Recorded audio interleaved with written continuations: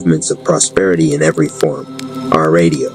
Love the content, drop a comment, share this with others, and subscribe for more content. Cash App Rap Palace 214 Twilight's problem Twilight Zone rap inhaled sharply, panic glitching his form. You're not supposed to be stronger, he spat. Anonymous appeared behind him, voice quiet enough to make the darkness reconsider its life choices. Love isn't something you steal. It's Book 1 Underverse Protocol. The sky didn't darken. It tightened, like a fist closing slowly around the planet. Grand entrance to the stage of your day. Let it be a vibrant force of graceful movements of prosperity in every form. RP Radio. Love the content, drop a comment, share this with others, and subscribe for more content. Cash App Dollar Rap Palace 214 Chapter 1. The measuring the first anomaly appeared in silence. No explosions. No invasion alarms. No dramatic tear in the sky. Just a subtle distortion in gravity, so slight that only those disciplined enough to feel their own breath noticed it. Civil Surfer Rap did. He was standing at the highest terrace of the Rap Palace when his knees bent an inch without him commanding them to. He didn't resist. He leaned into it. Something's pulling, he said softly.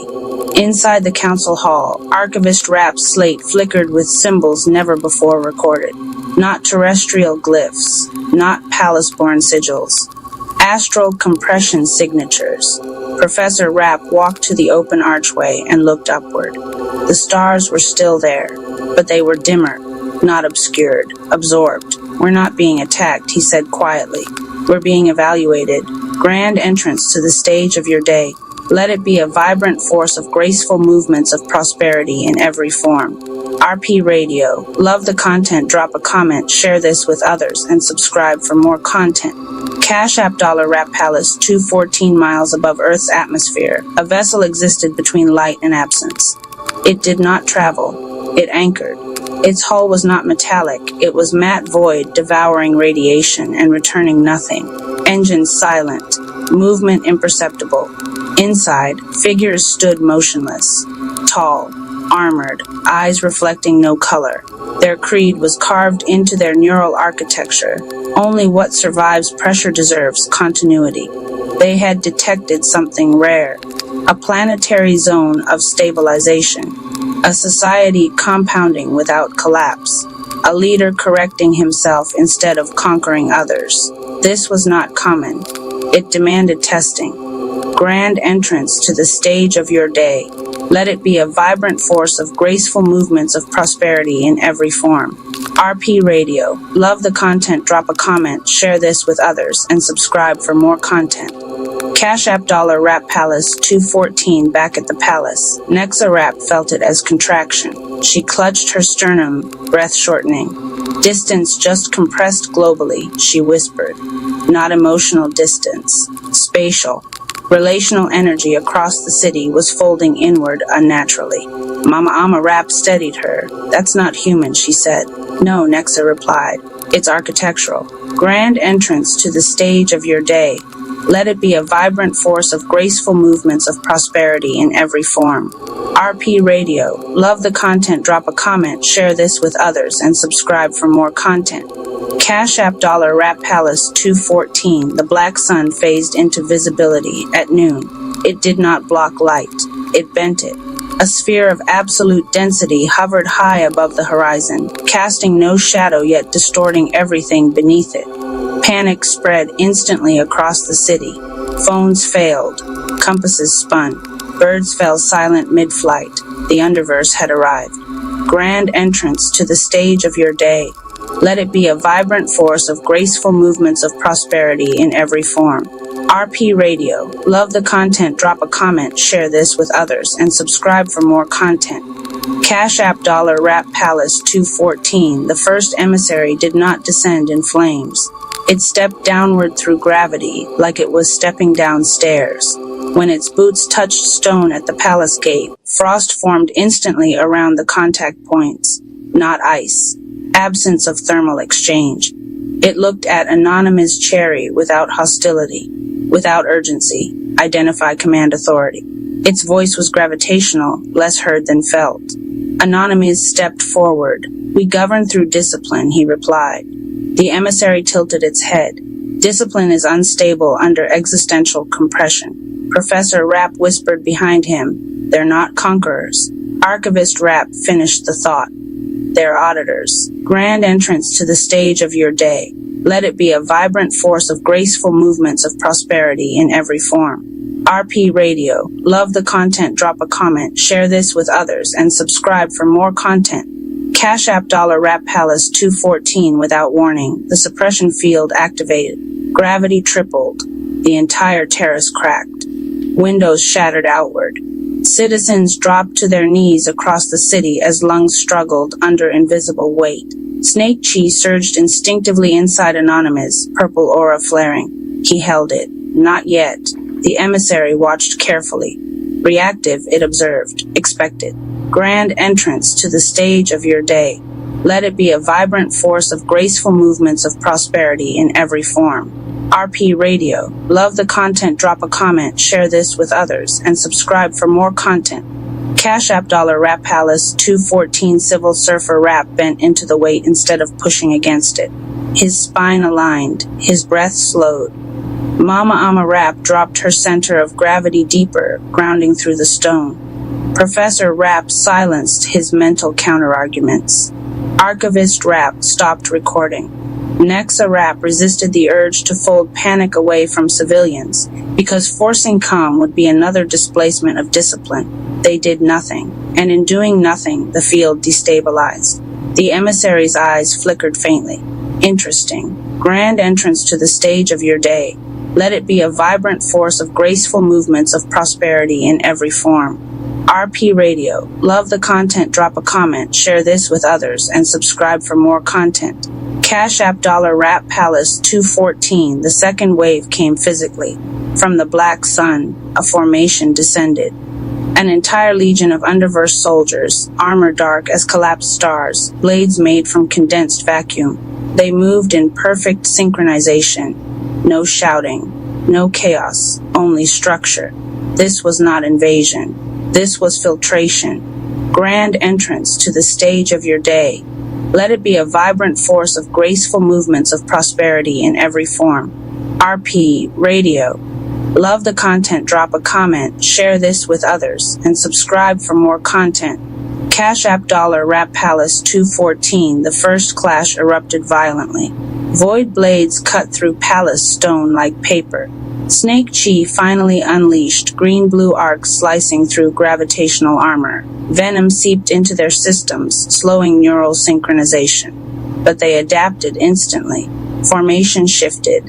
Angles recalculated. They fought as one organism. Civil Surfer Rapp slid under a blade and shattered a soldier's knee joint. Mama Ama Rap redirected force rather than absorbing it, flipping two enemies into each other midair. Professor Rapp disarmed a warrior by exploiting a micro-delay in its sync. Nexa Rapp locked onto one soldier's emotional field, felt nothing but cold isolation, and injected a microfold of connection. The soldier hesitated. Half a second. Enough for Anonymous to strike. Grand entrance to the stage of your day. Let it be a vibrant force of graceful movements of prosperity in every form. RP Radio. Love the content, drop a comment, share this with others, and subscribe for more content. Cash App $Rap Palace 214. The emissary engaged him directly. Void blade met compressed Snake Chi. The impact detonated the terrace into airborne debris. Gravity buckled sideways. They locked in stalemate, Chi against void, discipline against cosmic austerity. You stabilize, the emissary stated. We refine, Anonymous replied.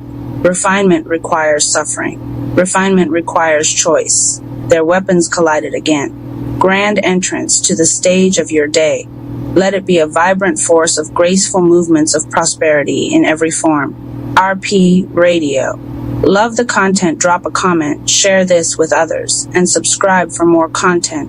Cash App $Rap Palace 214. Across the city, people were reacting. Some panicked, some looted, some froze.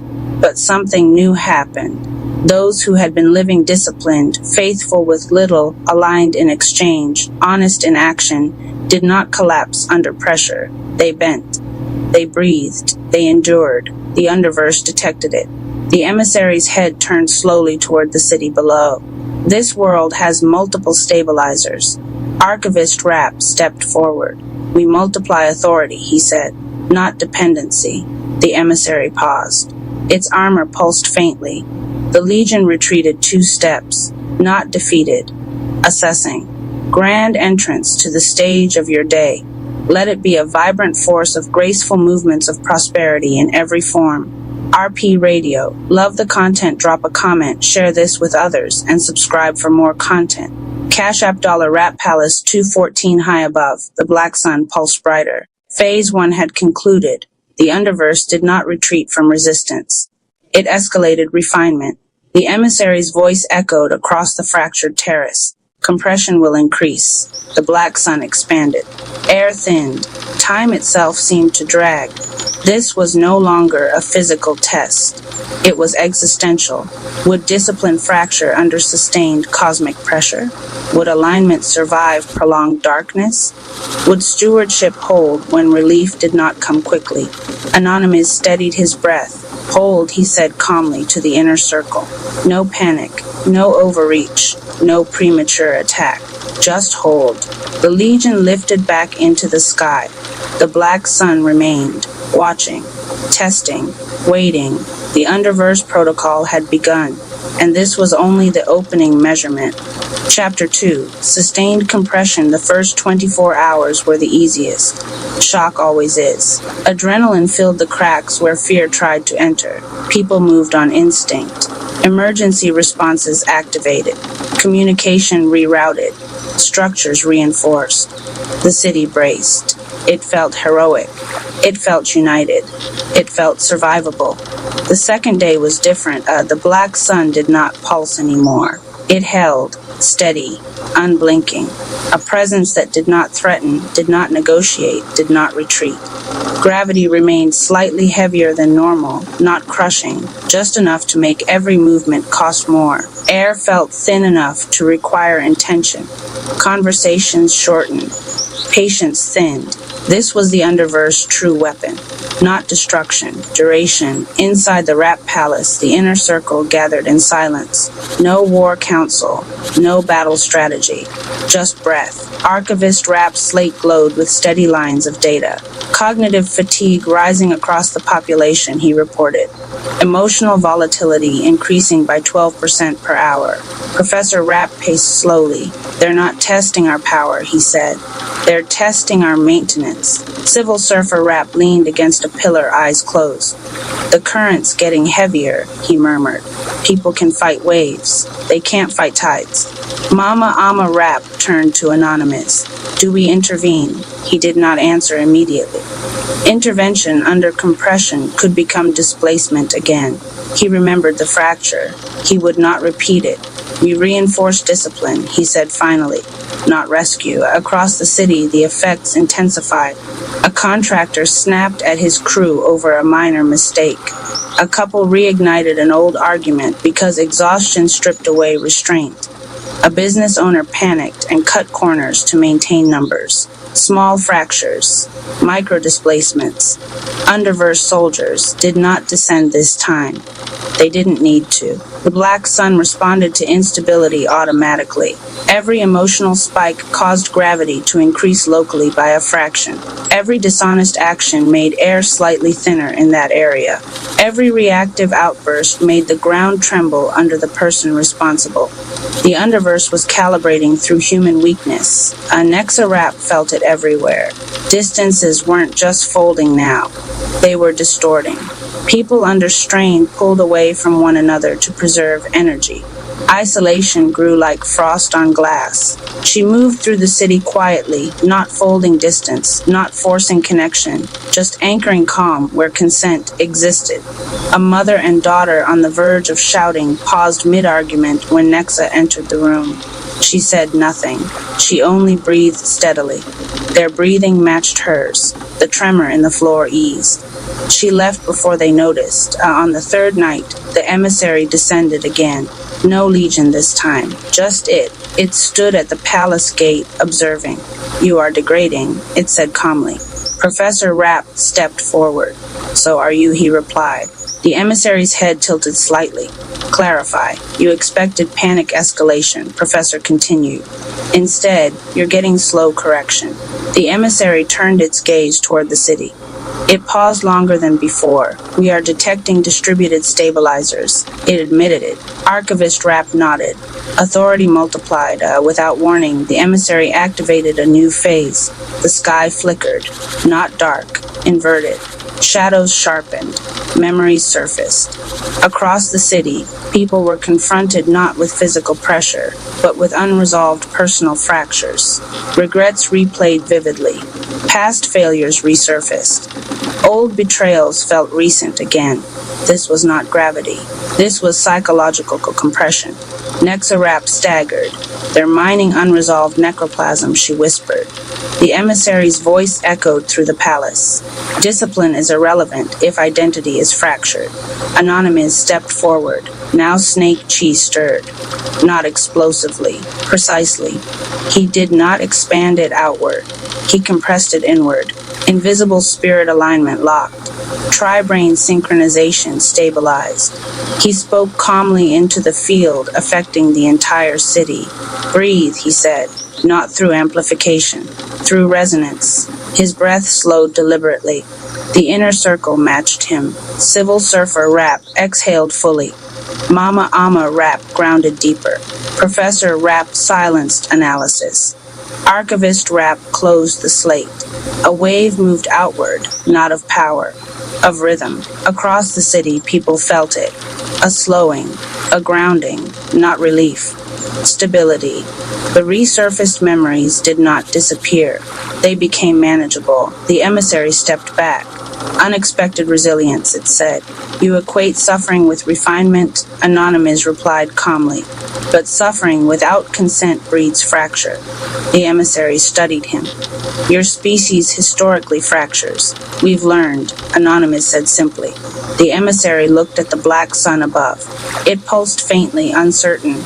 The underverse did not retreat from challenge. It escalated it. But escalation required energy. And energy required weakness to feed on. The city was not feeding it enough. Suddenly, the black sun flared. Gravity spiked violently. The palace terraces cracked. Citizens screamed. This was the brink. Not sustainable. Not long-term. A final push to force collapse. Snake Chi erupted fully this time, not as rage, not as reaction, as containment. A green-blue lattice shot upward from Anonymous, not attacking the black sun, but stabilizing the distortion around it. Nexa Rapp anchored relational lines across the city, consensual folds that prevented isolation spikes. Civil Surfer Rapp synchronized movement across defensive teams. Mama Ama Rapp absorbed panic and redirected it into steady grounding. Professor Rapp shouted a single instruction: do not react. Archivist Rapp spoke one word: hold. The entire palace, and much of the city, did exactly that. No screaming back, no overexertion, no emotional spike, just disciplined endurance. The black sun's flare faltered. It had nothing to amplify. The emissary's voice lowered. Your world resists refinement. No, Anonymous corrected. We refine ourselves. Silence followed. Longer this time. Then the black sun dimmed slightly. Not gone, not defeated, reassessing. The emissary stepped backward into partial phase. This cycle remains inconclusive, it said. We will increase duration. And then it vanished. The black sun remained suspended overhead, watching, waiting. The test was not over. It had simply shifted from attack to attrition. And attrition is where discipline either matures or collapses slowly. The palace lights dimmed not in rest, but in preparation, because the next phase would not strike loudly. It would whisper, and whispers are harder to resist than force. Chapter 3, Whispers Under Pressure, the shouting stopped. That was the first sign the underverse had changed tactics. No more gravity spikes. No more sky inversions. No more visible flares from the black sun. The city exhaled cautiously. And that was exactly when the whispers began. They did not arrive as voices. They arrived as thoughts that felt like your own. Small, reasonable, Harmless. You're tired. This isn't worth the strain. Just adjust your standards a little. No one would notice. The Underverse had discovered something. Humans resist pressure. They rationalize erosion. The first crack appeared in a place no one expected. A mid-level steward inside the palace, trusted and stable, cut a corner. Not maliciously. He skipped a step in review because he was fatigued. It seemed minor. Efficient, even. That afternoon, a miscalculation cascaded across 3 departments. Not catastrophic, but destabilizing. Archivist Rapp noticed the pattern immediately. Deviation occurred at point of fatigue, he said. Professor Rapp folded his arms. Whispers, he muttered. Civil Surfer Rapp looked up toward the black sun. It's not pushing, he said. It's leaning. Across the city, similar microshifts appeared. A business owner exaggerated numbers slightly to maintain investor confidence. A couple withheld a truth to avoid tension. A young trainee faked composure instead of admitting overwhelm. None of these were dramatic. All of them fed the black sun. Above, it pulsed faintly brighter. Not from fear, from erosion. Nexa Rapp felt the change in relational space first. Distance wasn't compressing anymore. It was thinning artificially. People were connecting faster, but shallowly. Conversations felt productive without being honest. Agreements formed without alignment. She placed her hand against a cafe table where 2 former rivals were laughing too easily. She closed her eyes. The necroplasm wasn't resolved. It was masked. She withdrew her hand. This is worse, she whispered. Mama Ama Rapp nodded. False peace fractures deeper later. That evening, the emissary returned. No legion. No suppression field. It stood at the palace terrace, watching the city lights flicker below. You degrade voluntarily, it observed. Anonymous stood beside it, gaze steady. You tempt voluntarily. The emissary turned slightly. We offer efficiency. You offer shortcuts. Your species prefers them. Not anymore. The emissary paused. Above, the black sun brightened subtly as another minor ethical compromise occurred in the city. The emissary gestured toward it. Evidence. Anonymous did not flinch. Measurement. The Underverse changed the battlefield again. That night, dreams across the city intensified. Not nightmares. Temptations. Alternate futures where effort was unnecessary. Where wealth arrived instantly. Where relationships healed without vulnerability. Where discipline was optional. People woke unsettled, not because the dreams were dark, because they were attractive. Inside the palace, Professor Rapp called the inner circle together. This is cognitive infiltration, he said, not forced seduction. Civil Surfer Rapp nodded slowly. They're offering relief without growth. Archivist Rapp added, compliance probability increasing under prolonged duration. Mama Ama Rapp looked at Anonymous. This is the real test, she said. He knew. Discipline under attack is obvious. Discipline under invitation is dangerous. The next morning, Anonymous did something unexpected. He did not call the city to arms. He did not issue a broadcast. He made a mistake publicly. In a meeting, he acknowledged a flawed assumption he had made about resource allocation. No justification, no defense, just correction. I was wrong, he said plainly. The room stilled. The moment traveled faster than any speech. Across the city, people felt something recalibrate. The black sun dimmed fractionally. The emissary turned its head. Explain, it demanded. Professor Rapp answered calmly. Transparency neutralizes temptation. The emissary processed the statement. The whispers intensified. You don't need to admit that. You can protect your image. You've earned a break. You deserve easier. But now something new was happening. People were hearing the whispers and naming them. I'm tired, but I won't cut corners, the steward muttered aloud. The business owner corrected the numbers. The couple spoke the uncomfortable truth. The trainee admitted overwhelm and received support. Each correction dimmed the black sun by imperceptible degrees. The Underverse was losing energy, not because it was attacked, because it was unfed. Nexa Rapp moved carefully now, not shortening distance, but deepening it where necessary. You're agreeing too quickly, she told two partners negotiating. They blinked. She held their gaze. Say what you're avoiding. They did. The floor beneath them steadied. False harmony dissolved into honest alignment. The black sun flickered. That evening, the emissary stood alone again at the palace edge. You resist by self-exposure, it said. We refine by consent, Anonymous replied. You deny ease. We deny erosion. Silence stretched between them, longer than before. The emissary's posture shifted almost imperceptibly. Your model complicates conquest, it admitted. We're not trying to conquer, Anonymous said softly. We're trying to remain. The black sun above dimmed further, not extinguished, but weakened. The emissary looked upward. This phase remains incomplete, it said. We will escalate. Anonymous did not respond. He didn't need to. Escalation under starvation is unsustainable. The Underverse would have to choose soon, increase force and reveal desperation, or withdraw and reassess. For now, the black sun lingered, smaller than before. The whispers did not disappear, but they lost their sweetness. Because once named, temptation loses its disguise, and discipline, tested under pressure, duration, and seduction, was no longer reactive. It was conscious. The palace lights dimmed once more, not in fear, in vigilance, because the Underverse was learning. And learning enemies are far more dangerous than aggressive ones. Sacred Flames Healing Sarah Seeger Sarah at divine.za.net free edition from copyright 2011 Sarah Seeger, published by Sarah Seeger author, distributed worldwide by Obuko. This edition is available free of charge exclusively to Obuko members for evaluation purposes.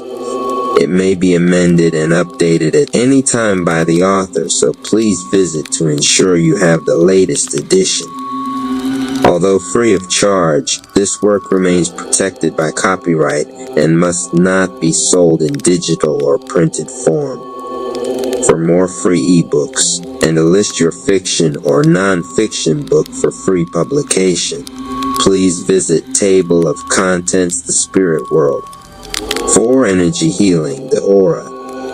9 Basic Guiding Principles for Healing from Spirit. 11. 16 Working with the Celestial Flames. 17 First Triad of Sacred Flames 1.1. The Aqua Cleansing Flame 21.2. The Ruby Energizing Flame 0.231.3. The Golden Fortifying Flame 24.2. Second Triad of Sacred Flames 2.1. Sapphire Releasing Flame 27.2. 2. Violet Transmutation Flame 28.2. 3.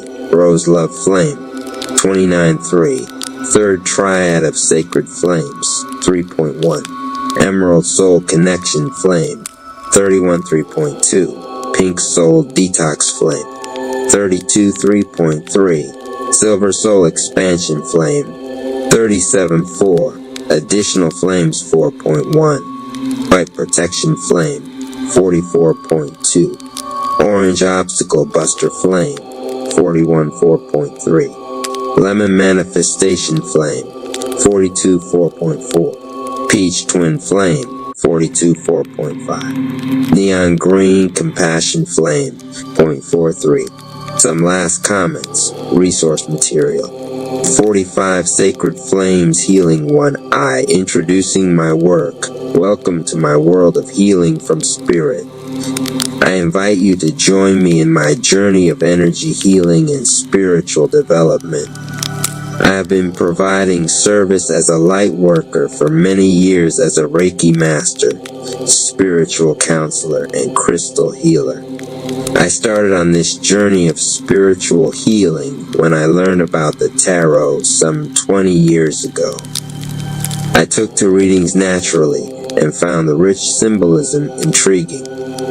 I wanted to understand how that was possible that I could read and interpret a stranger's energy through factory manufactured cards. It enticed me into learning about energy.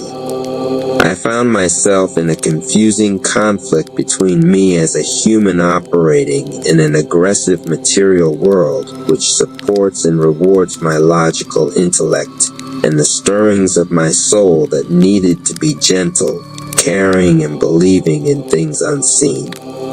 It took me a long time to realize that unexplained, unseen things were the reason I could enjoy my material, logical world. It is my soul and my spirit guides and angels that had led me into unexplained illogical choices that have made my world rich and abundant. So I finally got it. We are spirits learning about human experience. It was my soul that had driven me to learn about crystals, Reiki, and energy medicine. My logical self would never have been drawn to this world. So here I am. What I have learned from all my questions and conflicts is that each of us need a guiding vision and belief, and this is what I've come up with. Live in a state of grace and gratitude. Seek understanding to show compassion. Sarah Sager too always give and receive love. My interest and devotion to healing from spirit has led me to develop an intense aspiration to share some of experiences with others. Throughout my work, I speak of healing from spirit rather than spiritual healing.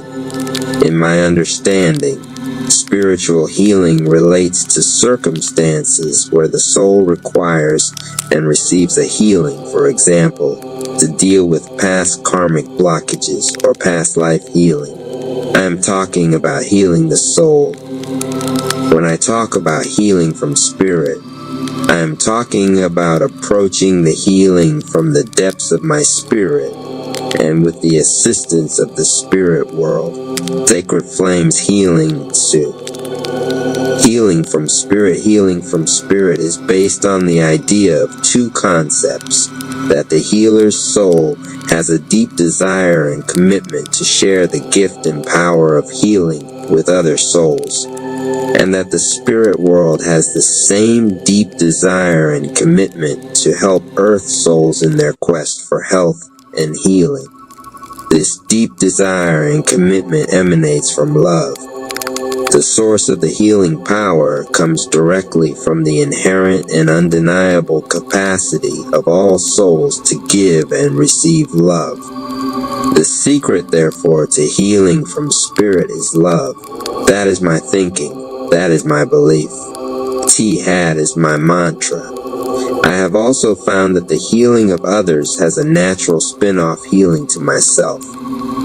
So despite my apparent altruistic agenda to share healing power with others, I also do it to feed my own need and yearning to be healed.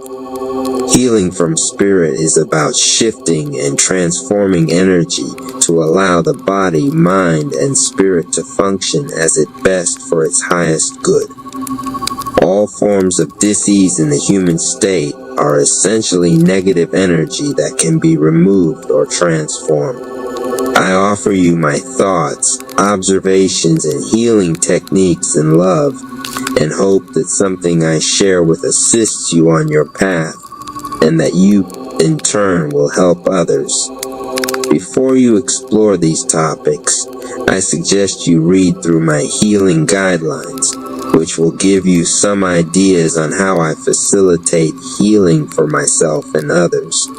Sarah Seger 4 Healing Method. The spirit world angels are benevolent celestial beings of pure love energy who exist to serve humanity in our quest of the human experience. They love to help and certainly enjoy healing from spirit. They only require that you ask them for help. Their purpose is to act as a medium between ourselves and the Creator. Some useful thoughts to remember about angels. They are spirit beings of light whose function is to help us on earth. Angels are a gift given to us by God for our safety, protection, and guidance. Angels have no religion. Because of their pure form, they do not choose to help some groups and not others. Angels are neither male nor female, but but they are often referred to as he or she. They do not have a human form because they are made up of energy, love, and light. However, they often project themselves to us in a form we expect and are most comfortable with. Within the angelic realm, they have different categories of angels which perform different functions. The archangels are often described as the senior supervisors of angels. Each archangel is assigned to specific tasks and can be called. Sacred Flames Healing 5 upon for that purpose. In this work, we will refer to the following archangels. Metatron is associated with getting organized, children's issues, and he is the keeper of the Akashic records. Michael is associated with helping humans with spiritual and physical protection and helping us focus our intentions to manifest our dreams into reality. He is called upon to remove negative energy and thoughts from any space, including your home, office, mind, and heart. Raphael is associated with healing the earth and all its occupants. Call upon him to heal you or assist you in any healing work. All healing facilities and healers are guided and helped by Raphael. Raziel is associated with knowledge and understanding. He works mostly through dreams, and you may ask him a question before you go to bed so you can get the answer in your dreams.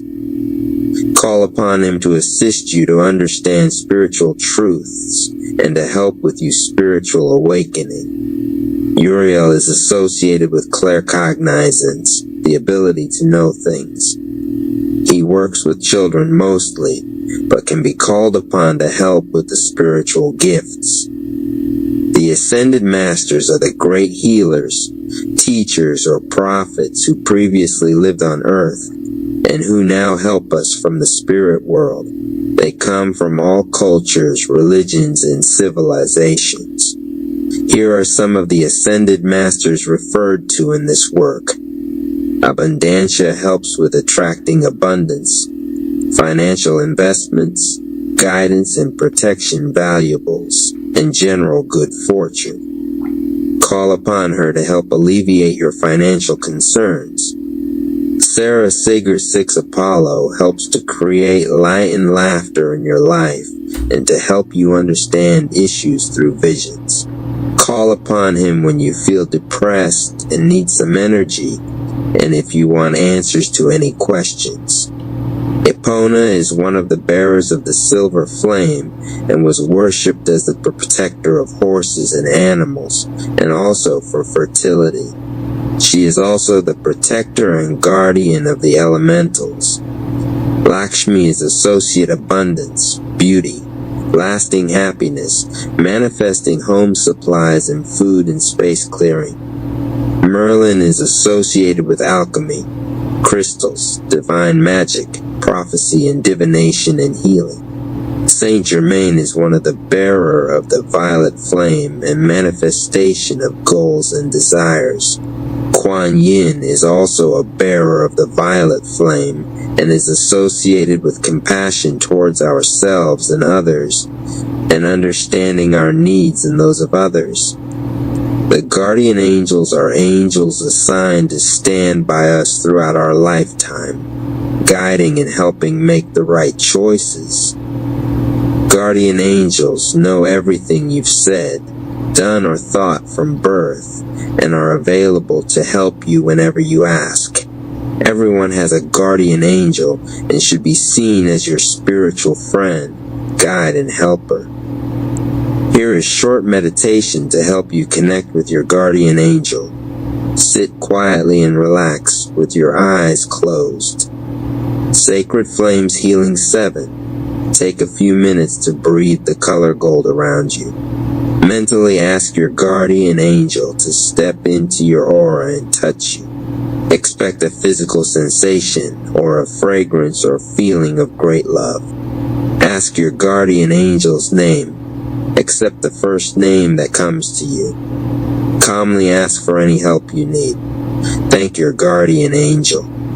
The spirit guides are additional angels that assist us on our spiritual journey and advise us along the way. Spirit guides are spiritual beings who have chosen to aid others on the path to spiritual enlightenment as we are about to ascend to higher light. Connecting to angels. When connecting to the angels, remember that they come to you in love and light and really want to help you. Try to remember that you must be honest with them. They have no judgment of you.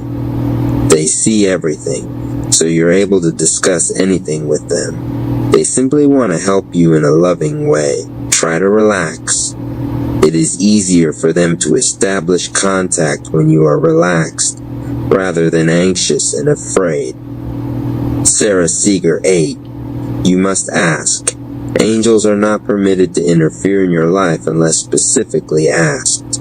Surrender the problem to them. Release your worries to them and give them a chance to help you. Have faith. Trust that they're going to help you. Your lack of faith in success blocks the positive energy the angels are trying to give you. Listen to the advice, feelings, and emotion that come to you once you have surrendered the problem. The angels always help us, but we often do not notice their help. The angels love to help you. There is no limit to how many times you can call on them. They can help with small problems to bigger issues like helping your relationships or your spiritual awakening. Remember that the God, the creator of the universe, does not want you to suffer, just to help you release yourself from pain and suffering if you want to. Be clear about what you are asking for. Don't just ask them to find you a parking. Ask for a parking close to the building you want to go to. You can call out to any angel for assistance and one will come. It is through communication and contact that you may discover which angels are best for you. Angels do not sacred flames healing 9 want be worshipped. All they need is your thanks when they help you. Lastly, it is very simple to contact your angels. All you need to do is call them. The angels are available to you all the time and can hear you. Just talk to them and you will receive help. Simply talk to them as you would one of your friends. You do not need to speak aloud, as they can hear your request in your thoughts. If you doubt that you are communicating with the angels, you can ask them to talk to you in your dreams. Go to bed asking your guides to come to you in your dreams, and then ask that they assist you to remember your dreams when you wake up. Make sure before you go to bed that you have paper and pen at your bedside so you can write down your dreams. Do not forget to thank them for their help. Healing energy, the aura. The aura is an energy field that surrounds the human body, which appears as an egg-shaped area of light and color that extends beyond the skin. It is an energy field of 7 layers that reflects the body's life force. It reflects the physical, psychological, and spiritual well-being of every person. In this way, it acts as a barometer of disease long before the onset of actual symptoms in the physical body. It is made up 7 major layers which vary in color and intensity depending on the person. For healing purposes, you can run an open hand about 5 to 10 centimeters above a person's skin, and you should feel a layer of air of energy or movement. If you want to practice on how to feel the energy field, ask someone to stand with their back to you and stand about 10 to 20 centimeters away. Push your hands forward and backwards Sarah Seeger 10, and you will notice that the person will move either backwards or forwards involuntarily in accordance with your hand movements. Be gentle in your movement, or the person might fall over. A healthy aura, when seen, reflects strong interdependent layers of light that appear as solid light with clear, bright colors as shown in this figure. An unhealthy aura usually will show evidence of leaks, tears, and/or impurities as indicated in this figure. Leaks usually occur when the physical body has suffered undue strain or trauma. Tears generally occur when the person has been subject to emotional, mental, or spiritual stresses. Sacred Flames healing 11 impurities are associated with vulnerability in the aura, which allows negative, surrounding energy to seep into it. This may occur where the person spends time around a person who is angry, depressed, or jealous. They would feel heavy or deflated later on. Basic guiding principles for healing from spirit. I do not, for a moment, wish to prescribe to any person how they may decide to behave as a healer. However, over the years, I have developed some core techniques that have aided me greatly in my healing. I offer a few guidelines that have never failed me. Please feel free to add others and share with me. So here goes. Protection is a crucial, healthy way to start your healing session. Visualize a white gold light surrounding you like a cocoon before you even engage in any healing work. I do this even when I meditate or heal myself. The reason is that it prevents you from allowing negative energy from latching onto you. For example, you might be dealing with a client who is slightly depressed. As you draw out the energy from the person, it goes to the next body of energy. This is why so many healers feel drained after a healing or feel they cannot shake off the emotions of the person they have been healing. You have simply transferred the energy from them to you. The foremost aspect of a successful healing is having the clear, positive intent to heal the condition, the situation, or person. Decided to be so, embrace it and do it. If you are Sarah Seeger 12, feel out of sorts, or just a little lazy, ask the angels to help you strengthen your resolve to heal yourself or that person. Ask for help from above. Healing from spirit has been an awesome experience for me, largely because I have never failed to ask for help from the angels, archangels, ascended masters, and other spirit beings of light. I start every healing with a request from the angel to assist and guide me through the healing, or for help in matters relating to healing, or Mother Mary, who often appears in healing related to mothers and children. Archangel Raphael helps me immensely with distant healings. His quick, quiet energy is a great source of comfort and power to me. You do not need to know them by name, and you can simply ask the angels generally to assist and guide you in the healing process. Ask, ask, ask. Give thanks for the help given. Thank the angels who attended the healing. Be gracious to the wonderful gift of celestial beings who ask only to help us. The power of 3. I have long learned that healings are amplified by affirming your intent or symbols 3 times. I draw the symbol of my hand and say its name 3 times, or I invoke the flame by saying its name 3 times. At the end of each session, I seal the session 3 times. You will see the theme of the power of 3 frequently in my healing methods. I once asked Archangel Raziel what was Sacred Flames Healing 13, the best healing method to use. At that stage, I had learned so many different Reiki and healing systems that I wondered which was the most powerful. It was a simple, powerful dream. He told me that all the healings could help, but the secret lies in the power of 3. Use any symbol, flame, or method, but invoke it 3-fold. I noticed thereafter how so many powerful systems in order operated on the basis of 3. I was convinced, and I thank Archangel Raziel for the wonderful. For example, if a person feels pain, I ask them to affirm that they are healthy now, or that they release the pain from their body and all the causes of the pain. The general idea here is to couch the affirmation in positive language in the present tense. Louise Hay does some wonderful work on healing affirmations. It is worth your while to peruse her work. I personally like to affirm that I am healthy, happy, and filled with love. It works for me, so try it. My healing method usually involves a 3-phase process of shifting energy. Diffusing energy. Here I release negative patterns and blockages from the affected area or aura. The idea here is simply to remove the problem or the causes of the problem.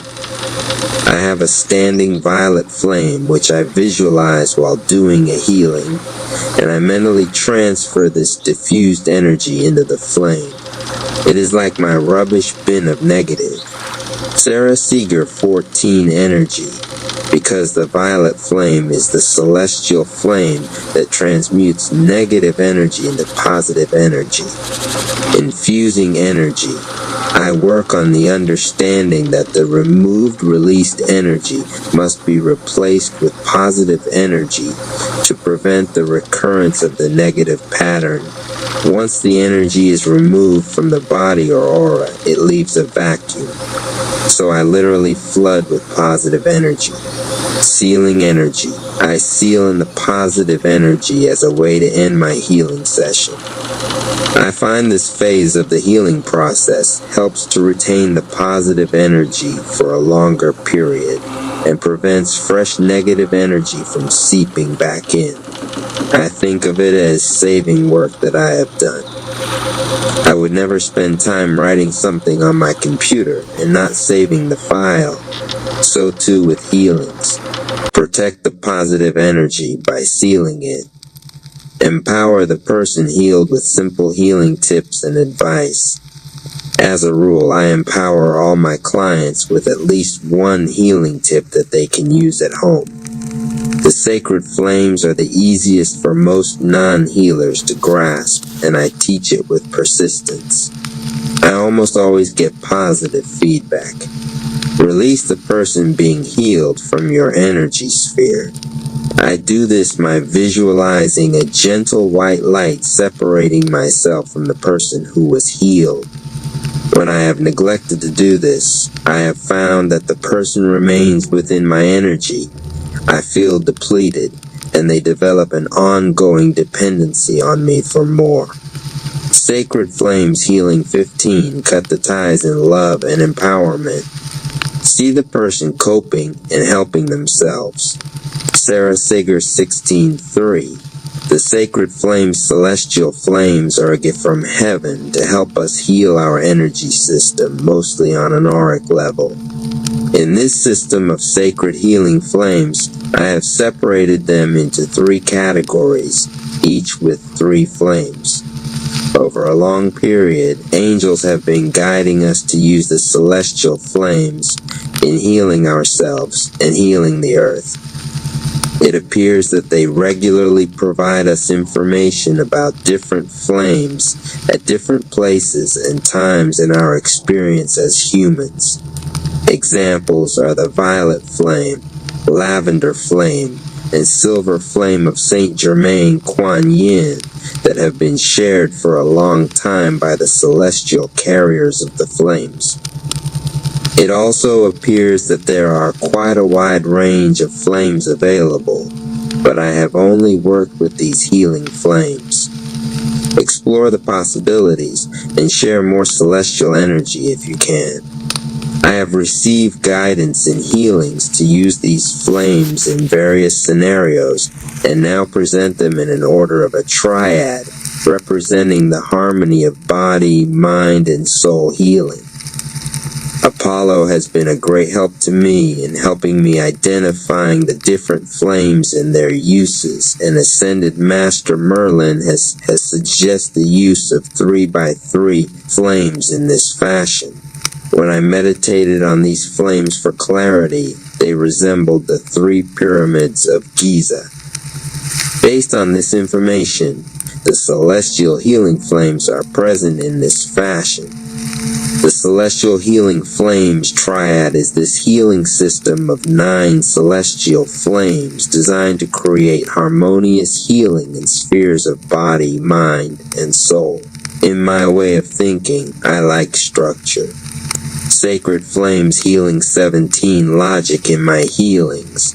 The triad of celestial flames creates a wholesome healing because it accounts for healing the 3 core energy spheres for the healthy functioning of humans, which drive of living experience. This system of healing, founded on the principle of the 3-phase healing process for each of these spheres, invoking the symbolic power of the pyramid to direct and amplify the powerful energy of the celestial flames. Pyramids are also used in healing to speed up the healing process and to cleanse negative energy from other healing tools, such as crystals. I have separated the flames into categories, but use them in whatever order or form that makes intuitive sense in your healing. There is no reason why you cannot use one flame from the first triad with another from the 2 or 3 triad. This is my method of working. It does not have to be yours. Working with the sacred flames. The flames can be invoked simply by calling on them and visualizing them working on the aura or affected area. When healing others, I often see the flame coming through one of my hands, and I direct it over the aura of the person. For self-healing, I often use the flame by visualizing myself stepping into the flame. It always takes the shape of a pyramid with the apex above my crown chakra. Sarah Seeger 18. I use a symbol of a pyramid for all the flames and says its name 3 times once I have drawn it over the aura or over a particular affected area. Here are some suggestions on how to use it. Over an area of disease, draw the triangle over the area affected. Say, flame 3 times and wait as the pyramid turns a bright color. Call upon any of the angels to help in the healing. Hold the flame with your 3rd eye, intending that it releases the problem. When you feel the problem has been diffused, infuse positive energy to fill the vacuum caused by the release of the cause of the problem. Seal the infused energy of the flame by visualizing that it is sealed. Aura clearing all the flames can be easily downloaded over the whole body. Call its name 3 times and visualize it flowing from the top of your head to the bottom of the feet. The apex of the pyramid forms at the feet is diffusing, or at the top of the head if infusing and or sealing the aura. 27 Chapter 3 Royal National Bank's Takeover Plan. It was time for Royal National Bank to hold their quarterly board meeting where the CFO, Mr. Smith, presented the bank's profit and loss statement. The news was worse than the previous 4 quarterly reports. And this quarter, they had recorded their 6th foreclosure, the latest casualty, the Davis Farm. So far, within a 12-month period, they had already experienced a total of 17 foreclosures. The CFO, Mr. Smith, slowly raised his head, his eyes piercing over the glasses that were perched on his nose. The tension was great, especially for him, because he was going to have to tell the members of the board that the bank was heading toward bankruptcy. Literally, it was not going to be able to pay its depositors, and in fact, if there was a run on the bank that day, they would not be able to pay their depositors what they owed them. He said, "We have about 4 months to come up with the funds that have been lost due to the bank's bad investments." The room became uncomfortably silent. Royal National Bank 28 had been a pillar in the community for decades. Now, for them to go bankrupt and possibly close, it would destroy the city of Palestine and Anderson County, since most of its citizens had deposits and their entire life savings in this bank. The board members began to throw out ideas. Board member, Commissioner Mr. Wilson, leaned forward with his face turning bright red. He began to lay out an apocalyptic scene, which would be the result if Royal could not pay its depositors.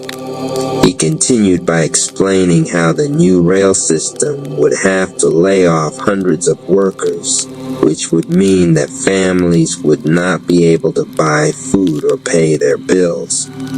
He stressed that the townspeople would not be ready for this kind of crisis. His tone changed. "Worse yet," he interjected, "the nigger bank will be the only sovereign financial institution for miles. This would end up forcing the white people to depend on niggers for their survival." After discussing any options at length about the dire consequences of the bank closing down, the board agreed that closing was not and would never be an option. So they began to discuss how they could come up with the money. At that time, the bank needed $1.3 million to stay sovereign and to get through this crisis. As the members continued to discuss their options, they soon 29 realized that none of these ideas might even come close to creating the amount of money they needed to keep the bank open. Board member, Mr. Charlie King, then stated he thought there might be a way for Royal National Bank to acquire the money it needed. He went on to state that many of the county's smaller banks were experiencing the same things that Royal was currently experiencing. The idea was maybe they should approach them to discuss a plan of merging together. He went on to say, "I know most of these boys, and if we present them with a good deal, they will take it." The board thought that sounded like a good idea, so they voted and unanimously agreed to implement Mr. King's plan. For the first 2 months, everything seemed to be working in their favor. Royal National Bank merged with 5 smaller banks in the neighboring cities and counties. The deficit began to get quite a bit smaller. They thought things were going to work out. However, the board met again to discuss if their plan to merge with the smaller banks was working. CFO Mr. spoke up and began to update the board on the bank's progress in being able to find the funds to replace the $1.3 million deficit. He informed the board that he had both good and bad news. "The good news," he began, "is that all of the smaller banks have agreed to consolidate. The bad news is that these 30 banks are so small that the most we have been able to raise is $500,000. Obviously, this still falls short of the $1.3 million we need to stay sovereign." There was a brief silence. Then Commissioner Mr. Wilson asked Mr. Smith if he had included Farmers and Citizens Savings Bank as one of the smaller banks to be consolidated. "The reason I'm asking," Mr. Wilson went on to say, "is I've heard they have over $90,000 cash on hand, and they also have over 1,000 prime acres of land. Together, that should be worth at least $1 million. Mr. Smith looked at Mr. Wilson and laughed. "You know that's the niggers' bank, right? We don't serve niggers in our banks." At that moment, board member Mr. Jackson, who rarely spoke in these meetings, suddenly said, there is a way to acquire the niggers' bank's assets legally, and there is nothing they can do about it. He now had everyone's attention. He went on to explain, it will require a little money from the bank to give us a proper standing in court, but I am sure my friend, Judge Dent, will see things our way. If we make a deposit in their bank and declare it a loan, we can then go before Judge Dent and declare our concerns that they are mismanaging their funds, and they cannot pay their depositors and creditors. 31 CFO Mr. Smith stated the idea was preposterous, and the niggers would not allow such a thing to happen. Mr. Wilson then asked Mr. Smith, "Have you ever heard of the Texas Black Codes?" Mr. Smith said, "Yes, but what does that have to do with anything?" Mr. Jackson then spoke up and replied, "According to the Texas Black Codes, niggers can't contest a white man's word in any matter in a court of law. Therefore, Judge Dent will rule in our favor, and we will place Mr. Grigsby in receivership of the bank's assets, which he will deposit into Royal National Bank. This will solve our problems, gentlemen," he boasted. Board member Mr. Brown protested. "This is completely immoral," he said, "and I want nothing to do with it." Mr. Jackson then reminded the men that they only had 30 days left to keep the bank doors open, and the crisis now would be even worse because they had consolidated 5 other banks into their bank. Now their depositors would also suffer. But the very worst part on top of all of that would be the niggers' bank would be ruling Palestine, which in effect would make the white man a second-class citizen. Naturally, this was not the news they had hoped to hear, but they knew something was needing to be done, and it had to be 32 done immediately. Although no confirmed decision was made right then, later that evening, Mr. Jackson paid Judge Dent a visit at his house. Mr. Jackson explained to the judge what was taking place with Royal National Bank. He went on to explain that if it fails, the nigger bank would be the only bank serving Palestine. With a nigger bank the only bank in Palestine, it would make the white man a second-class citizen to the niggers. Judge Dent asked, "What do you plan on doing?" Mr. Jackson explained the desired solution to bring charges against the Farmers and Citizens Savings Bank for mismanagement and to implement the Texas Black Code. However, they were going to need the judge's approval. Judge Dent agreed to go along with the scheme to seize Farmers and Citizens Savings Bank's assets. The following day, Mr. Grigsby, the bank's CEO, was told to take a rare trip and visit with Farmers and Citizens Savings Bank. The reason Mr. Grigsby was selected to go to the bank was not only because of his current position, but because he had been a runner for Royal National Bank since he was 12 years old. He had reported everything he had heard from day one about Farmers and Citizens Savings Bank to the officials at Royal National Bank, because all banks are required to have a corresponding bank, and Royal National Bank was Farmers and Citizens Savings Bank's corresponding bank.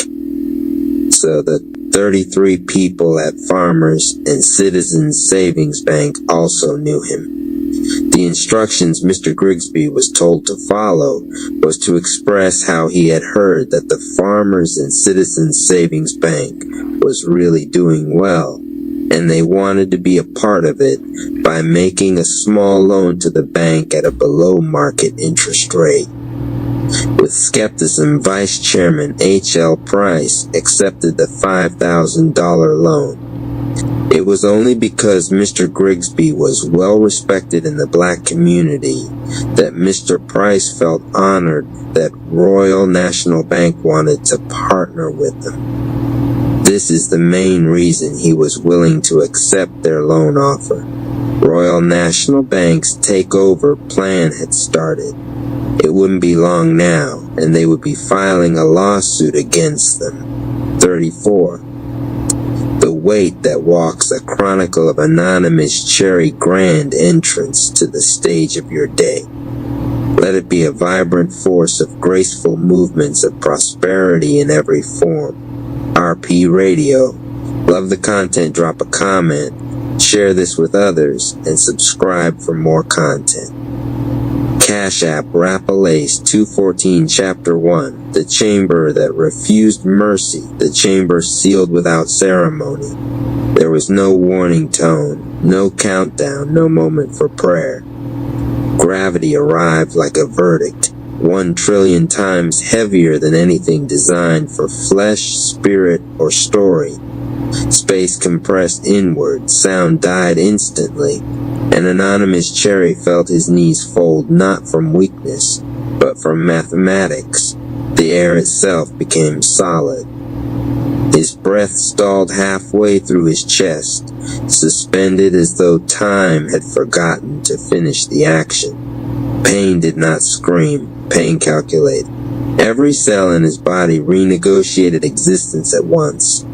Bone did not crack, it softened and then rehardened into unfamiliar density.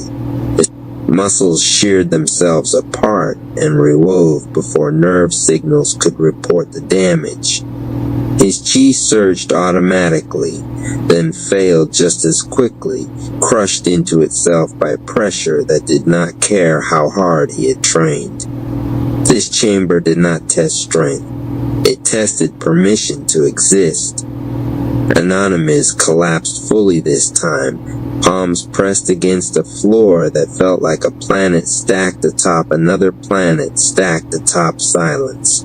His vision narrowed into a thin, trembling line. Thoughts fragmented. Memory flickered. He understood then, without panic, without drama, that this place was not meant to be survived. And yet, something in him did not try to escape. Instead, it listened. Between heartbeats that stretched into eternity, Anonymous Cherry noticed a pause, not relief, not mercy, but attention, as if the chamber itself had leaned closer, curious whether he would fight it or learn it. His breathing slowed, not because it was easier, but because panic required energy he could no longer afford. He let the weight settle, let it define him. Let it reveal what parts of him were decoration and what parts were load-bearing. A sound echoed then, not external, but internal. A quiet recognition. If you resist this, you will break. If you surrender incorrectly, you will disappear. But if you align, the thought did not finish. The chamber tightened. An Anonymous Cherry smiled not with confidence, but with clarity as the first true transformation began. Grand entrance to the stage of your day. Let it be a vibrant force of graceful movements of prosperity in every form. RP Radio. Love the content, drop a comment, share this with others, and subscribe for more content. Cash App Palace 214 Chapter 2, 9 Echoes in the Spine. The second chapter did not begin with a new trial. It began with the same weight, the same trillion-fold verdict pressing down on Anonymous Cherry's lungs, the same reality that refused to soften for a mortal name. The chamber stayed cruel on purpose, not because it hated him, but because it was honest. It did not care about his story. It cared about what was true when no one was watching. Anonymous lay there with his palms fused to the floor by pressure so dense it made friction feel like glue, and he realized with a calm that startled even him that the first transformation had not been a surge of power at all. It had been a subtraction. It had stripped his ego out of his posture. It had stripped performance out of his breath. It had stripped the desperate need to prove anything to anyone until only one question remained, silent and pure beneath the crushing gravity. What part of him was still standing if he could not move? That was when the number 9 arrived. It did not descend as a glowing symbol in the air or a dramatic omen carved into the wall. It arrived the way deep truths arrive, through pattern, through repetition, through a rhythm inside pain. His spine pinned flat suddenly felt like an instrument being tuned, not snapped, not broken, tuned. Each vertebra became a note, each nerve became a wire. And the moment the chamber forced his chi to circulate again, slowly, unwillingly, like a river trying to push through stone, 9 distinct echoes rippled through his back as if 9 different hands had touched the same wound at 9 different times in his life, and left behind 9 different signatures. He thought it was hallucination at first, the kind the mind creates when it is cornered. But this was not fuzzy or dreamlike. It was mechanical, precise. The chamber's pressure pressed his energy into shapes it had never needed to form before, and those shapes forced memories into the open. Not as flashbacks with cinematic lighting, but as structural facts. Like bones remembering how to hold weight, like scars remembering why they exist. The first echo rose from the base of his spine and hit him like cold water. The earliest near death, the one too young to remember with words. A moment when life had almost not chosen him. The memory did not come with images. It came with a sensation. The feeling of being almost claimed by nothingness and being returned anyway. It installed itself in his tailbone like a foundation stone, and suddenly his body understood something it had never been able to articulate. He had been surviving before he knew what survival meant. The chamber pressed harder in response, as if testing whether that foundation was real. And Anonymous felt the first echo turn into a quiet brace, holding his hips steady against gravity that should have flattened him into atoms. The second echo flared just above it, sharper, angrier, born from another near loss, another close brush with erasure. But this one carried fear, not fear as weakness, fear as electricity. It crawled up his lower back, sizzling through muscles that wanted to lock up. The chamber tried to weaponize it, amplifying every tremor, every doubt, every animal instinct to curl inward. But the echo did not break him. It did something more useful.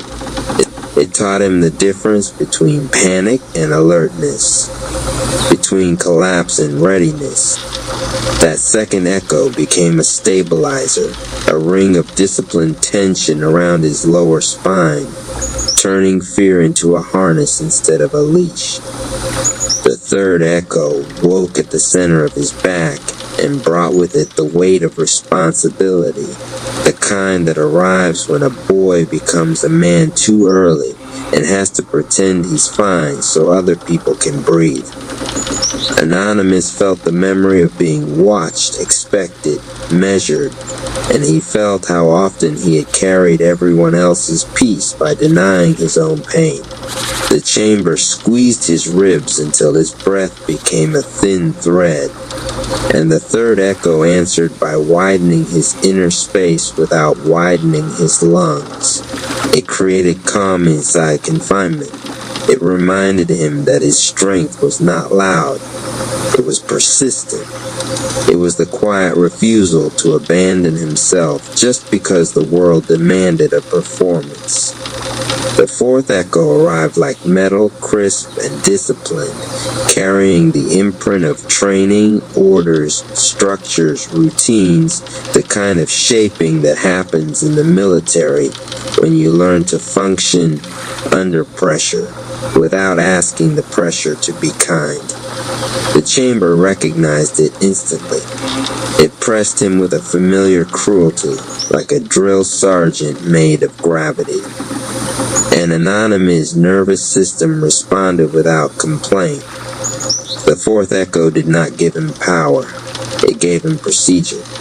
It gave him the ability to operate while uncomfortable, to remain intact while overstimulated, to obey what mattered and disobey what was destructive. In that moment, his chi stopped spiking randomly and began to move with intention, as if the chamber had forced it into marching order. The fifth echo carried something different, love. Not the soft kind, the forged kind. The kind that shows up as brotherhood, as chosen family, as the rap family bonds that had pulled him through moments where he should have folded. That echo rose in his upper back like warmth spreading beneath bruised skin, and for the first time in the chamber, Anonymous felt the pressure meet resistance that was not rage. The chamber pushed. The echo pushed back with connection. It reminded him that isolation could be a tool, but never a home. It reminded him that the hermit energy wasn't meant to be a prison. It was meant to be a lantern. And the moment that truth landed, a microscopic shift occurred in his posture. Still flat on the floor, still pinned, but internally aligned in a way that made the trillion-fold pressure feel slightly less personal. The sixth echo was the car wreck. It came with light. It came with soundless impact. It came with the sensation of the world snapping sideways and the body learning that control is often an illusion. Anonymous' chi jolted like a frightened animal, and the chamber tried to recreate that helplessness, compressing time until every second felt like the moment before impact. His throat tightened, his jaw clenched. His mind reached for the old survival tactic, shut down, withdraw, disappear inside himself. But the echo did not allow it. The wreck had taught him something he never wanted to learn. You can survive without being in control, but you cannot survive by abandoning presence. The sixth echo anchored his awareness directly behind his heart, forcing him to stay awake inside discomfort, forcing him to breathe inside the memory of collision, forcing him to live through the part of the story that used to make him flinch. The seventh echo rose from his shoulders and carried the nine's hidden gift, balance.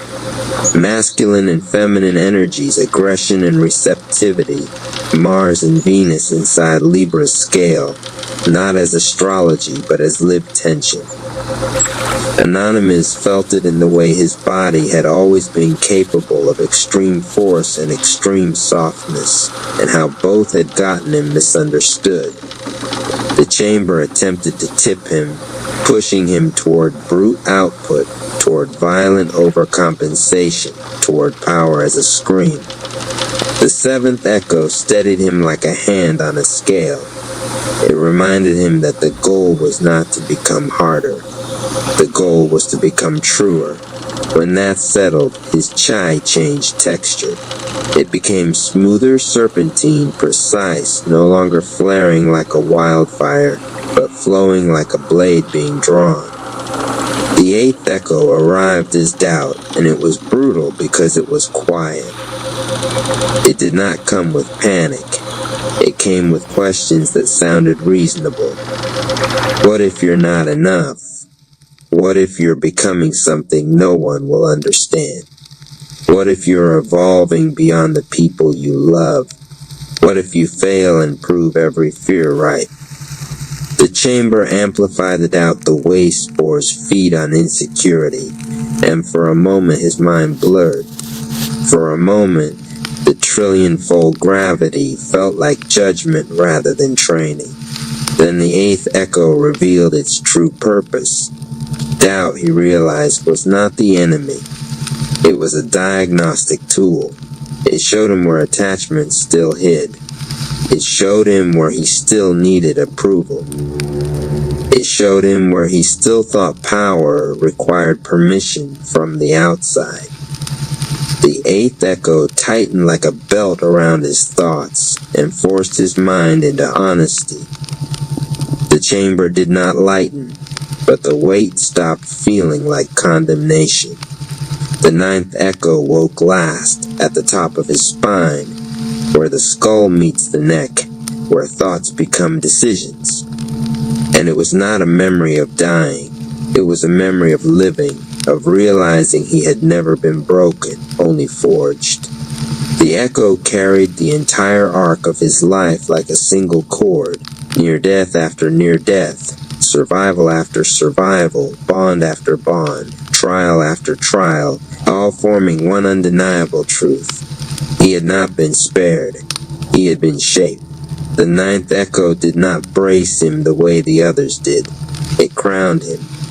It aligned every echo beneath it like vertebrae stacking into a straight column. And in that alignment, something astonishing happened.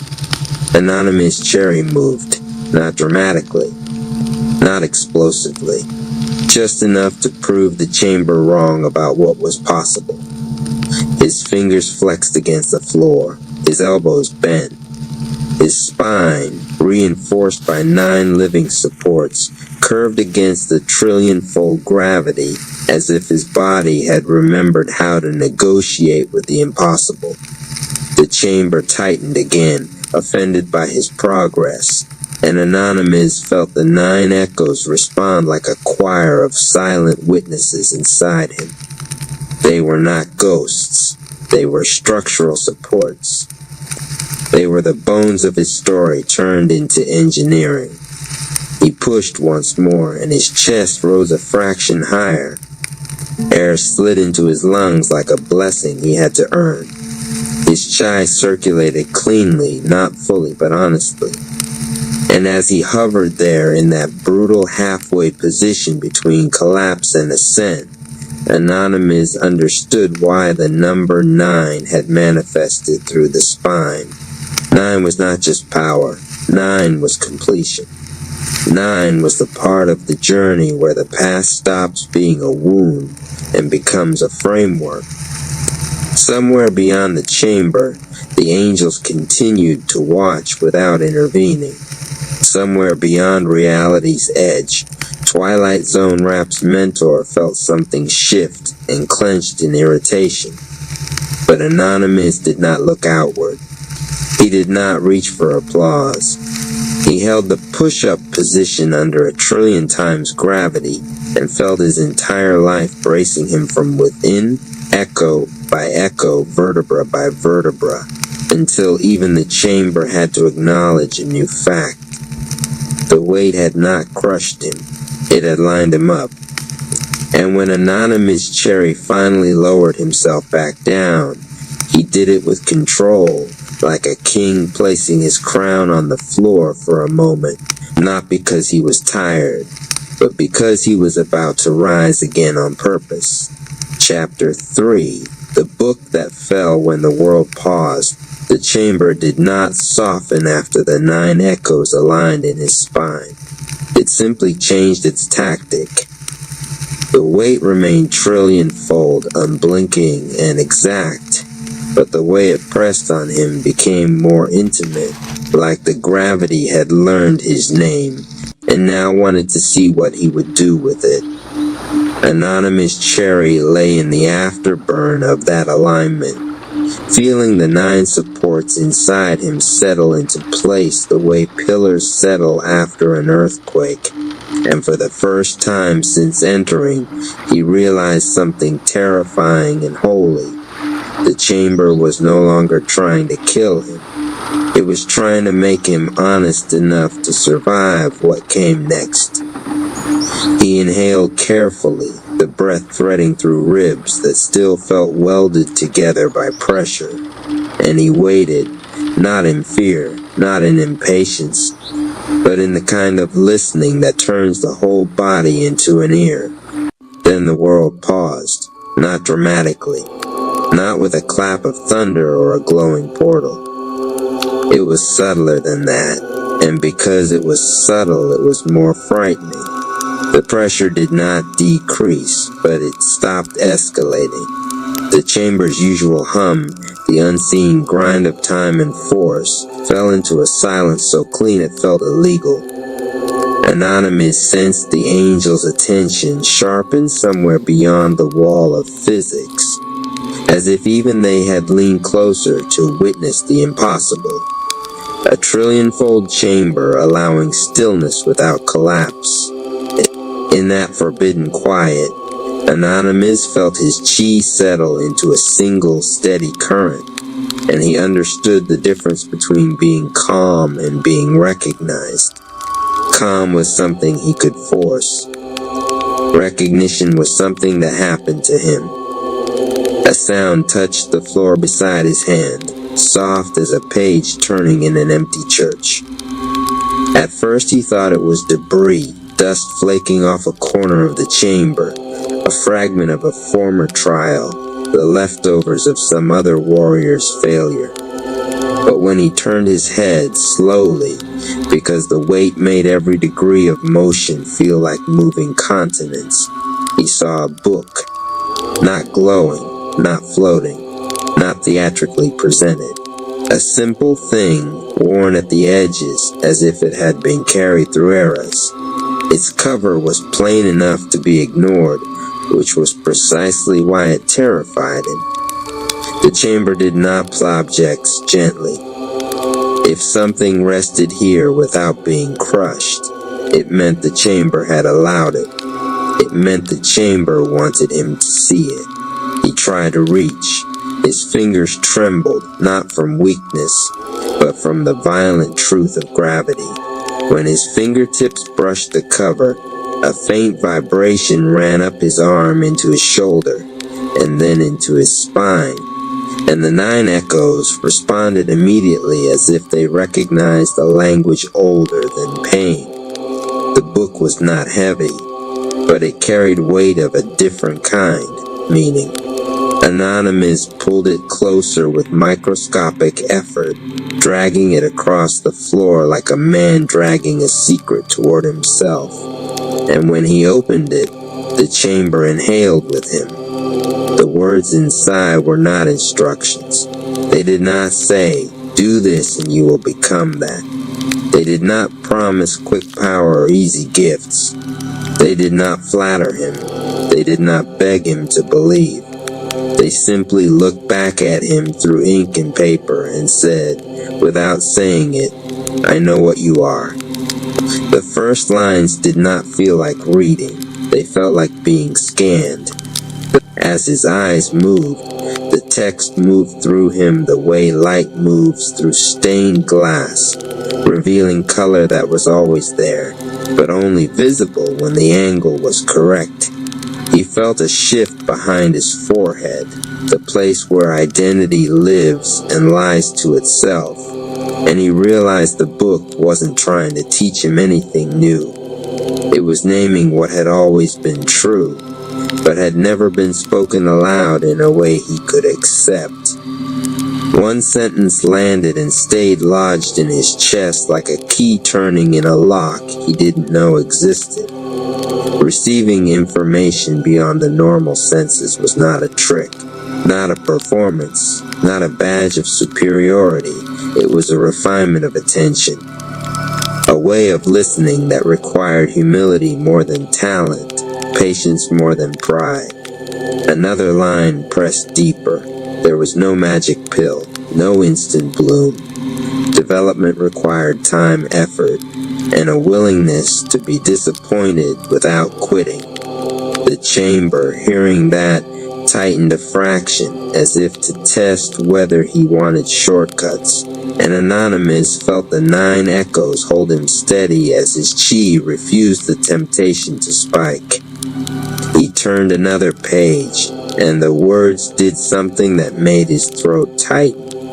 They spoke of mindset, concentration, meditation, protection, learning about energy, practice, journaling, and trust, not as spiritual aesthetics, but as structural necessities. The chamber's stillness became a blade, stripping away everything in him that wanted to make power into a costume. Anonymous had always known discipline. He had lived it. But these words recognized the deeper discipline, the kind that doesn't just push harder, but listens longer. The kind that doesn't just survive pressure, but learns from it. As he read, he felt his chi reorganize itself into cleaner pathways, and he understood that awareness was not a halo. It was infrastructure. Then the book recognized his weakness with brutal kindness. It didn't call it weakness. It called it a tendency. The urge to withdraw. The urge to become a quiet genius in a locked room and call it peace. The urge to protect himself by disappearing inside himself. The chamber responded by pressing at his heart center, not physically, but energetically, forcing him to feel how isolation could masquerade as safety while quietly becoming a cage.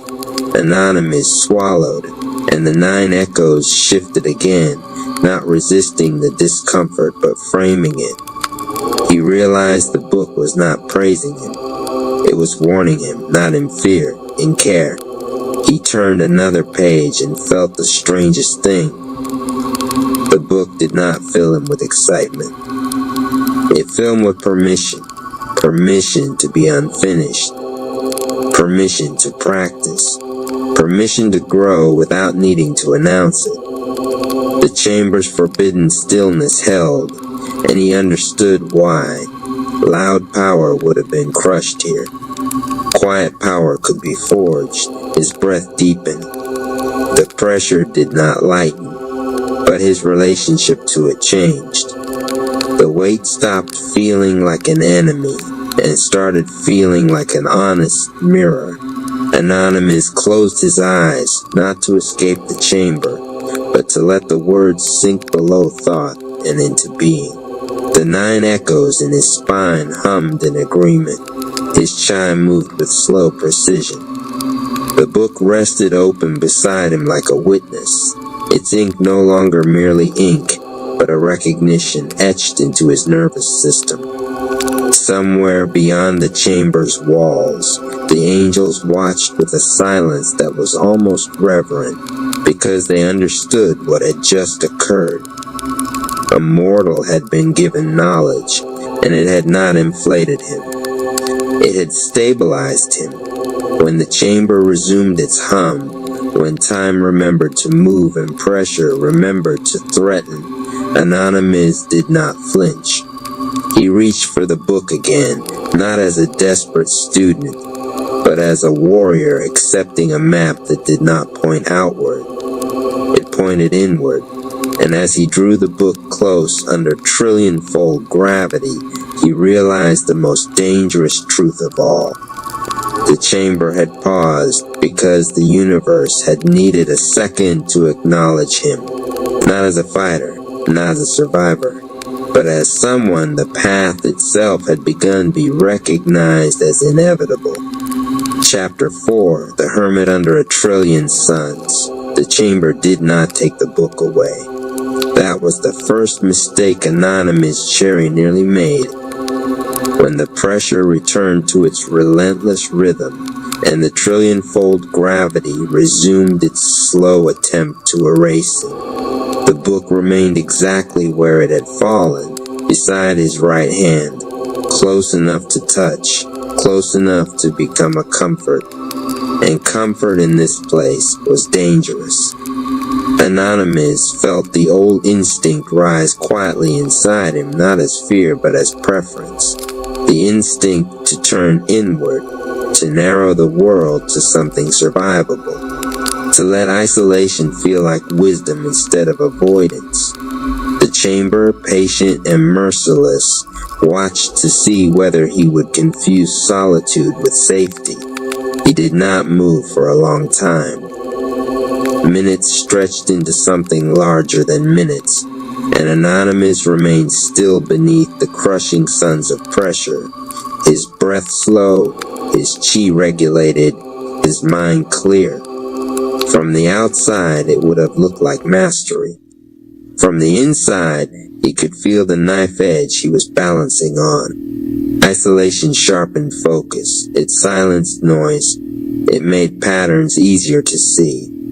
But it also narrowed the field of awareness, quietly shrinking the world until only the self remained.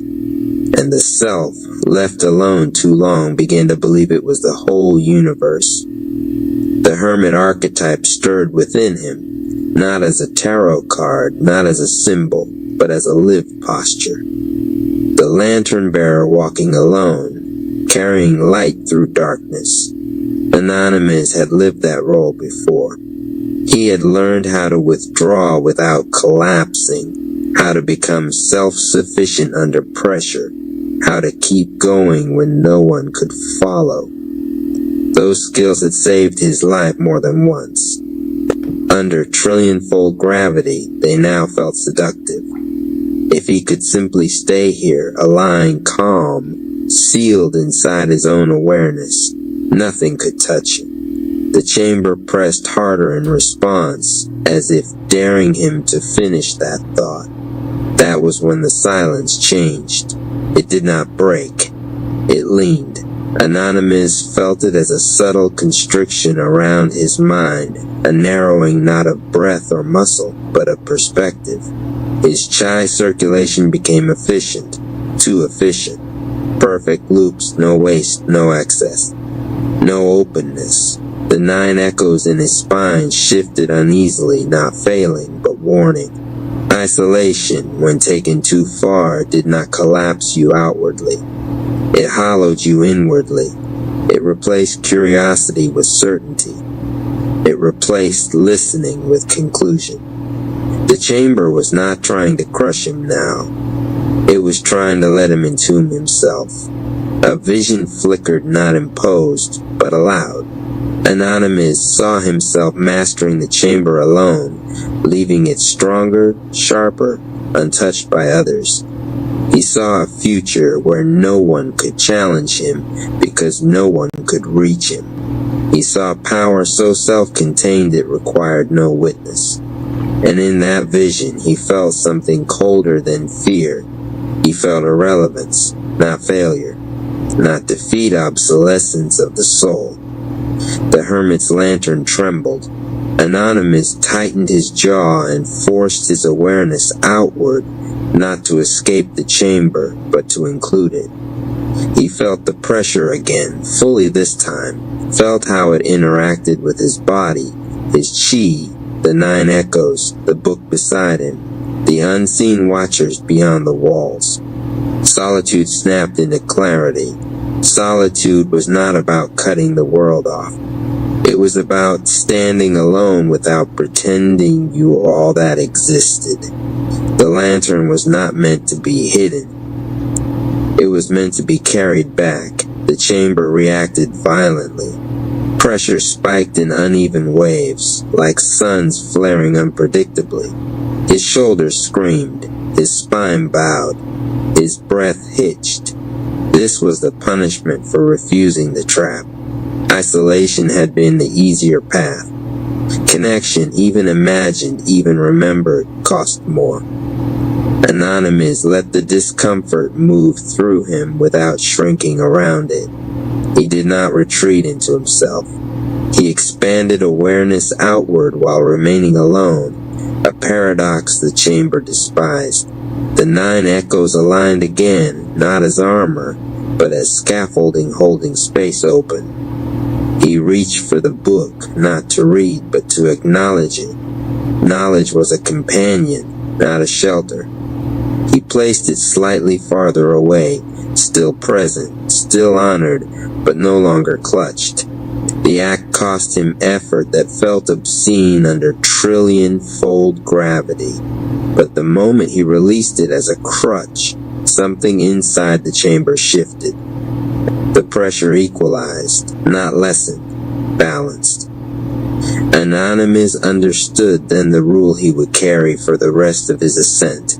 Solitude was mastery only when it remained a choice. The moment it became avoidance, it turned into a cage. The moment it replaced relationship, it began to rot power from the inside out. The hermit was not a king who hid from the world. The hermit was a scout who returned with light. He closed his eyes and imagined not comfort, not rescue, but the presence of others. The Rapp family, allies, future students, even enemies, not as distractions, but as part of the field his power would eventually move through. The chamber recoiled slightly, like a predator denied an easy kill. Pressure surged again, but this time Anonymous held it without flinching, his chi flowing outward and back in like breath shared with the universe itself.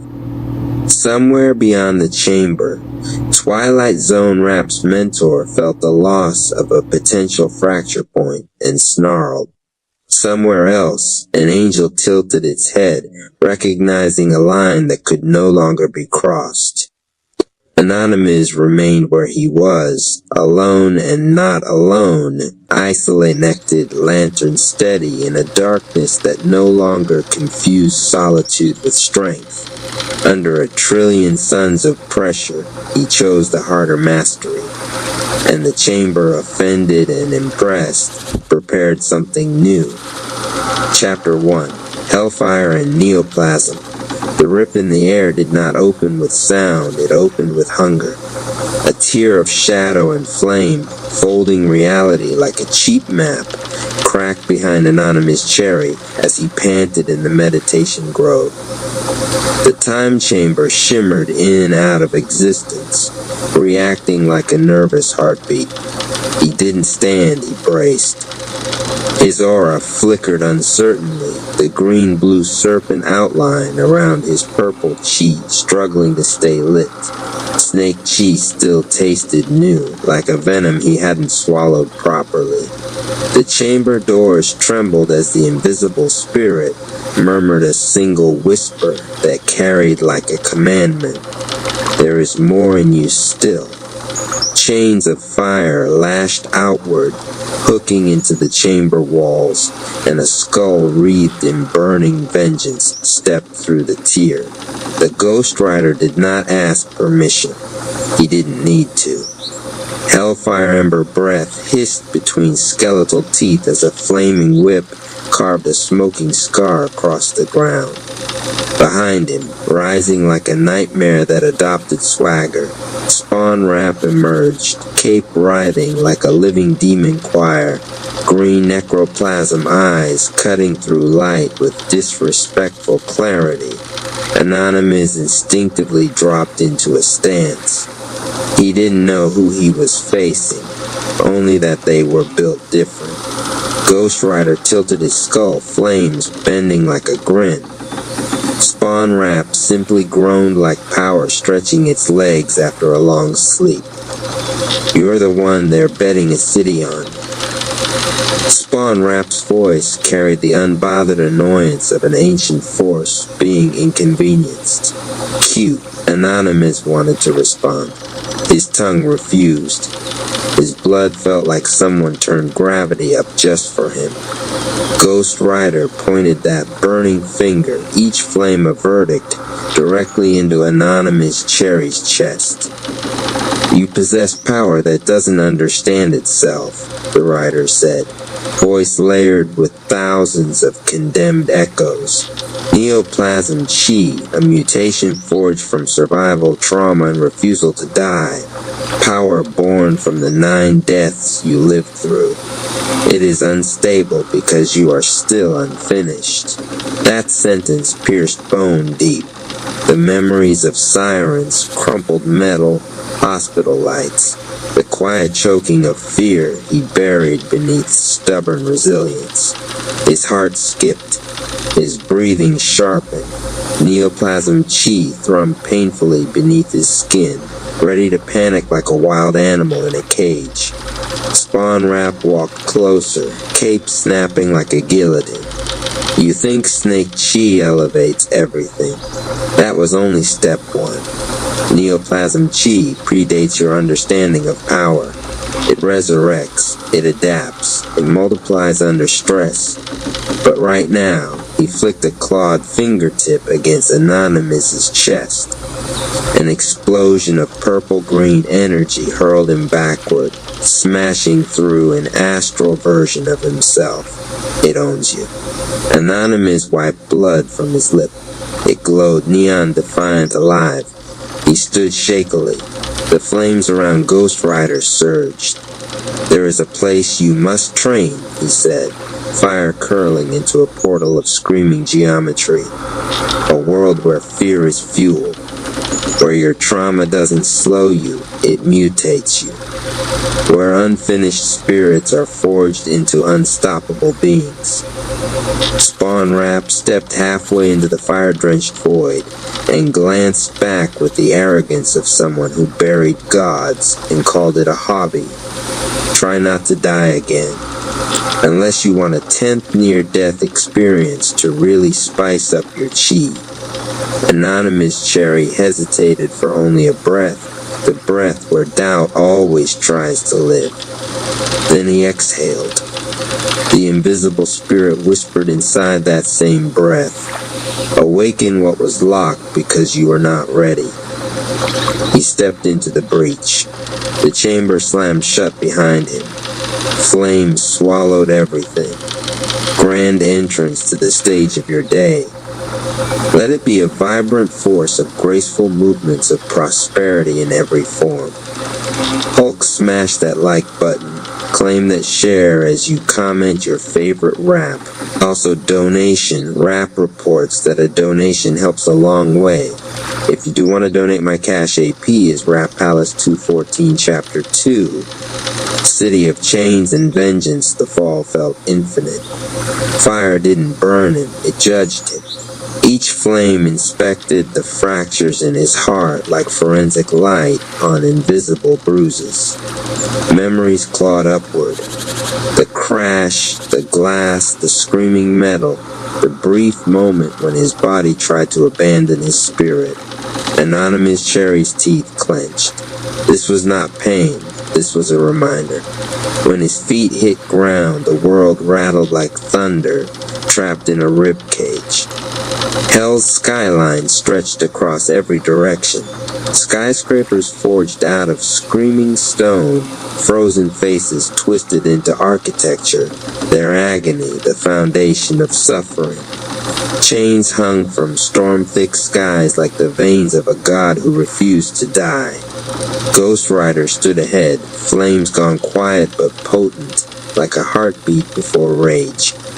This city was made by the ones who tried to rewrite punishment, he said. They thought they could cheat consequences. His flaming skull turned, hollow sockets locking on to Anonymous. This place will teach you that trauma is not your enemy. Panic is. Spawn Rap floated on his cape, observing all with vicious amusement. The neon greens of his necroplasm flickered like city lights starved of power. "You want to master neoplasm chi?" Spawn asked, voice sharper than a verdict. "Then command what has hunted you." The ground split open.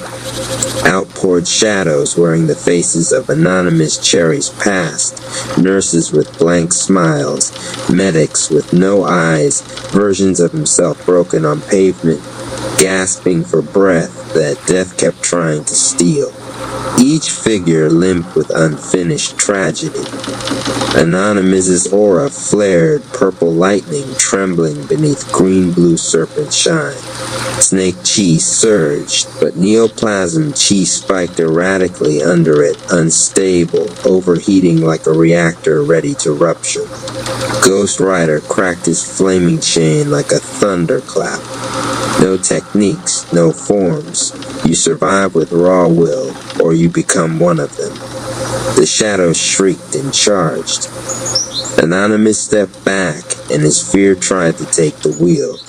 Breath hitching, muscles freezing. Ghost Rider's voice struck like a hammer. Move. Anonymous lunged, but his fist went through a phantom before it solidified behind him. Claws raked his spine. He gritted through the burning ripple of corrupted fear. His heart raced, vision dimmed. He stumbled. Spawn Rap scoffed. Your pain is driving. You're just a passenger. Another strike, ribs cracked. More shadows swarmed, swiping him ragged. His aura flickered, knees buckled. Not this again. Not another close death. He tasted blood. It tasted like survival. Ghost Rider stomped the earth, hellfire flaring under Anonymous's chin, forcing his head up. Fear tells you what might happen. Pain tells you what is happening. But power. He pressed a flaming finger into Anonymous's heart. No burn, just pressure like destiny leaning in. Power tells the universe what will happen. Anonymous inhaled. Something old and dangerous awakened. The neon in his blood grew brighter, veins glowing like radioactive hatred toward every moment life tried to erase him. His aura snapped tight, not spiraling wild for once, but focusing. One shadow lunged. Anonymous turned and bit its arm mid-strike. Neoplasm Chi fed. The phantom shrieked as it dissolved into energy, absorbed, rewritten, owned by Anonymous Cherry's evolution. The others froze. Spawn Rap grinned a devilish grin. Oh, there it is. Ghost Rider's flame surged into a crown of wrathful approval. Anonymous cracked his neck, standing with a posture that promised violence. For once, he said, voice calmer than fear expected, I'm not the one bleeding. The shadows rushed him again. This time, he rushed faster. No hesitation. No second-guessing life. He ate his trauma alive. Each phantom dismantled, added new fuel, speed sharper, strength denser, instincts crueler.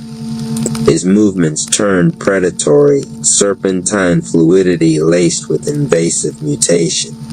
Fear didn't vanish, it surrendered. Ghost Rider nodded once. Now you understand. Your terror was not meant to cripple you, but to sharpen your fangs. Spawn Rap's cape cracked like a whip. Lesson 1 passed. Now let's see if you can handle the side effects. Anonymous's breathing steadied, but inside him something growled, hungry and endless. Neoplasm Chi had awakened, and it wanted more. Grand entrance to the stage of your day. Let it be a vibrant force of graceful movements of prosperity in every form. Hulk, smash that like button. Claim that share as you comment your favorite rap. Also donation rap reports that a donation helps a long way.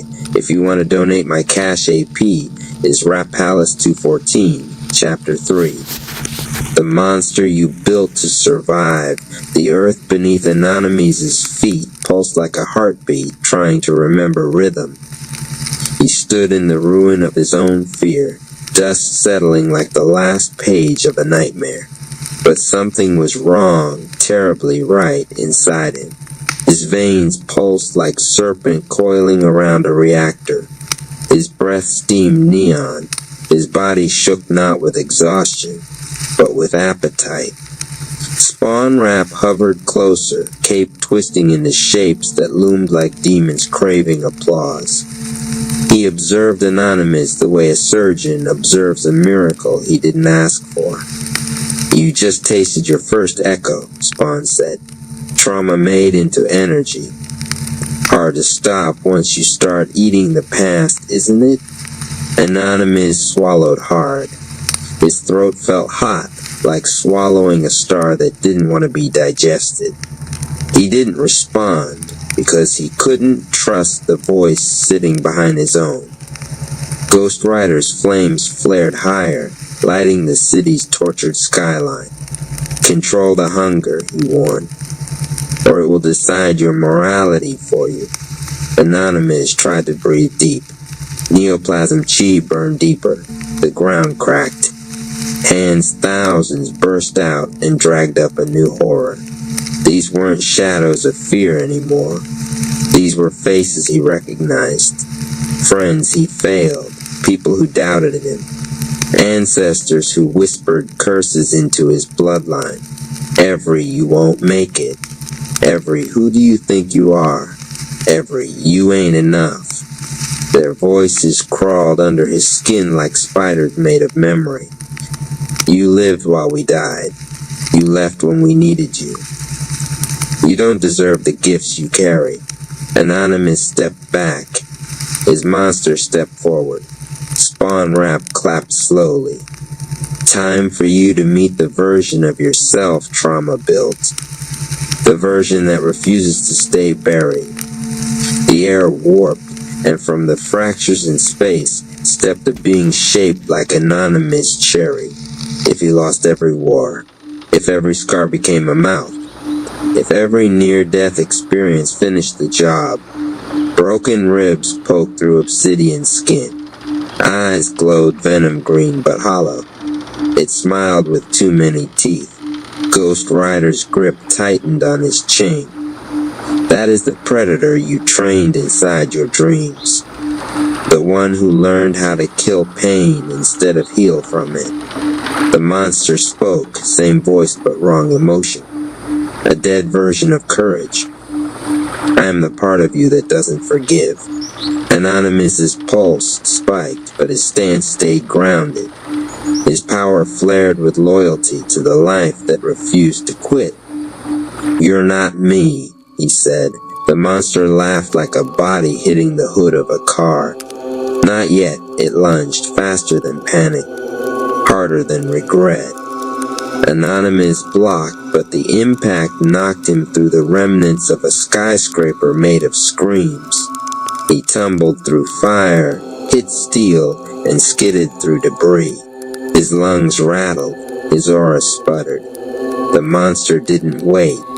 It appeared through the flames, knee first, driving into his sternum and cracking stone beneath them. Venom chi leaked from its claws, burning into Anonymous's bloodstream. He screamed, then bit down on his own shout. Ghost Rider made no move to help. Spawn Rap didn't even turn his head. This was his fight, his nightmare, his responsibility. Anonymous spit blood that glowed radioactive and leapt to his feet. His bones sang rebellion. Neoplasm chi roared for domination. He exhaled, and something inside clicked into alignment. His voice dropped into a calm that terrified the ground beneath him. You wear my scars, aura sharpening, but you forgot my healing, lightning igniting. And you don't own my future. His pupils narrowed into serpent slits, purple split by molten blue. Snake chi intertwined with neoplasm chi fusion. No, an ascension. His aura expanded into a shimmering hybrid venomous precision, wrapped in resurrection rage. Every cell felt sharper, faster, Luther levels stubborn. I am not finished, he growled. He blitzed, a blur of fangs and fists. Punch to the throat, the monster choked shadows. Kick to the chest, ribs snapped inward. Headbutt, bones cracked like thunder. Venom filament strike tore an arm free.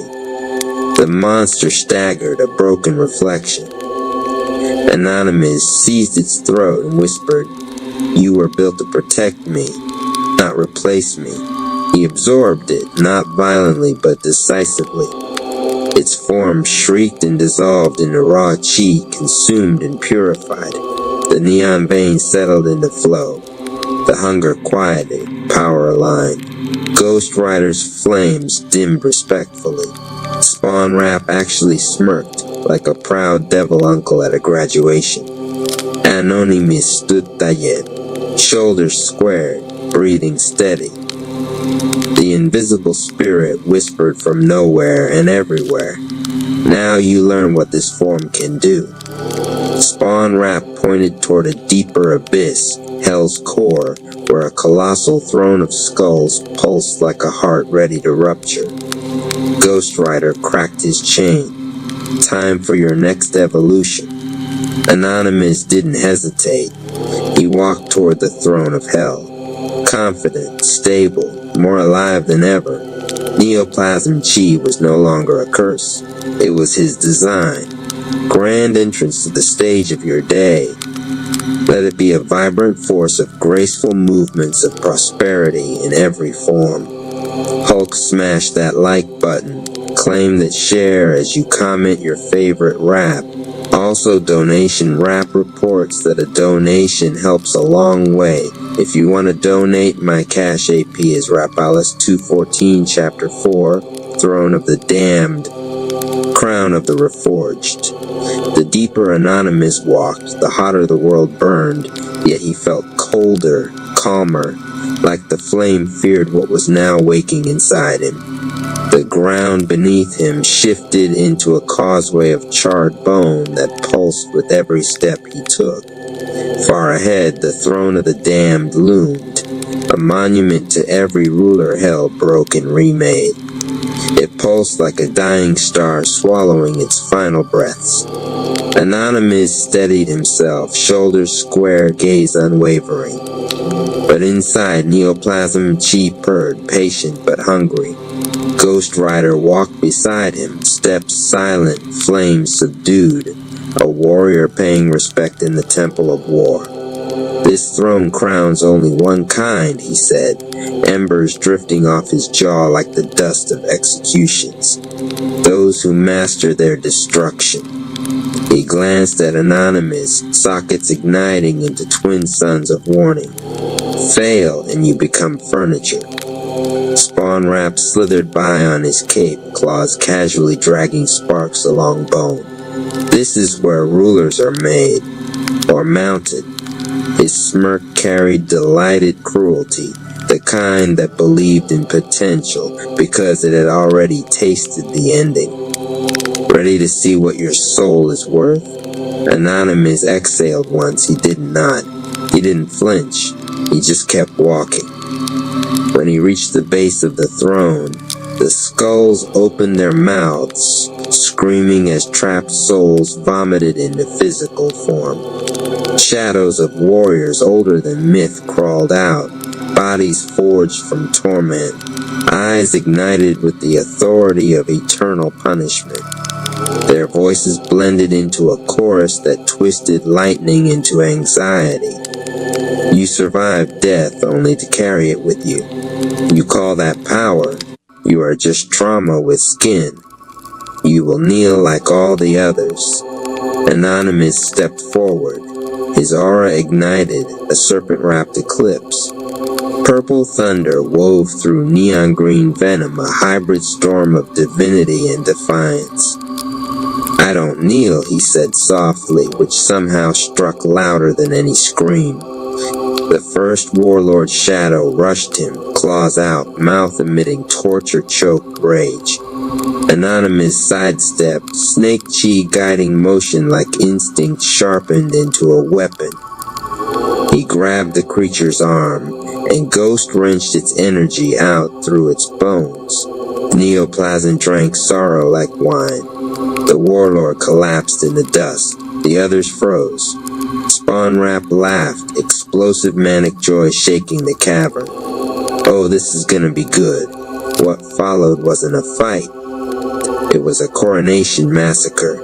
Anonymous moved with surgical brutality, no wasted motion, no hesitation. A throat seized, aura crushed, silence. A knee snapped, venom surge. Collapse. A spine severed, energy siphoned. Oblivion. Each enemy that fell didn't weaken him, it stabilized him.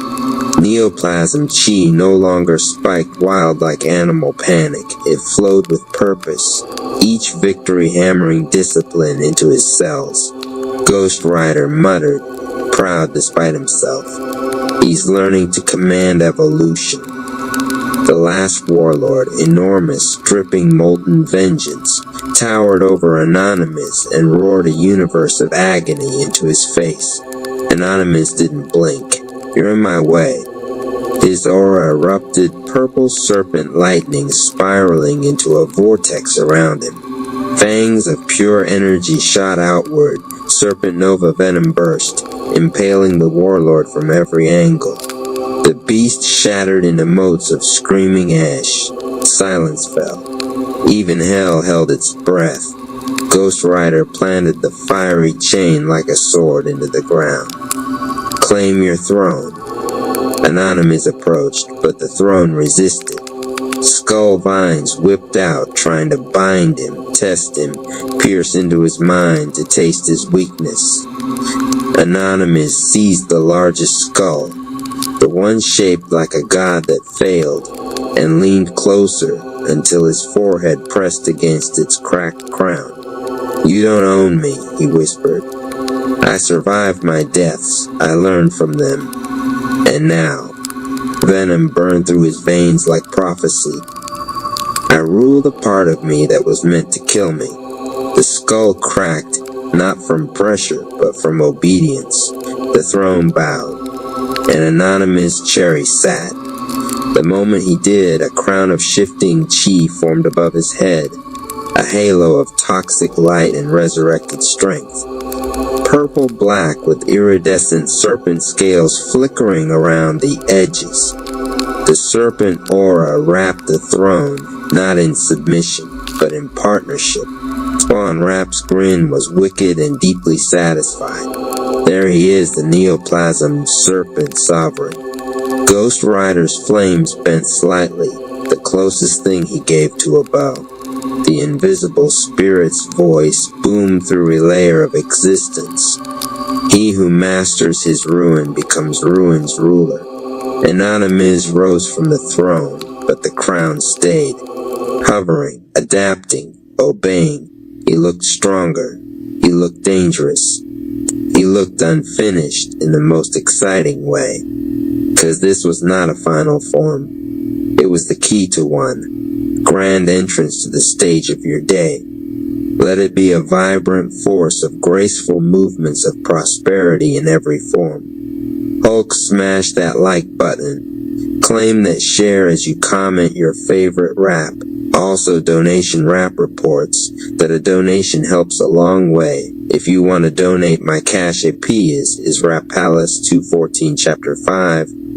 The sovereign who dares to rise in light hellfire, dimmed like jealous embers as the air split, not with flame, not with shadow, but with pure light that didn't ask permission. The throne of the damned trembled. Spawn Rap stepped back.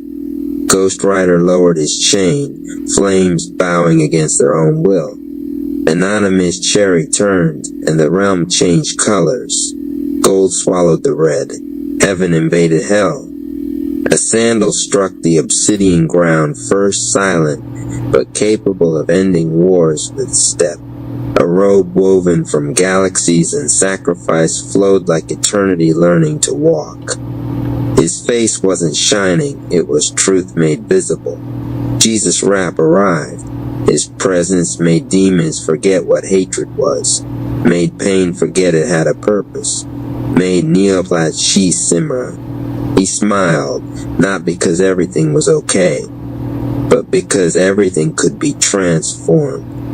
"My brother," Jesus Rap spoke, voice layered with thunder that soothed earthquakes. "You have mastered the monster. Now master the mission." Behind him, the sky of hell opened into a stairway carved from psalms and star metal.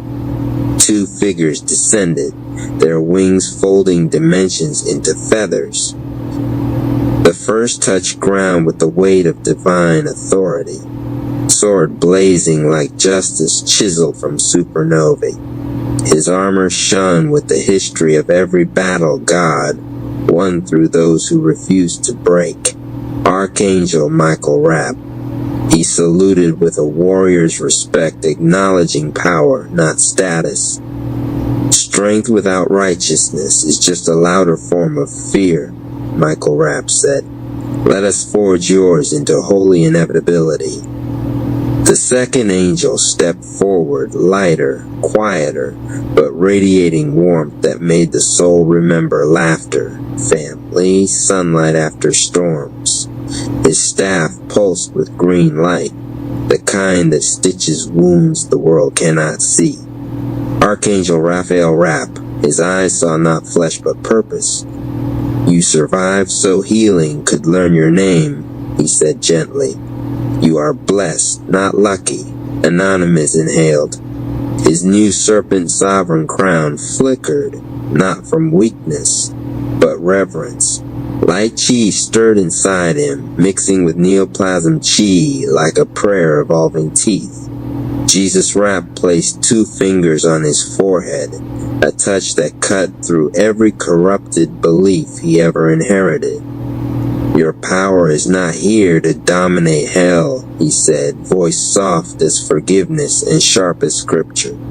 It is here to take captives and set them free. Michael Rapp spoke next, wings flaring into war banners. Stand in the posture of command. Anonymous did. Raphael Rapp lifted his staff, summoning rivers of emerald light from the ashes beneath them. Let healing become your aggression. Anonymous's aura expanded, gold weaving through purple lightning and neon venom. His body shook, not in fear, but because transformation hurts when truth replaces lies. Jesus Rapp's voice rolled like water cleansing iron. You are sovereign because you chose survival. Now choose service. Serve heaven with the same fire hell failed to extinguish. Neoplasm chi wrapped around his heart and knelt, transforming into something new.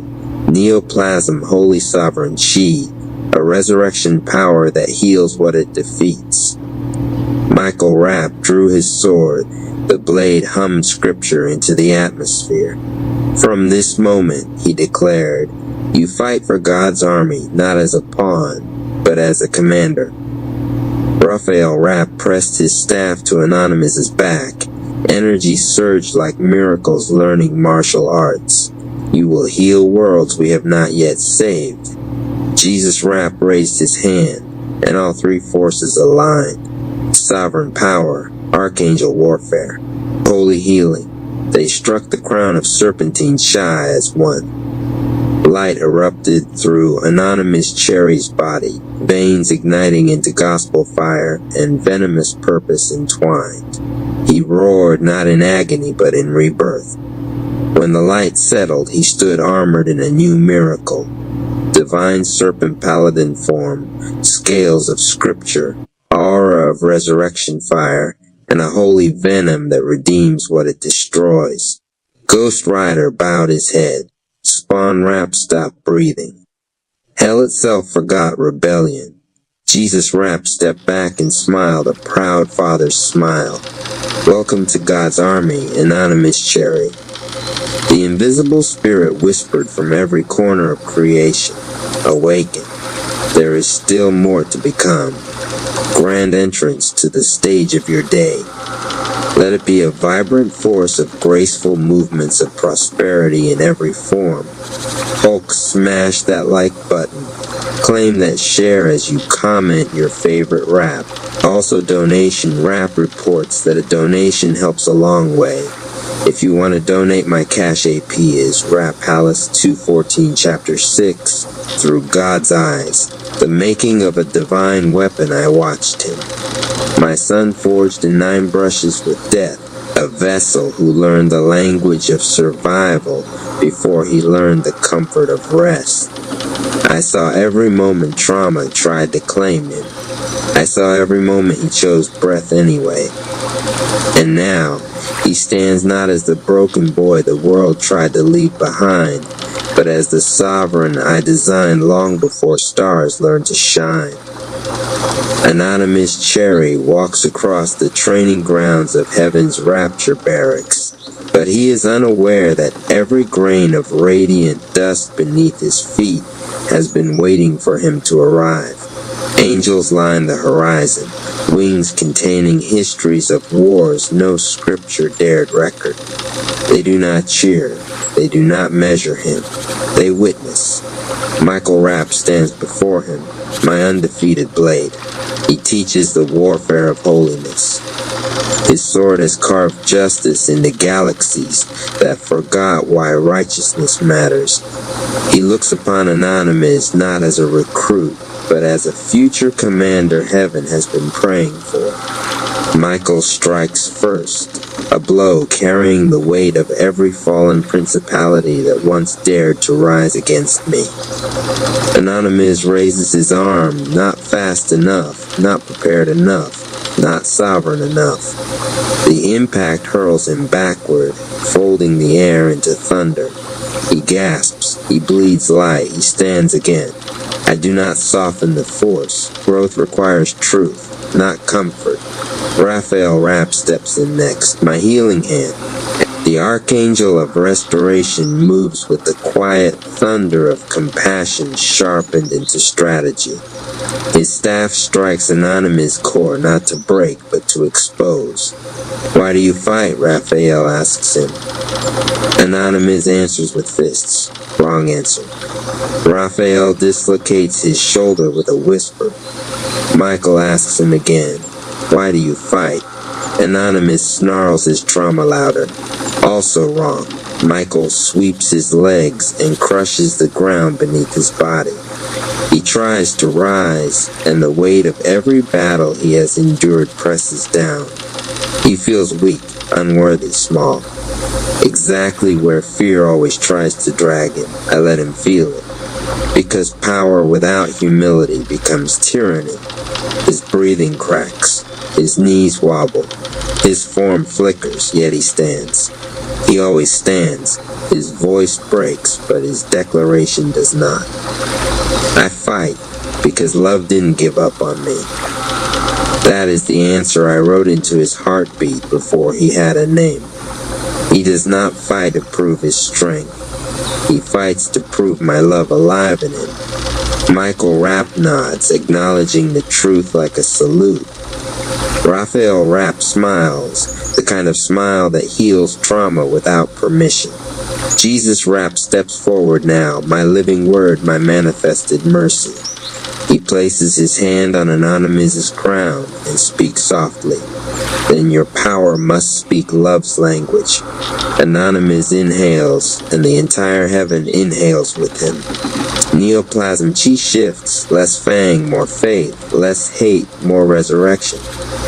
The venom evolves into a cure for every soul poisoned by despair. His armor reshapes, gold scripture flowing like scales over purpose. I speak and heaven trembles. Love is your weapon. Righteousness is your form, and obedience is your invincibility. Michael Rapp strikes again. This time, Anonymous blocks. Not with fear, not with pain, but with mission. He counters, blade formed from holy venom, scripture burning each strike into destiny. Raphael sends healing waves mid-battle, and Anonymous channels them into protective shields for the angels watching, caring while conquering. Jesus Rapp watches with pride burning like morning. Anonymous moves differently now. Heat without haste, power without ego, authority without arrogance. Heaven learns his name. Hell remembers his mistakes. Earth is waiting for his return. He finishes the final strike, chains of light binding Michael Rapp's sword. The rapture barracks roar in silent thunder. He is no longer a survivor. He is heaven's sovereign serpent, commander of healing warfare. I declare to the armies above, beneath, and between, Anonymous Cherry will lead battles that rewrite fate, and every angel bows. This chapter of him is complete, but the war he was born for has only begun. Grand entrance to the stage of your day. Let it be a vibrant force of graceful movements of prosperity in every form. Hulk, smash that like button. Claim that share as you comment your favorite rap. Also donation rap reports that a donation helps a long way. If you want to donate, my cash AP is Rap Palace 214. Black wig, black wig, black wig, black wig. Yeah. Yeah. Yeah.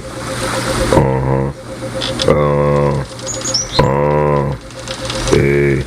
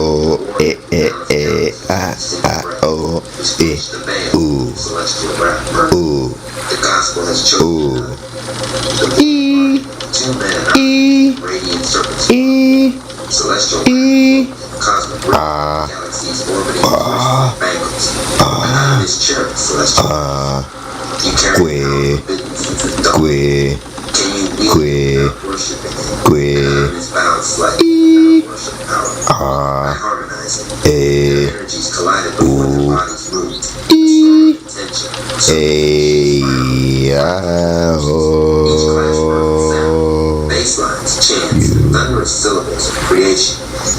Black Wig surf through the city. CPE Honda the city.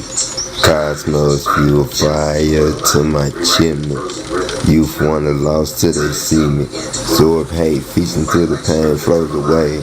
Power to devour a planet. Decided not to end it. Getting green, trying to expand it. Living life like an upper hand bandit. Door opportunity, I command it. Surfing far, many assume I was a star. Post saw the black hole. I surf out without a scratch though. So fly my name could be Dove. Reaching from the ground to up above. Storytelling to gangster lyrics. Outsider to the inner circles. What? Outsider to the inner circles.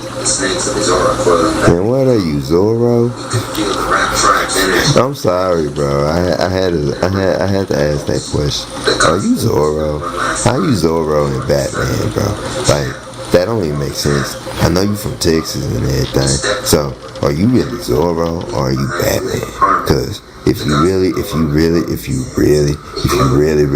nah, bro, I gotta really be honest, bro, with this question. Are you Zorro or are you Batman, bro? Cause Zorro go hard, bro, if you became the modern Zorro, bro, that's doing Texas an honor. You know what, bro? Texas so huge, bro. We took back the golf. Yeah. You might as well go Zorro, bro. You might as well.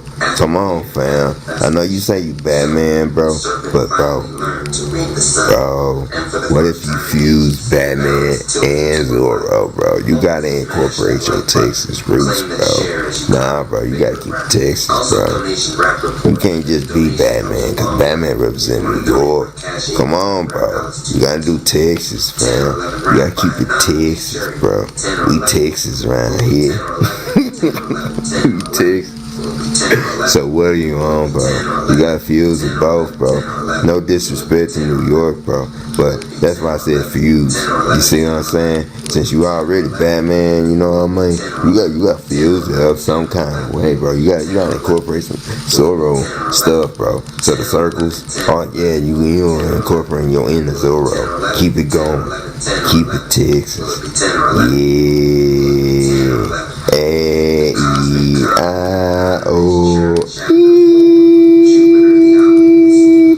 The door to the cosmic delivery room didn't creak or slam. It flew open with such force that the hinges came off. Hello.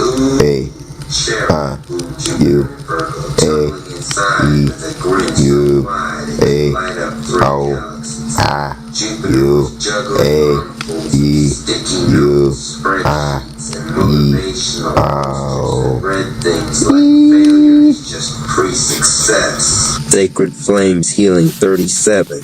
What karmic debts do I need to pay? Where will I find happiness? Who is my soulmate? Associated crystals: pink tourmaline, smoky quartz, and clear quartz. 3.3. Silver soul expansion flame. It may be invoked for clearing issues around inner wisdom, appreciating our connection to others and the universe, and expanding our energy beyond our narrow three-dimension vision.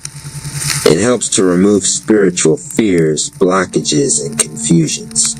It is also useful if you want to follow the path of ascension or to uncover your spiritual gifts, and it often used to protect the aura from negative influences or entities. I often use it to seal the aura after a spiritual healing. Any angel of being of light can be called to assist, but you may call upon the archangels for help to enhance or discover your spiritual gifts. Archangel Uriel, for example, helps with claircognizance. Call upon Archangel Raziel to help you with any questions of spiritual understanding. Remember to ask Raziel to show you the answer your questions in your dreams. Here is suggested meditation you might want to try. Take 4 deep breaths and feel your body relax. Close your eyes and count down from 10 to 1 as you find yourself walking downstairs. At the bottom of the stairs, you will see a door. Open the door. Sarah Seeger 38, you see 3 crystal pyramids. Look around and decide which one to go to. Enter the pyramid. Epona or other angels are there to greet you. Sit down on the floor and invite the silver flame into your aura. Say, invite the power of the silver flame into my being.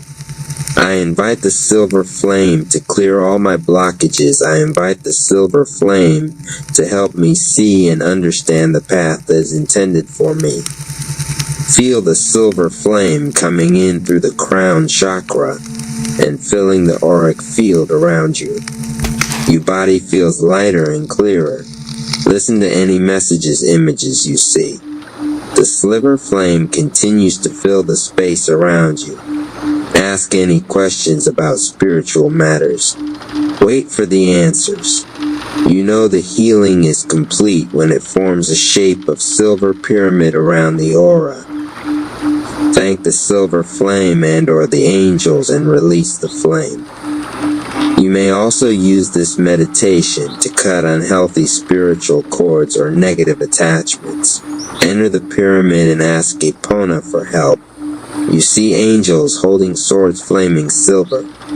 You may say, I call upon the warriors of the silver flame to remove all negative spiritual entities from my life, house, etc. now. Sacred Flames Healing 39. See the angels with silver flame emitting from the swords, cutting all the cords. You will know that the negative energy will not return. They also cut cords attached to your house.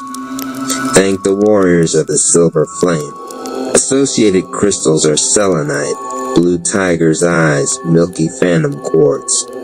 Of course, lapis lazuli and rutile are perfect for meditation on spiritual matters. Using all 3 flames of the third triad, you might opt to use all 3 flames together for a harmonious healing. Start off by releasing the negative emotions with the emerald flame.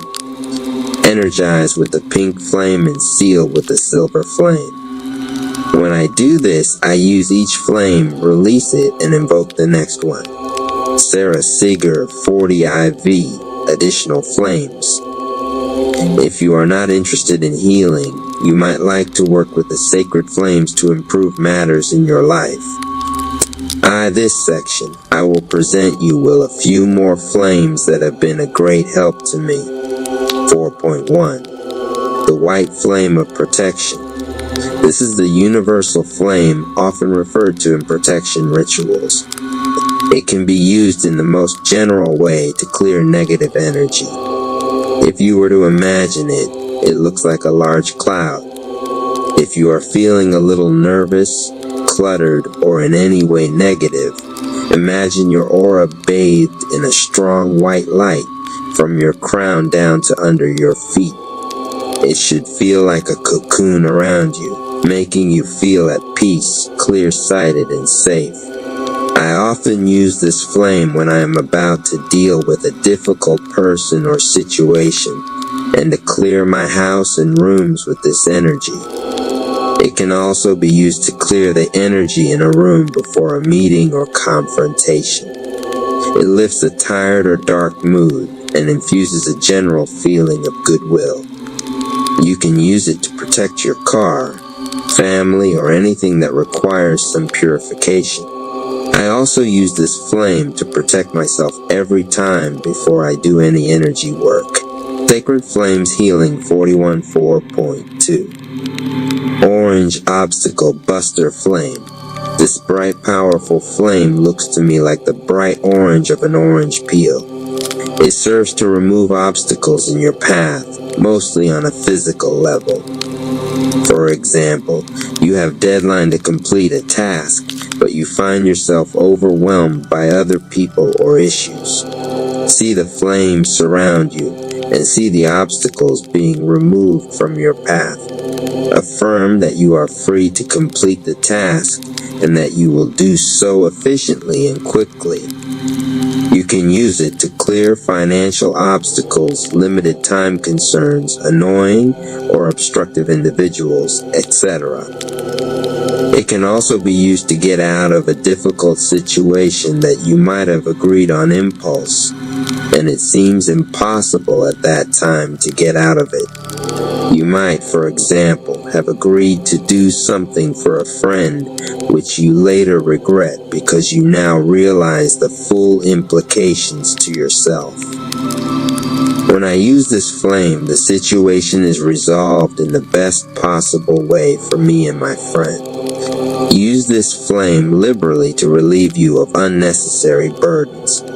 You can also write down the concern, obstacles, or burn, stating that it is resolved or removed, and burn the paper in a bright orange candle. You could write something like, I am free of the burden of, I have plenty of time to complete, or I am free of the obligation to.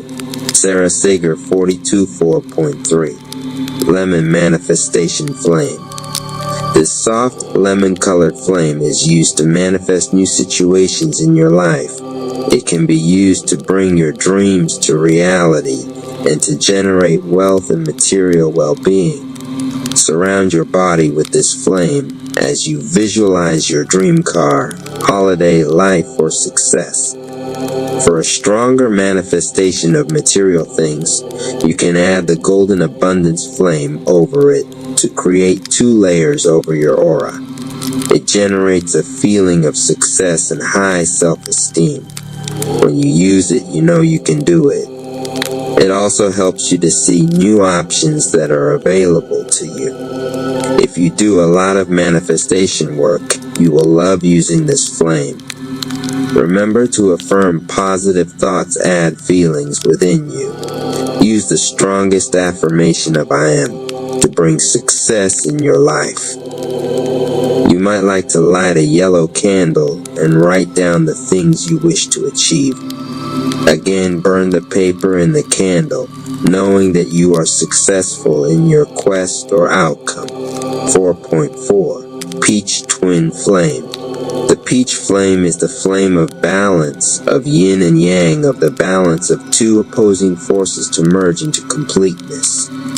It is the flame to use for creating healthy partnerships and increasing family love and support.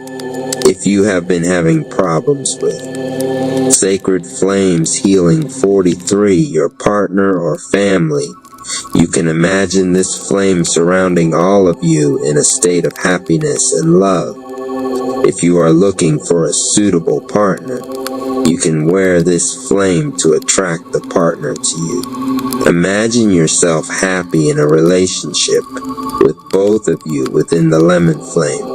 4.5. Neon Green Compassion Flame. Use this flame if you are a healer and want to understand what your client really needs. It allows you to view others with love and compassion. and to see their point of view. I have found it very useful when I have been arguing or disagreeing with someone. I find I see things from their perspective and what they need. It will show you their dreams and aspirations, and their fears and obstacles. It is a great way to help others. As a healer, you can place it in your aura, asking the question, what does need at this time? You will find it relatively easy to establish what the person needs. You can also use to do dream work. Place your body in a cocoon for the neon green flame and ask the question about the person who are concerned about. Sarah Seeger 44 IV. Concluding remarks, I hope that you have enjoyed working with the sacred flames. I have found that the angels always support my work when I call upon them, and I urge to work with this energy. As a healer, I have allowed my guides to show me which flame is best for the person I am working with. I see flashes of the relevant color and trust that that sacred flame is best suited for the person. I have, since writing about these flames, discovered that there are other flames for a range of purposes. I am still working on them and will share them as soon as it all makes sense to me. I have included some resource here for those who need to increase their literary knowledge in a concise, logical manner. I have also included a summarized table to help to identify the flames in a hurry. I thank you in love and peace. Sacred Flames Healing 45 resource material on the spirit world. Cooper Diana Angel Inspiration. Cooper Diana. A little light on angels, Corton Thielen working with your guardian angel, Eason Cassandra. Touched by an angel, Virtue Doreen Angel Therapy, Virtue Doreen Archangels, and Ascended Masters Virtue Doreen Healing, with angels on the body's energy systems. B. Brennan Light Emerging, The Journey of Personal Healing, J. Collins. The Color of Life, on Akashic Records for Complete Books, Edgar Case, Modern Prophet. Sarah Sager 46 Quick Reference Guide to the Sacred Angel Flames Healing Flames. Sacred Flames Healing 47 Additional Flames. Naropa, the Yoga of Buddha Haruka, the Brief Self-Generation Sadhana of Haruka Body Mandala, and Condensed 6-Session Yoga Tantric Commitments Objects. Inner Offering in Kapala Vajra Bamaru. Introduction. Those who have received the empowerment of Haruka Body Mandala, but who are unable to practice the extensive sadhana essence of Vajrayana, can practice this short sadhana, which contains the very essence of Haruka Body Mandala practice. It is very important to improve our understanding of and faith in this precious practice through sincerely studying its commentary as presented in Modern Buddhism, Volume 2, Tantra, in the chapter The Practice of Haruka Body Mandala. Having understood the meaning clearly and with strong faith, we can enter, make progress on, and complete the quick path to the enlightened state of Buddha Haruka. Geshe Kelsang Gyatso, April 2010, and Jefa Bonkapa 295. The Yoga of Buddha Haruka, Preliminaries Going for Refuge I and All Sentient Beings until we achieve enlightenment. Go for refuge to Buddha, Dharma, and Sangha. Generating the Supreme Good Heart, Bodhicitta, through the virtues I collect by giving and other perfections. May I become a Buddha for the benefit of all. Guru Yoga Visualization and Meditation. In the space before me is Guru Sumati Buddha Haruka J. Tsongkhapa, inseparable from my root guru, Buddha Shakyamuni and Haruka, surrounded by all the Buddhas of the 10 directions.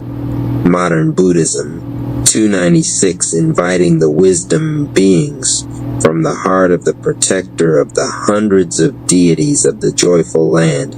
to the peak of a cloud which is like a cluster of fresh white curd, all-knowing Losang Dragba, king of the Dharma.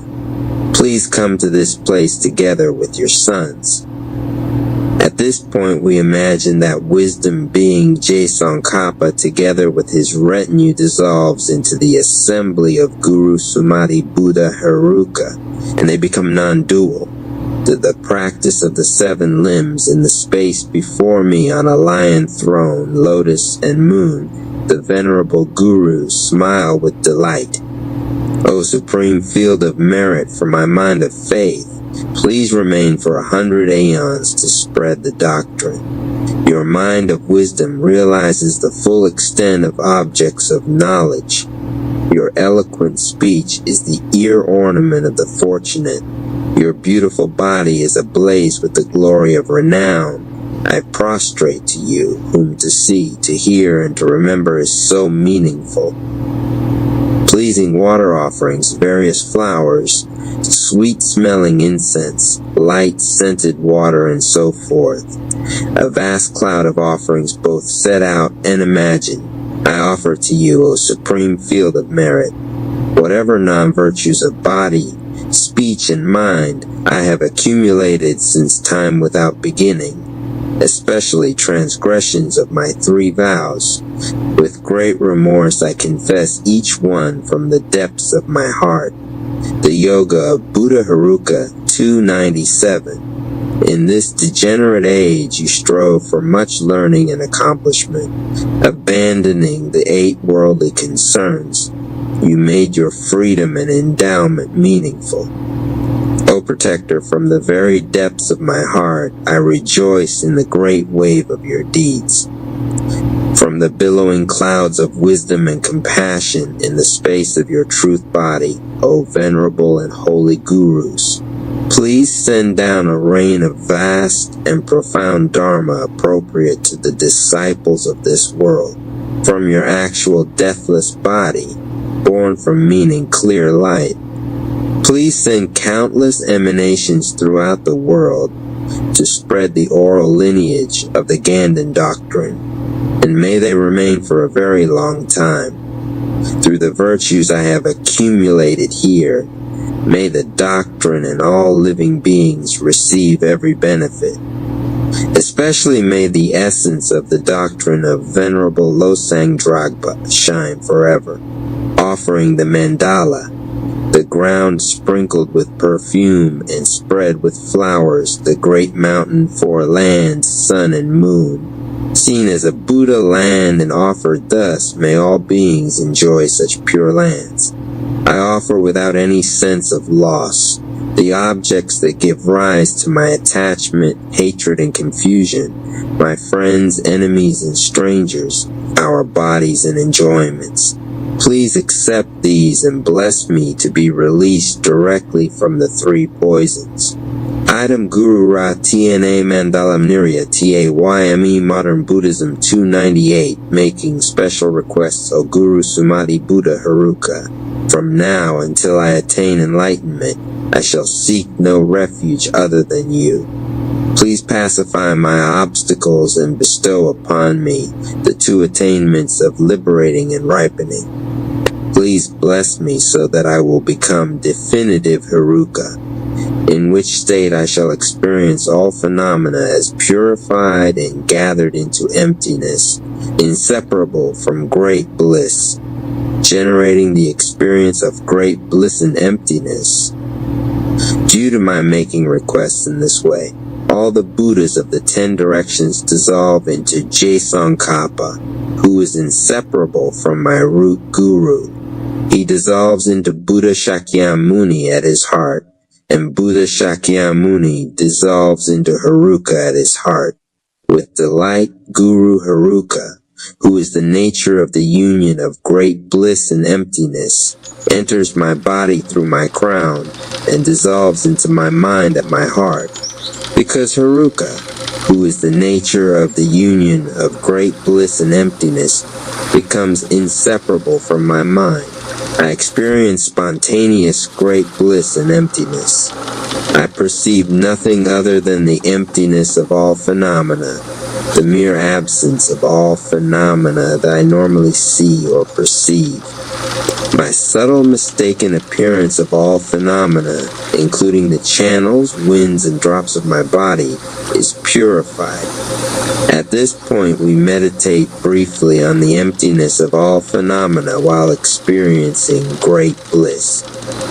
The actual self-generation in the vast space of emptiness of all phenomena, the nature of my purified mistaken appearance of all phenomena, which is the pure land of Kedra. I appear as Buddha Haruka with H.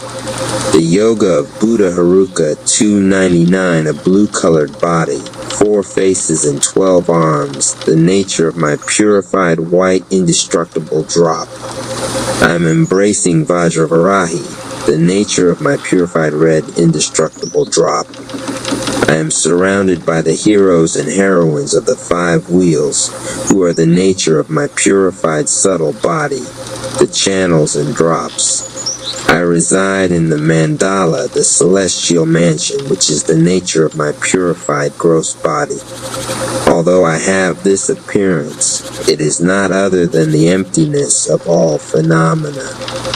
At this point, while experiencing great bliss and emptiness, we meditate on the clear appearance of the mandala and deities with divine pride, while recognizing that the deities are the nature of our purified channels and drops, which are our subtle body, and that the mandala is the nature of our purified gross body. In this way, we train sincerely in one single meditation on generation stage, possessing these 3 characteristics.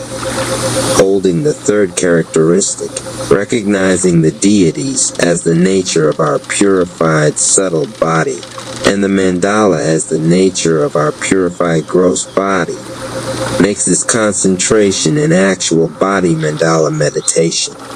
If we wish to practice completion stage meditation, we should change ourselves through imagination from Haruka, with 4 faces and 12 arms, into Haruka, with 1 face and 2 arms. We then engage in the meditations on the central channel, indestructible drop, indestructible wind, Tummo, and so forth. Then, when we need to rest from meditation, we can practice mantra recitation. Modern Buddhism 300, reciting the mantras, the essence mantra of Haruka at my heart is wisdom being Buddha Haruka, definitive Haruka. O glorious Vajra Haruka, you who enjoy the divine illusory body and mind of clear light, please pacify my obstacles and bestow upon me the 2 attainments of liberating and ripening. Please bless me so that I will become definitive Haruka, in which state I shall experience all phenomena as purified and gathered into emptiness, inseparable from great bliss. Om Shri Ajra Hi Karu Hum Pi Dakini Zala Shambaram Soha. The 3 mantra of Vajrayogini at the heart of imagined Vajrayogini is wisdom being Buddha. Vajrayogini, definitive Vajrayogini. Om Sarabu, a Buddha, Dakini Ajaw Arnani V Ajra Barots and Hum. Fat Fiati Shoha, recite at least as many mantras as you have promised. The 3 mantra is the union of the essence and close essence mantras of Vajravarahi. The meaning of this mantra is as follows. With Amamam, we are calling Vajrayogini, the principal deity, and a retinue of heroines of the 3 wheels. Sarva Buddha Dakini means that Vajrayogini is the synthesis of the minds of all Buddhas. Vajravarnani means that she is the synthesis of the speech of all Buddhas, and Vajrabarotsani means that she is the synthesis of the bodies of all Buddhas. With Hum, we are requesting Vajrayogini and her retinues, the Yoga of Buddha Haruka 301, to bestow upon us the attainments of the body, speech, and mind of all the Buddhas. With Fat, we are requesting them to pacify our main obstacle, the subtle mistaken appearance of our body, speech, and mind, And Soha means, please build within me the basic foundation for all these attainments. The condensed mantra of the 62 deities of Heruka Body Mandala. At the heart of each of the 62 deities is their individual wisdom being, their own definitive deity. Am Bam Rim Rim Lim, Cam Cam Gam An Gam Ins, T Sham Zam Yam, Tram Fram Dram Dram Nam, T Am Dam Dam Nam, P Am Bam Wam Wham Lam WM, Sham Cam Sam Hum Hum Fat. When we recite this mantra, we are making requests to wisdom being Buddha Heruka with Vajravari and his retinue of heroes and heroines of the 5 wheels to pacify our obstacle of subtle mistaken appearance and to bestow upon us the attainments of outer and inner Dakini land. Outer Dakini land is the pure land of Kiadra, and inner Dakini land is meaning clear light. The moment our mind is free from subtle mistaken appearance, we open the door through which we can directly see all enlightened deities. For as long as our mind remains polluted by subtle mistaken appearance, this door is closed. Modern Buddhism 302 dedication. Thus, through my virtues from correctly performing the offerings, praises, recitations, and meditations of the generation stage of glorious Heruka, may I complete all the stages of the common and uncommon paths. For the sake of all living beings, may I become Heruka, and then let every living being to Heruka's supreme state. And if I do not attain this supreme state in this life, at my death time, may I be met by the venerable father and mother and their retinue, with clouds of breathtaking offerings, heavenly music, and many excellent, auspicious signs. Then, at the end of the clear light of death, may I be led to the pure land of Kiadra, the abode of the knowledge holders who practice the supreme path, and there may I swiftly complete this profound path. May the most profound practice and instruction of Heruka, practiced by millions of powerful yogis, greatly increase, and may it remain for a very long time without degenerating as the main gateway for those seeking liberation. May the heroes, Dakinis, and their retinues abiding in the 24 supreme places of this world, who possess unobstructed power for accomplishing this method, never waver from always assisting practitioners. The Yoga of Buddha Heruka, 303 auspicious prayers, may there be the auspiciousness of a great treasury of blessings arising from the excellent deeds of all the root and lineage gurus who have accomplished the supreme attainment of Buddha Heruka by relying upon the excellent secret path of the King of Tantras. May there be the auspiciousness of the great excellent deeds of the 3 jewels, the Holy Buddha Jewel, the pervading nature Heruka, definitive Heruka, the ultimate great secret Dharma Jewel, the scriptures and realizations of Heruka Tantra, and the supreme Sangha Jewel, the assemblies of Heruka's retinue deities. Through all the great good fortune there is in the precious celestial mansions, as extensive as the 3,000 worlds, adorned with ornaments like the rays of the sun and the moon. May all worlds and their beings have happiness, goodness, glory, and prosperity. Prayers for the virtuous tradition, so that the tradition of Jisongkapa, the king of the Dharma, may flourish. May all obstacles be pacified, and may all favorable conditions abound. Through the 2 collections of myself and others gathered throughout the 3 times, may the doctrine of Conqueror Losang Dragpa flourish forevermore. Modern Buddhism 304. The 9-line Miksima prayer Tsongkhapa, crown ornament of the scholars of the land of the snows. You are Buddha, Shakyamuni, and Vajradhara, the source of all attainments, Avalokiteshvara, the treasury of unobservable compassion, Manjushri, the supreme stainless wisdom, and Vajrapani, the destroyer of the hosts of Maras. O Venerable Guru Buddha, synthesis of all three jewels, with my body, speech, and mind, respectfully I make requests. Please grant your blessings to ripen and liberate myself and others, and bestow the common and supreme attainments. 305 Condensed 6-Session Yoga. Everyone who has received the highest yoga, tantra empowerment has a commitment to practice 6-Session Yoga. If we are very busy, we can fulfill our 6-session commitment by doing the following practice 6 times each day. First, we recall the 19 commitments of the 5 Buddha families that are listed below, and then, with a strong determination to keep these commitments purely, we recite the condensed 6-session yoga that follows.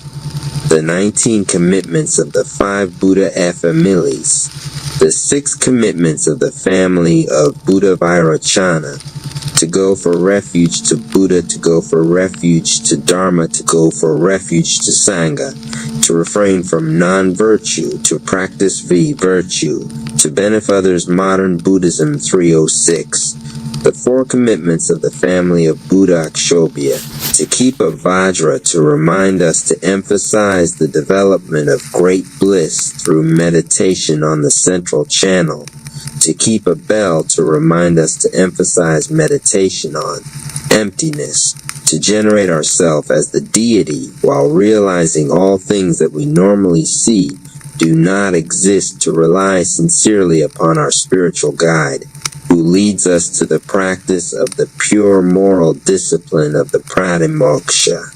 Bodhisattva and Tantric vows the 4 commitments of the family of Buddha Buddharatna Sambhava, to give material help, to give dharma, to give fearlessness, to give love, the 3 commitments of the family of Buddha Amitabha, to rely upon the teachings of Sutra, to rely upon the teachings of the 2 lower classes of Tantra, to rely upon the teachings of the 2 higher classes of Tantra, the 2 commitments of the family of Buddha Amoghasiddhi, to make offerings to our spiritual guide to strive, to maintain purely all the vows we have taken, condensed 6-session yoga 307, condensed 6-session yoga. I go for refuge to the Guru and 3 jewels. Holding Vajra and bell, I generate as the deity and make offerings. I rely upon the dharmas of Sutra and Tantra and refrain from all non-virtuous actions. Gathering all virtuous dharmas, I help all living beings through the practice of the 4 givings. All 19 commitments are referred to in this verse. The words, I go for refuge to the 3 jewels, refer to the first 3 commitments of the family of Buddha Vairochana, to go for refuge to Buddha, to go for refuge to Dharma, and to go for refuge to Sangha. The word Guru refers to the 4th commitment of the family of Buddha Akshobhya, to rely sincerely upon our spiritual guide. The words, holding Vajra and bell I generate as the deity, refer to the first 3 commitments of the family of Buddha Akshobhya, to keep a Vajra to remind us of great bliss, to keep a bell to remind us of emptiness, and to generate ourselves as the deity. The words, and make offerings, refer to the first commitment of the family of Buddha Amoghasiddhi, to make offerings to our spiritual guide. The words, I rely upon the dharmas of Sutra and Tantra, refer to the 3 commitments of Buddha Amitabha, to rely upon the teachings of Sutra, to rely upon the teachings of the 2 lower classes of Tantra, and to rely upon the teachings of the 2 higher classes of Tantra. The words, and refrain from all non-virtuous actions, refer to the 4th commitment of the family of Buddha Vairochana, to refrain from non-virtue. The The words, gathering all virtuous dharmas, refer to the fifth commitment of the family of Buddha Vairochana to practice virtue. The words, I help all living beings, refer to the sixth. Modern Buddhism, 308 commitment of the family of Buddha Vairochana to benefit others. The words, through the practice of the four givings, refer to the four commitments of the family of Buddha Ratnasambhava, to give material help, to give dharma, to give fearlessness, and to give love. Finally, the entire verse refers to the second commitment of the family of Buddha Amoghasiddhi, to strive to maintain purely all the vows we have taken. More detail on the vows and commitments of secret mantra can be found in the book Tantric Grounds and Paths. Colophon. This sadhana was compiled from traditional sources by Venerable Geshe Kelsang Gyatso, June 2009, and revised April 2010 Blissful Journey, How to Engage in a Close Ratriya of Haruka Body Mandala. Chapter 1. When the city gets loud, the city did not announce what it was about to do. It never did. 1 second, it existed inside its usual illusion of rhythm, traffic breathing in waves, streetlights humming softly, human lives stitched together by routine. And the next, that illusion ruptured as if someone had torn a seam the city depended on to stay sane. Sound arrived first, not as noise but as pressure, a sudden tightening in the air that made windows shudder before they shattered and made people freeze before they ran. Sirens did not rise in order. They collided with one another, overlapping, tripping over themselves, becoming less a warning and more a symptom. Anonymous Cherry felt the shift in his body before he understood it in his mind. His spine stiffened, his breath caught halfway in, and something ancient inside him reached for movement without asking permission. He stepped aside just as a metal sign tore free from its bolts and smashed into the sidewalk where he had been standing, sparks skittering like startled insects. Someone screamed close enough for the sound to scrape his nerves raw. Another voice shouted instructions that contradicted themselves, telling people to run and stay and duck and look out all at once. Anonymous did not think about saving anyone. He did not think about being brave. His mind narrowed to angles, exits, negative space. He moved because stillness felt dangerous, because his body had learned long ago that hesitation invited impact. He sprinted as debris fell in unpredictable arcs, ducked beneath a collapsing light pole, slid on loose gravel that tore the skin of his palm, and felt heat brush his shoulder as something behind him burst with a violence that did not bother to explain itself. He did not turn around. Turning around had consequences. When he finally reached the narrow mouth of an alley, the chaos spilled past without noticing him, loud and hungry, and moving on toward denser clusters of people. Anonymous pressed his back against the brick wall and slid down until he was sitting, knees pulled in, breath tearing in and out of his chest like it didn't trust him to slow it down. His hands shook uncontrollably. He let them. Fighting the shaking would only make it worse. He stayed there long after the sounds receded, listening to his own pulse thunder in his ears, grounding himself against the cool solidity of the wall. He had survived. That fact landed slowly, not as relief, but as confirmation. Survival was something he knew how to do. High above the city, beyond the reach of sirens and panic and human judgment, something noticed him.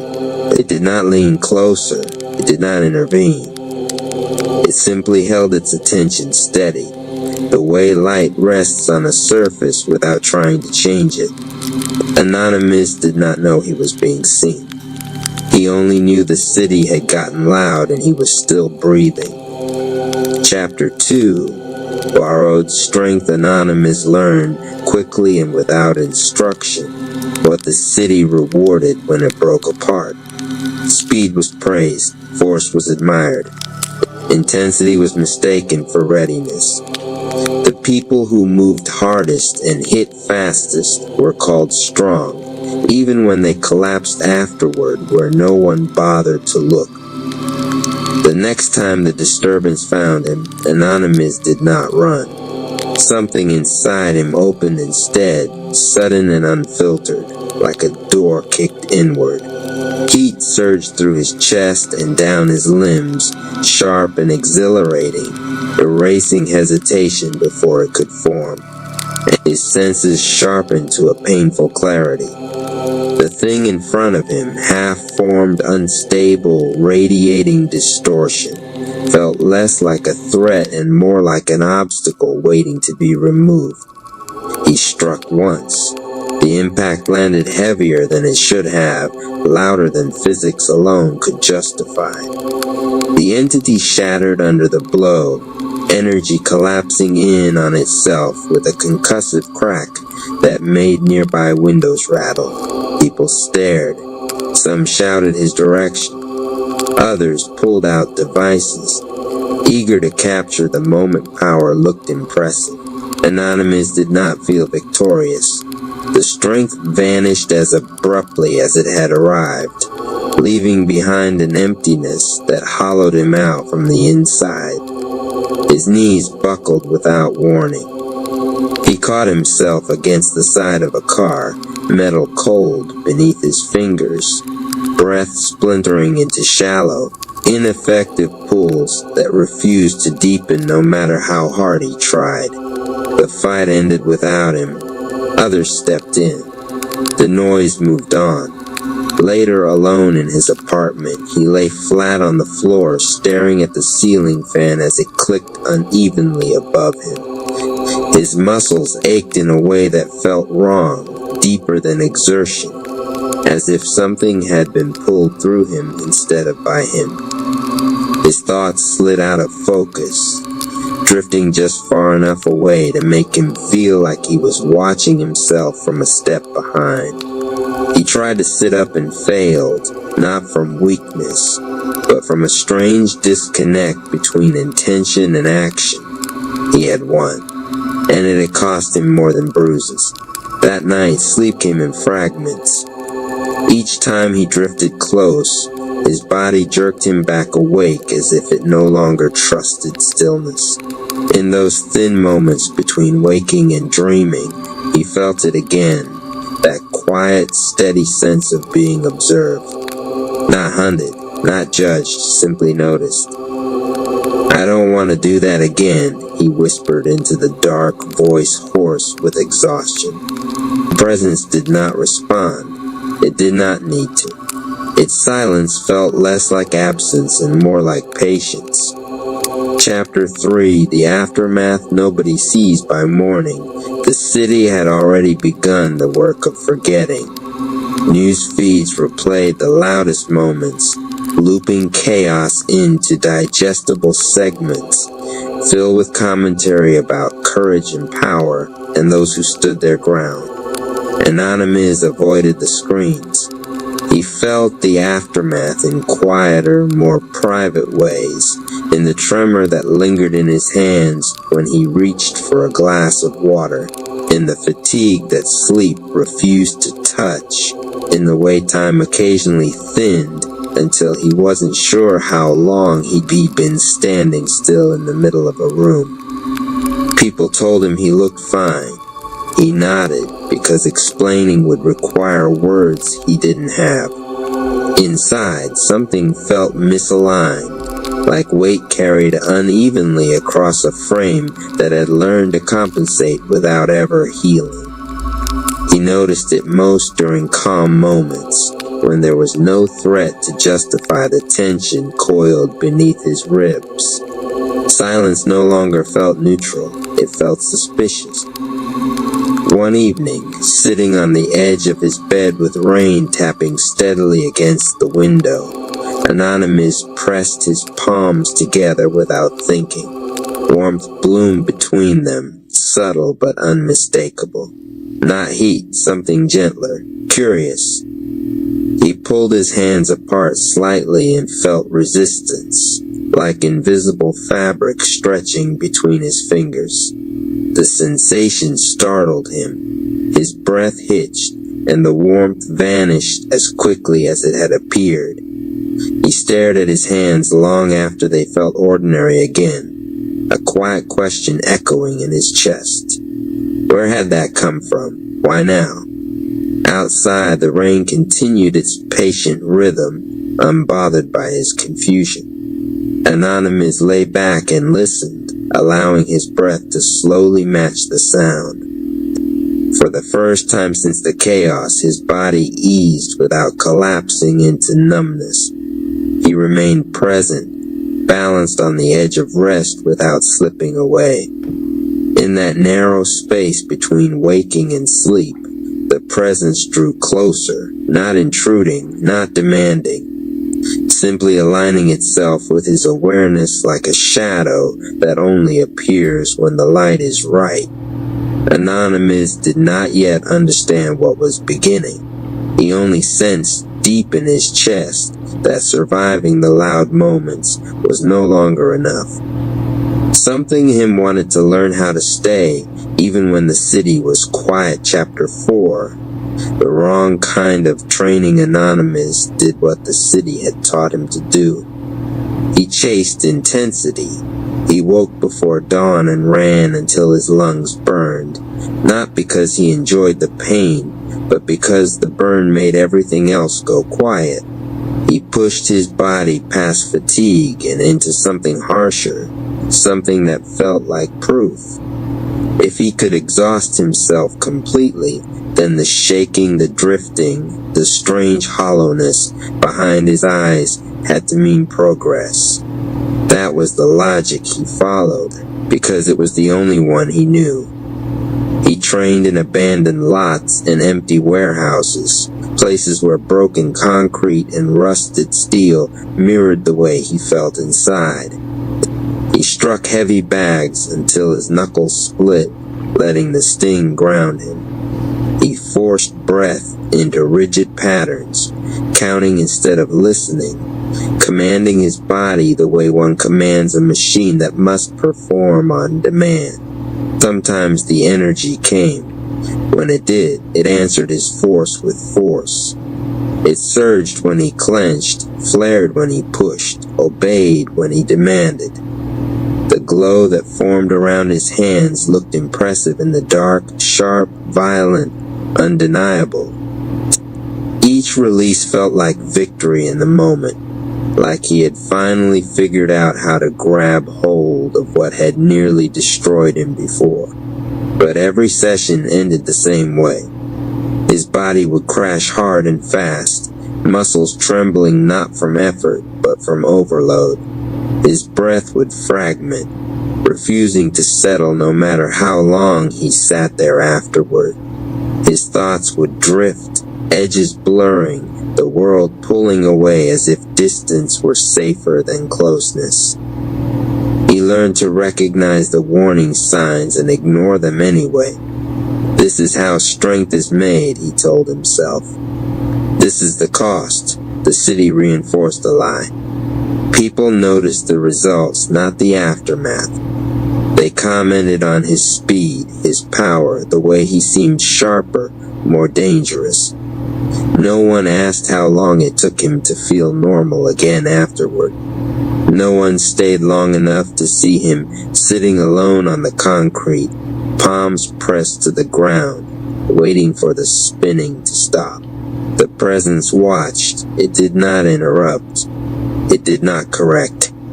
It simply observed as Anonymous built something unstable on top of unresolved strain. Each time he forced the energy, it responded, but it left microfractures behind, invisible cracks in a system that had not yet learned how to repair itself. One night, after pushing himself harder than usual, Anonymous staggered out of the warehouse into cool air that felt too sharp against his skin. The streetlights blurred as his vision tunneled. He leaned against a chain-link fence and slid down until he was sitting on the pavement, head bowed, breath shallow and unreliable. His hands glowed faintly, still buzzing with leftover charge. He stared at them with a mixture of pride and unease. This works, he thought. It has to. But even as the thought formed, a deeper knowing stirred beneath it, quiet and insistent. The energy had obeyed him, but it had not agreed with him. It felt borrowed, taken on credit, demanding repayment he didn't know how to make. For the first time he'd started training like this, frustration outweighed determination. "What do you want from me?" he muttered into the empty street. The presence did not answer with words. Instead, something subtle shifted, not outside him, but within. The constant internal pressure eased just enough for him to notice how tightly he had been holding himself together. His shoulders dropped a fraction. His jaw loosened.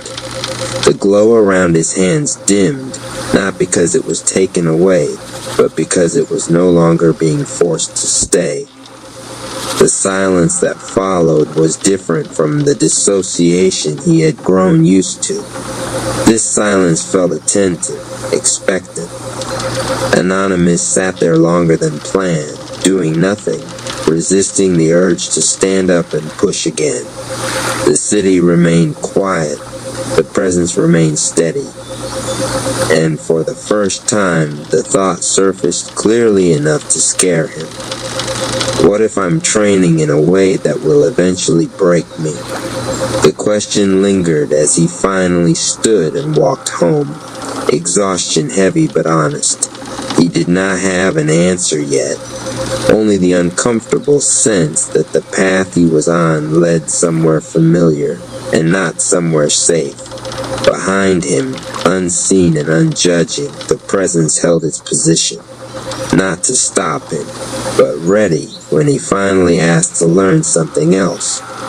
Chapter 5, The First Collapse. The collapse did not come during the fight. That was what confused him later. In the moment, everything worked.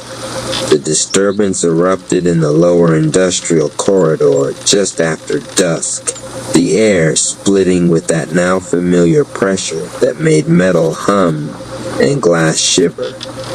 Anonymous arrived already braced, already burning with the intensity he had taught himself to summon on command. His breath was tight but fast, his muscles coiled, his mind narrowed to the hard edge where fear pretended to be focused. The energy answered immediately. It surged when he clenched his jaw. It flared when he drove forward. His strikes landed with brutal efficiency, each release louder than the last, the glow around his hands sharp and volatile. The ante recoiled, fractured, tried to adapt, and failed. Within moments, it shattered under the force of his final blow, collapsing into nothing that could hold shape. People cheered somewhere behind him. Anonymous stood at the center of the wreckage, chest heaving, vision bright with adrenaline. For a split second, it felt like triumph, like confirmation. Then the floor tilted. The sound dropped out first, as if someone had stuffed the world with cotton. His legs went soft, not weak but unresponsive, as though the signal to move had been delayed somewhere between intention and muscle. He tried to take a step and didn't make it. The second attempt sent him crashing to one knee, then both, palms slapping the concrete too late to catch his weight. The glow around his hands flared violently and then snapped off.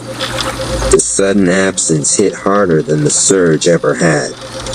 His breath fractured into shallow, panicked pulls that scraped his throat raw without bringing in air. His heart pounded out of rhythm, each beat uneven, erratic, wrong.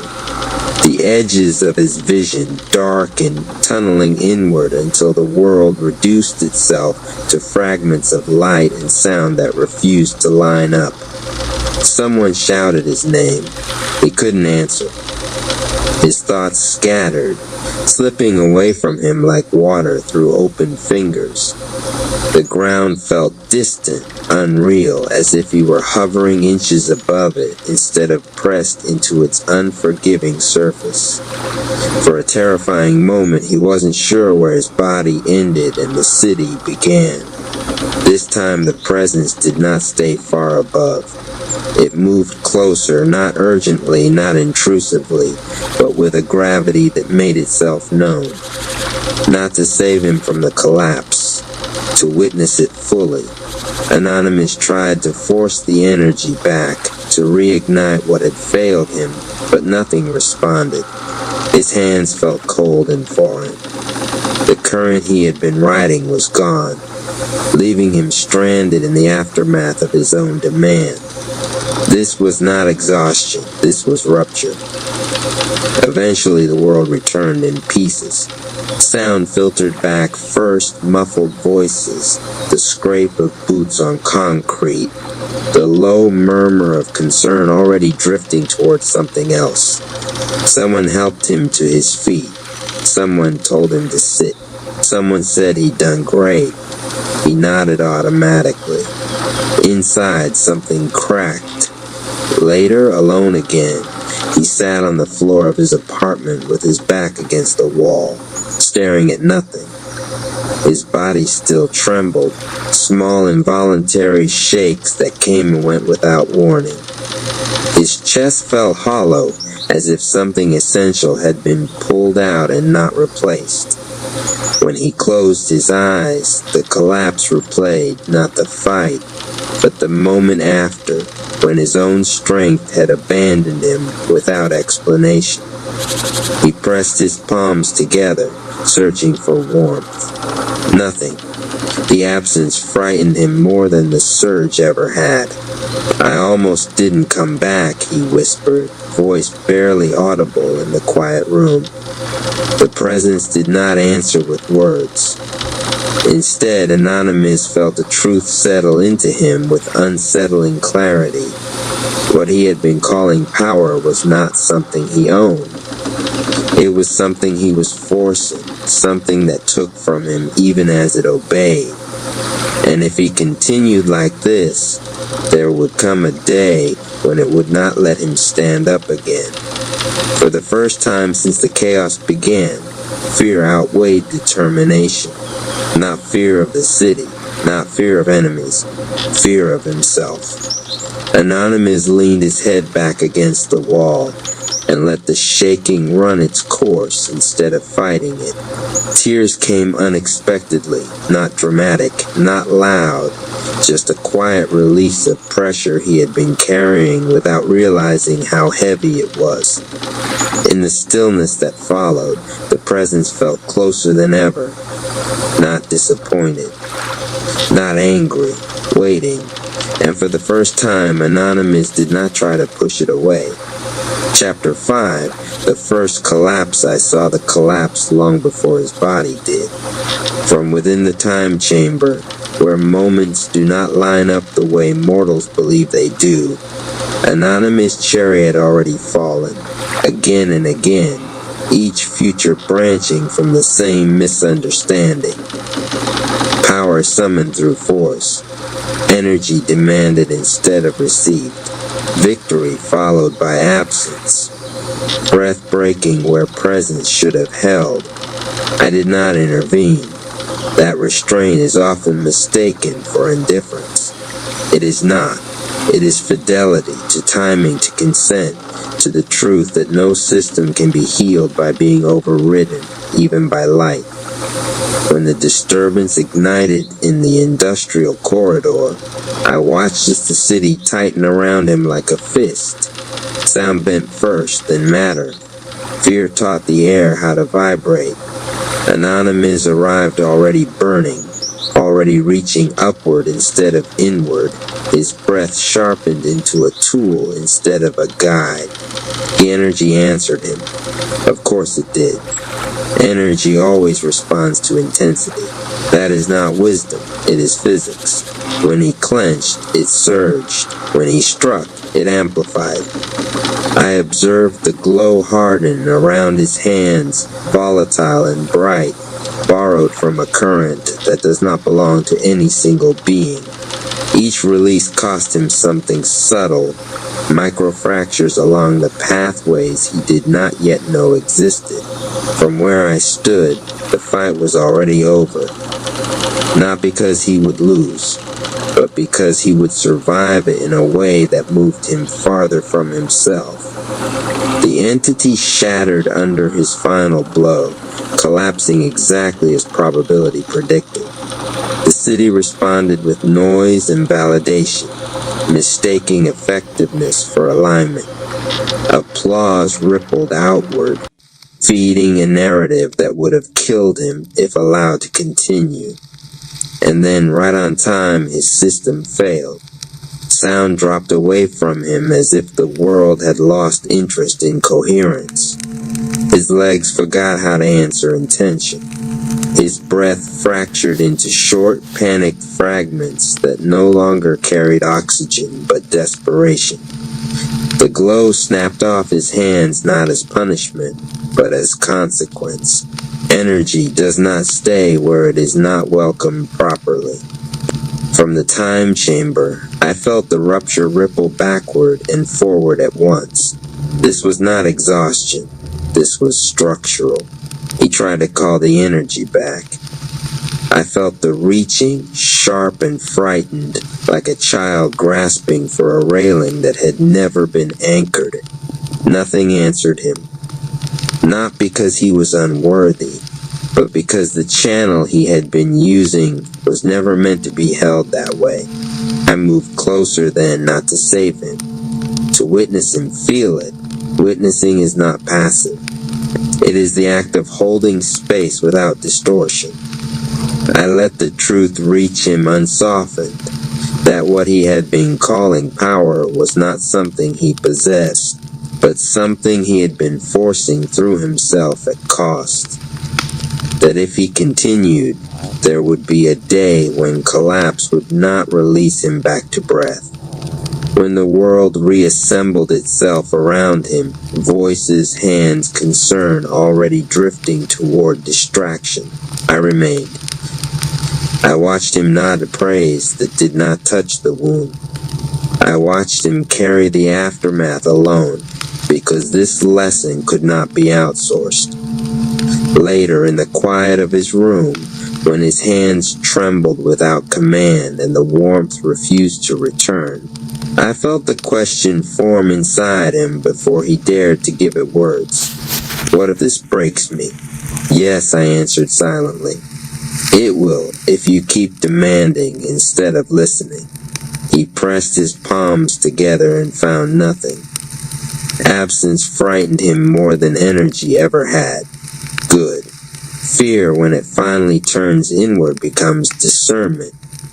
When he whispered that he had almost not come back, I did not contradict him. That was true in more timelines than he could imagine. And when he finally stopped fighting the shaking, stopped commanding his body to be something it could not sustain, something shifted. Not dramatically, not brightly, but decisively. From the time chamber, I recorded the moment not as failure, but as threshold. This was the first time Anonymous Cherry understood, without metaphor, without instruction, that power without alignment is debt, and that debt always comes due. I remained where I was, waiting, because the next chapter of his journey would not begin when he asked for more strength, but when he finally asked to learn how to stay. Chapter 6, The Quiet Invitation. The morning arrived without urgency. That too was unfamiliar. Anonymous cherry woke to light that did not demand anything from him. It slipped through the blinds in thin, patient lines, resting on the walls and the floor as if it had nowhere else it needed to be. His body felt heavy, not with exhaustion alone, but with the aftermath of something deeper, like a structure that had survived a quake and was only now discovering which beams had shifted. He lay still longer than he meant to, listening. No sirens, no alarms, no internal countdown urging him to get up and prove something. For the first time since the chaos had entered his life, stillness did not feel like a threat. When he finally sat up, the movement was slow and deliberate. His breath followed naturally, deeper than it had been in days, maybe weeks. The tremor in his hands was gone. In its place was a strange sensitivity, as if his nerves had been turned back on after a long numbness. He swung his feet to the floor and stayed there, grounding himself in the simple fact contact. The room felt ordinary. That ordinariness carried weight. This is what I've been running past, he realized. The presence did not announce itself. It never had. It was there in the way the air seemed to thicken just slightly when he closed his eyes, in the way his awareness did not drift when he stopped moving. No voice spoke, no image formed. Instead, a sensation emerged, subtle but unmistakable, like a hand held open rather than reaching. An invitation, not to fight, not to train, not to summon anything at all, to sit. Anonymous lowered himself back onto the bed, spine upright but unforced, hands resting loosely on his thighs. The position felt almost wrong at first, too exposed, too passive. Every habit he had built urged him to do something, stretch, clench, focus harder, control the breath. He resisted. The breath found its own rhythm, lengthening on the exhale without instruction. His shoulders dropped a fraction. His jaw loosened. Sensations he had been overriding for months rose into awareness, not pain, not fear, just information. The presence did not correct him. It did not guide him through steps. It simply stayed close enough for him to notice what happened when he stopped forcing himself to be ready. Time behaved differently there. Minutes passed, or maybe only seconds. Anonymous could not have said. He felt the faint urge to reach for energy rise and fade like a thought he no longer needed to follow. When warmth brushed his palms, he did not grab it. He let it pass through, curious but unattached. For the first time, the energy did not surge or disappear. It rested. The realization startled him more than the collapse had. "I don't know how to do this," he whispered, not in frustration, but in honesty. The presence answered, not with words, but with clarity that settled directly into his chest. "You are already doing it." Tears came again, softer this time, carrying relief instead of fear. He let them fall without judgment. His breath stayed steady. His body did not pull away. This was the difference.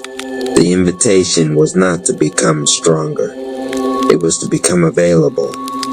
When Anonymous finally opened his eyes, the light in the room looked the same, but he did not. Something inside him had shifted its orientation, turning inward instead of outward, listening instead of demanding. He stood later and moved through the day quietly, noticing how often he had been bracing against nothing at all. The city felt less hostile, not because it had changed, but because he no longer met it with constant resistance. That night, as he lay down to sleep, the presence remained, not hovering, not watching from afar, aligned. From the time chamber, the invisible spirit recorded the moment with precision. The This was not the day Anonymous Cherry gained power. This was the day he accepted the invitation that made power possible. The journey had truly begun, not with noise, not with force, but with the courage to stay when nothing was pushing him to leave. Invisible Spirit Rap by Anonymous Cherry A. E. E. O. O. O. E. E. A. A. O. I. I. E. O. E. O. A. O. E. O. O. E. A. O. E. E. O. E. A. O. A. O. E. E. O. O. E. A. O. A. E. U. U. E. A. O. A. E. E. O. E. A. O. Any. O. E. A. O. K. E. O. A. O. A. E. O. E. A. O. E. O. E. A. O. A. E. O. U. E. A. O. O. A. E. O. U. E. A. O. E. E. O. E. A. O. A. A. O. E. A. O. A. O. O. E. A. O. L. E. O. A. A. O. A. E. O. E. A. O. K. E. O. U. O. Yay. E. O. E. E. O. O. A. E. O. U. E. A. O. A. E. O. E. A. O. O. Revike Rare. The first blow of divine chi. The doors of the invisible spirit time chamber of power drifted open with a sigh of ancient breath, releasing a faint shimmer of gold light across the threshold. Inside, the air tasted clean and sharp, charged with currents of old energy. Anonymous Cherry, Mama Ama Rap, and Goku Rap stood waiting as though they, too, had become carved from the chamber's glow. Then Revike Rap walked in. He didn't stride like a monk or float like a sage. He glided as if the chamber itself parted every particle to make way for him. His robe flicked behind him like a preacher's cape woven from starlight, embroidered in symbols only the invisible spirit recognized. His smile was the kind you feel in your bloodstream before your mind knows why. "All right, my divine champions," Revike Rap said, rolling his shoulders until joints crackled like fireworks. "The invisible spirit brought me here for one reason, to learn the real mixed martial arts. Not the earth stuff alone.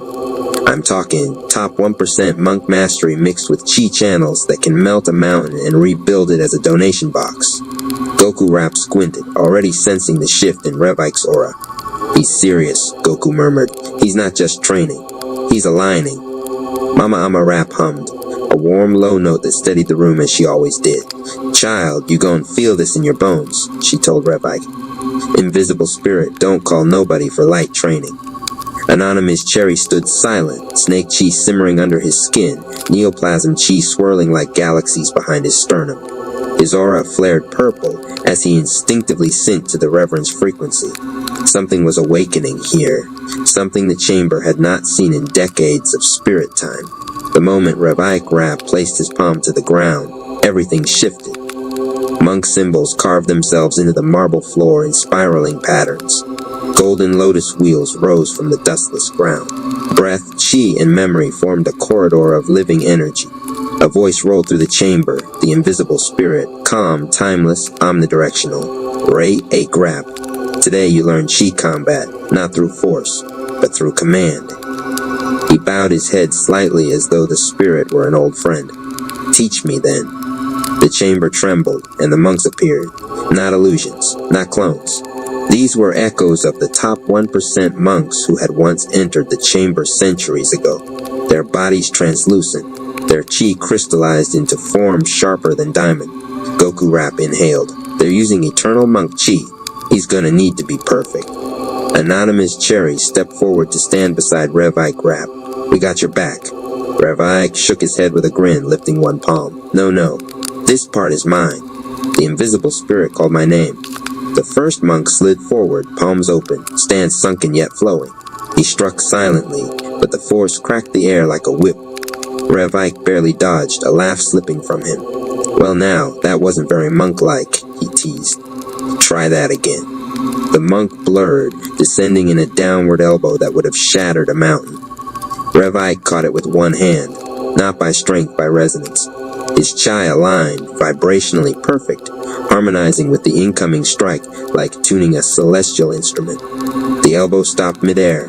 The chamber thundered in approval. Mama Amarap's eyes widened. Lord have mercy. He matching the angle of the blow through vibration alone. Goku Rap nodded. That's advanced. Very few can do that without years inside the chamber. Anonymous Cherry felt his snake chi rise, uncoiling within his veins. Watching the Reverend perform this technique stoked something deep, a hunger to master this subtle art himself. Rev Ike pushed the monk backward with 2 fingers. Lesson 1, he said playfully, never let anybody else set the tone of the fight. You choose the rhythm, or you already lost. The second monk dropped into a tiger stance, chi exploding from his fists in white-hot arcs. He launched forward, slamming rapid strikes that distorted the air. Rev Ike didn't block, he danced. Each strike grazed past him by inches, guided by microwaves of chi he emitted with every pivot. Then he tapped the monk on the forehead. Just one tap. The monk flew backward in a spinning arc before dissolving into spirit dust. Goku Rap whispered. He used ascended fight chi, but merged it with emotional command. He pulled the monk's intent before the blow even landed. Mama Amarap clapped once, power vibrating through her palm. He's teaching the chamber while he's learning. But the third monk was different. This one pulsed black and gold, one foot in shadow chi, the other in divine. An ancient hybrid, a test designed for only the rarest fighters. The invisible spirit spoke again. This is the Grand Master of dual chi. If you can match him, you have mastered the first gate. Rev Ike Rap exhaled slowly, eyes narrowing with holy confidence. Alright then, let's talk balance. The Grand Master charged. Shadow chi crackled like knives. Divine chi poured like molten sun. Rev Ike stepped forward, not back, meeting both energies head-on. The collision detonated the room, white fire and black lightning swirling around him in a storm that would have obliterated any ordinary fighter. But he didn't break. He walked through the storm. His hands moved like scripture come alive, spirals, waves, declarations of mastery written through motion. His voice resonated in the chamber like a sermon. My supply is endless. My power is infinite. My chi ubeis my vor. Every motion amplified the truth of his declarations. His chi became law. His aura spread in concentric waves, bending shadow to peace and divine to form. The Grandmaster cracked under the pressure, his dual chi unraveling in ribbons of gold and black. Rev Ike reached him calmly, placed a palm to his chest and whispered, "Be free." The monk dissolved into pure light. Silence filled the chamber. Then the invisible spirit spoke, a tone deeper than creation. Rairam, you have mastered the first gate of Chai combat, the art of Chai command. Rev Ike breathed deeply, sweat steaming off his body in golden vapor. He looked over his shoulder at Anonymous Cherry, Goku Rap, and Mama Amarap, 3 warriors glowing in admiration. Well, Rev Ike said with a grin wide enough to light the desert, now the real training starts. We're about to turn this chamber into a miracle dojo. Anonymous Cherry felt his snake chi ripple like an awakening dragon. Goku Rap cracked his knuckles and smirked. Show me what that sermon-style MMA really looks like. Mama Amarap tied her head wrap tighter. Let's make the invisible spirit proud. And then the chamber shook again, this time because 4 titans raised their chi at once. The walls hummed. The rivers of Chakratati rose like serpentine streams. The ground lit beneath their feet, and atop that rising blaze of power, Rev Ike Rap extended both palms and declared, "Let the divine combat begin. Grand entrance to the stage of your day. Let it be a vibrant force of graceful movements of prosperity in every form." Hulk smashed that like button. Claim that share as you comment your favorite rap. Also, Donation Rap reports that a donation helps a long way. If you want to donate, my Cash AP is Rap Palace 214 Part 2, The Four-Way Chi Storm. The invisible spirit time chamber of power did not ease into the next round of training. It erupted into it. The floor trembled with a deep vibration that felt like the heartbeat of the chamber itself awakening.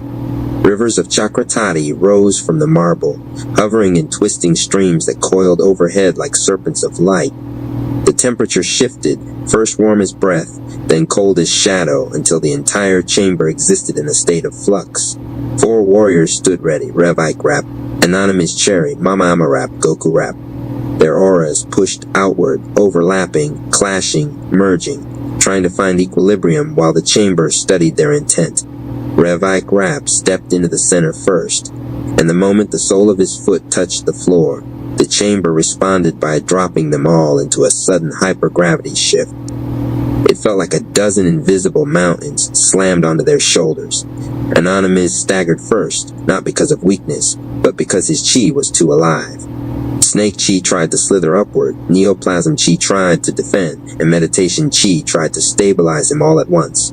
For a moment, he looked like a storm trapped in a human frame. Then Toddler Yoku's inner hum rose from his core, a gentle chant echoing across the chi layers. E, oo, E. Will it be 10 or 11? Anonymous snapped back into alignment, breath steady, eyes glowing violet. Goku Rap laughed, forcing his body upright under the weight. That's what I'm talking about, Cherry. Use that inner child flow. Mama Ama Rap pressed her palms together, completely unbothered by the gravity. She moved like a mountain shifting in meditation, a woman whose chi had long ago transcended physical strain. Invisible spirit testing your grounding, she muttered. Stay balanced, stay breathing. But Rev Ike Rap, he was smiling. The hypergravity only made him log into a deeper rhythm. He didn't brace or tighten his muscles. He fell into sway, his hips rotating with the ease of a man dancing through a sermon. Every inhale made his aura expand, every exhale sharpened it like a blade. He whispered, I command my body to obey my spirit. And it did. The gravity cracked around him like glass. Goku Rap's eyes widened. He shattered the field through faith-aligned chi resonance. That's new. Again, Rev Ike shouted, raising one glowing hand. The chamber obeyed. Gravity spiked, this time outward, like an imploding explosion sucking all 4 toward a single point. The pressure twisted the air into a vacuum spiral.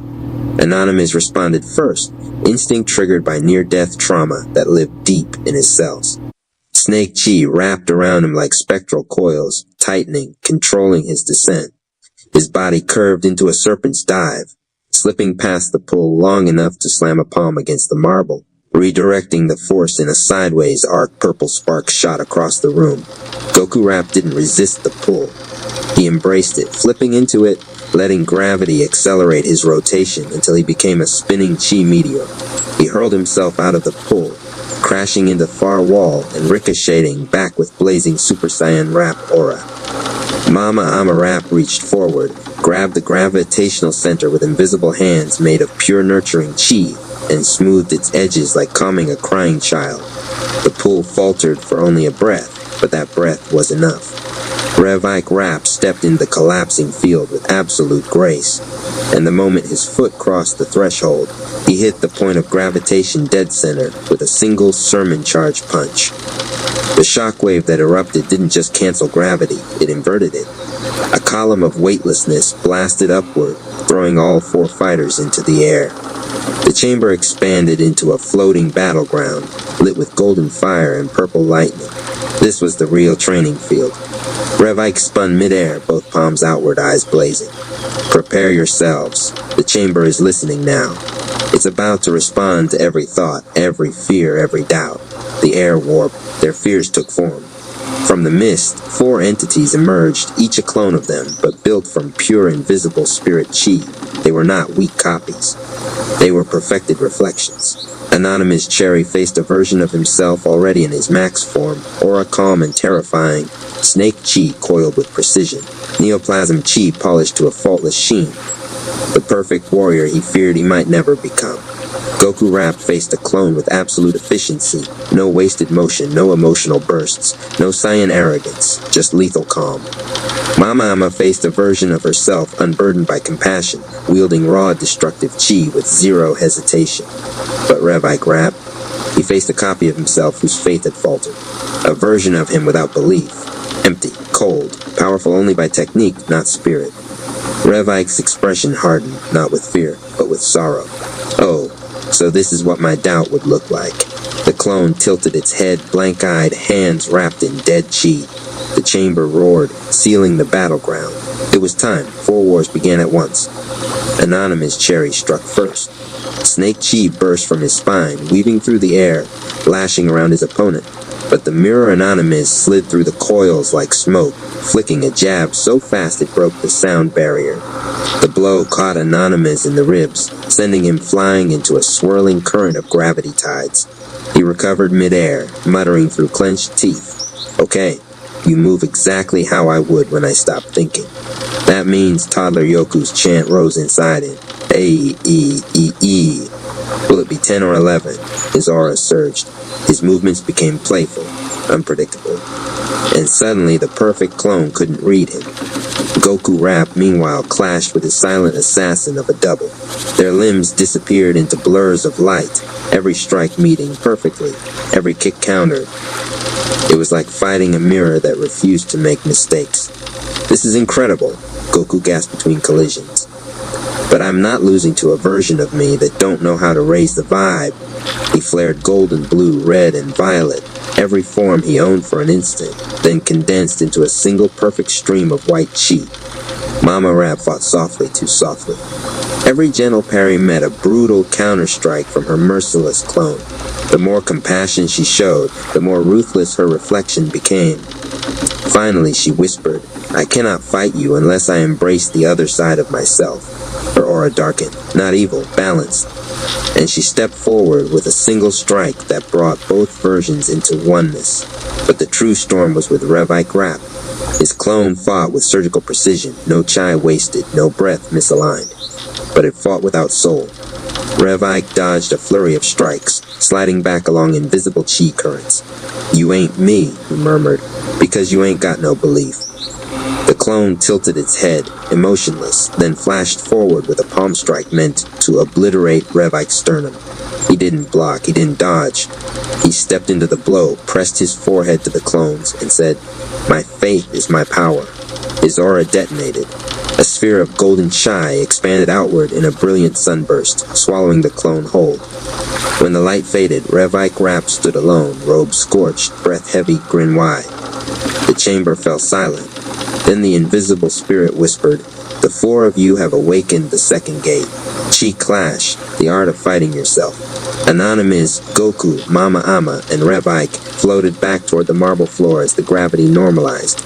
All of them were bruised. All of them were changed. All of them burned brighter. Rev-Ike cracked his neck. "Well now, who's ready for Gate 3? Anonymous smirked. Goku cracked his knuckles. Mama Ama tied her head wrap tighter. And the chamber rumbled like a dragon waking up. Grand entrance to the stage of your day. Let it be a vibrant force of graceful movements of prosperity in every form. Hulk smashed that like button. Claim that share as you comment your favorite rap. Also, Donation Rap reports that a donation helps a long way. If you want to donate, my cash AP is Rap Palace 214.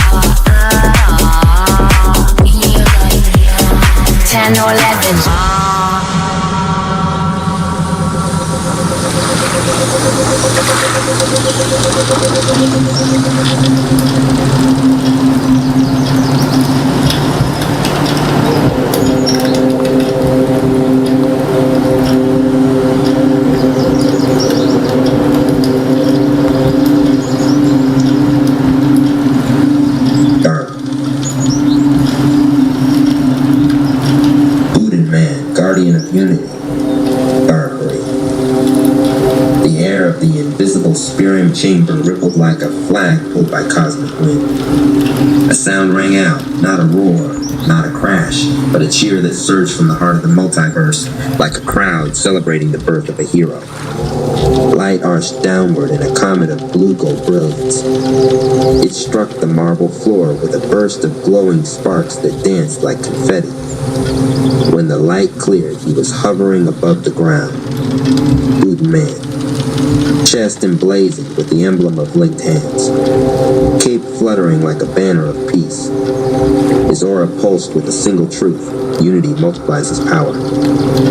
And the more the Rap tribe stood together, the stronger he became.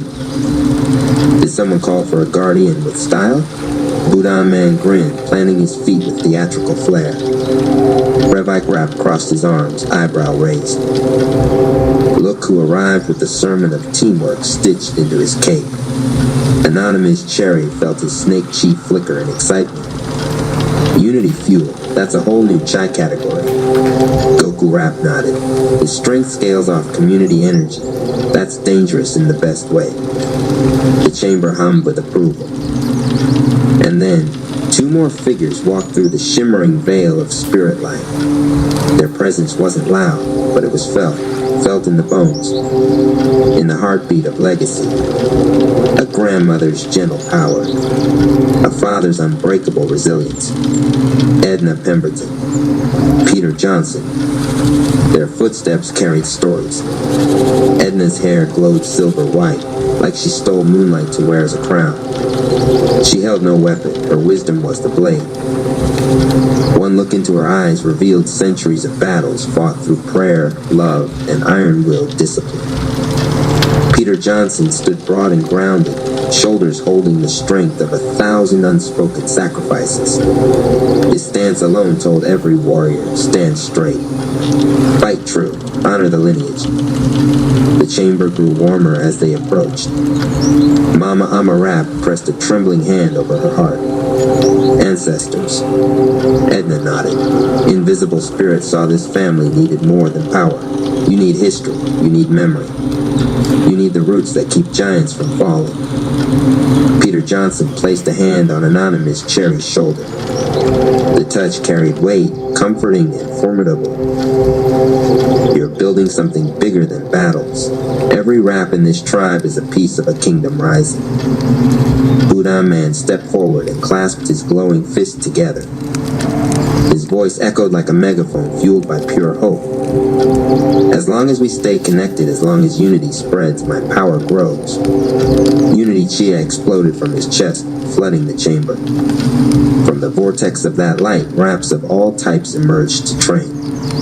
Trump Rap, stubborn, but learning to aim his voice toward construction instead of division.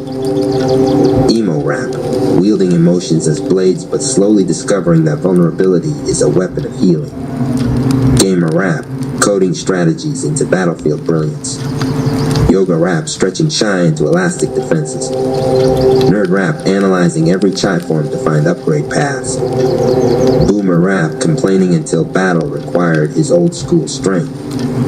Even Karen Rap gradually releasing her need to control everything into something that could protect others. All of them. Every identity. Every story. Every struggle. Brought into one pulse of power.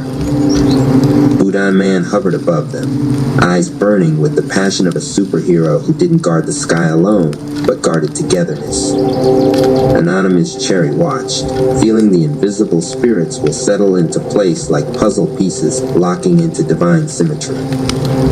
This is more than training, he whispered. This is an uprising of unity. Revike Rap pointed to the warriors lining up, their auras mixing into a storm of infinite potential. Everyone gets stronger when everyone rises together. Edna Pemberton's voice rose like a sacred song. We train not just your fists, but your faith. Not just your chi, but your community. Peter Johnson cracked a grin, throwing a pair of gloves at Trump Rap, who flinched before catching them.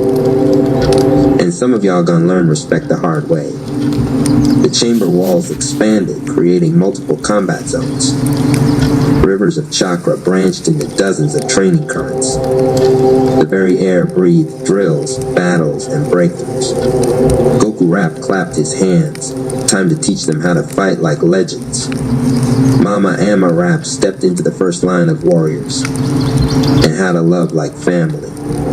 Mike Rap levitated, chi gleaming gold. Faith at the front.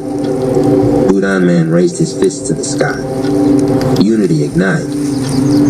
Every rap member's aura flared as one massive surge of power slammed upward, punching a hole of light to the heavens of the chamber. Their unity created a wave that even Twilight Zone Rap, lurking far beyond, felt like a warning. Anonymous Cherry's heart thundered. His near-death memory stirred. Each trial he survived was a stitch in the bond of the tribe. Together they roared. We rise as one. The legendary elders ARP, RP Radio. The chamber quieted. Not because training stopped, but because every rap paused to listen. Edna Pemberton and Peter Johnson stood before them like a living history book carved from faith and battles. They were not the loudest in the room. They did not glow with flashy chai or shoot off cosmic energy blasts. But the air bowed around them. Budan Man lowered from his hover, landing with reverence. Even Goku Rap, who rarely bowed to anyone, dipped his head. Rev Ike Rap placed his palm over his heart, acknowledging the divine authority that entered the space. Mama Amma Rap wiped her hands on her dress, sensing she was about to witness something sacred. Peter Johnson broke the silence first. You fight for your tribe. You train for your mission. That's good. His deep voice vibrated through the bones of every warrior present. But if you don't know where you came from, then the first strong wind will blow you apart. Edna's eyes glimmered with a fire that time could not dim. Every rap has a story written long before their first battle. You'll grow stronger by learning what gave you the right to stand here. She stepped forward and raised her hands. The chamber responded. Walls dissolved into a panorama of memories, visions that swirled like constellations in liquid time. The rap tribe watched as scenes played across the air like a movie projected by the invisible spirit. Peter Johnson's past appeared first. A young man running through the Texas heat, delivering supplies to families who had nothing. Standing in front of injustice that spat in his face, yet holding the line. He trained not in a dojo, but in life. He punched through poverty. He wrestled with discrimination. He endured burdens a lesser spirit would have collapsed under. Every victory he won wasn't for himself, it was for others. That's strength, Peter said, his voice breaking slightly for the first time. Not a punch, not a kick. Strength is refusing to let the world break your spirit, even when it tries every day. Goku Rap swallowed hard. He recognized a warrior when he saw one. Then Edna Pemberton's story unfolded. Her aura shifted, grandmotherly soft-turned, ancestral fierce. Images bloomed. Edna as a young woman, cooking meals for entire neighborhoods so no child slept hungry. Standing at hospital bedsides praying until fevers disappeared. Working 3 jobs and still finding the energy to show love like it was oxygen. But then darkness. One scene showed her in grief, tears staining the earth beneath her feet. Lost tried to hollow her out. Instead, she turned pain into devotion. We do not fight to hurt, Edna said, lifting her chin. We fight to protect the ones who cannot protect themselves, yet. Mama Amma Rap clutched her chest. Invisible spirit, thank you for sending them.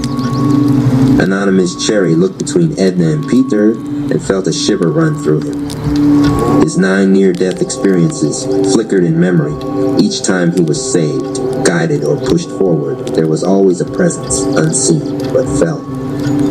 It might have been them. Peter Johnson strode to Anonymous with surprising speed and placed a calloused hand on his back. You're not just fighting because of what you survived. You're fighting because someone, somewhere, prayed you would rise. Anonymous's eyes stung, and he looked away to hide the emotion, but Edna saw.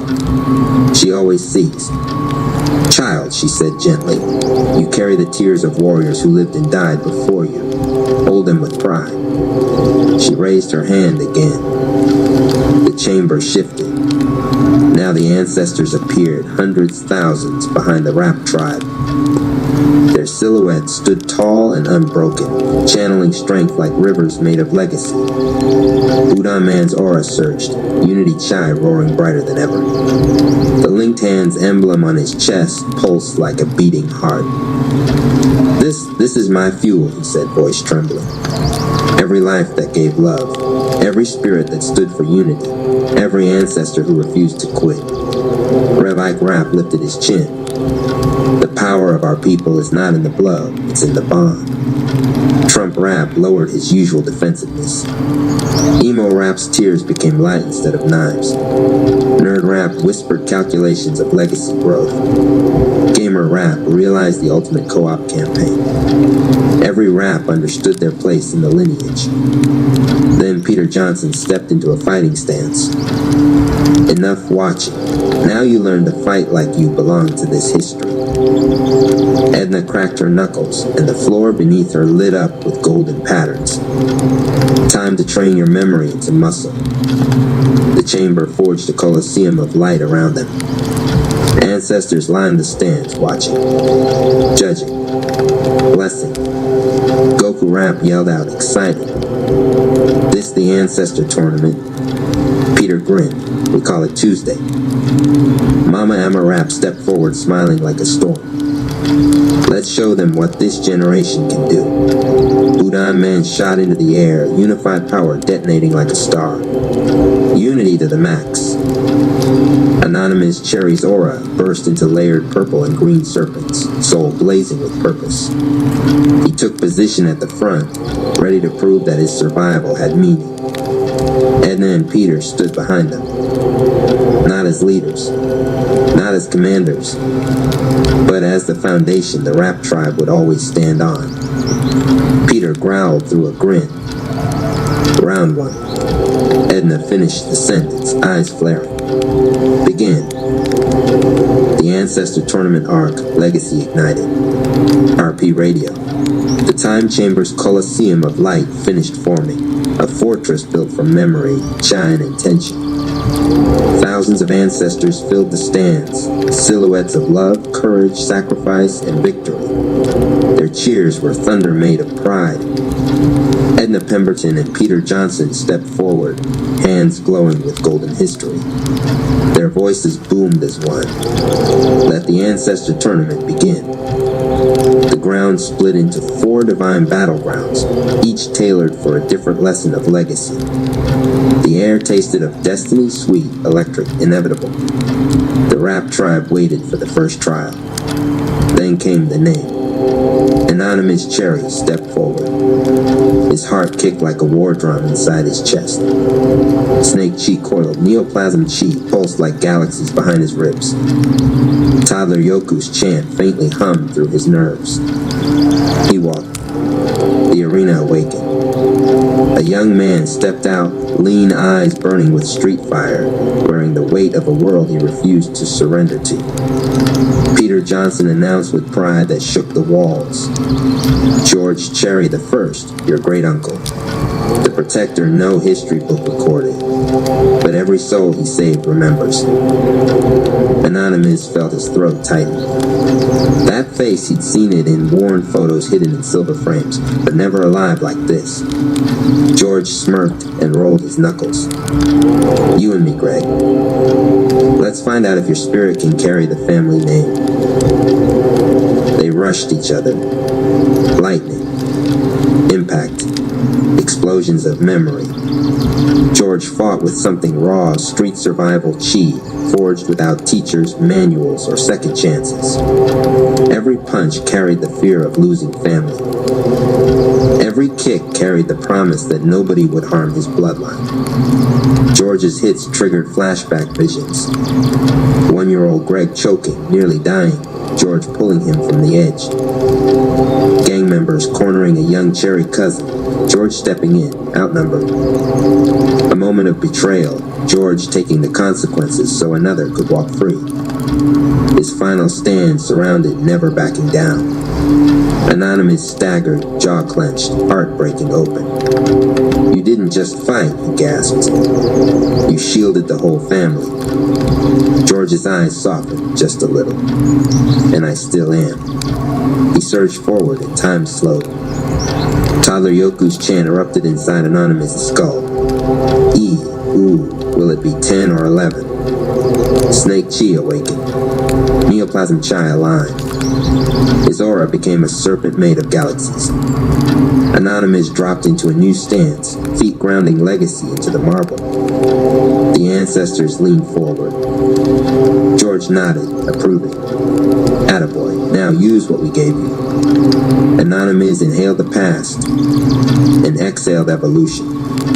His fist glowed with family lineage. Love, loyalty, defy endurance. He struck, not to dominate, but to honor. George took the blow to the heart and smiled wide. "That's the one." He dissolved into purple-silver starlight that flooded into Anonymous' chest. A new technique snapped awake. Legacy-style Cherry Shield combo. A defensive-offensive fusion.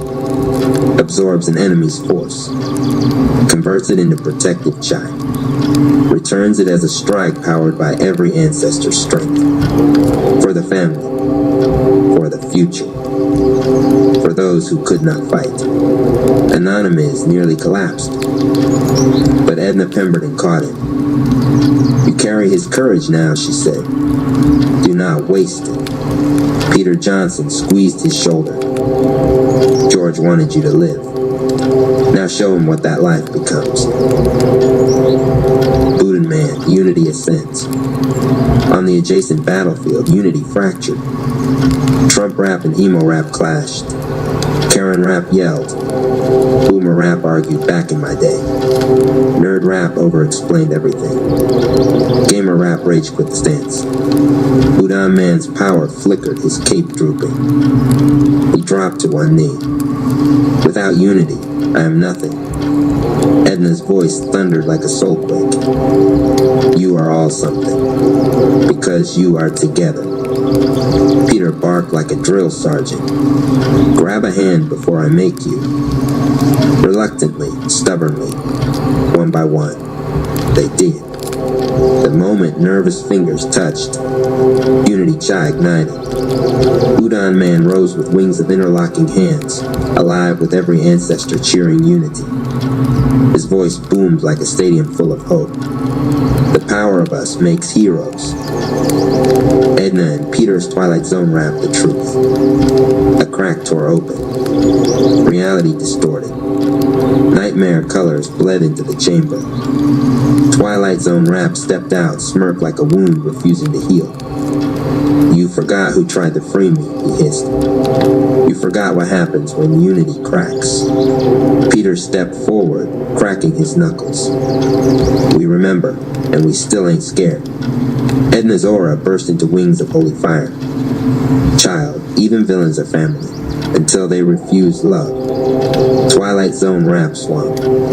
Edna's two fingers blocked. Peter counterpunched reality itself. Time glitched. The portal collapsed. He vanished screaming. For now. Legacy unlocked. The chamber shook with ancestral roar. Anonymous stood glowing purple and gold. Buddha Man floated with unity-made wings. Goku Rap laughed like a warrior reborn. Mama Ama Rap radiated the power of every mother who ever protected her own. Revite Rap hovered like a golden sermon with fists. The invisible spirit spoke. The third gate is open. The gate of legacy. Fight on. Anonymous raised his fist. George Cherry's strength flowing through him. We rise as one. The rap tribe screamed with him. The chamber pulsing like a heart. And far away, Twilight Zone rap plotted his return. This time, with allies, made of betrayal. betrayal itself. Perfect. All the above means we now launch the full saga kickoff, combining everything. Division Legion rises. Cherry Shield combo tested in combat. Full George Cherry flashback episode. Citywide rescue mission. Massive escalation with new villains. This is the start of a new book in your saga. Buckle in. The Division Saga, Book 1. Episode 1. When Unity breaks, darkness feeds. Night returned to Earthrealm, but not a natural night. The sky above the Metroplex twisted into a smear of swirling mauve and neon green, a Twilight Zone sky. Streetlights flickered erratic. Buildings distorted, leaning like nightmares remembered wrong. Mushroom spores drifted through the air again, mutating into glitching clusters of shadow weeds. Humanity panicked. Phones died. Cars crashed. People screamed as the world bent wrong. And at the center of the chaos, Twilight Zone Rap hovered above the skyscrapers like a void-crowned tyrant. His aura crackled with broken reflections, each one screaming a different emotion: envy, insecurity, distrust, betrayal, feeding him like gasoline feeds fire. He laughed and raised his palms. Division Legion, he hissed. Awaken. The spores mutated into monsters of conflict, physical embodiments of human division. Racist rap fueled by superiority and hate. Jealous rap gaining strength through envy. Clout chaser rap, viral speed, no loyalty. Rumor rap striking unseen with lies. Cancel rap, obliterating reputations with a word. Betrayal rap, blade forged from broken trust. They screamed in unison. Tear the city apart. Chaos swallowed concrete. And that's when the sky cracked open with light. The rap tribe arrives. Udan Man led the charge, wings of unity blazing like surging suns. Goku Rap launched a ki blast that snapped the air into shockwaves. Mama Ama Rap spread healing chi shields protecting civilians. Revike Rap descended like a gospel meteor. Anonymous Cherry dropped dead center, snake chi coiling, aura blazing purple gold. Udan Man shouted across the city. Rap tribe, unite. The ground shook with the ancestors' roar. Twilight Zone Rap scowled. Let's see how united you remain once I rip open their doubt. George Cherry flashback episode. Legacy revealed. As Anonymous squared up against Betrayal Rap, time flickered, his mind dropping into a memory not his own. He saw George Cherry at age 17, walking alone through South Dallas streets. Moonlight golden on asphalt.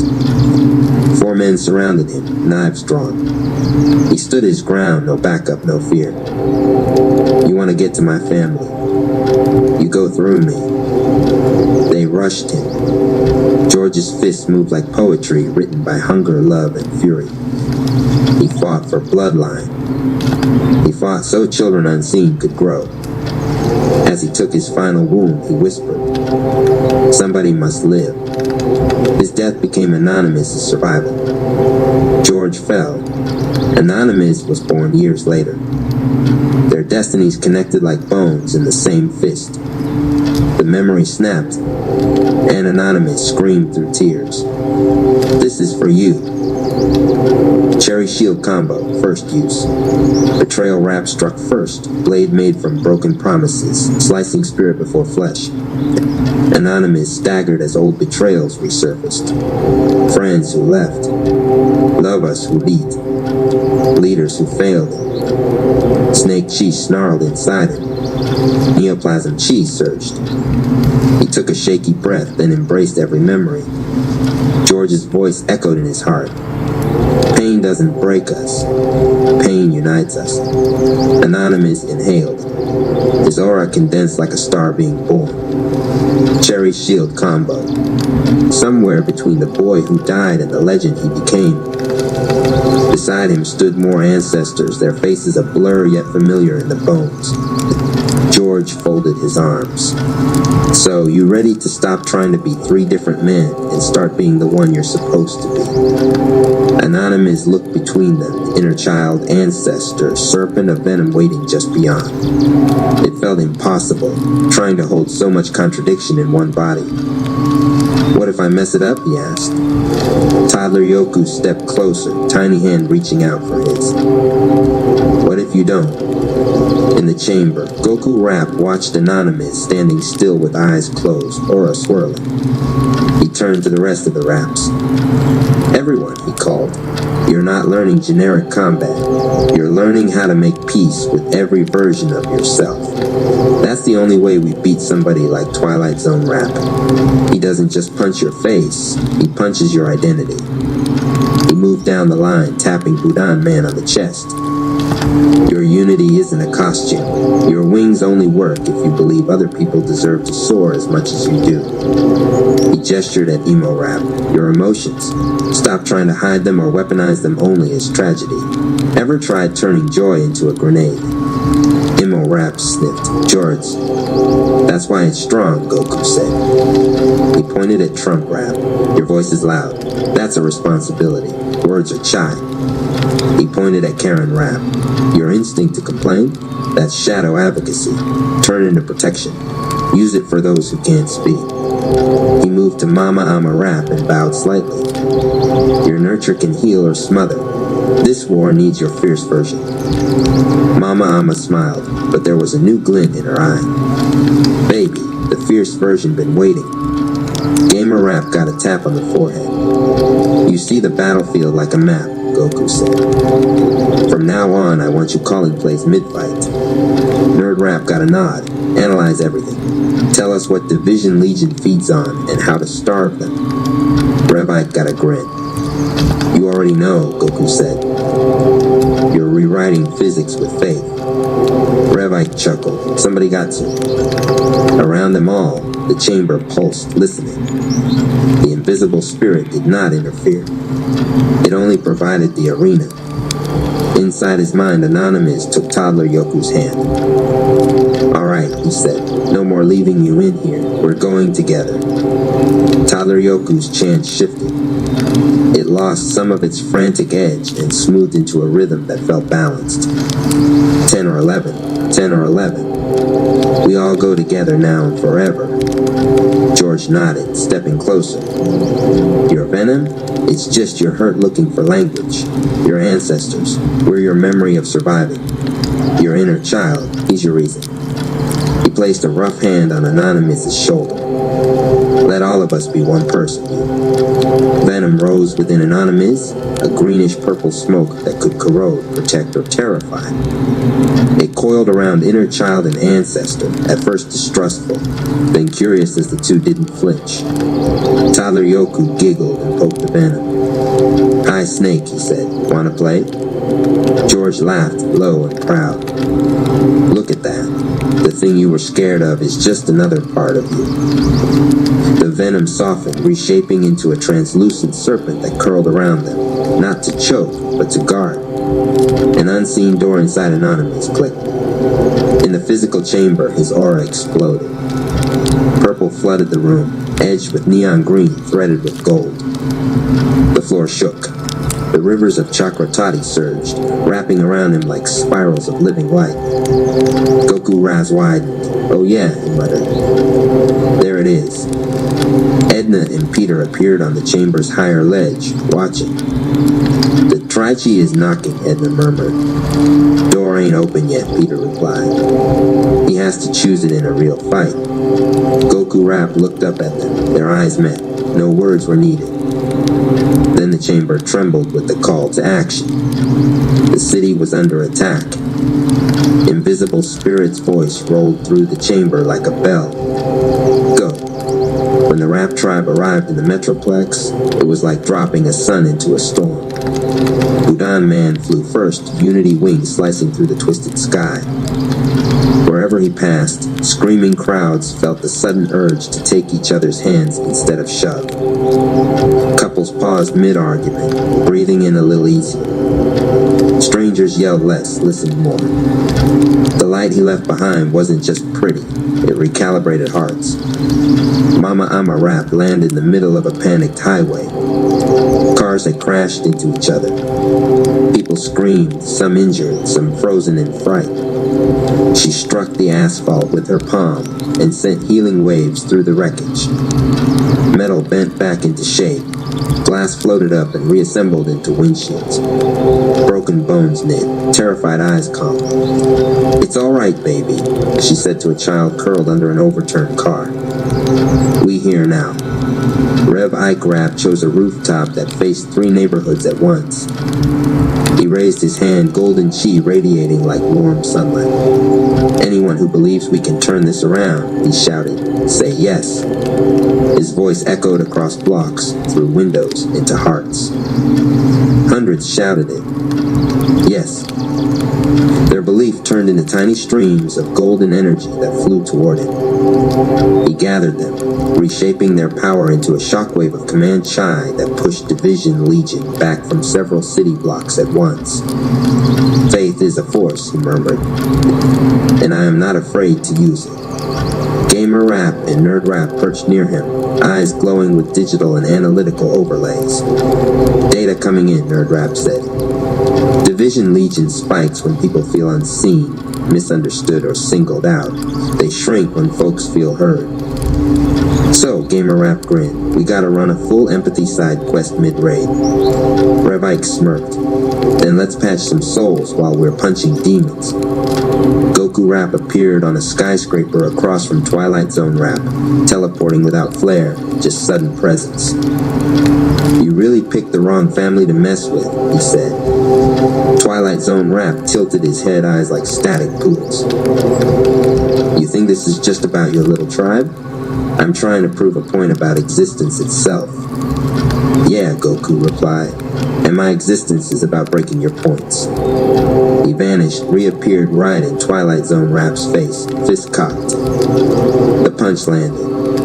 Reality warped. In the streets below, racist Rap lunged at a mixed group of people huddled together. His punches turned into slurs that peeled at their sense of self. Budan Man Dove intercepting mid-swing. The clash shook the block. "Your whole power set," Budan Man shouted, "depends on people agreeing with you." Racist Rap sneered. "They always will. Deep down, everybody needs someone to look down on." Budan Man laughed. It was a warm, mocking sound that made even racist Rap's face flicker. "You ever been a real cookout?" Budan Man asked. "We don't do that there." He grabbed racist Rap's arm and flung him upward, wings flaring. The two took the fight skyward, one trying to divide, the other powered by every moment unity had made survival possible. On another block, Emo Rap faced Jealous Rap, their auras clashing in a storm of feelings. Emo Rap's tears fell as blazing light. "You want everything they have," Emo Rap whispered. "And you'd rather see it destroyed than admit you're hurting." Jealous Rap snarled, claws of envy ripping at his opponent's aura. "Because I never get mine," he screamed. Emo Rap's tears hit the ground, sprouting flowers that glowed like soft lanterns. "We both know that's a lie," Emo softened. "Your story matters. You just never learned that somebody else's win doesn't make you less." He opened his arms, letting Jealous Rap's clawed strike pierce his aura. But instead of collapsing, Emo's chi flowed around the claw, absorbing it, then reshaping it into a hug made of light. Jealous Rap stiffened as the hug enveloped him. For the first time, his face crumpled into grief instead of anger. I just didn't want to disappear," he sobbed. Emo Rap held him tighter. "You don't, not here."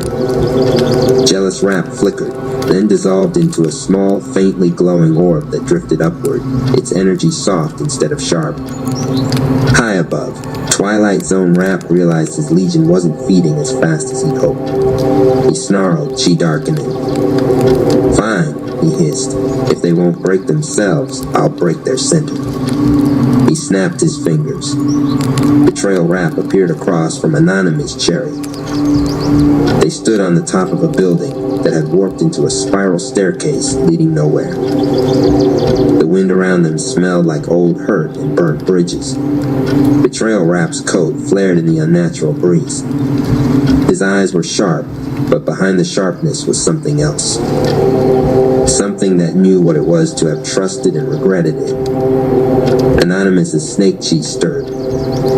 "We finally meet properly," Betrayal Rap said, voice smooth as poisoned honey. "You're the favorite." He gestured with his chin toward the city. "Chosen, protected, given chance after chance." "Protected," Anonymous shot back. "I almost died 9 times." "Oh, I know," Betrayal Rap said. "And every time someone stepped in, someone took a hit you didn't, someone covered for you, someone forgave you, someone believed you'd get it together." "How long," he asked softly, "before you let them down?" The words hit like a punch. Images flashed through Anonymous's mind. People he'd promised to show up for and hadn't, messages he'd left unread, relationships he hadn't nurtured, his own mistakes and failures. Snake Chi hissed defensively. Neoplasm Chi surged, ready to swallow the feeling whole and drown it in numbness. Betrayal Rap stepped closer. "That's my power, Anonymous," he whispered. "I'm not just the hurt people do to you. I'm the hurt you do to others. I'm the fear that one day the people who believed in you will look at you and say you weren't worth it." He lashed out. The blade he swung wasn't metal. It was made of every moment someone had trusted Anonymous and he hadn't lived up to their hope. The strike hit his aura, and for a second it passed through. His heart ached like something tearing. He dropped to a knee. Goku Rap and Twilight Zone Rap clashed far above, their blows splitting clouds open, each impact sending loops of time stuttering. Udon Man collided with Racist Rap again and again. Revike blasted Command Chi at Cancel Rap, forcing people's names to reattach themselves to their humanity instead of their mistakes. But Anonymous's battle turned inward. "Look at you," Betrayal Rap said softly. "You think you're some chosen warrior of unity. You think you're going to carry inner child, ancestors, and venom like a crown. What if all you are is a walking disappointment with cool special effects?" Anonymous's hands shook. Toddler Yoku's voice tried to rise inside him, but the noise of self-accusation drowned it. Then another voice pushed through. Edna Pemberton. "Child," her voice rolled like thunder and comfort blended. "Stand up." In the spirit dimension layered over the city, she placed a hand on Peter Johnson's arm. "He can't merge in theory," she murmured. "He has to merge here." Peter nodded. Time to tip the scale. George Cherry appeared inside Anonymous's inner space, stepping through the spinning chaos of doubts. "Greg," he said, voice firm, "look at me." Anonymous forced his eyes inward, seeing George standing there, older, gaze both gentle and unflinching. "I messed up," Anonymous rasped. "I've hurt people. I've let folks down. Maybe he's right. Maybe." George strode forward and grabbed him by the shirt. "Of course you messed up," he said. "We all have. You think I didn't. You think I died perfect. You think every ancestor in your line was some flawless saint." Tears burned at the corners of Anonymous's eyes. "If you were waiting to deserve us," George continued, "you'd never access us. Legacy isn't a prize for perfection. It's a resource for people willing to keep going." Behind him, other ancestors' shapes appeared. Edna's younger self. People Anonymous didn't have names for but felt in his bones. "You're allowed to grow," George said. "You're allowed to change. You're allowed to say, 'I'm sorry,' and mean it, and then move different. That's what makes you worthy of the strength we give. Not your record, your decision." Toddler Yoku stepped up to George's other side, eyes shining. "And I'm allowed to be here," he said, tiny but fierce. "Not locked away just because grown-up you is scared of feeling like me." Venom swirled around them all, watching. "What about me?" the Venom whispered, voice like hissing steam. All I do is hurt things. George shook his head. You also protect. You respond fast when danger comes. You see threats others ignore. You're not the problem. You're a tool with no guidance. Toddler Yoku smiled. We can play by rules. We can decide what we do with you. Venom hesitated. What if I go too far? It asked. Then we pull you back, George replied. Together. Something in that word cracked the dam. Together. In the city, Betrayal Rap raised his blade for another strike. See, he said, you're too scared of who you are to even fight me properly. Anonymous exhaled. In the inner space, he took Toddler Yoku's hand with one and reached for George with the other. The ancestors placed their palms on his back. Venom flowed toward them, trembling unsure. An invisible cord snapped into place as they touched. Fine, Anonymous said. No more dividing myself. He opened his arms to all of them. I accept you, all of you, inner child, ancestors, Venom. We're not enemies. We're me. The inner space exploded with light. In the physical world, his aura detonated. The purple flames of his neoplasm Chai shot upward, threaded through with neon green serpentine energy and streaks of golden ancestral light. The air around him warped, not with distortion, but with density, as if reality respected the unity of what he had become. Betrayal Rap's blade came down. It struck the new aura and shattered. Anonymous rose slowly to his feet. His eyes glowed like amethyst suns with golden stars inside. Snake scales flickered across his skin in patterns that pulsed, then faded. Around his shoulders, ancestor silhouettes shimmered, their hands resting there as if they always had. Toddler Yoku's laughter rang gently in every heartbeat. The invisible spirit's voice rolled through the sky and chamber at once. Anonymous cherry. Traichi miracle form unlocked. Trite. Venom, legacy, inner child. 1. Betrayal Rap staggered back staring. What are you? Anonymous stepped forward, and the very ground seemed relieved to hold his feet. I'm the one you didn't plan for, he said quietly. The one who doesn't pretend he's perfect to earn his power. The one who knows his past and still chooses to move forward. The one whose hurt doesn't own him anymore. He raised his hands. Traichi coiled. This, he said, is for everyone I failed, and everyone who refused to give up on me. Betrayal Rap snarled and lunged, gathering every betrayal the city had ever known, every cheated trust, every abandoned child, every broken promise. He slammed it all into one final strike. Anonymous didn't dodge. He let it land. The blade of betrayal pierced his aura, and his aura caught it. The venom component of his Tri-Chi flowed over the attack, not destroying it, but neutralizing its toxicity. The ancestral component embraced the memory of each betrayal, absorbing it into a long lineage of hurt survived. The inner child component refused to let it calcify into cynicism, holding space for the possibility of repair. The energy reformed in his hands, swirling into a dense, crackling spear. Cherry shield combo upgraded by Tri-Chi miracle. Go home, Anonymous whispered. He thrust his palms forward.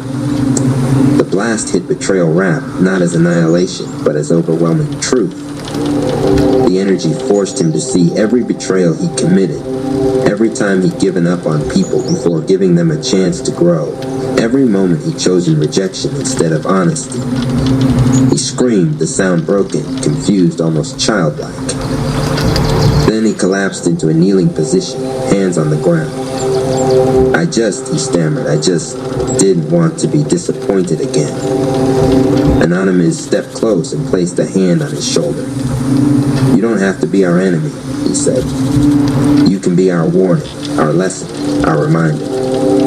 Betrayal Rap's form flickered, his dark coat softening, his eyes losing some of their bitter edge. I don't know how, he whispered. We'll figure it out, Anonymous replied. Together. The word echoed again. Together. High above, Twilight Zone Rap felt something in his own power base crumble. He snarled, twisting away from Goku Rap, whose new ascended totality form had been wearing him down. Enough, Twilight Zone Rap roared. If I can't break you here, I'll make sure you never get the chance to heal again. He slammed both hands into the sky. Rifts burst open above the city. Time buckled. People saw older versions of themselves, younger versions, alternate possibilities. Confusion spread like wildfire. For a brief second, the entire Metroplex doubted its own timeline, history, and future. Unity faltered. Division Legion felt the surge. But before it could swell into something catastrophic, another power rose. Unity wings cast a wide shadow. Udan Man hovered above the city, arms wide, powered now not just by physical hand-holding, but by the deeper unity of shared story, shared history, shared struggle. Listen to me, Udan Man shouted, voice amplified beyond physics. We are not the sum of our divisions. We are the sum of our connections. Images flared across the sky. Cookouts, protests, church services, backyard barbecues, playgrounds, studios, grave sites where 2 young lives had been wept over by hands of every shade and story. Unity wasn't theoretical. It was lived, messy, imperfect, real. The rifts trembled.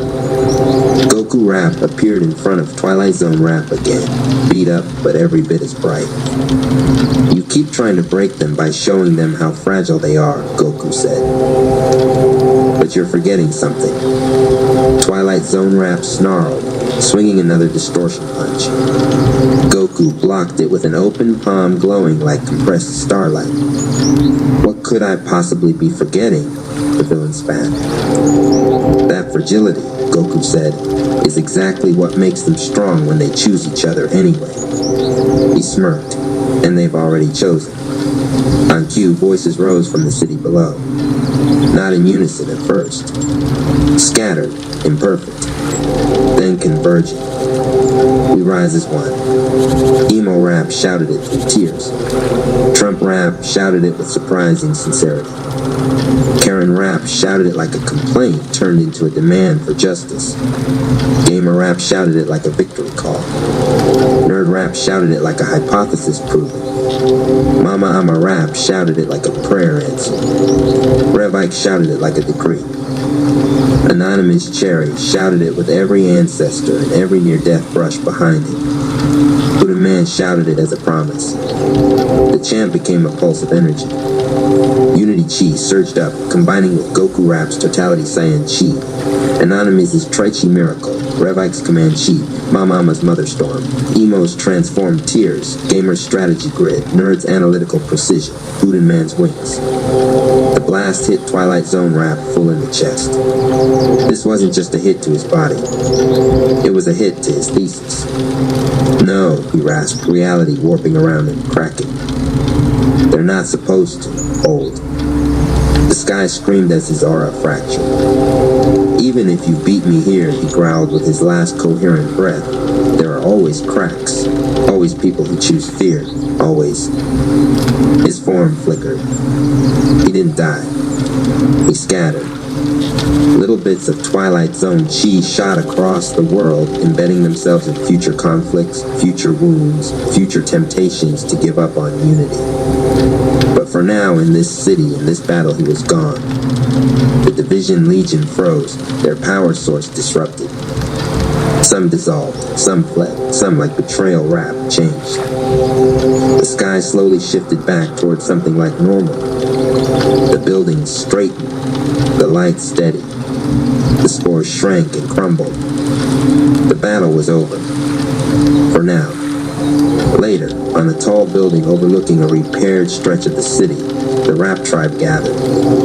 The air was cooler now, the apocalypse scent replaced by the city's usual blend of exhaust, food, and possibility. The stars were visible between the clouds again.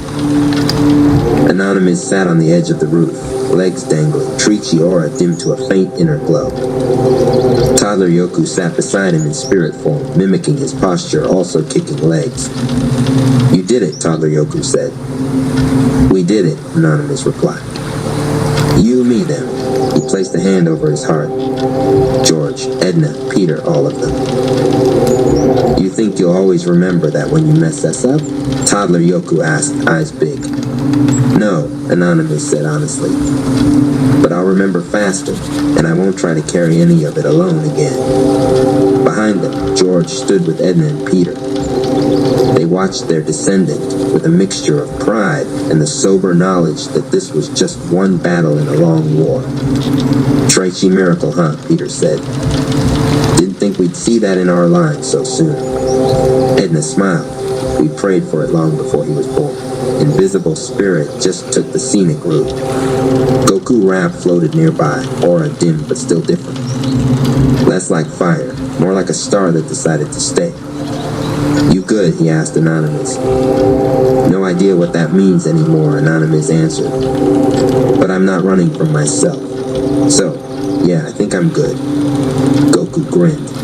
"You know, with that new form, if you ever want to spar." "Oh, absolutely not," Anonymous cut him off. "I like my bones inside my body." They both laughed. Udon Man swooped past and landed, folding his wings. "We're just getting started, you know," he said. "Unity's not a one-time win. It's a daily maintenance plan." Rev Ike appeared on the other side, adjusting his collar. "We should put that on a t-shirt," he mused. "Unity, daily maintenance, no days off." Mama Amma Rap smacked his arm playfully. "And put your face on it, I know." "Branding, baby," Rev Ike said. "Branding." The tribe gathered closer. They didn't know exactly what Twilight Zone Rap's scattered chi would do next, what new forms it would take, what fresh temptations would appear in their friendships and alliances. They didn't know which of them would be tested hardest next time. They didn't know what new villains would rise from the cracks of human fear. But they knew something they hadn't known as deeply before. Unity wasn't pretending to be the same. It was choosing each other in full difference, full history, full complexity. It was inner child, ancestor, venom, doubt, and hope all standing in the same body and saying, "We're not giving up." Anonymous looked across the city, feeling Trichi pulse calmly in his chest. "Whatever comes next," he murmured, "we're ready to grow through it."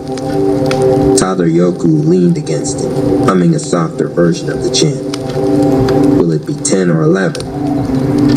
Maybe it's both. Maybe it's heaven. The invisible spirit listened and smiled unseen. New trials waited. But for tonight, the city breathed easier. For tonight, the Rap tribe rested on a rooftop, bruised and laughing, powerful and humble. For tonight, the Tri-Chi miracle was enough. And somewhere far away, in a corner of fractured reality, Twilight Zone Rap stitched himself back together and whispered into the dark. "Next time, I don't come alone." Big X the Plug Rap amps up the Rap tribe. RP Radio. Big X the Plug Rap had felt it before anybody else. Back in the chamber, before the sky tore over the Metroplex, before Twilight Zone Rap scattered his poison through the city, there had been a moment where everything almost broke, not on the battlefield, but in the training. It was when Goku Rap pulled all of his forms together. The air in the invisible spirit time chamber of power had gone too still, the way it does right before a speaker blows or an engine seizes. The rivers of Chakratati had stopped flowing. Instead they hovered, trembling in midair, unsure if they should move forward or flee. Goku Rap stood in the center, merging Kaioken Fury, Super Saiyan Pride, God Serenity, Blue Discipline, and Ultra Instinct Calm into one ascended totality. His aura thickened and whitened, then brightened to a point that hurt to look at. Bones hummed, space flexed, the chamber itself groaned. Anonymous, watching from the sidelines, felt it in his teeth. Mama Amarap's eyes narrowed. Revike's smile dimmed a touch. Even the invisible spirit stayed quiet, letting the moment unfold. Then Goku's breath hitched. That was the sign. Like a car revving too high for too long, his energy started to spike out of rhythm. Power he could summon on will alone wasn't the problem. The problem was the beat beneath it, the steady timing that let a body hold power without falling apart. Ascended totality wasn't just force. It was a constant. And that constant was starting to waver. If he lost it now, it wouldn't just knock him out. It might tear a hole in the chamber, in the timeline, in the training itself. That was when Big X the Plug Rap moved. He had been leaning against one of the chamber's pillars, watching in that laid-back way that made people forget how dangerous he truly was. Thick frame, broad shoulders, chain glinting faintly under the chamber light, he carried himself like a walking baseline, heavy, grounded, impossible to ignore once he stepped in. He pushed off the pillar with a lazy kind of grace and strutted toward the center, each footfall hitting like a drum.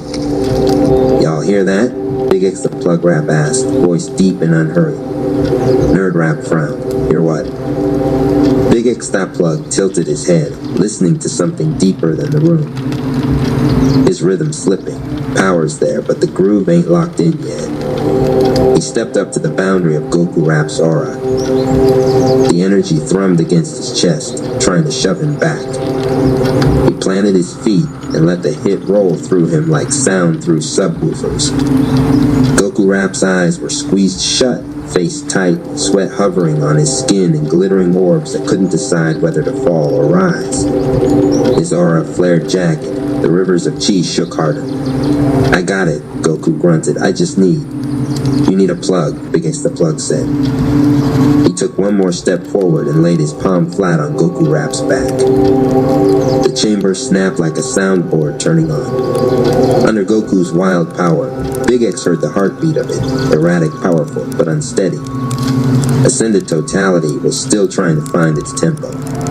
So Big X the Plug Rap did what he always did best. He brought the beat. He started humming first, a low rolling melody that swung like a slow Dallas drive, all weight and swagger. The hum turned into a rhythm, then into a pattern, then into an invisible kick drum that synced itself to Goku's heart.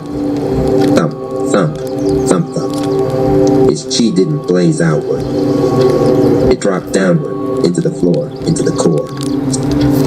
Big X the Plug Rap's energy wasn't the kind that flew around like lightning. His was foundation chi, trunk of the car chi, shake the block chi. He sent it up through his palm into Goku's aura. Breathe on the beat, Big X muttered. Don't race it, ride it. Goku's aura bucked, trying to reject the new pattern. For a moment, it looked like Big X might be thrown backwards, his hand burned off by god-level chi. Then something inside Goku recognized the rhythm. His heartbeat lined up. His breaths fell onto the invisible drums. The jagged light around him smoothed out, still blinding, but now in waves instead of spikes. The rivers of Chakra Tati began to move again, swirling up and around the two of them in spiraling streams of glowing water. Ascended totality Cyan Chi settled into place like a track finally seated right on rotating vinyl. Anonymous watched, eyes wide. He stabilized him. Revike nodded slowly. Every powerhouse needs an engineer in the booth. Big X just mixed the energy. Mama Amarap smiled. That's right. Can't have no wild child chi with no grown man tempo. Goku opened his eyes. They weren't frantic now. They were clear, bright, sharp. Whatever you just did, he said, voice a little hoarse. Don't stop doing that if I ever start glitching again. Big X that Plug Rap grinned. That's what I'm here for. I'm the plug, right? I keep the lights on. He gave Goku's back one last solid pat and stepped away as the new form flared, now not just powerful but sustainable. That was the moment nobody saw as a battle. but it was. And when the sky over the Metroplex tore open and Twilight Zone rap started as chaos, that hidden groundwork turned out to be the only reason Goku Rap didn't burn himself out in the first 10 minutes. When Goku Rap and Twilight Zone rap clashed above the towers, their blows tearing loops in the sky, the strain returned. Even with Ascended Totality locked in, the demands were brutal. Twilight Zone Rap's chi didn't just resist hits, it warped them. Goku threw an energy blast and watched half of it age into dust midair while the other half rewound back into his own palm. Every punch had to be corrected mid-throw, every dodge recalculated mid-step. It was like fighting someone who could edit the footage of the fight while it was happening. Keeping power, timing, and instincts all synced in that environment took more than raw strength. It took a groove. With each exchange, the tension in Goku's body built. His aura brightened, but small cracks of static began to crawl through the edges of his white light. His breath came a little too fast. His heartbeat started pushing ahead of the rhythm they'd found in the chamber. Down below, Big X the Plug Rap felt it. He'd been on the streets, throwing hands with division goons, amplifying his opponent's chi 1,000-fold only to flip it back on them, shorting their circuits. His ability to magnify and redirect energy turned street skirmishes into lessons in humility. But even as he fought, he kept one ear turned upward. He always heard the big speaker. He knocked a corrupted cloud chaser rap backward with a shoulder check so heavy it shattered a section of warped sidewalk into dust, then lifted his head, squinting up toward the sky. Goku's rhythm was slipping again. Ah, hell, Big X muttered. You're running too hot. He grabbed the jersey of the last division minion in his way and bunked the guy's forehead against a nearby light post. The knock echoed like a snare smack. Nap time, lil homie, Big X said, letting him drop. Then he kicked off the ground hard enough to crater the asphalt and launched himself upward. He didn't fly like Budan Man or Goku. There was no elegant glide, no sonic streak. Big X the Plug Rap moved like a shot put thrown by someone who knew exactly how heavy they were and didn't mind using every pound. He blasted up past shattered windows and glitching billboards, through the lingering trails of twisted chi, until he reached the altitude where the two titans duked it out. Twilight Zone Rap saw him coming and sneered. Oh, another one, he sighed. This is not a feature track, big man. This is an art piece. Goku Rap saw him and laughed once quickly, despite the strain. Good timing, Goku gritted out, blocking a distortion's twisted hook. He's been trying to turn my heart into a broken metronome. Yeah, I heard you tripping, Big X replied. He didn't attack Twilight Zone Rap directly. That wasn't why he was there. He pulled up right beside Goku instead and set one hand on his shoulder. Boots planted on thin air like it was solid ground. The strain rolling off Goku hit his palm like static buzzing wild. Big X took it in, let it vibrate through his chest cavity like bass through car doors. Nah, he said to the wild tempo. We not doing that. He inhaled slow. Then he began to spit. No beat, no track, just his voice. It wasn't lyrics like a performance. It was cadence like a spell. A flow that rode the natural climb and drop of Goku's energy, catching it when it spiked too high, pulling it up when it dipped, locking it into a pocket. Breathe with it, Big X called out between lines. Feel that drop. That's you resetting. Every exhale on the one, every hit on the two. Don't chase his weird tempo. Make him move to yours. Goku's chest hitched once, twice, then began to follow the sound. The white light around him steadied again, still fierce, but now pulsing in measured waves. The glitching edges smoothed out. His movements became less frantic and more inevitable. Twilight Zone Rap's eyes narrowed. What are you doing? He snapped. This is a duel of gods. You can't just bring background music. Big X that Plug barked one deep laugh. I ain't background, he said. I'm the infrastructure. He wasn't just stabilizing Goku now. He was amplifying him. Loaded inside Big X the Plug's chi was that magnification gift, the ability to take whatever energy he touched and ramp it up 1,000-fold. He'd always used it to make enemies trip over their own strength, but here, pressed against Goku's shoulder, he was feeding it differently. Every time Goku's aura surged on the beat, Big X grabbed that pulse and cranked it. Not randomly, on rhythm, on purpose. He pushed power where Goku's body could actually hold it, respecting the timing and strain. Ascended totality Saiyan Chi plus plug amplifier Chi. The strain wasn't erased. It was managed. You are not supposed to be able to do that, Twilight Zone Rap hissed. He is supposed to overextend and break. That's the whole point of his archetype. Big X the Plug tilted his chin at him. You ever been to a show where the sound man knows what he's doing? He asked calmly. Artists might go wild, but the structure stays solid. He thumped Goku lightly on the chest, sending another stabilizing beat through him. This one ain't blowing out. Goku grinned now, full and sharp hair flaring taller as the maintained power found room to play. Let's run it then, he said. Together, they moved. Goku took the front line, fists and feet blazing with refined brutality. Big X the Plug stayed at his shoulder, one hand maintaining contact, the other occasionally hurling shockwave punches at distortions that got too close. Twilight Zone Rap tried to twist time. When he sped it up, Big X slowed the inner group. When he slowed it down, Big X doubled the internal tempo, never letting Goku's chi fall out of sync with itself. Below, where the tribe fought Division Legion, people looked up and saw not just a warrior and a villain, but a collaboration at the top. Nerd Rap, eyes glowing as he ran calculations mid-battle, gasped. Big X is acting like a stabilizer node, he babbled. He spread loading the strain along the waveform of Goku's energy, converting raw output into sustained performance. Gamer Rap ducked under a wild swing from a shaken Division minion and laughed. English, bro. He's making sure Goku doesn't kill himself being a hero, Nerd Rap translated.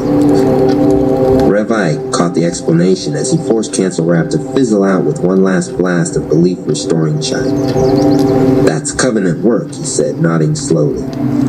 Plug work. Promise work. I'm not gonna let you burn down what you were meant to light up. Even Anonymous, locked in his trying battle with Betrayal Rap, felt the way Goku's energy changed. It reassured him. Somewhere above, someone was making sure their golden fighter didn't fall apart while holding the line. By the time Twilight Zone Rap tried his last desperate gambit, warping the entire sky, time, and narrative, Goku's power was still there, still bright, still sustainable. Not because he was endless, but because he wasn't carrying it alone. Big X the Plug stayed connected through the whole exchange, through every twist and counter, through Twilight Zone Rap's final fracture. And when the battle ended, when Twilight Zone Rap scattered and the sky reset, Goku's form finally faded back down, not in a tragic collapse, but in a controlled slowdown. He and Big X landed back on a rooftop with the others, both breathing hard, both very much conscious. Goku grabbed Big X's forearm and pulled him into a shoulder bump. You saved my life up there, he said. Big X shrugged, but he couldn't hide the respect in his eyes. You the one throwing hands with a reality warper. I just made sure the track didn't skip. Anonymous watched them, feeling Tri-Chi humming steady in his own chest. The pattern settled in his mind. No one was built to carry their highest form alone. Not Goku, not him, not anybody. It took a plug. An engineer. A friend who knew how to keep your light from burning your body out when you turned all the way up. From that day on, when the Rap tribe trained in the chamber, whenever Goku Rap went into his ascended totality Saiyan Chi, Big X the Plug Rap was there, palm on his back, humming that grounding song, keeping the beat steady, keeping the strain livable. And when new warriors started unlocking their own miracle forms, it was Big X they went to whenever the power got too much, whenever their bones hummed wrong, whenever their heart raced off tempo. He would listen, eyes half closed, feeling the rhythm of their energy with a hand on their shoulder. Then he'd grin and say, "Relax, we gonna plug you in right." Because in a tribe of world breakers and miracle makers, Big X the Plug Rap's job was simple and sacred. Make sure nobody's gift destroyed them before their purpose was done. Donation Rap almost didn't notice the book at first. It was half buried in a pile of junk mail and coupon flyers by the busted newsstand on 12th and Jefferson, spine bent, cover smudged from 1,000 passing shoes. The sky above still had that faint bruised tint left over from Twilight Zone Rap's last weather adjustment, and most people hurried by with heads down, trying not to look at the way the billboards glitched. Donation Rap bent down anyway. The title hit him like a bar. Data Cartels. He brushed dirt off the cover, reading the subtitle out loud. The companies that control and monopolize our information. He flipped it over, feeling that strange hum in his palms that showed up whenever the invisible spirit hid something important in plain sight. It wasn't the kind of book that usually called him. No prosperity chants on the cover, no slick branding, no donation envelopes tucked inside. But his chai twitched. "This feel like a tide from the spirit," he murmured. "Hey, you find loot?" Nerd Rap called from up the sidewalk. Nerd Rap jogged over, backpack half unzipped, eyes bright behind crooked glasses. He'd been scanning the city's digital flow all day, trying to figure out how Twilight Zone Rap kept turning simple rumors into citywide panic in under an hour. Donation Rap held the book up. "You ever heard of this?" Nerd Rap took it, thumbed the pages, then saw the table of contents printed in crisp black letters. "The Data Cartels, an overview," he read, then skimmed down. "Data brokering, academic research, legal information, financial information, news." He whistled low. "This is literally a map of everything Twilight Zone Rap has twisted." He could almost see the circuits lighting behind his eyes. "Bro," Nerd Rap said slowly, "I think the invisible spirit just handed us the user manual for his grip on the city." They took the book back to the Rap Palace. The meditation grove felt wrong for this one. This wasn't just about inner peace. This was about infrastructure. So they went to the under basement, the place Nerd Rap had slowly turned into an analog-digital hybrid lab. Screens glowed on the walls, some running off solar panels on the rooftop, others powered by jury-rigged street energy. Old filing cabinets sat next to glowing data slates. A chalkboard sagged under math, maps, and cartoon doodles of Twilight Zone Rap being drop-kicked into a recycle bin. Donation Rap set the book on the center table like it was a sacred text, then pulled up a dented chair. "All right, Professor," he said, "preach to me." Nerd Rap opened to the first chapter and didn't read out loud. He'd learned his lesson about copyright from Rev Ike Rap, but he scanned, soaking in the ideas like chi. "Okay," he said after a minute. "So Data Cartels, this author is talking about these mega companies that scoop up everything. What we buy, where we go, what we search, what we fear. And then they don't just sell ads. They sell profiles of people, to cops, to landlords, to whoever pays. They turn information into power behind the scenes." Donation Rap leaned back, frowning. "So you're telling me Twilight Zone Rap, not just messing with light and weather and TV screens. He's running an underground data church." "Worse," Nerd Rap said. "He's the whole religion and the bank." He flipped to the data brokering chapter, tapping the page. "Think about his mushroom spores," Nerd continued.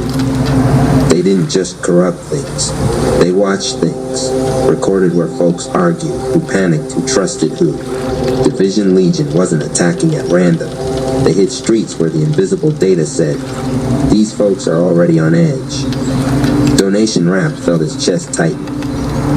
He thought about all the donation streams he ran, the text lines, the QR codes during live streams, the Patreon-style Temple tier supporters could sign up for. The way he'd gotten used to seeing dashboards of stats. How different am I from that? He asked quietly. Nerd looked up. A lot, he said firmly. You ain't selling people's pain to the highest bidder. But you are touching people's information flows, their trust, their generosity. If Twilight Zone Rap has a data cartel, you've been running a fake network. You just didn't know the war was this deep yet. Donation Rap exhaled. So we learned the cartel game to flip it. Nerd Rap smiled, that slightly dangerous smile he got when the problem was almost solved. Exactly. They worked chapter by chapter. When they hit academic research, Nerd Rap's chai flared bright blue. Yo, look at this pattern, he said, swiveling one of the monitors toward Donation Rap. This book talks about huge companies locking up academic articles behind paywalls, right? So nobody can see the knowledge unless they pay. Twilight Zone Rap turned that concept into vibe. How you mean? Think about it, Nerd said. Every time we try to spread training knowledge, how to meditate, how to stabilize chi, how to recognize Division Legion energy in your own thoughts, we get glitched. Feeds crash, files corrupt, people forget links. That's him. He locked spiritual academic research behind a psycho-emotional paywall. Only the people already in our circle get it, and everybody else has to pay with confusion and fear.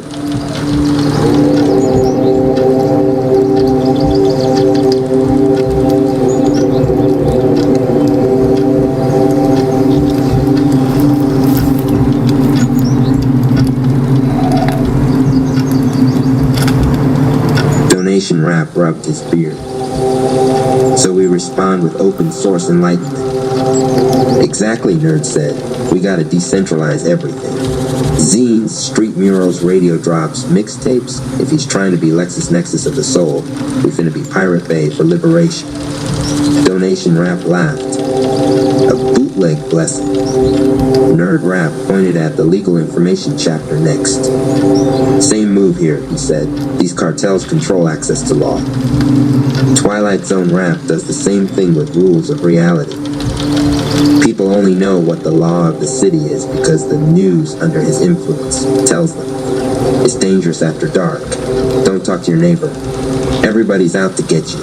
That becomes the law. Fear ordinances, Donation Rap muttered. Invisible legislation. He snapped his fingers. That means we need an alternative court. A people's reality code. Something that tells folks you are allowed to trust. You are allowed to heal. You are allowed to gather on these blocks without expecting doom. Nerd's fingers already flew across keys. We print it, transmit it, chant it, Nerd said. We turn it into a binding social chi contract. Legal info as community spell work. By the time they reached the financial information and news chapters, they weren't just reading. They were scribbling battle plans in the margins. Financial info. Twilight Zone Rap manipulating credit scores through cursed chi spreadsheets, marking whole neighborhoods as high risk, so resources avoided them, then feeding off the resulting desperation. News, curated crises, algorithmic outrage, headline hexes. This is why every time we fix one block, 3 more feel hopeless, Donation Rap realized. He's redlining the spirit. Yeah, Nerd said softly, but if he can redline it, we can greenline it. He looked up, eyes blazing. We use these chapters as reverse engineering scrolls. This author mapped the real-world data cartels. We overlay her analysis on his twisted chai infrastructure and break his monopoly. Donation Rap placed a hand on the open book, chi flowing through his palm, not to absorb the words, but to bless the work. Sarah Lamdan, he murmured, reading the author's name from the cover. Appreciate you, sis. We gon' weaponize your wisdom. The first strike came a week later. Twilight Zone Rap assumed they were laying low, licking wounds, letting the city's fear creep back into baseline. He still had fragments of himself embedded in social feeds and data streams, and he used them like puppet strings, jerking opinions, sparking arguments. Then, quietly at first, the signals changed. It began with flyers. They appeared overnight on bus stops, laundromats, church doors, crooked on telephone poles. Plain paper, black ink, but the words landed with weight. Your data is being used against you. Your fears are being sold. Unity is the only firewall. Underneath, a QR code, not to a website that could be easily glitched, but to a mesh of peer-to-peer messages that hop from phone to phone across neighborhoods, carrying tutorials disguised as memes. How to notice when a story is manipulating you. How to track your own emotional triggers. How to talk to your neighbors before you believe the feed. Nerd Rap's handiwork. He'd taken every tactic from data cartels, opaque data profiles, predictive policing, targeted disinformation, and flipped them into citywide teachings. But he didn't call them that. He called them glitch watch parties and meme floats. People showed up because it felt like fun. They left with armor. At the same time, Donation Rap went to work on the money flows. He had always asked for offerings to support the Rap Palace vision, but now every donation stream came with a promise, full transparency. Every dollar in, every dollar out, broadcast in real time on a public tide table, projected on Rap Palace's outer wall, and mirrored on paper posters for folks without phones. He tied each tier of giving to specific anti-cartel work. $5, printing and distributing data defense flyers. 10, 1 hour of Nerd Rap's open community workshop.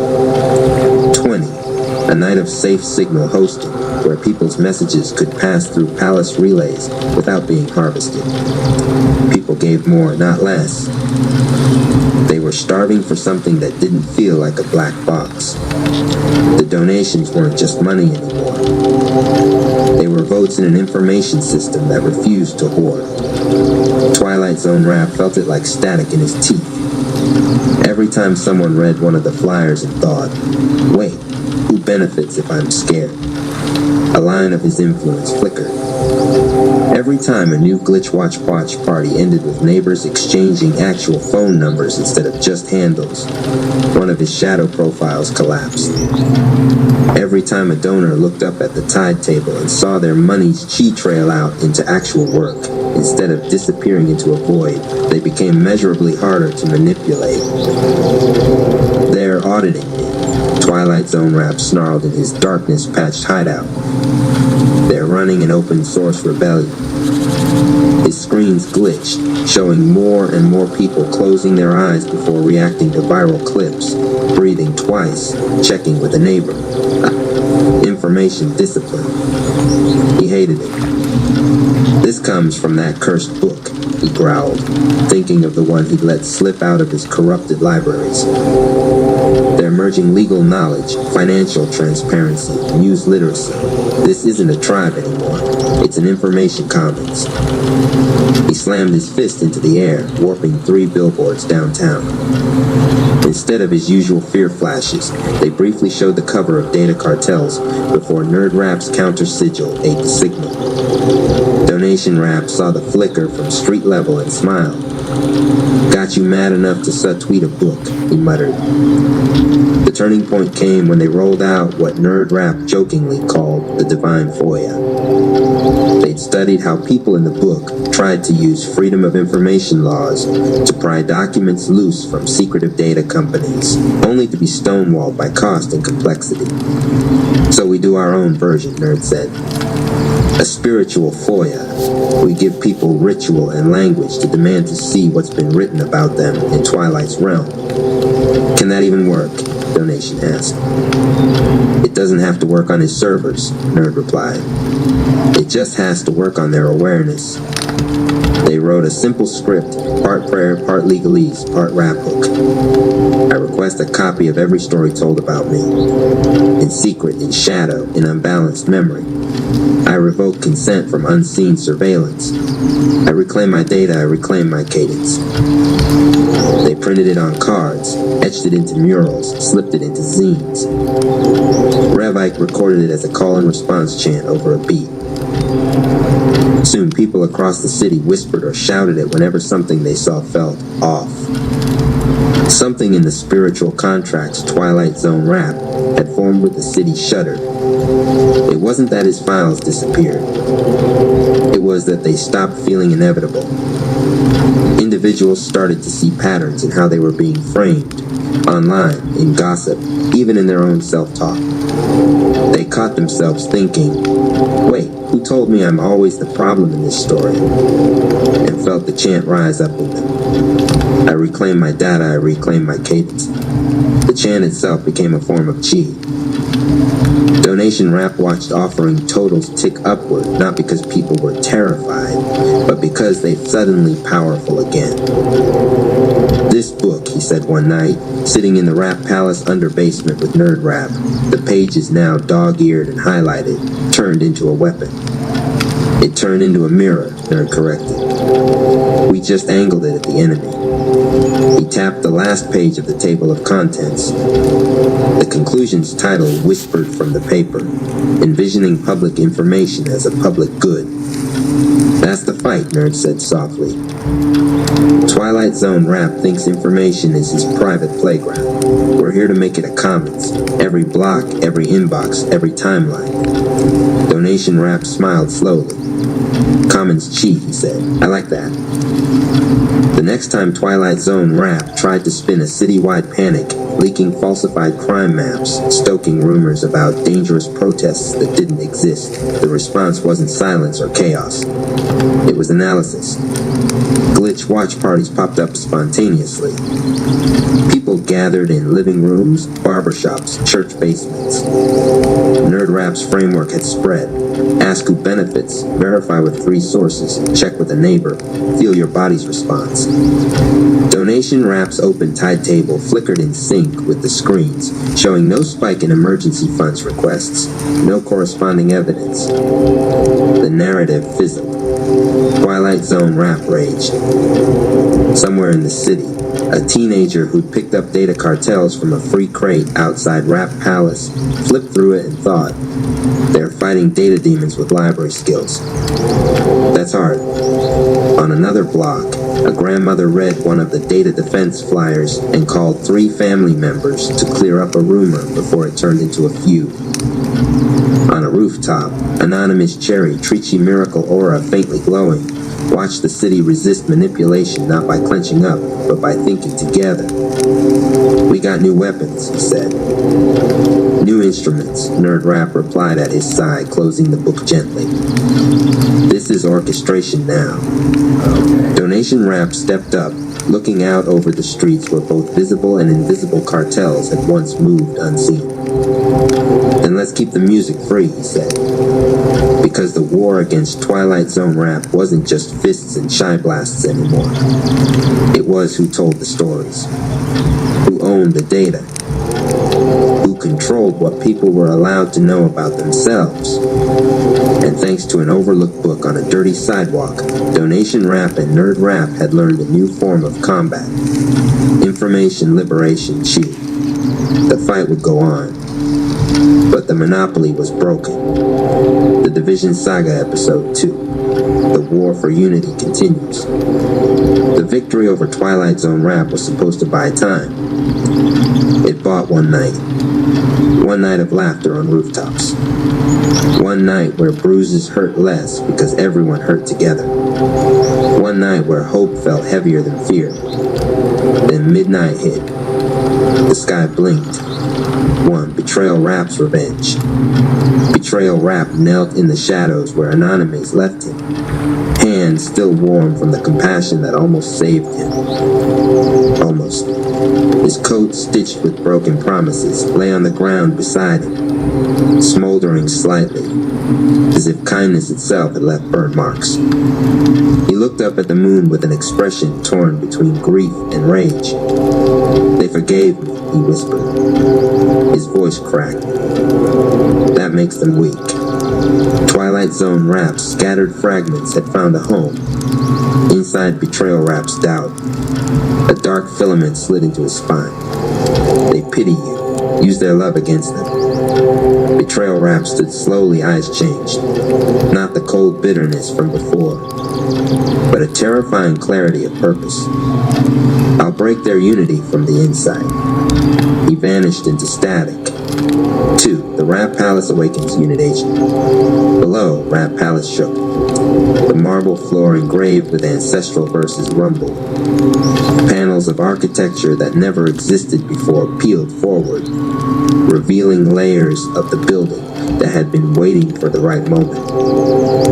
Rising from beneath the main hall, Unity Headquarters, the heart engine of the Rap tribe. Screens flickered on, not digital, but chai-based holograms, powered by collective trust. Nerd Rap gasped. "This is a command center built on social energy." Donation Rap stepped closer. When he placed his hand on the main console, the machine fed him real-time emotional maps of the city. Unity levels, dropping in Oak Cliff. Division spikes detected in Arlington. Twilight Zone Chai infection clusters growing in Deep Ellum. Rev Ike Rap nodded solemnly. "The palace is revealing its gifts because the battle demands new stewardship." Mama Amarap cracked her knuckles. "Location of the danger don't matter. We show up everywhere." 3. Twilight Zone Rap kidnaps a key rap. It happened fast. A street in South Dallas. Art murals glowing with newly awakened Unity Chi. Suddenly bent like paper in the wind. Screams cut short. A glitching portal formed from shattered reflections. Toddler Yoku Rap vanished into the tier, mid-chan. Anonymous Cherry felt the hole in his soul instantly. His tri-chi flickered violently. No, Yoku. His body blurred. Smayan Legacy Chi surged. But Nerd Rap caught him by the arm. "Think," he warned. "He wants you to rush in blind." Anonymous shook. Rage, fear, and guilt crashing together. "That's my inner child," he whispered. Reich placed a palm on Anonymous' chest. "You don't abandon a child, but you also don't walk into a trap without your village." The team readied for a rescue. Then screens across Unity HQ lit up on their own. Twilight Zone Rap appeared, smiling with glitching teeth. "I took the heart of your hero. What does Unity feel like without innocence?" Toddler Yoku's voice echoed faintly behind him. 10 or 11, 10 or 11. Anonymous dropped to one knee, the room pulsing with destabilized tree chi. Big X the Plug Rap stepped behind him, hand on the back, stabilizing the rhythm before everything cracked. "Nah, you still on beat, bro," he said quietly. "We go together." Anonymous inhaled, rage turning into resolve. 4. Division Legion, full power unleashed. Screens switched. New enemies manifested across the city in horrifying clarity. Racist Rap, division through hate. Clout Chaser Rap, division through jealousy. Rumor Rap, division through lies. Cancel Rap, division through charged judgment. Apocalypse Goth Rap, division through nihilism. Corporate Gatekeeper Rap, division through access control. But the worst, Neglect Rap, division through abandonment. The poison that makes people stop caring who they lose. Nerd Rap swallowed. He's building a full anti-community ecosystem. Unity HQ alarms blared. Chi sirens based not on sound, but on the empathic field. Revike slammed his staff into the floor. Then we build stronger community than he can destroy. Goku Rap cracked his knuckles. Standing taller, aura thrumming in perfect rhythm thanks to Big X the Plug. Let's run it back, he said. No more rounds, full season arc. Budan Man lifted off, wings of linked hands blazing unity fire. Mama Ama Rap's Mother Storm Chi rose like thunder wearing compassion as armor. Donation Rap tapped the console, routing community resources to every battle zone. Nerd Rap loaded new information liberation protocols into the sky feeds. Anonymous stood, Tree Chi fully ignited, ancestors and inner child whispering courage in one voice. He stared into the glitching tear Twilight Zone Rap left behind. Yoku, he growled softly. I'm coming. To be continued. Next episode. Episode 3, Unity Rescue, The Heart of the Child.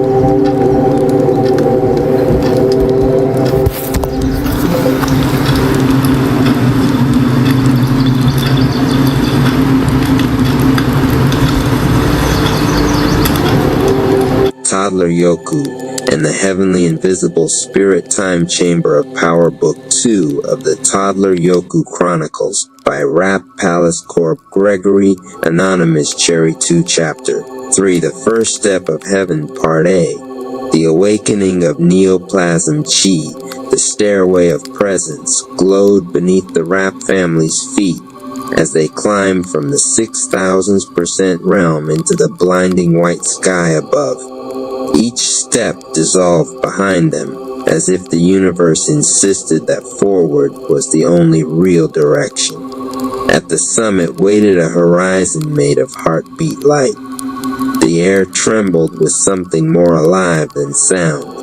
Toddler Yoku squealed and pointed. Shiny puddle. It wasn't a puddle. It was the core lumen, a pool of condensed spirit plasma, the birthplace of all Chi variants. The surface shimmered with microscopic glyphs spiraling like DNA, each strand humming a different cosmic key. Anonymous Cherry approached first. His aura flickered between violet and green. The residue of snake chi still coiled around his shoulders like a guardian spirit. The closer he came to the core lumen, the louder his blood sang. His hands shook, his vision doubled. It's reacting to you, Mama Ama said. No, he whispered. It's remembering me. He knelt and touched the surface. Instantly, light swallowed him. He was everywhere at once, inside cells, atoms, galaxies. He saw threads connecting every creature that had ever fought, healed, loved. The light condensed into patterns resembling living circuitry crawling up his arms. His skin darkened to obsidian, veined with crimson silver glow. From deep within the core lumen, a new current rose, whispering in a tone halfway between thunder and breath. The spawn chi within you has found its mirror. Welcome to the neoplasm flow, pain and bliss fused. His heart pulsed twice, then thrice, then split into twin rhythms. One beat life, the other recycled decay. He could feel each cell learning to rebuild itself faster than it could die. Anonymous gasped. It's creating and healing at once. Its Civil Surfer leaned forward. Neoplasm energy, regenerative matter chi. Mama Ama's aura flared with maternal instinct, but creation and decay in the same body. That balance could eat you alive. The rivers around them began to spin faster, sensing the destabilization. Yoku clapped his hands, eyes wide, chanting his eternal puzzle. Will it be 10 or 11? 10 or 11. Every repetition steadied Anonymous's breathing. The double rhythm in his chest synchronized with the toddler's beat. One heart for power, one for peace. The neoplasm chi stabilized. The core lumen spoke again through him. To sustain this form, you must harmonize through sound. The cells listened to truth sung in union. Anonymous opened his eyes, now bright as twin novas, and smiled. Then I'll sing with him. He stood beside Yoku, took a deep breath, and echoed the chant, adding new tones between the toddler's playful syllables. The combined resonance rippled across the chamber like concentric suns. The display above them flashed new readings: neoplasm count, stable decay, 0% alignment, pure. Mama Ama whispered, "He's holding creation and destruction in the same breath." Civil Surfer grinned, typical family overachiever. The core lumen calmed. The rivers folded back into tranquil streams of light, acknowledging the birth of a new form. Anonymous Cherry, Neoplasm Spawn Mode. Part B. The double chant the core lumen dimmed to a soft aurora as the new rhythm settled inside Anonymous Cherry. Each cell of his body now shimmered with twin pulses, one birthing, one dissolving, yet neither could outsing the other. Balance through sound. That was the rule of Neoplasm Chiyoku toddled closer, his cheeks puffing like little drums. He began the familiar refrain, half song, half giggle. Will it be 10 or 11? 10 or 11. Anonymous inhaled, feeling every syllable tug on the molecular choir within him. When he exhaled, he added a counter melody, deep grounded vowels that filled the space beneath Yoku's treble tones. E, ooh, ooh. Their voices met in midair, braided into a luminous helix. Around them, the chakra toddy rivers flared, colors rippling in time with the chant. The family watched as the two rhythms formed a standing wave, a column of light that breathed like a living metronome. Mama Ama gasped. Look, their voices are rewriting the chamber's physics. Civil Surfer grinned. It's a duet so strong it's paying rent in reality. He wasn't wrong. Wherever the harmonics touched, matter reorganized. Faded constellations reignited. Even the air learned to hum in perfect fifths. Anonymous could feel the effect inside him. Every time Yoku hit 11, the regenerative current surged. Every time he answered with a bass vowel, decay reversed its course. His blood became symphonic, his aura orchestral. The core lumen displayed the result. Neoplasm count stability greater than 6,000% base limit form class, heavenly regenesis. The toddler stopped to catch his breath, wobbling on his lightning socks. Anonymous knelt beside him. Keep breathing, little chief. The chant isn't about volume, it's about meaning. Mean happy? Mean true. They resumed, slower now, each vowel drawn from gratitude rather than effort. The room brightened until it resembled morning on every planet at once. Mama Ama's voice joined softly beneath them, weaving warmth into the mix.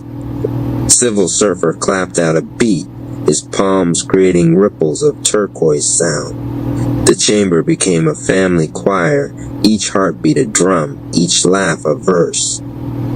The rivers responded by releasing knowledge rather than energy, streams of holographic text and imagery that coiled around their heads like halos. Through them, Anonymous saw the origin of Neoplasm Chi. Spawn's long study of death turned inward until life itself reinvented growth.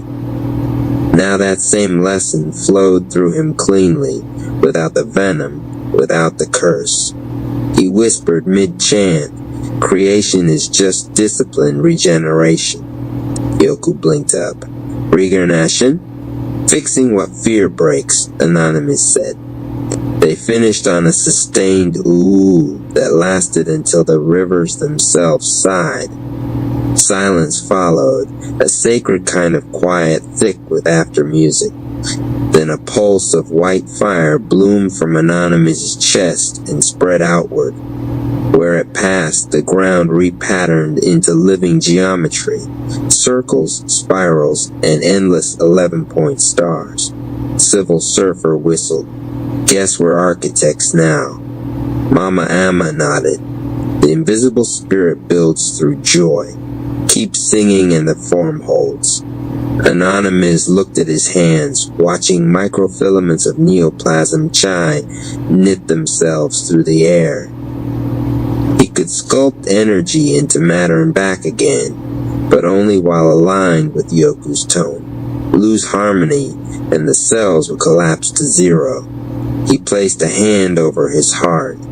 I'll never let it fall below the chant. Part C, the mirror chamber rising. The arch of 11 rings shivered like liquid glass. On the other side, color had no loyalty. Light and shadow kept trading places, unsure which was real. Civil Surfer squinted. Feels like someone built reality out of bad memories. Anonymous Cherry felt it too. The neoplasm chi inside him vibrated at a counter frequency, as if the new realm were trying to hum through his bones. He tightened his hold on Yoku, the mirror chamber. Twilight's finally done it. Wind without direction roared across both heavens. The Chakratati rivers bent toward the arch, their water drawn to its reflection like tide to the moon. The family braced themselves, feet planted in the light. From beyond the veil came Twilight Zone Rap's voice. So this is where you hit. Let's see how long your perfection lasts when it stares at itself. The 11 rings widened into a mirror horizon. Within it shimmered reflections of the Rap family, same faces, same postures, but eyes hollow, laughter reversed. Twilight stepped through them like a maestro conducting ghosts. The duplicates opened their mouths and began to chant backward. Ooh-ee-ah-ooh. Every syllable drained color from the chamber. The neoplasm chi inside Anonymous flickered. Neoplasm count 999, 998, 997. Anonymous dropped to one knee, fighting the internal storm. He looked to Yoku. The toddler's eyes shone with calm mischief. Sing, Daddy Rap. They began together, Yoku's riddle and Anonymous's vowels combining into the double chant sequence Alpha. The shockwave of pure tone shattered half the mirror illusions instantly. The remaining ones staggered, their outlines smeared like wet ink. Mama Amma spread her arms, catching their harmony and amplifying it through her golden aura. She turned the chant into a cradle resonance that wrapped the family and the rivers alike. The neoplasm count halted its fall, stabilized that again. Twilight hissed, impossible. Decay is the truth of matter. Anonymous stood every cell incandescent. Then learned the greater truth. He projected the chant directly into the mirror chamber. The vowels etched luminous runes across its surface.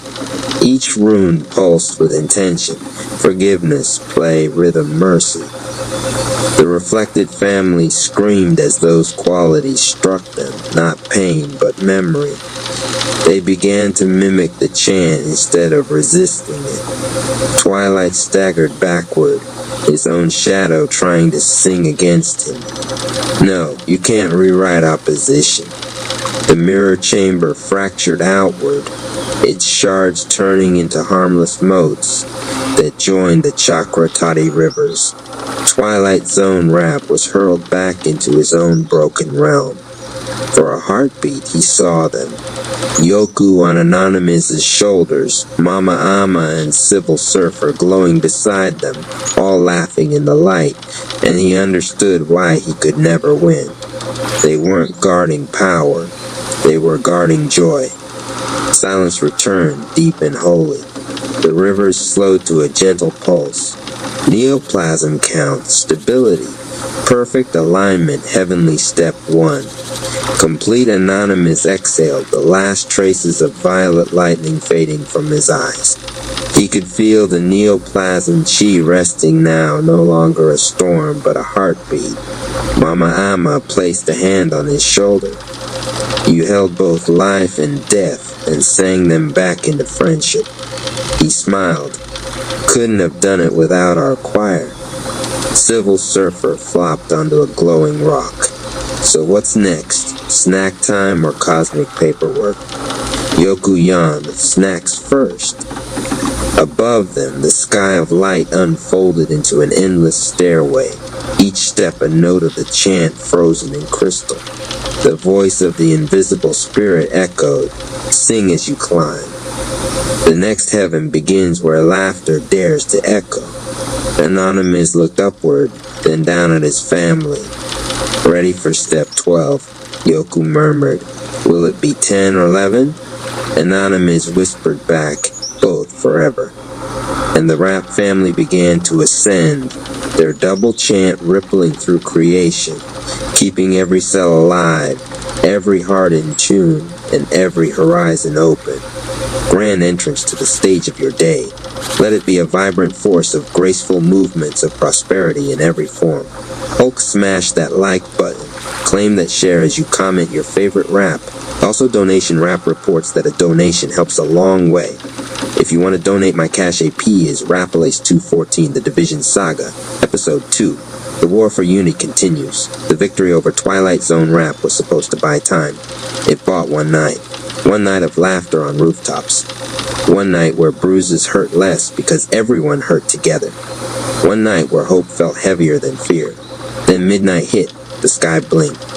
One Betrayal Rap's revenge, Betrayal Rap, knelt in the shadows where Anonymous left him, hands still warm from the compassion that almost saved him.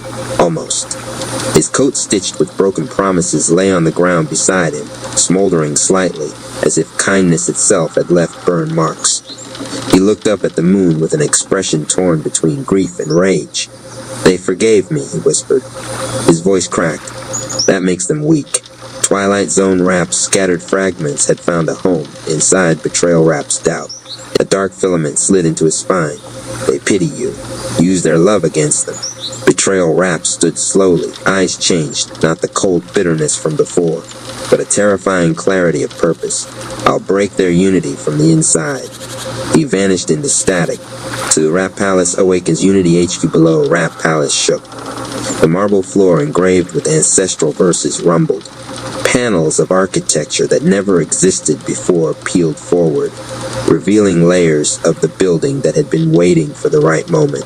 Rising from beneath the main hall, Unity headquarters, the hard engine of the Rap Tribe screens, flickered on, not digital, but chai-based holograms powered by collective trust. Nerd Rap gasped, "This is a command center built on social energy." Donation Rap stepped closer. When he placed his hand on the main console, the machine fed him real-time emotional maps of the city. Unity levels, dropping in Oak Cliff. Division spikes detected in Arlington. Twilight Zone Chi infection clusters growing in Deep Ellum. Revike Rap nodded solemnly. The palace is revealing its gifts because the battle demands new stewardship. Mama Amma Rap cracked her knuckles. Location of the danger don't matter. We show up everywhere. 3 Twilight Zone Rap kidnaps. A key rap, it happened fast. A street in South Dallas, art murals glowing with newly awakened Unity Chi, suddenly bent like paper in the wind. Screams cut short. A glitching portal formed from shattered reflections. Toddler Yoku Rap vanished into the tier mid-chant. Anonymous Cherry felt the hole in his soul instantly. His Trichi flickered violently. No, Yoku, his body blurred. Silent Legacy surged, but Nerd Rap caught him by the arm. Think, he warned. He wants you to rush in blind. Anonymous shook, rage, fear, and guilt crashing together. That's my inner child, he whispered. Revike placed a palm on Anonymous's chest.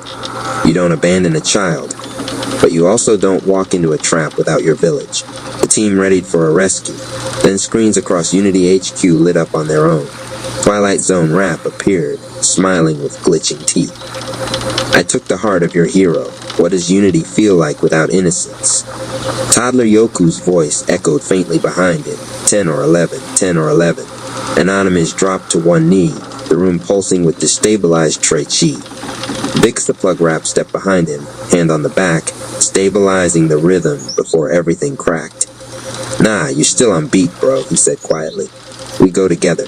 Anonymous inhaled, rage turning into resolve.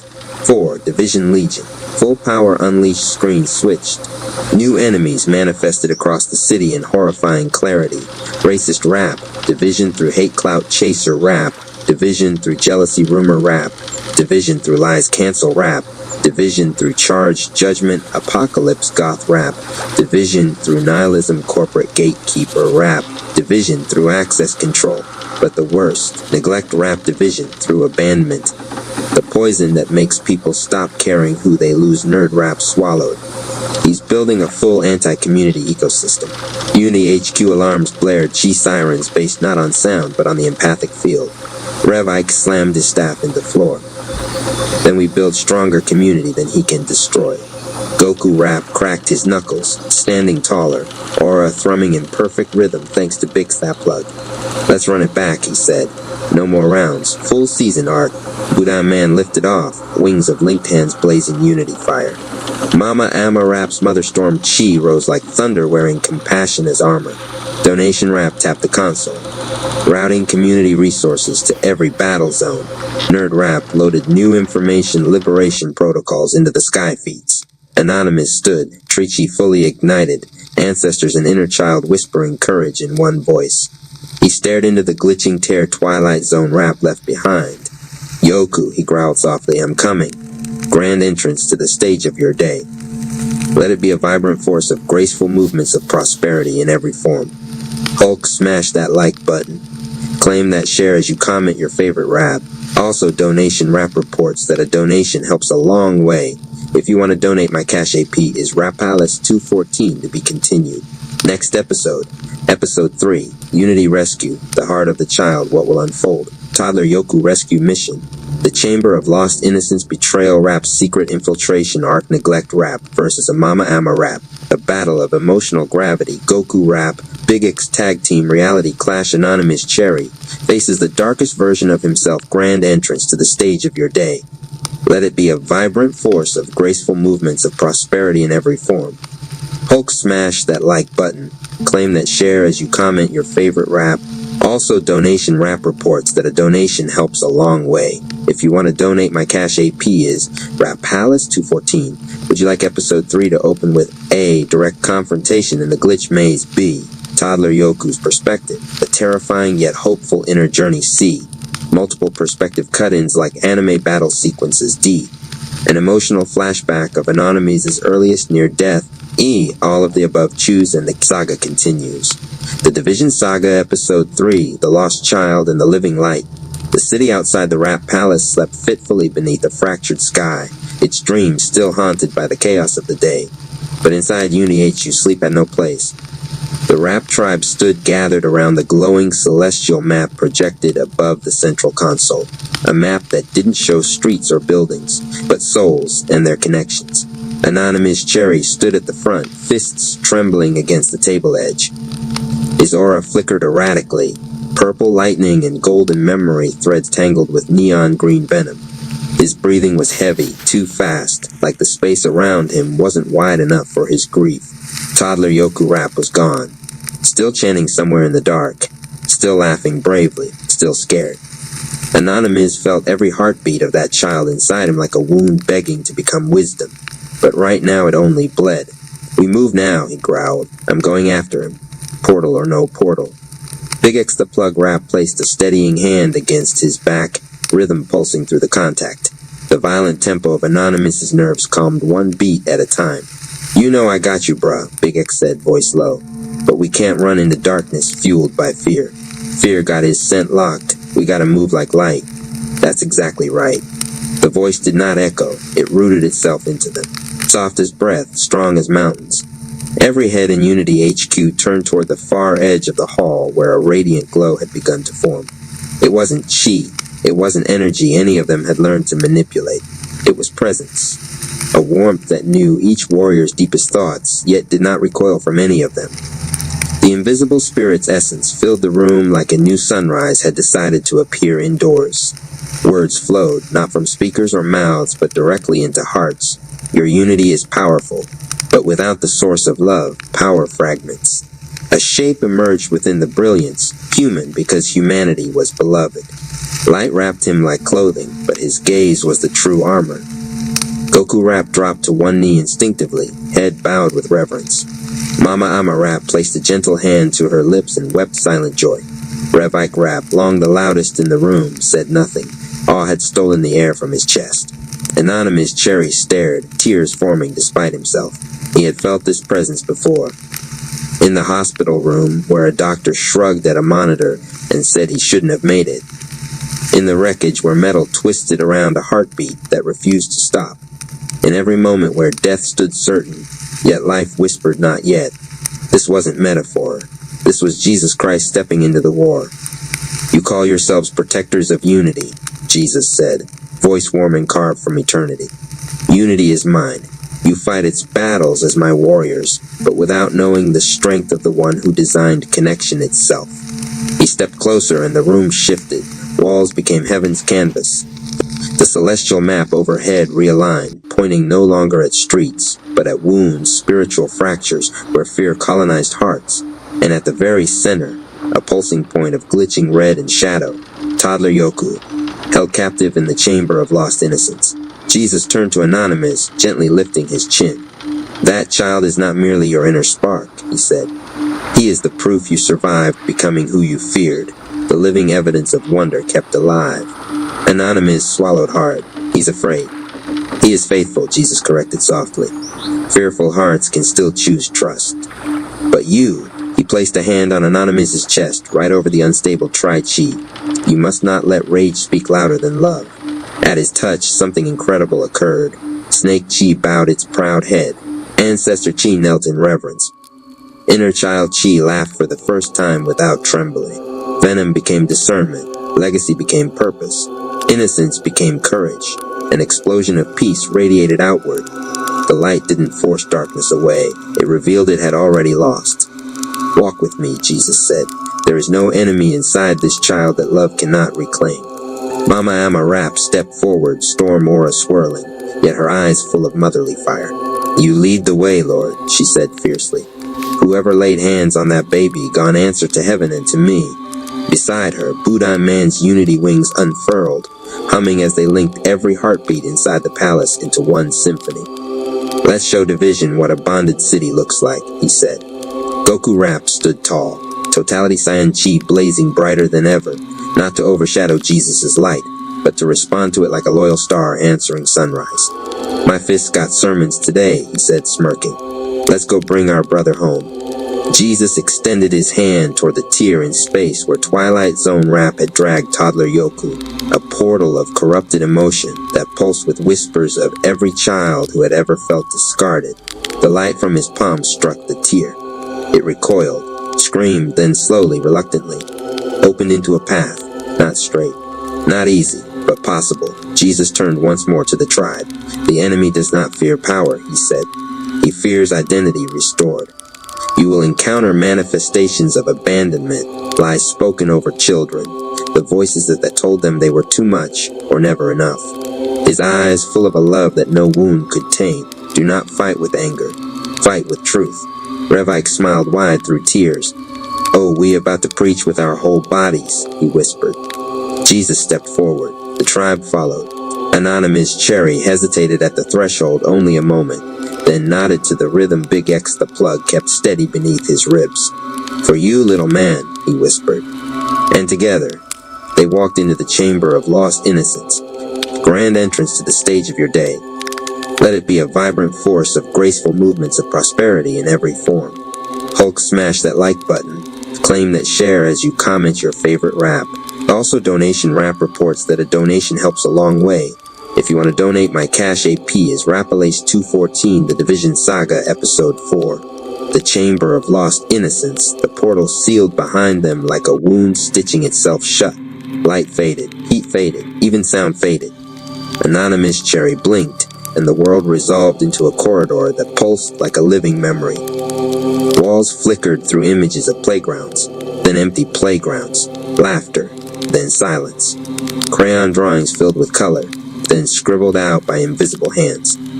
Every step forward felt like walking deeper into childhoods that had been abandoned. Jesus walked ahead, far enough to lead, close enough to catch every faltering heartbeat. His glow illuminated the hall, not by domination but invitation. His presence didn't force peace, it reminded peace that it still existed. Goku Rap, usually a loud explosion of energy, stayed quiet, focused. Big X.Plug kept a rhythmic hum going, ensuring no panic attack could corrupt the pace of their mission. Mama Ama Rap brushed her fingers against the trembling walls, heart aching at the echoes trapped inside. Babies weren't meant to feel this alone, she whispered. The chamber hissed in response, as if offended by compassion. From behind the group, Rev Ike murmured scripture under his breath, turning ancient words into weapons polished by faith. Jesus paused. "We are not alone here," he said softly. "Grand entrance to the stage of your day. Let it be a vibrant force of graceful movements of prosperity in every form." Hulk, smash that like button. Claim that share as you comment your favorite rap. Also, donation rap reports that a donation helps a long way.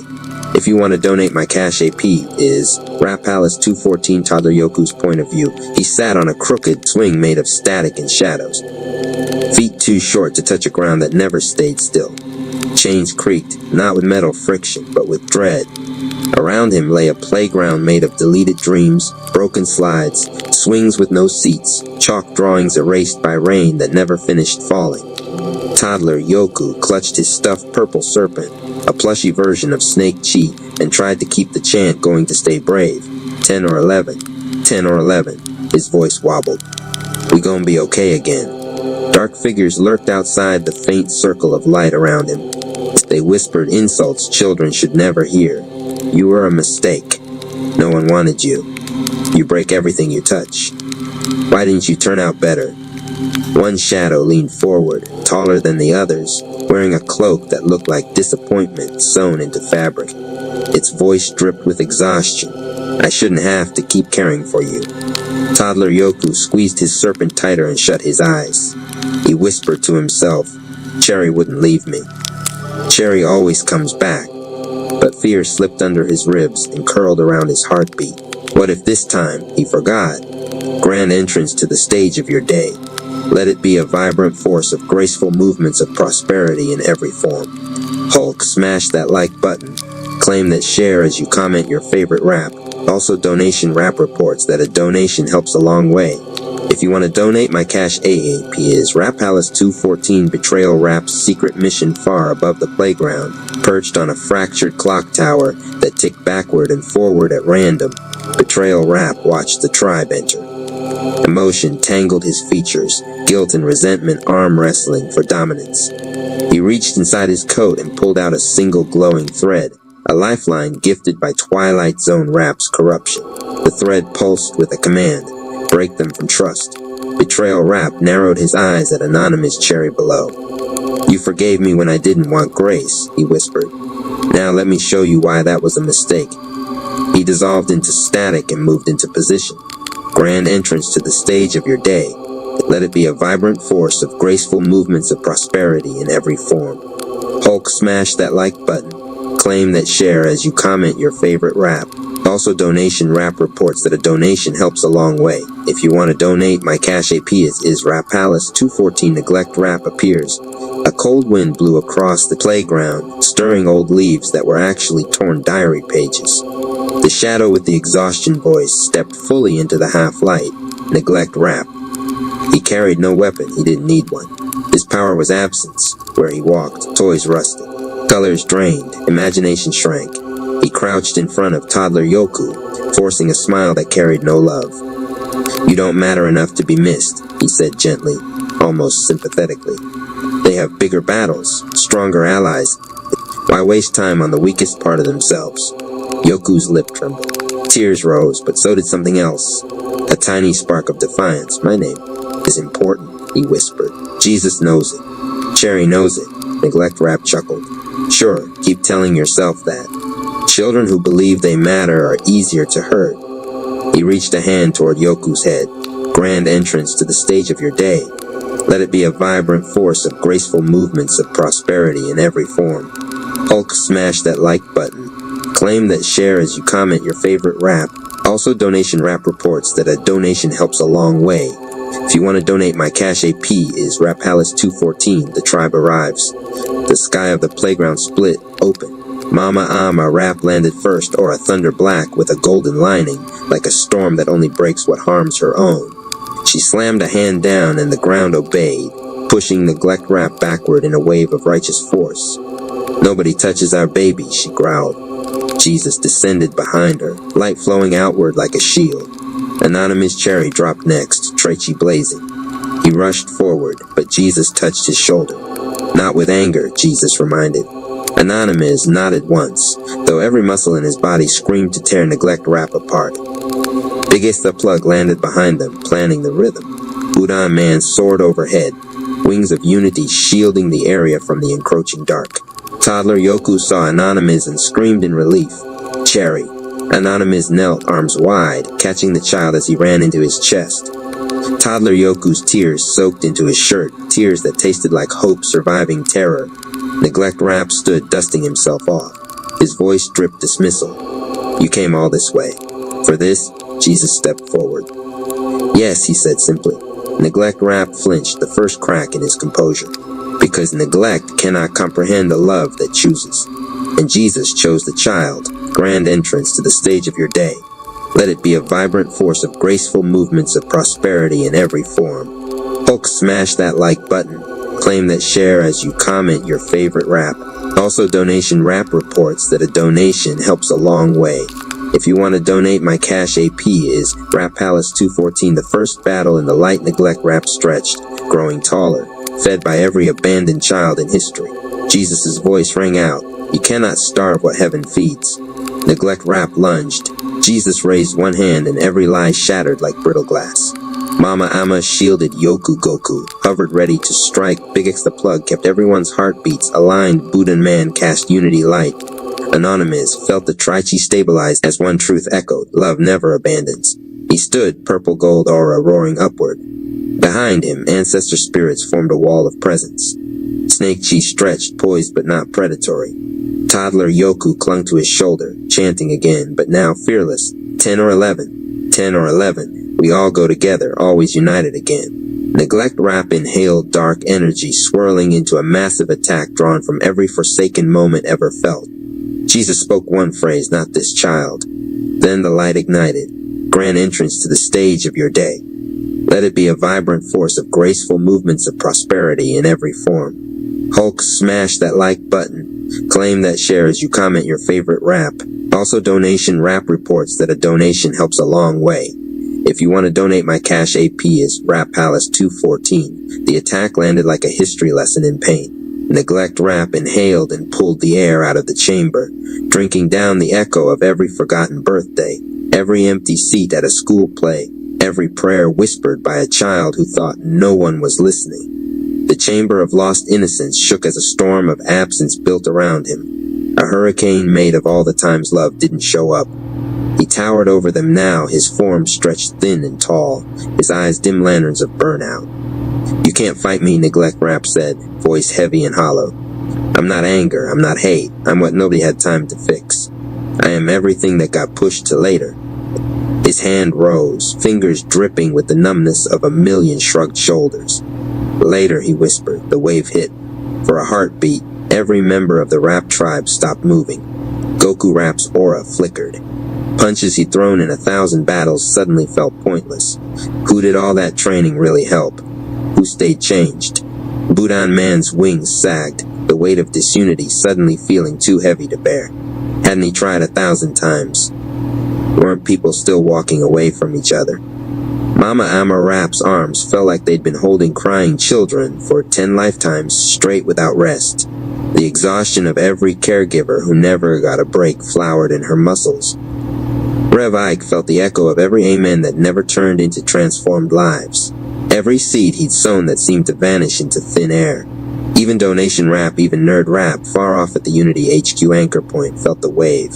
For a flicker of a moment, their plans and data maps and transparency boards felt like sand castles built too close to the tide. An anonymous cherry, his trachea cracked. The serpent went limp. His ancestors' hands felt faint. Inner child shrank. Maybe they didn't need him as much as he thought. Maybe all this power and all this growth was just noise in a world that would keep breaking anyway. Maybe every near death he survived was a glitch, not a purpose.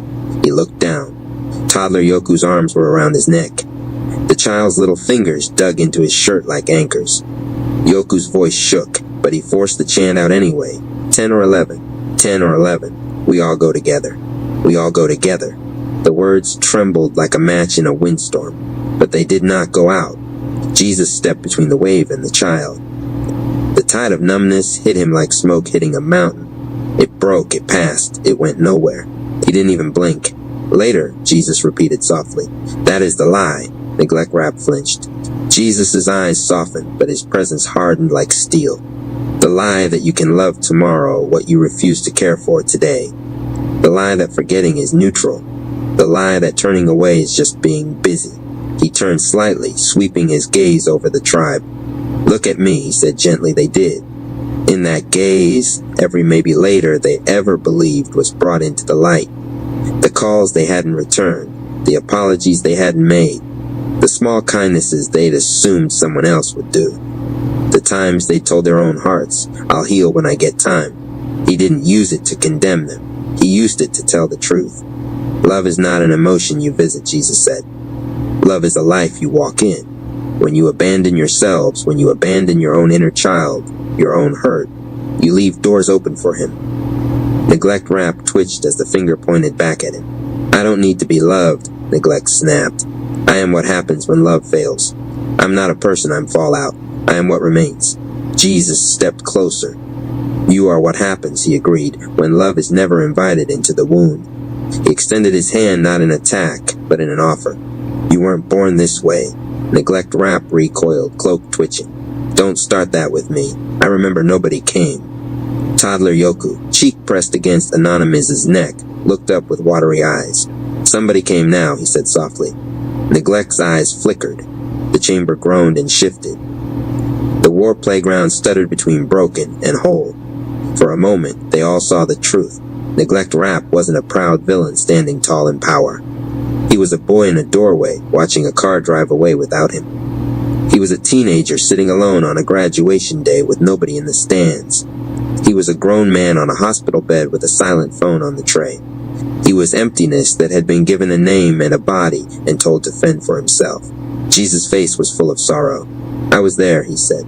Neglect spat. Liar. I was there in every person who felt the urge to call you and didn't, Jesus said. I was there in every teacher who wanted to encourage you but stayed quiet from their own fear. I was there in the hands that wanted to hold yours and hesitated. Then you failed, Neglect hissed, stepping forward.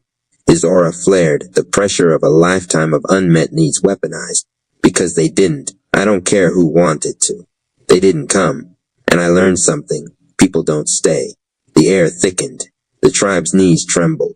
The weight of that premise, people don't stay, pulled at their bones like gravity doubling. Anonymous recognized it. He carried it for years. Every time someone left, every time someone broke a promise, every time he wondered if his survival really mattered to anybody long term. He almost dropped under it again. Almost. Then a memory surged. Not the car wreck. Not the hospital. Earlier, he was 7. Body small, asthma rough in his lungs, lying in a dark bedroom lit only by the glow slipping under the crack of the door from the hallway.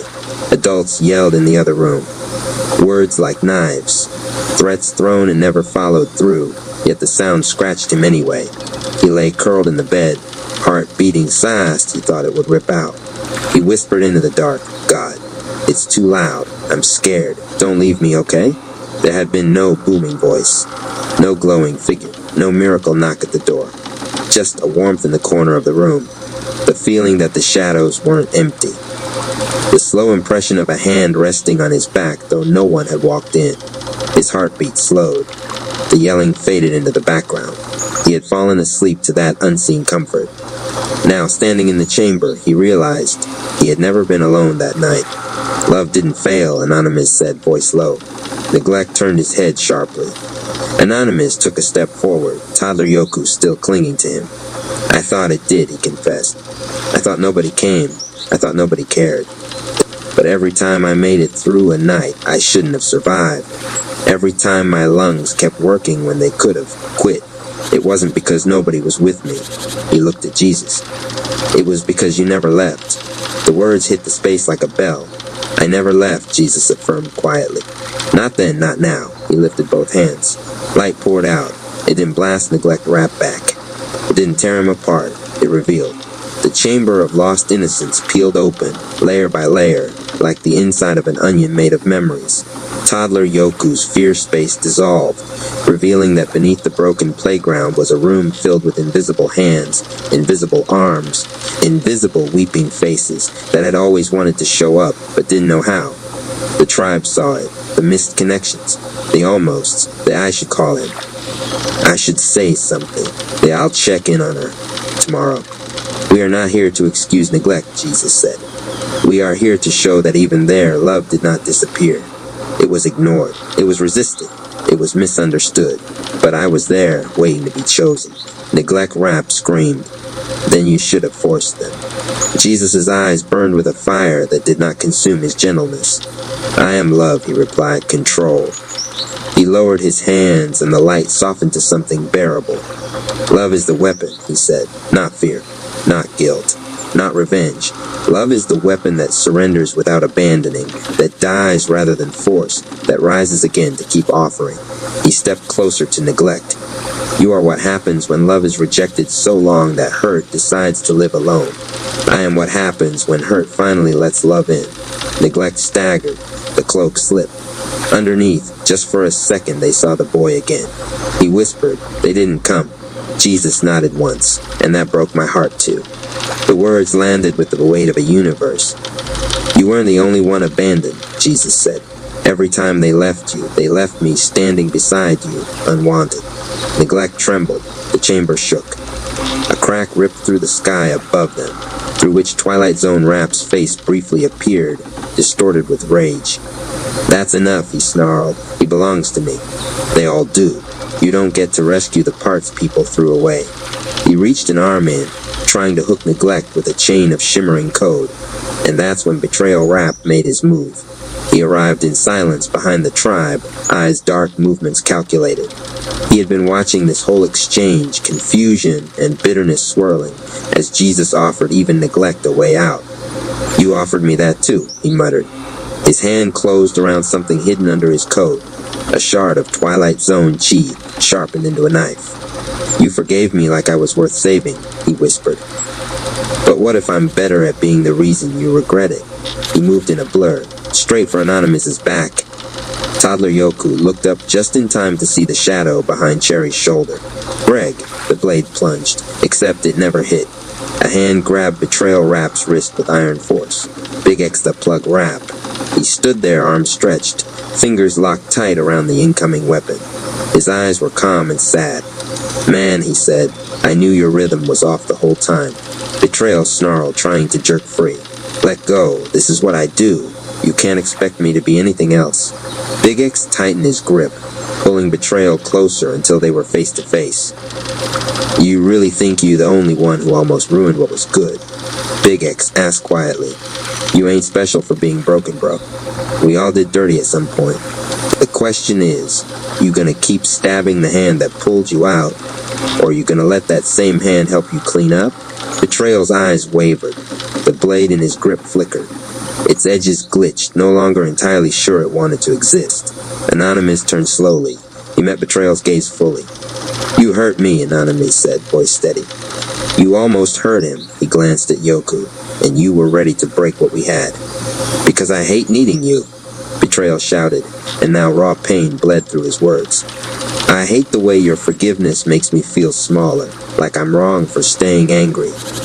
Jesus walked toward them, eyes full of that same unflinching love he'd shown Neglect. Forgiveness doesn't make you smaller, he said. It makes room for you to be real. He nodded at the knife, put it down.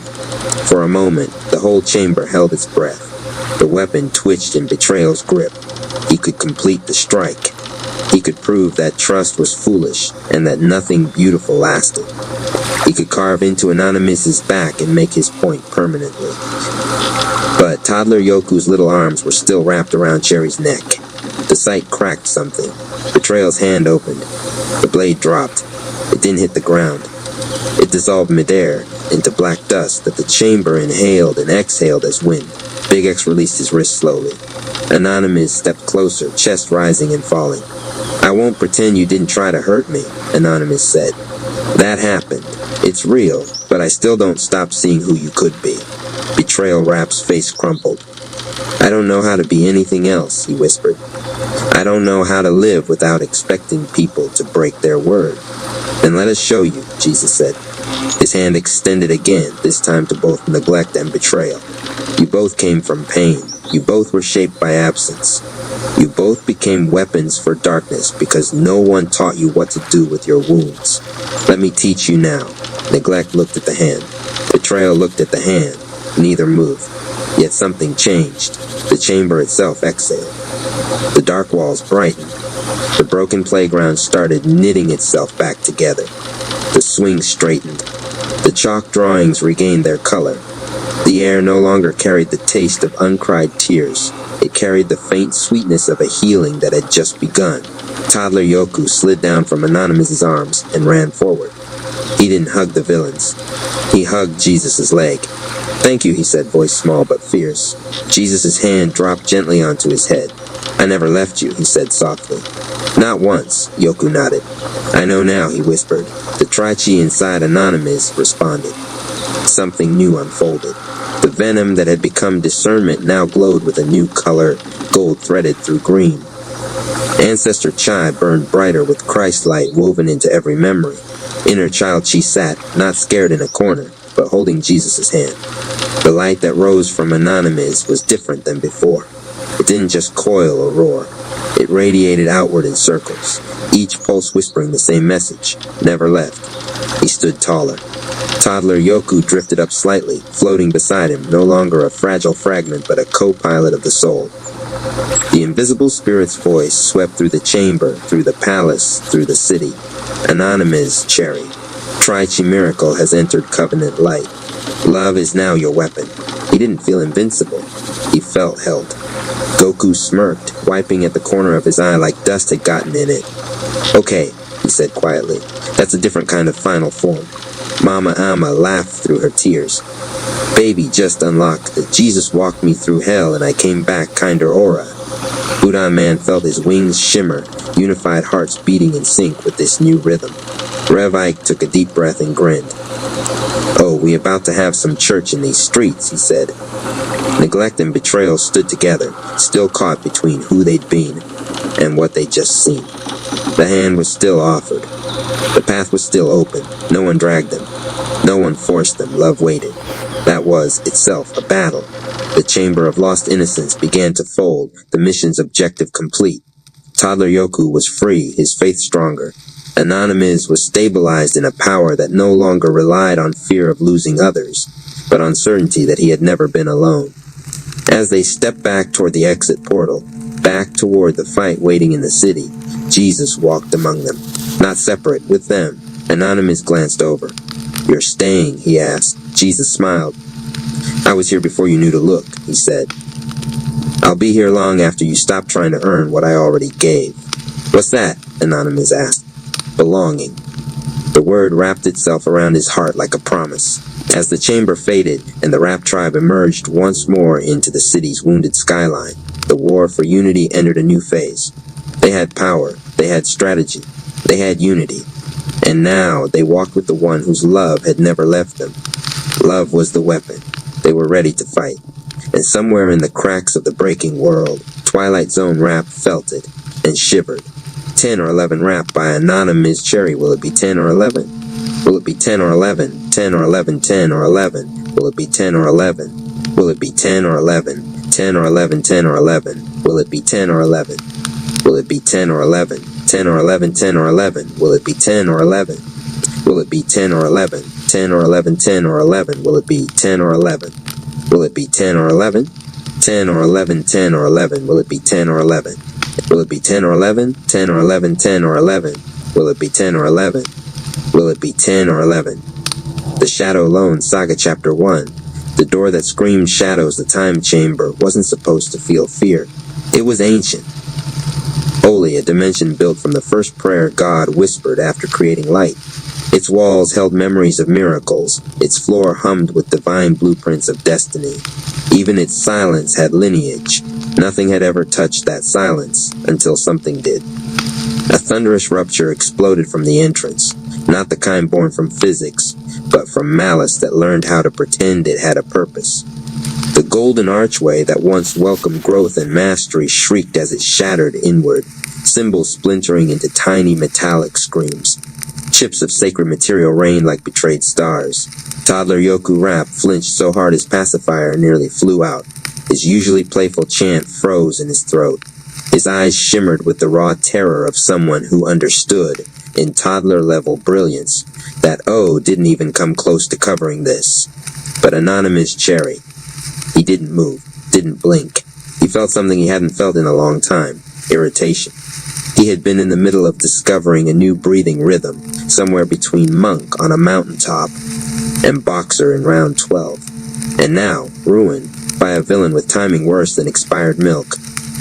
The shattered doorway reconstructed itself into a wall of mirrored chrome flesh, pulsing with a disturbed heartbeat, locking them in. No exit. No backup. Just the kind of tension that makes the muscles in your jaw ask if they should file a complaint with HR. Twilight Zone Rap materialized with a body stitched together from TV static and unresolved childhood issues. His grin stretched too wide, like he asked his face to smile, and his face said, "Sure, but I'm going to make it uncomfortable for everyone." His words slithered out like they wanted to be important. Peak training moment. Perfect time to ruin it. He flicked his wrist, reality convulsed. The entire chamber bled darkness. Grand entrance to the stage of your day. Let it be a vibrant force of graceful movements of prosperity in every form. RP Radio. Love the content, drop a comment, share this with others, and subscribe for more content. Cash App Rap Palace 214, a new world of terrible decisions. The floor dissolved into a wasteland of cracked obsidian. The ceiling became a starless void that felt embarrassed to exist. It wasn't night. It was the absence of ever knowing what daytime means. The air smelled like burnt secrets. The ground groaned like regret with knees older than its pride. Toddler Yoku clung to Anonymous's leg, small fingers trembling like nervous Morse code. Anonymous just sighed, deep, tired. With the emotional temperature of a man who has seen too much and still has to clock into work. Inside his mind, not this again. Grand entrance to the stage of your day. Let it be a vibrant force of graceful movements of prosperity in every form. RP Radio. Love the content, drop a comment, share this with others, and subscribe for more content. Cash App Rap Palace 214, the 1,000,000% that backfired Twilight Zone Rap raised both arms like a cult leader who didn't read the instruction manual. His aura twisted into a chaotic amplification sigil, a surge, a roar, a violent uplift of corrupted power, 1,000,000,000%, a 1,000,000,000% amplification. The desert of shadows cracked open. Predators roared from below, things made from hunger, and the part of nightmares that apologized afterward. Toddler Yoku dropped to his knees, little teeth chattering, his toddler courage screaming, "Hey, maybe let's not do this?" But Anonymous, he stood with quiet confusion. He blinked once, fully unimpressed, because something was happening inside him. Something deliciously inconvenient for Twilight Zone Rap. His love-bonded chi, given as a loan from the invisible spirit, didn't break. It multiplied. Purple chai swirled like a serpent learning ballet. Every heartbeat connected him deeper to God's unbothered confidence. The invisible spirit whispered, "Amplify love, and love amplifies everything." Twilight Zone Rap smirk twitched. That was the first crack.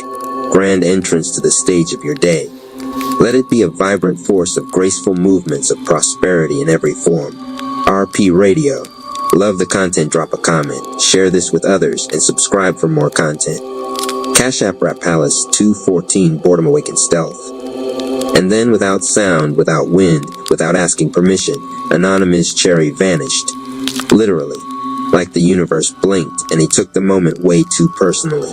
Toddler Yoku gasped. Twilight Zone rap spun like someone lost their favorite enemy. Anonymous crouched high atop a jagged black dune. Weight perfectly balanced, breath invisible, heartbeat silent like it was doing ASMR for angels. His aura evaporated, his presence, no more real than humility in a narcissist convention. Stealth wasn't hiding.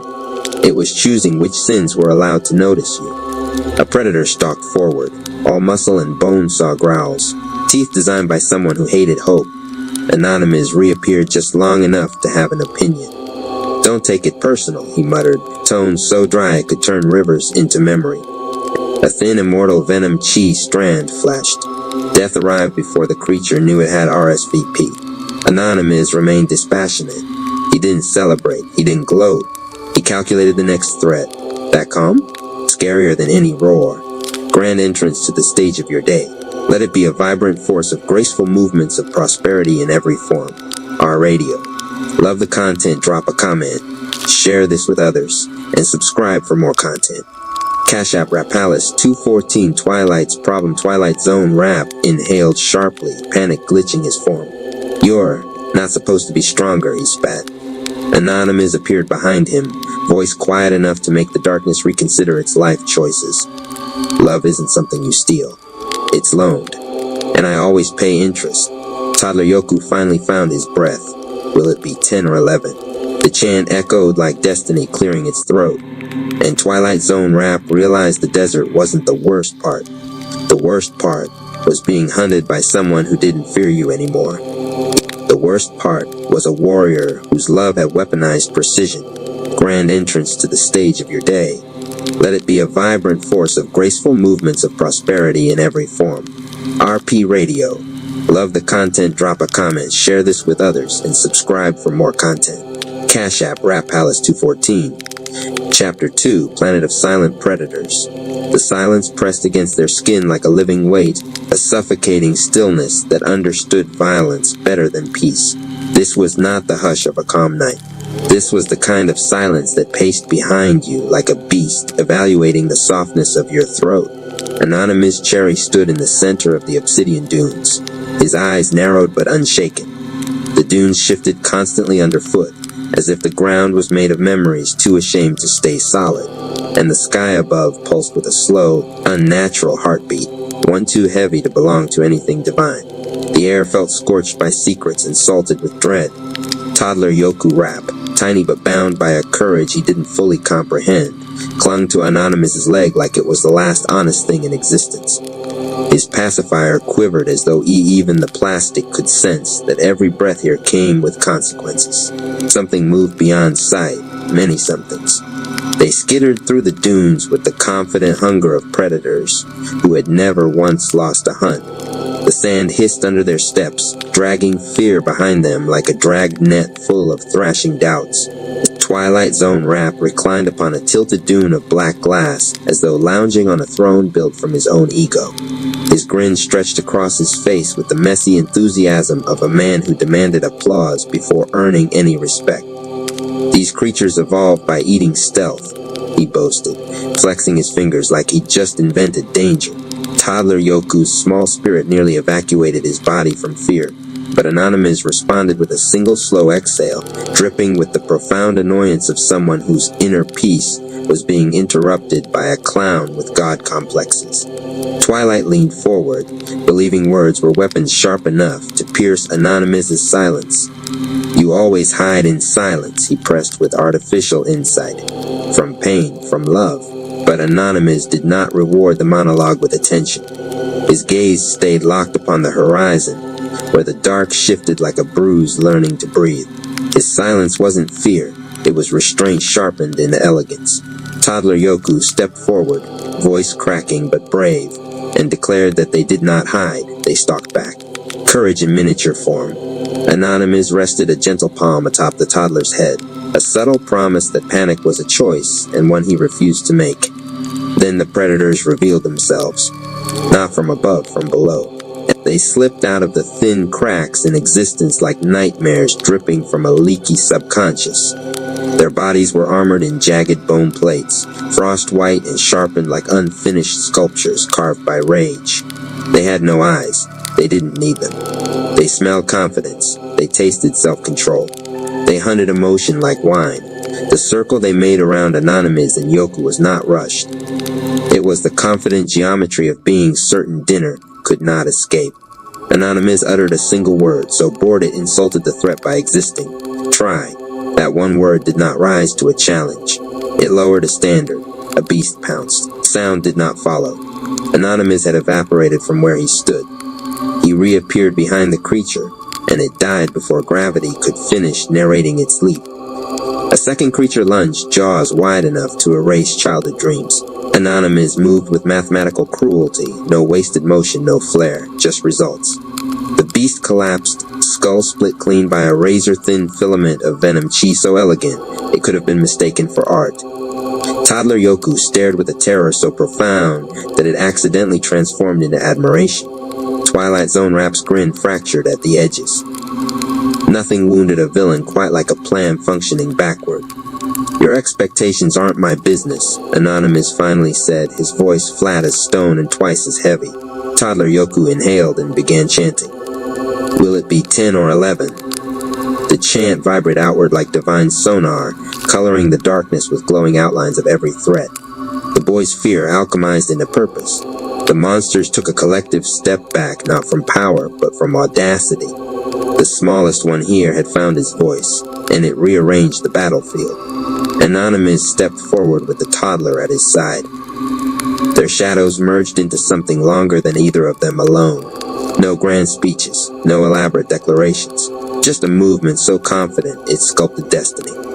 Twilight Zone Rap watched, and the revelation struck him with the accuracy of regret. He had not trapped them in a nightmare. He had locked himself inside their evolution.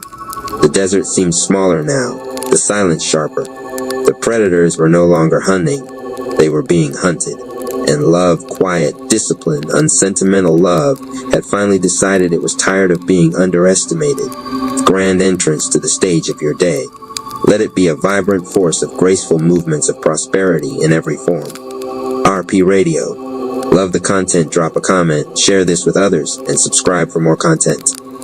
Cash App Rap Palace 214 Chapter 3. Billion% Twilight Zone Rap's confidence began cracking like cheap porcelain. The amplification, his proud, chaotic masterpiece, that 1 billion% surge of distorted power, was supposed to break Anonymous Cherry into screaming fragments of regret. Instead, all it broke was the illusion that Twilight was in control. The corrupted energy spread across the desert in violent pulses, bending the very concept of stability.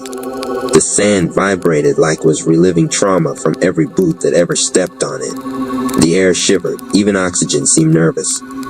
Anonymous didn't flinch. His posture was a sculpture of calm precision. Shoulders squared without exaggeration, chin steady, eyes not wide with power but narrowed with intention. His body absorbed the violent amplification and translated it into something purer, a deeper connection to the invisible spirit, as if love itself had found a new frequency and tuned him to it perfectly. The violet aura forming around him didn't flare wildly. It tightened, condensed to the density of a singularity. This was not explosive power. It was controlled destruction. Toddler Yoku Rap felt the shift first.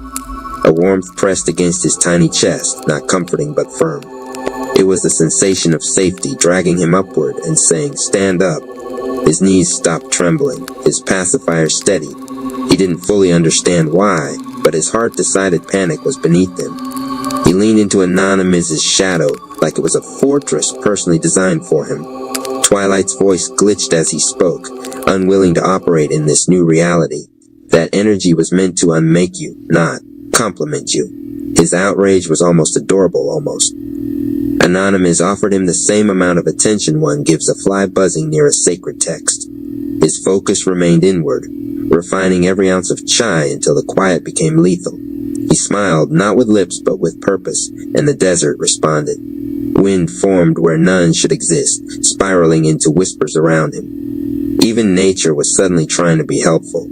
The predators surrounding them stopped snarling, their bodies tensed. They recognized an ancient rule resurfacing: hunt wisely or become a lesson. Their blind heads rotated, sensing power evolving faster than instinct could calculate. One creature inched backward, another followed. Soon the entire pack was backing away from their meal, realizing death had disguised itself as dinner. Toddler Yoku's chant shifted. No longer sharp with fear, his little voice carried authority, a strange holy kind of mischief. 10 or 11, 10 or 11. The chant stabilized the raw amplification into something almost mathematical. Every syllable locked another piece of energy into place.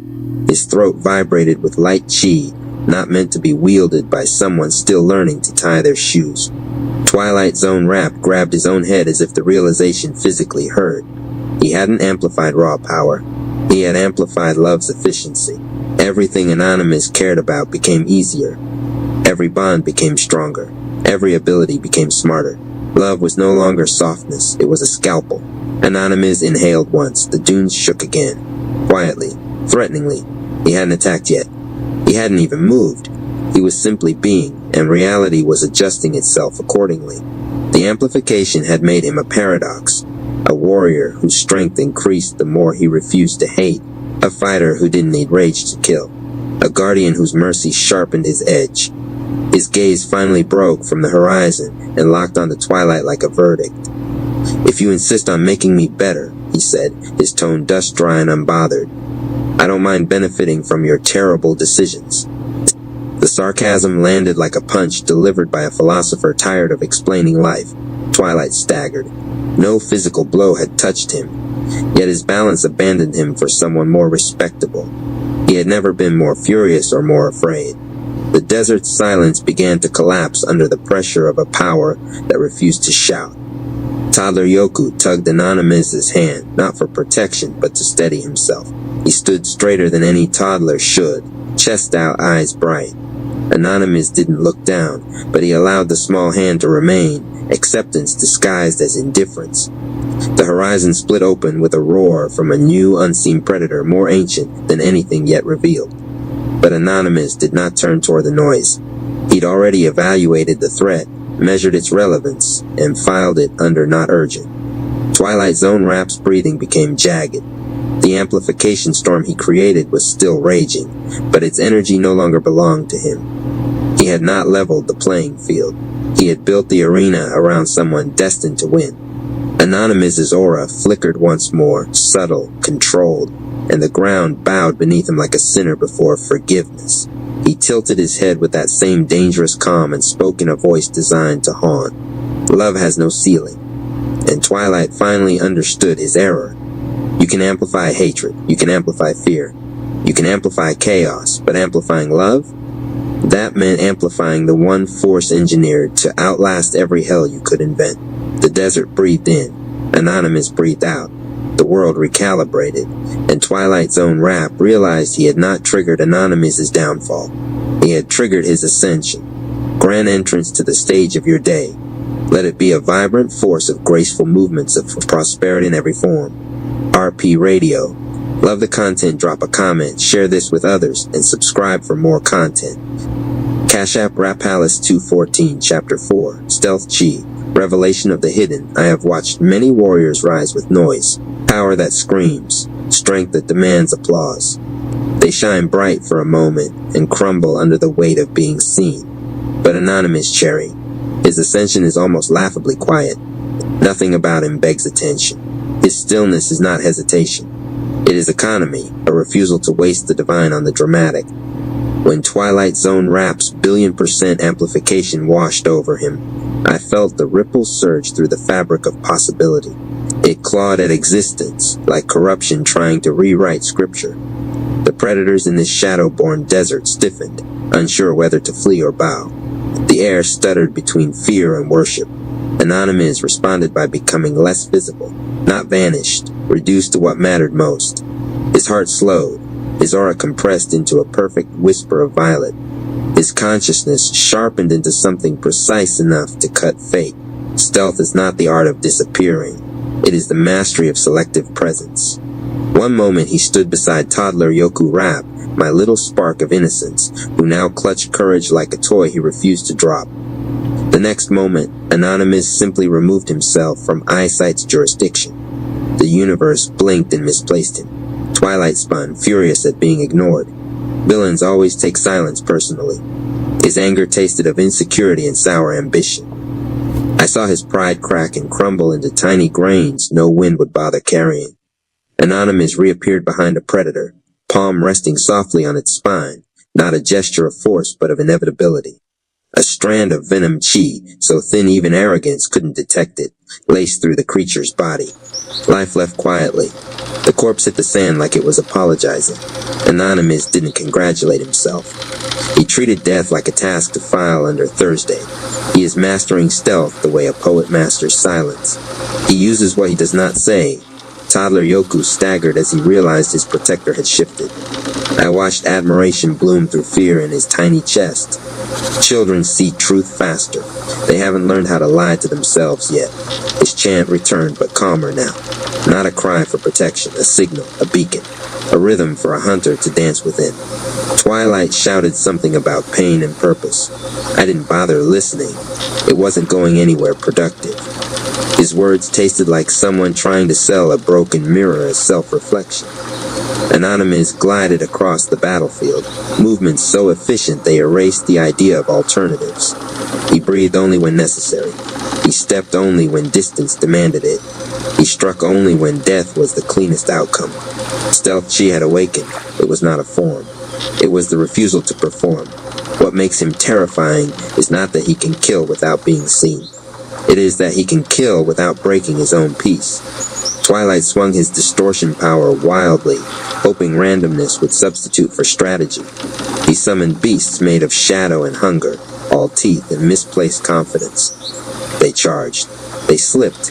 They fell one by one because Anonymous had already memorized the geometry of every mistake they were about to make. He knows how threats think. He knows where fear lives. He simply removes the part that causes problems. In his restraint, I see a divinity the loud never achieve. Toddler Yoku pointed toward the densest darkness, his voice tiny but commanding. There. The little one does not yet understand that I chose him as the spark in Anonymous' storm. His bravery is the kind that doesn't realize it is bravery, the purest kind. Anonymous acknowledged him with the faintest nod, and even that gesture felt like a sacred acceptance of partnership. The kind that rewrites destiny with something gentler than blood, yet twice as binding. As they moved deeper into this nightmare landscape, I breathed power into the hunter who loves too much. His veins glowed faintly with my signature, a blessing disguised as silence. His aura hugged him like armor made from every heart he refuses to abandon. I will never abandon him either. Twilight Zone Rap watched, and realization began stitching regret into his nerves. He did not create a prison. He created a proving ground. He sharpened the very sword that now stalks him. Anonymous Cherry walks without sound because the world itself is listening. Each step is a sermon. Each breath is a strategy. Each kill is a confession that love, when cornered, becomes the sharpest weapon the universe has ever loaned.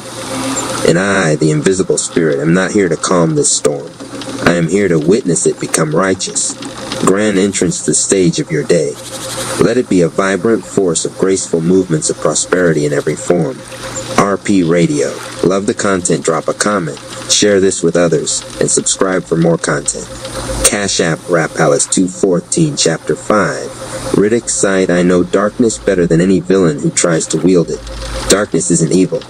Darkness is potential. It is the canvas before creation, the pause before revelation, the breath God takes before speaking light into existence. Twilight Zone Rap does not understand this. He uses darkness like a blunt instrument, beating confusion into the air, hoping fear will fill in the intelligence he lacks.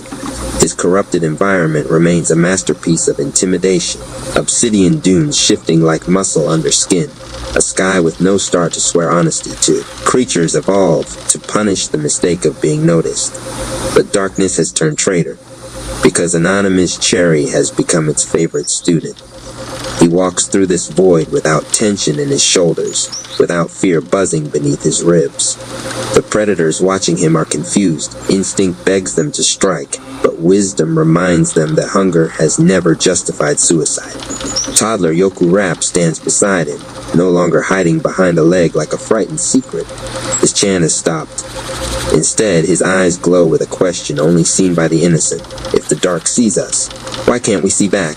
I feel his curiosity like a spark on dry wood. So I answer him not with words, with sight. A shimmering pulse stirs behind his eyes, a quiet ignition. His pupils shift, first silver, then luminescent white, then a deep gold that recognizes everything light is supposed to protect. Suddenly the black horizon fractures into information. He sees outlines of predators miles away, stalking through dunes like silent punctuation. Every creature glows in his vision, red for aggression, blue for hunger, yellow for hesitation, and a haunting violet for those unsure who the real prey is anymore. The little one gasps, not in fear but awe. "Wow," he whispers, and in that sound is a revelation. The dark has rules, and he now reads them better than most gods. I whisper through him like a second heartbeat. Perception is the first mercy. Awareness is the last warning. Anonymous rests a steady hand on Yoku's shoulder, a rare gesture of affirmation from a warrior who prefers geometry to comfort. The child stands taller, truth expanding his posture like light inflating a lantern. Meanwhile, Twilight Zone Rap watches, and panic gnaws at his confidence. He thought removing light would isolate them in terror. Instead, it defined their purpose. Stop evolving. Twilight snaps as if growth were an inconvenience he could invoice. The predators hesitate, confused by the sudden shift in the food chain. They no longer understand which direction death travels from. Anonymous moves first. He requires no roar, no dramatic crowd power, no declaration. His presence flows into shadows like a rumor that kills. Every step is chosen by necessity, not impulse. His soul is perfectly quiet, so quiet predation becomes prayer. Toddler Yoku follows directly behind him, gripping his bravery like a sword he has not yet learned to swing. His new sight maps paths no normal eye could find, a labyrinth of safe steps through a battlefield designed to punish footsteps. Twilight watches them advance as a terrible truth calcifies in his bones. He created a world for predators. He invited prey inside. The prey decided to become instructors. One beast, enormous and plated in fossilized rage, leaps from the sand with a roar that wants to be historical. Toddler Yoku sees the movement before it begins, points, but Anonymous is already there. A hand on the creature's jaw, a twist, a silence. No flourish, just physics obeying the inevitable. Death, respectful enough not to make noise. Anonymous releases the carcass like dropping a thought that doesn't matter. The child does not scream, he nods. Approval without fanfare. There is maturity in witnessing necessity without romanticizing it. The more the boy sees, the more the world must correct its assumptions. Twilight Zone Rap retreats a step, not physically, but spiritually. His confidence deflates into a shape that can't support cruelty. He whispers curses at the air as if betrayal were oxygen's fault. I watch him struggle and cannot help but allow a small cosmic smirk. He amplified love thinking it was weakness. He weaponized darkness thinking it was unarmed. But love adapts, and darkness remembers its maker. Anonymous, Cherry, and Toddler Yoku walk forward, one silent as justice, the other bright as discovery. The desert shifts beneath their stride, and I follow with quiet affection, for I know where they are headed. Not survival, not escape, mastery. The kind that makes even the night want to take notes. Grand entrance to the stage of your day. Let it be a vibrant force of graceful movements of prosperity in every form. RP Radio. Love the content, drop a comment, share this with others, and subscribe for more content. Cash App Rap Palace 214 Chapter 6, The Door That Never Broke. There is a truth so sharp that most souls bleed before they understand it. Sometimes the prison is not the walls, but the belief that walls exist. As Anonymous, Cherry, and Toddler Yoku carved effortless survival through Twilight's nightmare desert, the scene shifted not for them, but for the ones watching beyond the veil.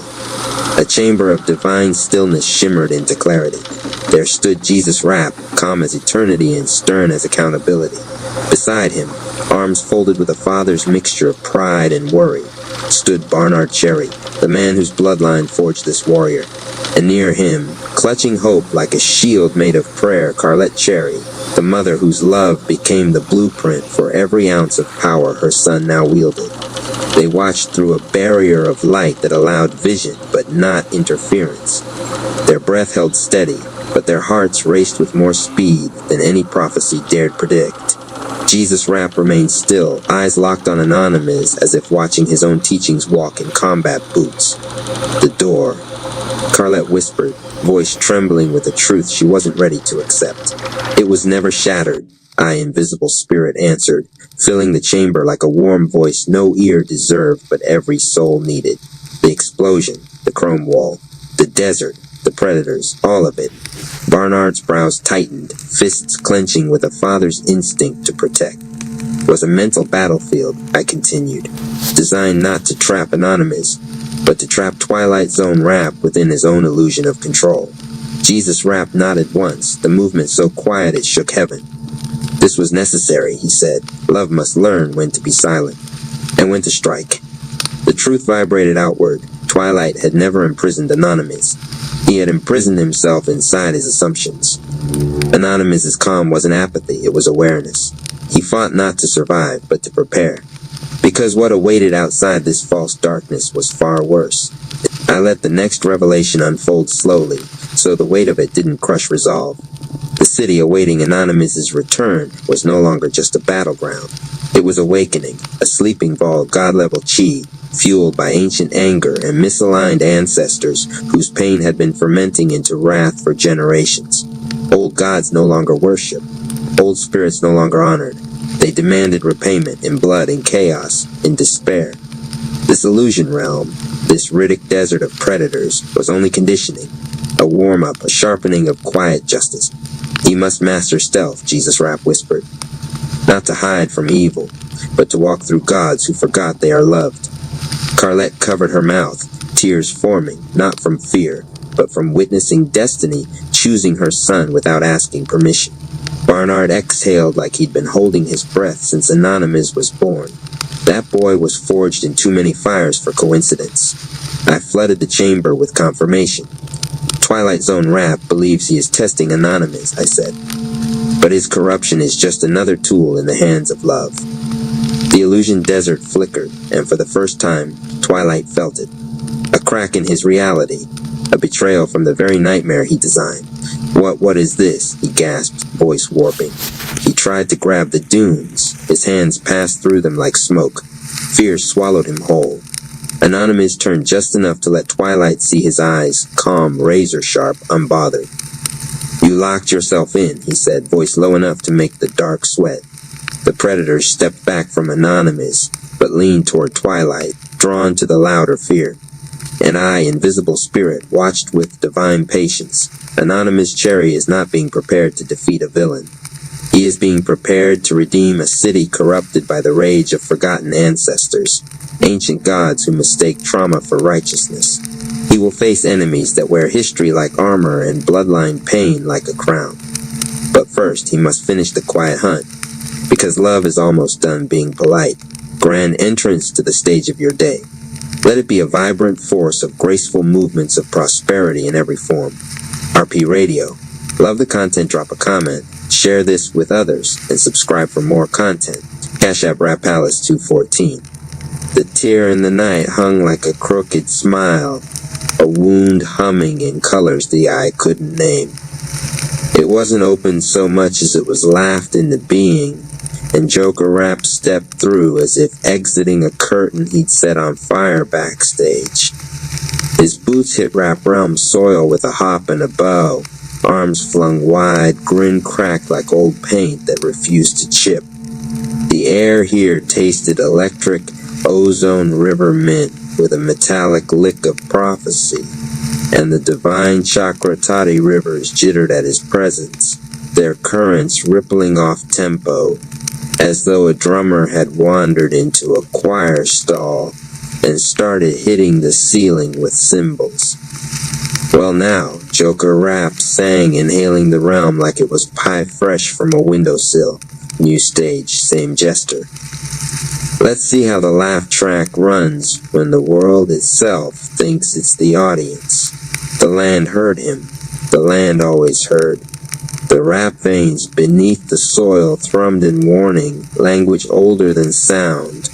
A drumbeat of no and not yet, and be careful, that shook dust from the crystalline pines.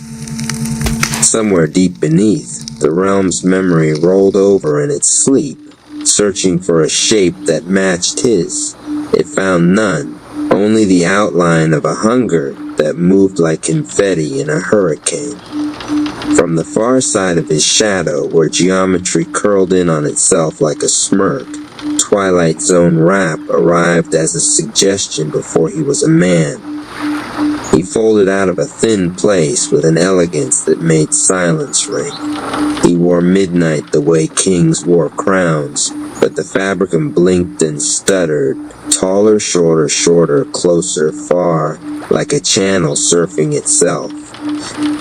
You laugh wrong, Twilight Zone rap said, and the statement arrived in 3 different timbres, each one a second apart. I don't mean incorrectly, I mean disobediently. Joker rap clapped once, slow and delighted. You should see me cry, it's a symphony. He leaned forward as though to smell Twilight Zone rap's thoughts. And who might you be when you're not being 12 things at once, my kaleidoscope friend? Twilight Zone rap came the name, and the air bowed a little around it. I organize the nonsense others mistake for fate. I tune the teeth in nightmares. I make mirrors honest. Joker rap's grin shifted into something close to tenderness and twice as cruel. Honest mirrors? Oh, sweetheart, those are the most dishonest toys of all. Let's be friends. They circled each other like 2 theories arguing. Every step Joker rap took made a squeak, as if an invisible balloon animal trailed behind his heels. Every step Twilight Zone rap took made the ground forget it had been there a moment before. The divine Chakratati rivers tried to harmonize, failed, and threw their silver blue braids against the banks in petulant splash. You don't belong, Twilight Zone rap said, considering Joker rap the way a painter considers a stain that could become a horizon. But belonging is an old rule I prefer. Effective intrusions. Effective intrusions. Joker rap clutched his chest. You flatter me. I usually settle for rude little catastrophes. His eyes glimmered a poisonous green as they tracked the river's jitter. What's this place called? Candleland with consequences. The rap realm, Twilight Zone rap replied. And it can be made to sing the wrong song if you lean on the right notes. He lifted a hand without lifting it. The horizon flinched. I intend to lean. The realm dozed with one eye open. It listened to the angle of his intention and tasted the metal in it. It remembered 1,000 storms and 1,000 healings, 1,000 trials wrapped in the same cloth. A test, a choice, a fever that broke into wisdom. But this was pain offered to a liar. Twilight Zone rap watched the rivers and then watched the man who made them flicker. You have a champion, he said softly, not to Joker rap, but to the possibility that kept Gotham upright. Batman rap. He carries a lantern that believes in its own light. It blinds him at the edges. He turned back, and his smile showed too many teeth in the places smiles don't have teeth. You know him. He knows you. Between the two of you lives a wound called certainty.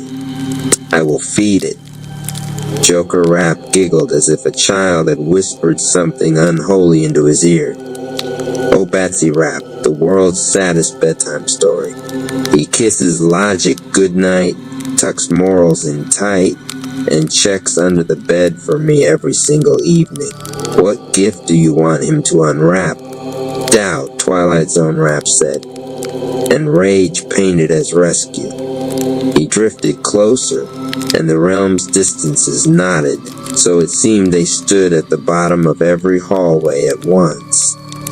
We will show him you crowned among the rap tribe, your laughter the new anthem, their hands stained in your colors.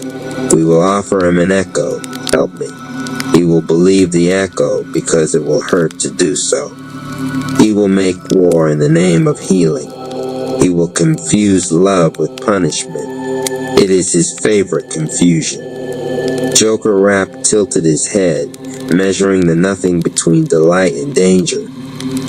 So I play king for a night, and the boy in the bat pajamas tries to slap the crown off my head while shouting about justice. You're selling me nostalgia, darling. I'm in. He held out a hand that flickered between handshake and slap. But I want improvisation rights. RP Radio. Love the content, drop a comment, share this with others, and subscribe for more content. Cash App Rap Palace 214. Twilight Zone Rap said, and their palms touched but did not touch, because for a fraction of a second there were 4 hands and none. Just remember, you are not the point. You are the proof. Baby, Joker Rap purred. I'm always the point and the punchline. The first pulse of the lie went out then, quiet as a breath on frosted glass. It slid into the seam between worlds where wind remembers secrets and clouds practice faces, and it kept going until it found the city built out of broken oaths and rooftop confessions. Gotham trembled and did not know why. On a tower's lip, the bat signal shivered and grinned. Batman Rap tasted the wrongness before he saw the light. It arrived as pressure behind the eyes, a migraine of meaning.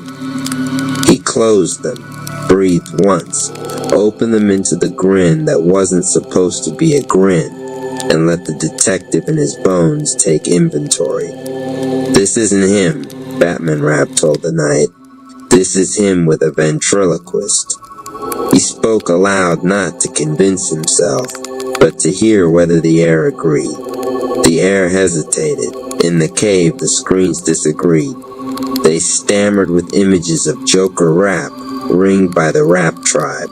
Anonymous Cherry Rap's aura bright and unsettled. Donation Rap's smile held like a shield. Mama Rap's calm an island in a boiling sea. They seemed to be laughing with the clown, not at him. They seemed to be lifting him, not resisting. Gotham's shadows shifted to a new opinion. The tribe had fallen. Batman Rap's jaw clicked, a metronome of restraint. Or someone wants me to think they've fallen, he said. The cave offered only the hum of machinery and the heartbeat of a man who had forgotten how to sleep. He stood without deciding to.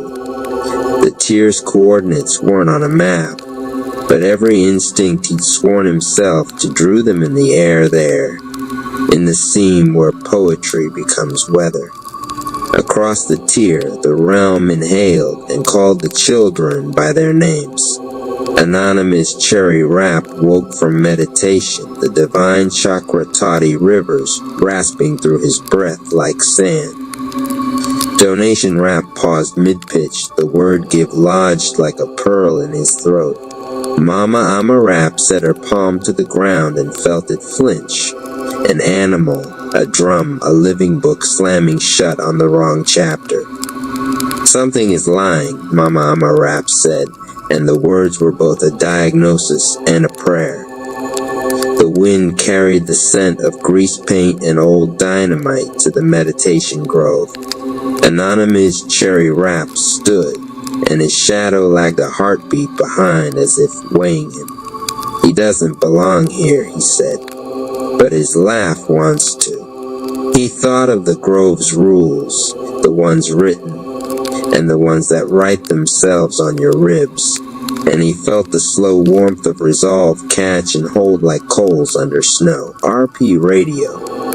Love the content, drop a comment, share this with others, and subscribe for more content.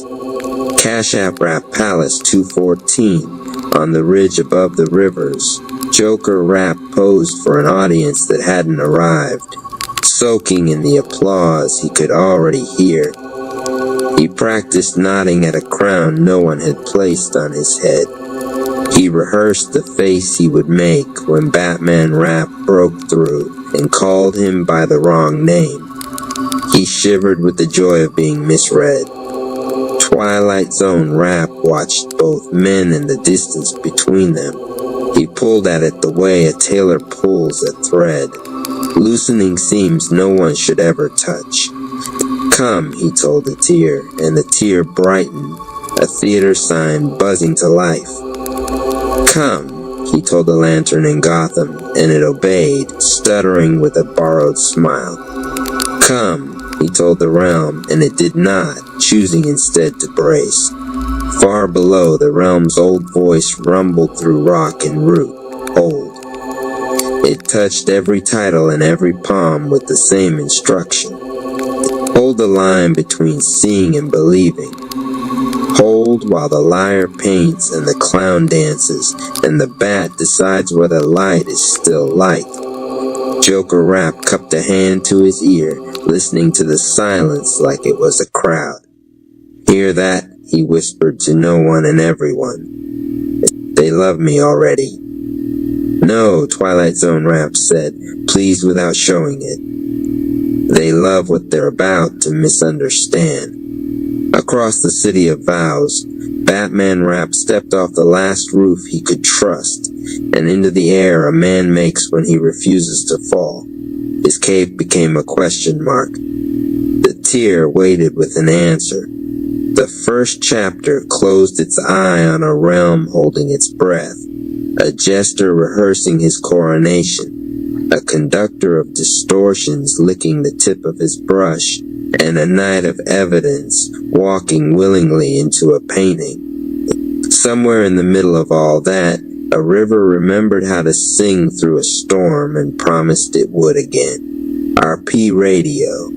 Love the content, drop a comment, share this with others, and subscribe for more content. Cash App Rap Palace 214. The tear did not close after Joker Rap stepped through. It pulsed behind him like a second heart, leaking fragments of Gotham into the rap realm. Sirens without cars, laughter without mouths, a crackling spotlight that searched for a stage, but only found the endless ripple of the divine chakra toddy rivers. Twilight Zone Rap stood at the edge of the distortion, feeding it. Every gesture he made pulled more fabric from the seam, stretching reality thin, weaving a mural no one asked to see. His art was not for beauty, it was for consequence. Joker Rap spread his arms as though addressing an invisible crowd. "You see that, Twilight Zone Rap? They're already clapping. I don't even need a punchline yet." He spun in a circle, then fell flat on his back in the grass, howling laughter at the fractured stars overhead. This place doesn't know how to boo. It's divine comedy, baby. Twilight Zone Rap tilted his head, his eyes like broken film reels. The Rap Tribe will feel the echo soon. When they arrive, we'll make it look as though they've crowned you. Their hands will hold your throne. Their voices will cheer your name. And Batman Rap will see only betrayal. The land shifted uneasily beneath them. The rivers thrashed against their banks, trying to wash away the lie before it rooted. But the distortion slithered faster than water could cleanse. Deep in the meditation grove, Anonymous Cherry Rap's spine arched mid-meditation. A thread of Joker Rap's laughter pierced his stillness like a blade through water. His breathing faltered. He opened his eyes and saw not the grove, but a vision. Himself kneeling before Joker Rap, laughing with a joy that wasn't his. "No," Anonymous Cherry Rap whispered, "that isn't me." He clenched his fists, feeling the venom pulse of Snake Chi stir, restless and agitated. Donation Rap across the Rap Palace courtyard froze mid-sentence as he addressed young recruits. His words turned sour in his own ears. The crowd in his vision was not listening to him. It was laughing with Joker Rap. His speeches of hope twisted into echoes of mockery. He staggered back, clutching his chest. Why? Why does it feel like I've betrayed them already? Mama Amarap pressed her palm deeper into the soil outside the palace. The ground beneath her hand pulsed with warning. She closed her eyes and whispered, "Their painting lies into the roots." The soil's reply was strained and trembling. Hold, hold, hold. Meanwhile, in Gotham, Batman Rap stalked across rooftops toward the shifting bat signal. The grin in the clouds bent wider, lightning carving teeth across the night. The city smelled of wet paint and burning circuits, and his instincts screamed with the same clarity that had carried him through wars of shadows and monsters. RP Radio. Love the content, drop a comment, share this with others, and subscribe for more content. Cash App Rap Palace 214. This is Joker Rap. Yes, Batman Rap muttered to himself. But not just him. Someone else is pulling the strings. A puppeteer with smoke for fingers. He returned to the Batcave, where the monitors flickered like fever dreams. Images spilled across the screens. Joker Rap seated on a throne made of the Rap Tribe's sigils. Anonymous Cherry Rap bowing. Donation Rap clapping. Mama Emma Rap smiling beside him. It was all wrong, and yet it all looked real. Batman Rap narrowed his eyes. They wouldn't, would they? The doubt scraped at him. He could hear Alfred's voice, stern and calm, reminding him not to trust what appeared without evidence. But the evidence was flooding him in every direction, twisting his conviction. And beneath it, the laugh of Joker Rap cut through like barbed wire. In the rap realm, Joker Rap leapt to his feet, twirling crownless but regal in his own deranged way. Oh, I can see it now, the tribe, the bat, all in the audience. And me, their king, their conductor of calamity. He looked at Twilight Zone Rap, eyes alight with fire and madness. You're going to make them believe it. I'm going to make them choke on it. Twilight Zone Rap smiled with all the patience of a spider in the center of its web. The illusion has begun. Soon the bat will come. And when he does, he'll strike not at you, but at them. The rivers hissed, the land groaned, and the rap realm braced itself, knowing the first clash was inevitable. RP Radio. Love the content, drop a comment, share this with others, and subscribe for more content. Sup Radio site Cash App Palace 214. The Weight That Walks, Chapter 5 to 8, Chapter 5, Angels Who Do Not Intervene. The Chamber announced Chapter 5 not with violence, but with absence. No new surge of gravity arrived. No flare of distortion rippled through space. The trillion-fold weight remained exactly as it had been, brutal, total, unmoving, but something else vanished. The sense of being alone, not emotionally, cosmically. Anonymous Cherry felt it in the way the pressure suddenly carried attention, in the way the air, if it could still be called air, seemed to pause before reacting to his breath. The Watchers had arrived. He did not see them. That was the point. Presence without form pressed against his awareness like eyes behind a veil. Not predators, not allies, observers. Anonymous recognized the sensation instantly, the way a seasoned fighter recognizes when the room has shifted from chaos to assessment.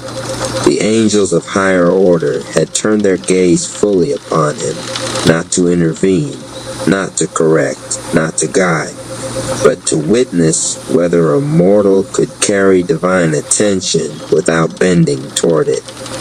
The silence grew heavier than gravity. Instinct flared, old, familiar, dangerous. The urge to perform, to rise higher, to prove worth, to show them what he had survived, what he had mastered, what he could become.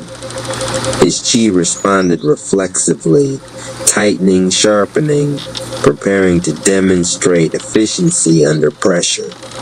The chamber allowed the impulse to bloom just long enough for him to recognize it, then punished it instantly.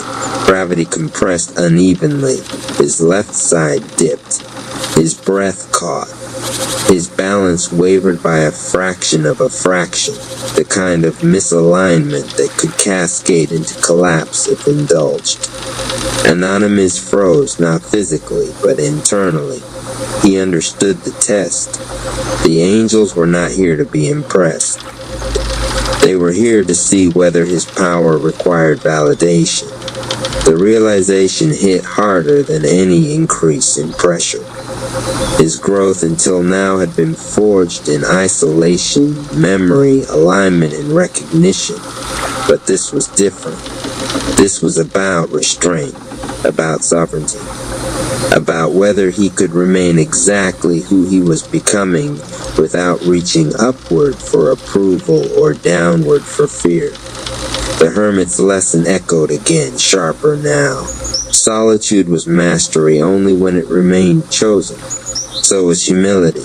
He released the urge to rise, not by suppressing it, by letting it pass through him without action. The chamber reacted immediately. The uneven gravity smoothed, the pressure stabilized, and the watchers leaned closer, not in curiosity, but in recalibration. Anonymous felt them reading him the way one reads a structure under load, testing not how high it could reach, but how honestly it could bear weight. His chi circulation slowed further, each loop deliberate, grounded, uninterested in spectacle.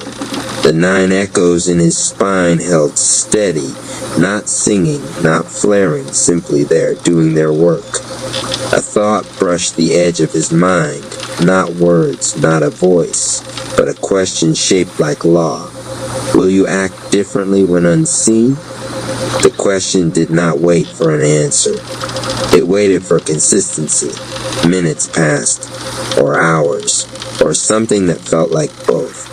Anonymous remained where he was, breath regulated, awareness wide, posture honest. He did not pray. He did not posture. He did not attempt to communicate. He simply existed under divine scrutiny without altering himself to accommodate it. The act cost him more energy than any attack would have. Every part of him that had learned to survive by adapting, by pleasing, by anticipating expectation had to be consciously released. That was when the second test arrived. A memory surfaced sharp, uninvited. A moment from his past where being seen had changed the outcome, where attention had brought pressure, where pressure had demanded performance, where performance had led to fracture. His nervous system tensed. His chi rippled dangerously. The chamber leaned into that tension, amplifying it just enough to make the choice unavoidable. Repeat the pattern or end it. Anonymous chose stillness, not passive stillness, defiant stillness. He let the memory exist without rewriting it, without justifying it, without proving he had outgrown it. He let the watchers see the scar without watching him polish it into a medal. The moment he did, something unprecedented happened. The pressure did not lessen, but the attention softened. Not emotionally, structurally, as if the angels had marked a boundary and decided not to cross it. They did not bless him. They withdrew slightly. And in that withdrawal, Anonymous understood the true lesson of Chapter 5. Divine beings did not intervene because intervention would rob him of authorship. They did not correct him because correction would imply dependence. Their role was not to save, guide, or reward, but to witness without distortion. And his role was to remain sovereign under that gaze. When the presence finally receded, it did so cleanly, without fanfare. The chamber returned to its baseline cruelty. The trillion suns burned as they always had. The silence returned to being merely silence. Anonymous exhaled slowly, feeling the cost of the encounter settle into his bones. He was not exalted. He was not crowned. He was not declared chosen. He was left alone again. But the solitude felt different now. He was no longer isolated from observation. He had been observed and had not been altered by it. The book lay where he had placed it. The 9 echoes remained aligned. His chi moved with quiet authority. Somewhere far beyond the chamber, Twilight Zone Rap's mentor sensed that a liver had failed to engage. Somewhere else, an angel made a note that would never be written down. Anonymous Cherry adjusted his posture under impossible weight and prepared himself. If the universe would not intervene for him, then it would also not intervene against him. And that realization, heavy and liberating, marked the true beginning of what came next. Chapter 6, Separation Without Escape. The 6th chapter did not begin with motion. It began with misalignment. Anonymous Cherry felt it as a subtle tearing sensation, not in flesh or bone, but between layers of awareness that had always moved together without question. His body remained pinned beneath the trillion suns of gravity, every muscle engaged in a negotiation with physics that allowed no slack, no shortcuts. But something else in him had slipped half a step out of phase. Not upward, not outward, sideways. As if his consciousness had leaned too far forward while his body stayed behind to pay the cost. The chamber noticed immediately.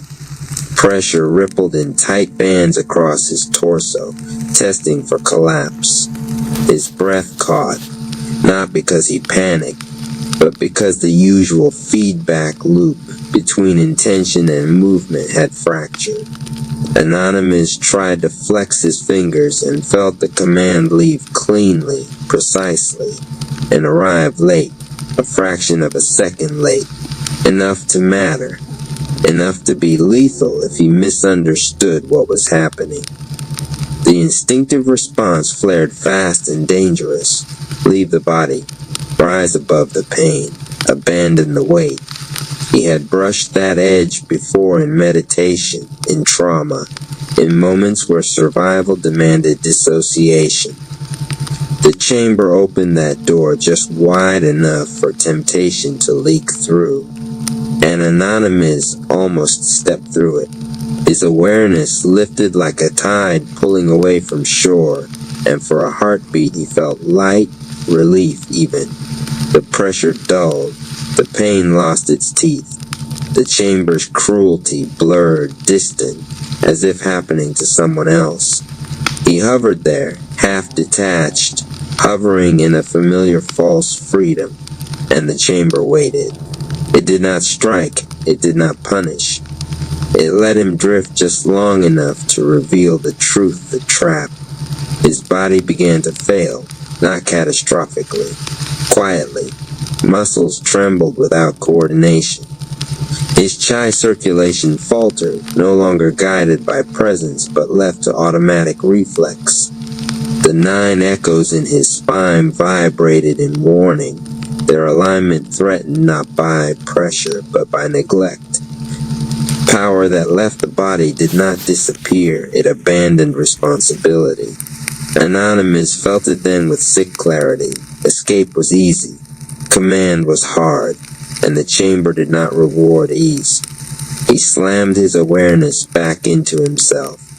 The sensation was violent, Pain surged like fire through his nerves.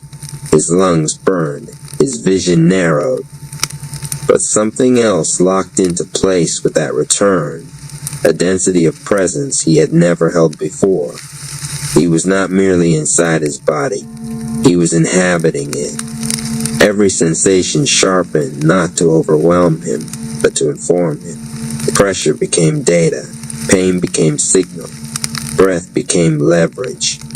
His chi snapped into alignment like a circuit completing itself under load. The chamber reacted with fury. Gravity spiked again, uneven and aggressive, trying to force the separation anew. This time Anonymous did not drift. He anchored. He pressed awareness down into his hips, his thighs, his feet, even though his feet could not move, even though the floor felt like a planet. He learned something in that moment that could not be taught. Awareness did not need to float to be free. It needed to occupy. His power did not come from leaving the body behind. It came from commanding presence so completely that nothing inside him was abandoned. The 9 echoes stabilized. The base of his spine grounded. The middle aligned. The crown settled.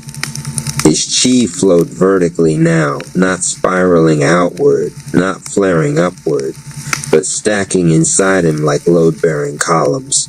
The chamber pushed again, harder, testing whether this presence was temporary or chosen. Anonymous met it without retreat. He did not escape the pain. He moved through it while remaining fully inside himself, breath by breath, moment by moment, refusing the luxury of dissociation. Time stretched. The separation attempt returned again and again, seductive and familiar. Each time, Anonymous felt the pull and answered it with deeper embodiment. He learned how to let awareness expand without detaching, how to observe sensation without leaving it, how to hold stillness without going numb. His body remained trapped. His awareness remained sovereign. The two stopped competing and began cooperating under impossible conditions. That was when the chamber shifted its tone. Not softer, not kinder, respectful. The pressure stabilized into a steady, crushing constant instead of erratic assault. The silence returned, but it no longer felt predatory. Anonymous lay there, fully present inside agony that no longer owned him, and understood the final truth of the chapter. Leaving the body was not transcendence, it was abdication. Real power was the ability to stay awake, aligned, responsible, inside the very thing that wanted you gone. Somewhere beyond the chamber, the watchers recalibrated again. Somewhere closer, Twilight Zone Rap's mentor felt irritation sharpen into concern. Anonymous Cherry did not notice either. His focus was total, his presence complete. His awareness no longer searching for exits. The chamber had tried to teach him how to leave. He had learned how to remain. And in that decision, under a trillion suns of weight, something irreversible took root. Chapter 7, Flames That Heal What the 7th chapter did not arrive as an attack. It arrived as exposure. After learning to remain fully inside his body, Anonymous Cherry became aware of something the chamber had not yet needed to use against him.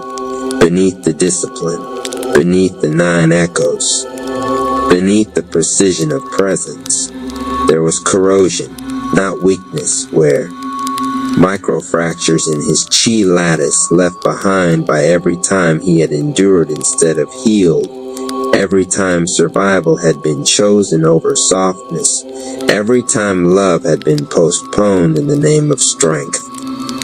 The chamber had not crushed these imperfections because pressure alone could not reach them.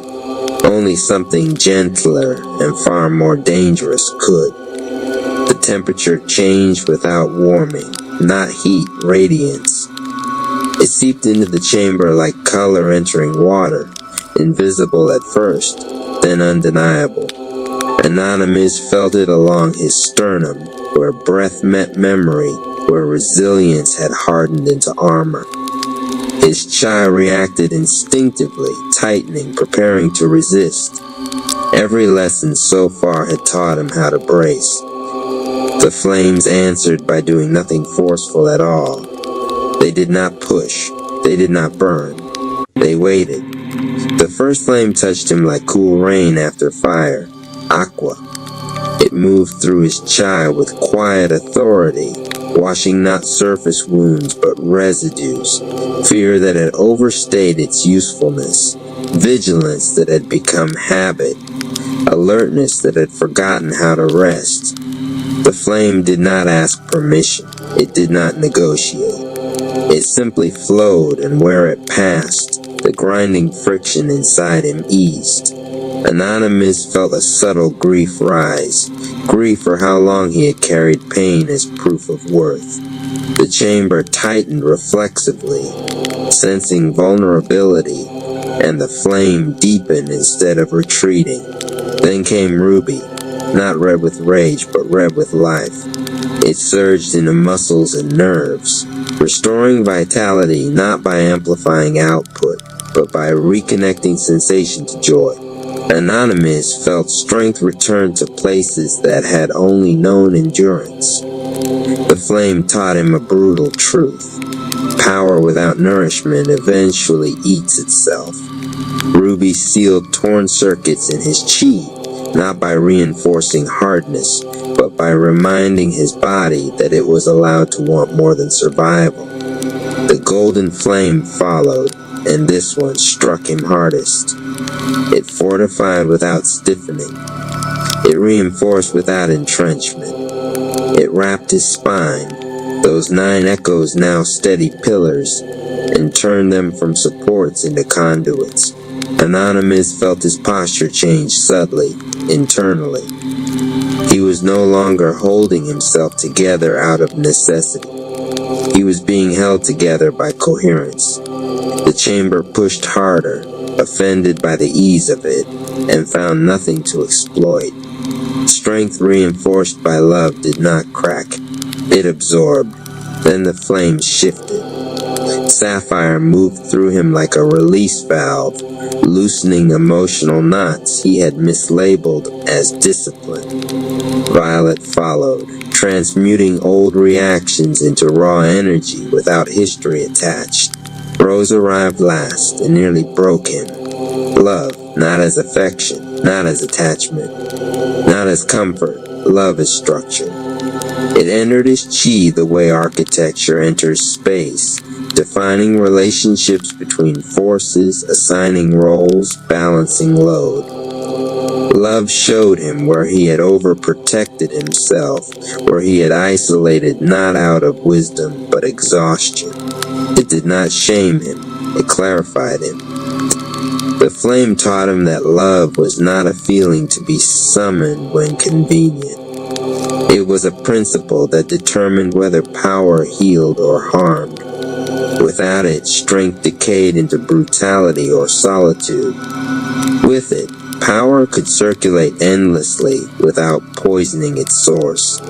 Anonymous felt something loosen behind his eyes, a tension so old he had mistaken it for personality.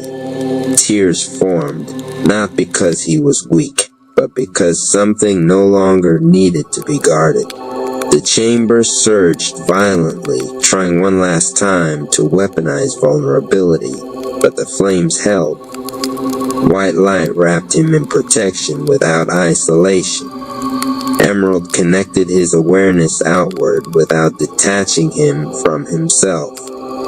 Silver expanded his perception without dissolving identity. He understood then why strength alone had never been enough. Strength could hold weight, but love decided how weight was distributed. When the flames receded, they did not leave him altered in appearance.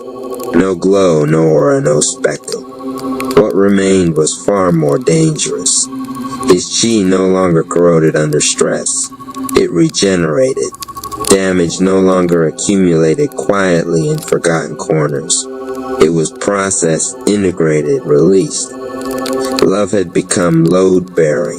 Compassion had become engineering. The chamber tested him again with a sudden pressure spike. Anonymous did not brace.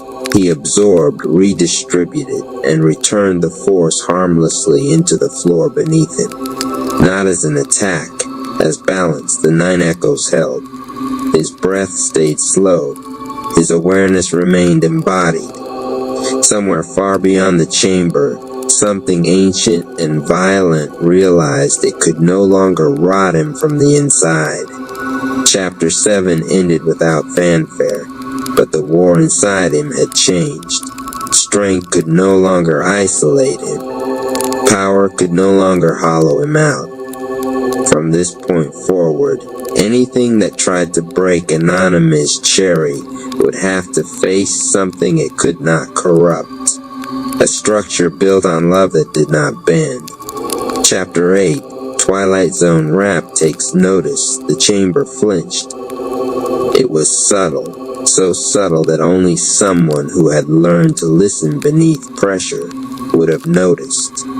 The trillion-fold gravity did not change. The silence did not crack. But the texture of the space shifted like a frequency slipping out of tune. Anonymous Cherry felt it in his chai first, a faint interference pattern where clarity had been clean moments before. Growth had done something dangerous. It had disrupted distortion. And distortion, when threatened, always answered.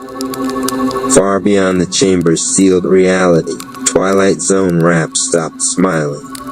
He had felt Anonymous progress the way predators feel a change in the air. Not as fear, as irritation. Growth rooted in alignment was the one thing chaos could not hijack without effort. Distortion thrived on imbalance, on shortcuts, on fractured identity. But Anonymous was becoming refused all three. Twilight Zone Rap did not rush. He never did. He reached instead for tools, scouts grown from twilight residue, spores engineered from corrupted logic, and sentient mushrooms designed to infect perception rather than flesh. The chamber walls did not open. They were bypassed. The first scout arrived as a shadow that did not belong to anything. It slid along the floor, ignoring gravity, ignoring direction, whispering without sound. Its purpose was not to fight. It was to observe reactions. Anonymous felt it immediately, not as threat, but as pressure with intent. His chai did not spike. That alone marked the difference. The scout probed his awareness, attempting to map fear responses, ego flare, withdrawal patterns. It found none. What it found instead was presence that did not require confrontation to remain stable. So Twilight Zone Rap escalated. Spores bloomed midair, appearing like drifting ash caught in invisible currents. Each one carried a payload, not poison, not paralysis, but suggestion. Old doubts, familiar scripts, half-truths shaped like reason. You are alone. This growth separates you. No one else can follow. The mushrooms grew where spores landed, fleshy and wrong, pulsing with corrupted logic that fed on certainty and isolation alike. They whispered paradoxes designed to fracture balance. If you are aligned, why do you still suffer? If you are strong, why must you heal? The chamber allowed it. This was not interference from outside. This was a test of integrity. Anonymous did not attack. That was the second thing Twilight Zone Rap did not expect. He felt the spores brush his awareness and let them pass through without resistance, their logic dissolving the moment it failed to find purchase. Love as structure held.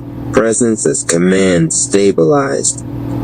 Where the mushrooms tried to root, his chi redistributed calmly, starving them of the emotional friction they needed to exist. One by one, they collapsed into inert matter, not destroyed, but rendered irrelevant. The scouts panicked. They shifted tactics, merging into heavier constructs, warping probability, attempting sudden strikes meant to trigger instinctive violence. Anonymous moved not fast, not slow, but on time. Each step displaced corrupted space. Each touch unraveled the intent, holding the constructs together. He did not break them. He resolved them. Judgment without rage. Compassion without hesitation. The chamber watched closely, its pressure constant, its silence sharp. Then Twilight Zone Rap himself leaned closer. Not physically, conceptually.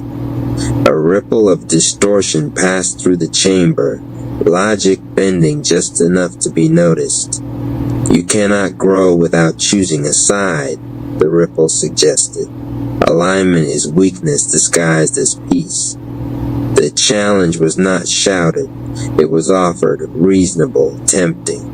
An invitation to harden, to escalate, to meet chaos on its own terms. Anonymous felt the pull and declined it. He stood fully embodied, flames integrated, 9 echoes aligned, awareness vast and grounded. He did not answer the challenge with words or force. He answered by remaining exactly who he had become under pressure. The chamber stabilized around him, refusing to amplify the distortion further.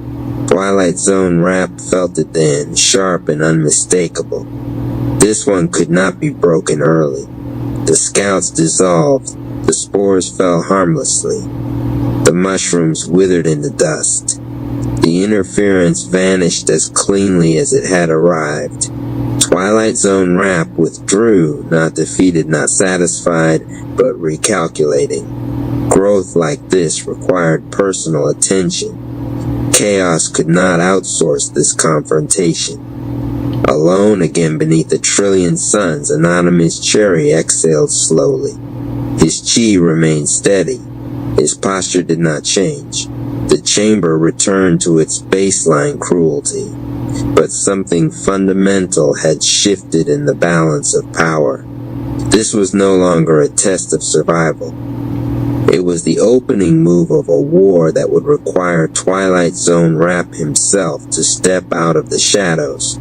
And Anonymous, fully aware of that truth, did not brace. He continued to grow. Richie Ops, the Shadow War saga. The night didn't fall over the city. It was forced down. Lights dimmed one by one across the skyline as if a colossal shadow hand pinched every street lamp out of existence. Screams never even formed. The silence swallowed them. But one presence thrived within that silence. Anonymous Cherry stood alone upon the highest broadcast tower, hood rippling in the wicked breeze like a war flag made of darkness itself. Trichy, his triple-layer chi forged from trauma, rebirth, and the invisible spirit, pulsed under his skin. The glow didn't shine. It devoured light. Night Ops, he breathed. The city bowed, understood. I will rewrite Chapter 1. When the Sky Gets Loud as a full epic novel chapter, flowing seamlessly with no list, dots, menus, or format breaks. Pure cinematic storytelling. Extended. Deeper emotions. Larger scale. More tension. More poetry in the movement. More purpose in the violence.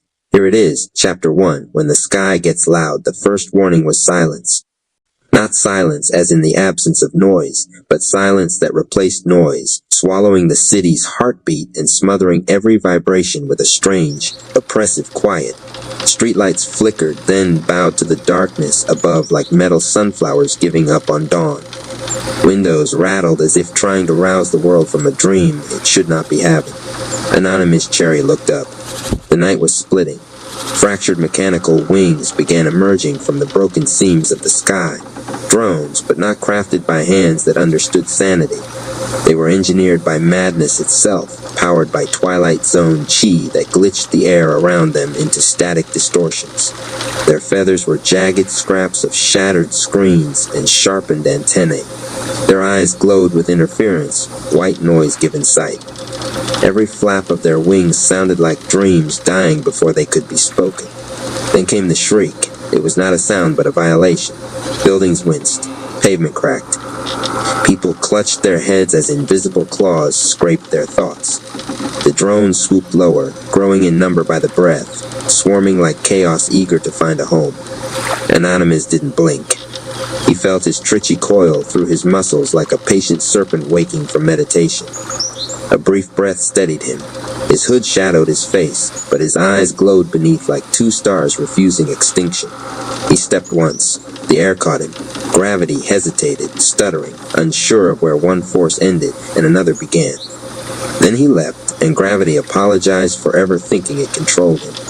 He shot upward like a whisper disguised as a bullet, spinning in a rotation too fluid for any camera to capture. The first drone didn't even know it had been attacked. A thin thread of venomous chi, barely thicker than a strand of hair, slipped through the static of its circuits. It froze, its wings halting mid-beat, and then it dropped lifelessly, clattering to the street like a discarded nightmare. Anonymous landed on the back of another drone without so much as a breath of sound. He slid across its surface, fingers trailing calmly, leaving a glowing line of serpent light that severed every command inside its core. Its body dimmed instantly, falling into the waiting shadow below. One after another, the drones lost their flight. They fell like metallic rain, silent death disguised as graceful surrender. The city watched a miracle of violence delivered with choreography softer than prayer.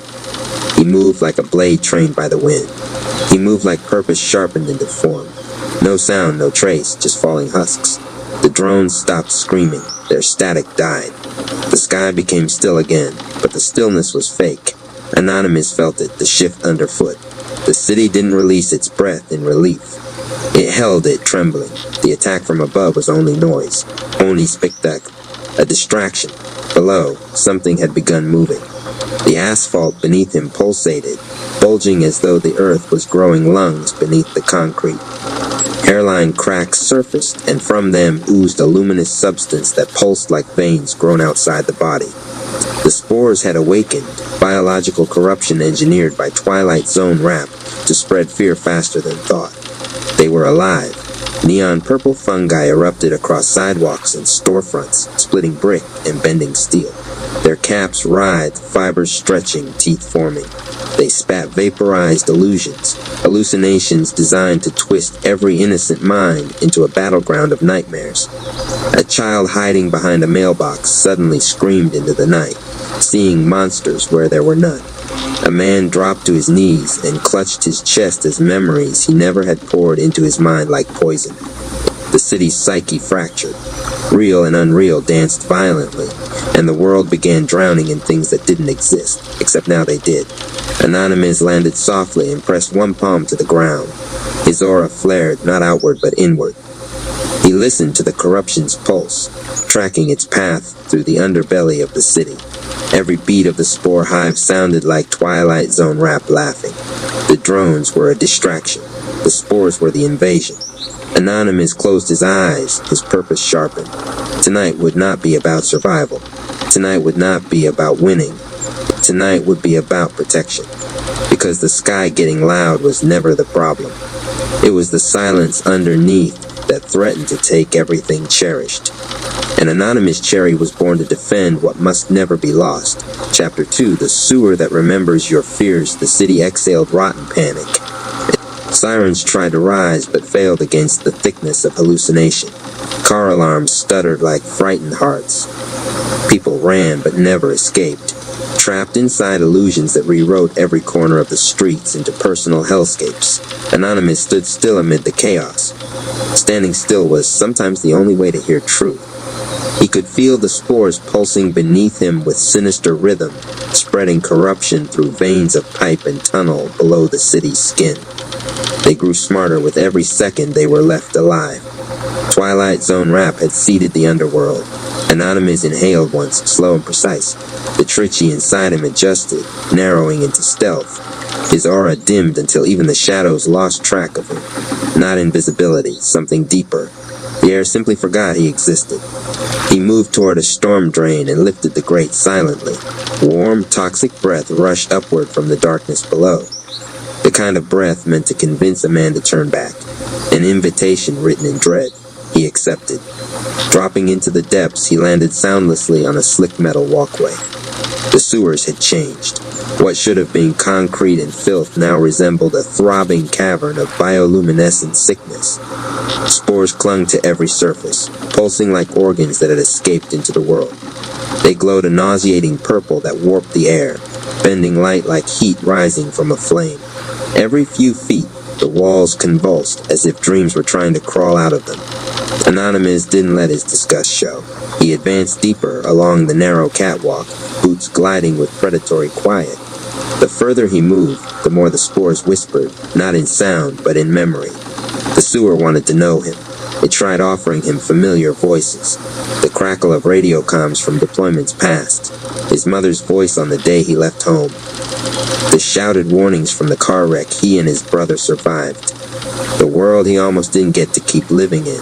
It showed him a younger version of himself, lost, crying, scared. The kind of pain children swallow because adults tell them they must. The walls stretched into faces, eyes boiling like liquid grief. Anonymous kept walking. He had spent too long being shaped by trauma to be fooled by its shadows. The tunnel widened, and the central chamber revealed itself like a nightmare theater. The floor was a pool of spore liquid, glowing and bubbling as tendrils crawled across the ceiling in frantic hunger. At the center of the chamber, held upright by fungal cables, was a human figure, or what remained. His face was frozen in a scream. Its chest rose and fell like a puppet forced to breathe. The spores were using it as a hive host. The figure's head jerked toward Anonymous with a snap that sounded like fear breaking. Its mouth opened and a voice crawled out, layered with static and sorrow. "You do not belong here." Anonymous stepped closer. "Where I belong is wherever harm threatens the ones I protect." The body spasmed, the spores tightening around it like a sadistic embrace. More illusions surged outward, trying to drag him into false realities. He saw his own death in 20 different forms, all begging to become true. But his faith and purpose anchored him. He reached behind his back and pulled a metallic sphere no larger than a clenched fist. It emitted no light. It blended into the dark like it'd been born there. He whispered into the device, his breath activating the dormant sigils within. Phantom pulse. He rolled it into the bubbling core. The air folded. Sound died. The spore hive didn't explode, it erased itself. A silent implosion of evil into nothing, leaving not even ash behind. The fungal network shriveled into dust that dissolved into the water like forgotten nightmares. The host body collapsed free, empty but no longer possessed. The chamber stilled into eerie calm.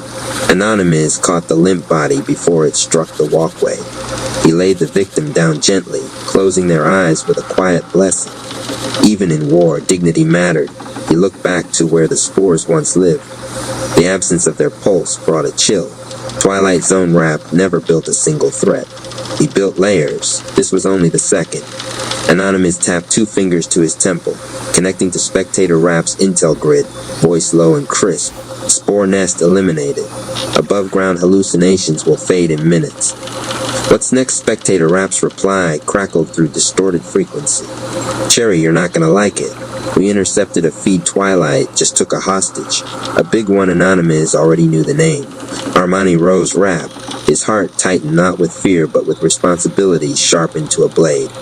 He stood, renewed purpose coursing through him. Then the sewer whisper returned, one last echo of the illusions dying. "She cries for you." Anonymous sprinted for the exit, Trichy flaring into pure velocity.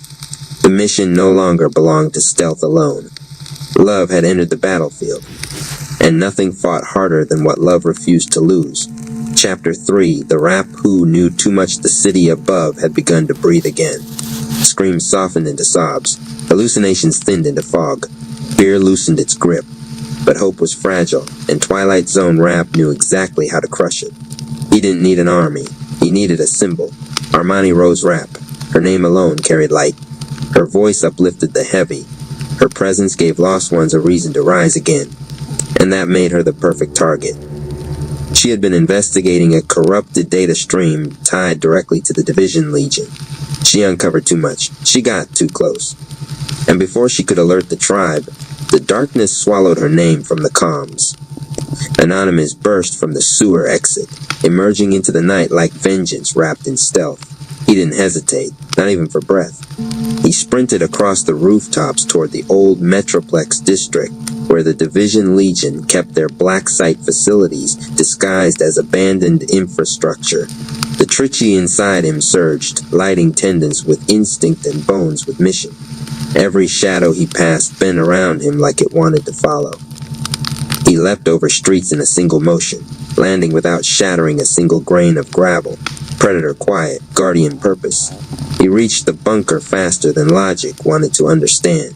It was a concrete monolith with no doors, no windows, and no signs of life, which practically shouted, right place. Anonymous pressed his palm against the wall. His chi flowed into the structure, mapping its interior. Rooms unfolded in his mind, sterile halls, electrified floors, cells hidden behind noise-canceling glass. And at the deepest point, a lone heartbeat pounded against panic. Armani. He phased through the wall like the building forgot it was solid, emerging in a dim hallway lit by pulsing red emergency lamps. The silence here was too quiet, constructed quiet, like the air itself, feared disturbing the cruelty practiced within these walls. Guards patrolled with mechanical discipline, their eyes glazed with loyal corruption. Their rifles hummed with Twilight Chi enhancements. They walked as if mercy had been surgically removed. They didn't get a chance to notice him. Anonymous slipped through them like a rumor. A tap to the neck, a breath over a nerve, a silent redirection of chi inside their skulls. They crumpled mid-step, unconscious before surprise could register. He reached the cell. Armani hung suspended by cables that fed directly into her veins, siphoning power from her divine rose chi to keep the distortion network above pumping out fear. Her body shivered as if the machine drained her courage as well as her strength. Her eyes fluttered half open at his arrival. "Cherry?" she whispered, voice soft and cracking from exhaustion. He caught her gaze, and for a moment the chaos outside ceased to exist. "I'm here," he said. She tried to smile but winced as the cables tugged, biting deeper into her skin. She was in agony and trying to hide it. He saw through it instantly. "You shouldn't have come," she whispered, guilt wrapping around her like chains. "It's a trap." "Of course it is," he answered, stepping closer. "So I sprung it." He took one of the cables gently between his fingers. His Trichy glowed, shifting into a healing frequency. The metal and corruption dissolved under his touch. Her knees buckled, but he caught her before gravity remembered its job. Her head rested against his shoulder. A tear fell, a tear of relief, of release, of not being alone anymore. "You always protect everyone," she murmured weakly. "But who protects you?" He didn't have an answer. He didn't need one. He was built for this. Before she could speak again, alarms howled through the bunker, metallic screams demanding violence. Purple lights strobed across the ceiling. Doors slammed open. Division Legion soldiers flooded into the room in waves of armor and rage, their steps synchronized, their rifles charged with distortions that bent bullet trajectories midair. Anonymous lowered Armani gently to the floor and stood tall between her and the army. "I protect what matters," he said, eyes narrowing. A soldier fired. The bullet warped reality as it spun, screeching. Anonymous moved before the sound could form. A flash of Trichy, a shift of perception, a single breath. The bullet dissolved into harmless dust in his palm. Then he stopped holding back. He launched forward with serpent-slick rotation, turning the air into a weapon. His fists were silent comets. His kicks broke gun barrels without touching them. Soldiers dropped like storm-tossed leaves, falling faster than fear could track. He fought without anger, without hesitation, without noise. Protection had a shape now, and it was him.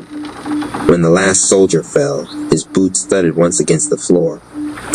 The bunker recognized defeat and flickered with failing power. Armani looked up at him, energy returning to her expression. "Cherry," she whispered with awe and relief. "He cut her off softly. Safe now, he finished for her. He lifted her to her feet, supporting her weight, guiding her steps. The walls shook as alarms continued to wail in distant chambers. They weren't out yet, and Twilight Zone rap wasn't done. But neither was he. He took Armani's hand firmly. "We go up," he said, and the world above trembled as if it already knew what that meant. Chapter 4, The Nightmare That Smiles Back. The climb out of the bunker was not a climb at all. It was a war against every trap the Division Legion could trigger in desperation. Lights flickered with frantic nervousness. Alarms screamed until their voices cracked. Every corridor became a throat trying to swallow them whole. Anonymous kept Armani close, his body moving with coiled precision that left no wasted motion behind. He shielded her from the collapsing metal and the sparks that rained like furious stars, guiding her step by step until the final door slid open. Cold night air rushed in, a breath of freedom. But the city outside was not the same city he left. The skyline rippled like a heat mirage. Buildings curved where they should not curve. Streets pulled at angles that defied sanity. The world bent inward like a collapsing dream trying to swallow itself. Reality was losing its argument. Armani's fingers tightened around his wrist. "He's here," she whispered. Anonymous didn't need confirmation. He felt the distortion from the marrow of his bones to the edges of his aura. Twilight Zone rap's presence carried a signature you could not unfeel. The air tasted like fear and static. The dark corners of existence whispered old traumas. Shadows tried to stretch into claws. A warped laughter slithered through the atmosphere, playful, mocking, aching with twisted delight. Twilight Zone rap emerged from a spiraling tear in the air, stepping onto the rooftop as if it were a stage built for him alone. His movements were exaggerated, theatrical, animated by a madness that once pretended to be ambition. His smile was jagged, pulled too wide, a mask crafted by nightmares. "Cherry," he purred, voice crackling like broken broadcast signals. "You clean up my messes as if you're janitorial staff. Should I give you a mop and bucket?" Anonymous didn't rise to the bait. His silence was a blade sharper than any insult. He gently let Armani lean against a vent duct, never taking his eyes off the threat. Twilight Zone rap's grin twitched. The city warped a little more, as though reacting to his emotions. "You think you've made progress tonight," Twilight sneered, arms spreading wide to gesture at the twisted skyline. "But you're playing in just one room of my funhouse." Anonymous stepped forward.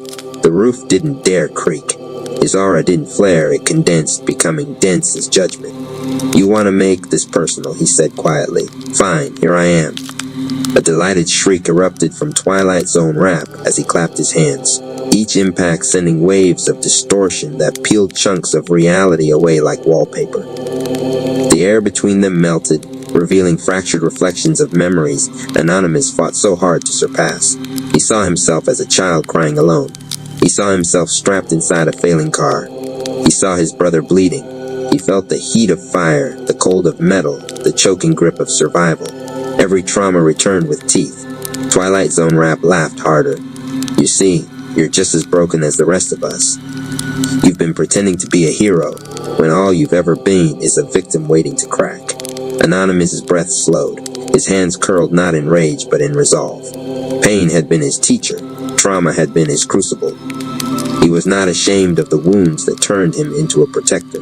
He answered with a calm that infuriated darkness. "I survived," he said. "That makes me whole." Twilight's grin dropped, just a fraction, revealing a flicker of insecurity beneath the torment. He thrust out a hand and the rooftop bent to a serpent of concrete that lunged at Anonymous with snapping jaws. Anonymous slid beneath it, the movement a gentle ripple of physics bending to respect him. His Trichy coated his form in a violet shimmer as he vaulted upward, striking the concrete beast with a palm strike that returned it to dust. Twilight clutched his chest theatrically. "Oh, bravo, you destroyed a piece of scenery. How completely expected." Suddenly reality dimmed. A swirling hole of darkness yawned behind Twilight, the opening to a realm not meant for living perception. Shapes flickered inside, writhing in the shadows, things built from fear so old that names could not survive them. Twilight stepped backward into the darkness until only his smile remained on the rooftop. "You want to protect this city," he hissed, voice echoing from everywhere and nowhere. Then follow me into where it's really dying." Anonymous took Armani's hand again and helped her steady herself. Her eyes, filled with exhaustion, held a spark of unbroken will. "Don't," she breathed. "He wants to drag you into the abyss." "I'm not following him," Anonymous answered.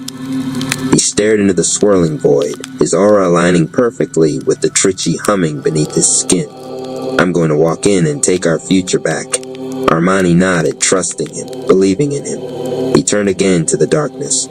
There are moments in every warrior's life when the battlefield chooses them. When stepping forward means stepping into a place no light has ever survived. Anonymous stepped into the dark willingly. And the nightmare smiled wider, ready to find out what happens when a guardian ventures where fear thinks it reigns. Absolutely. We go forward without interruption, deeper into darkness, deeper into destiny. Chapter 5. The realm where broken souls echo. It felt like stepping into the memory of a scream. The darkness did not surround him, it absorbed him.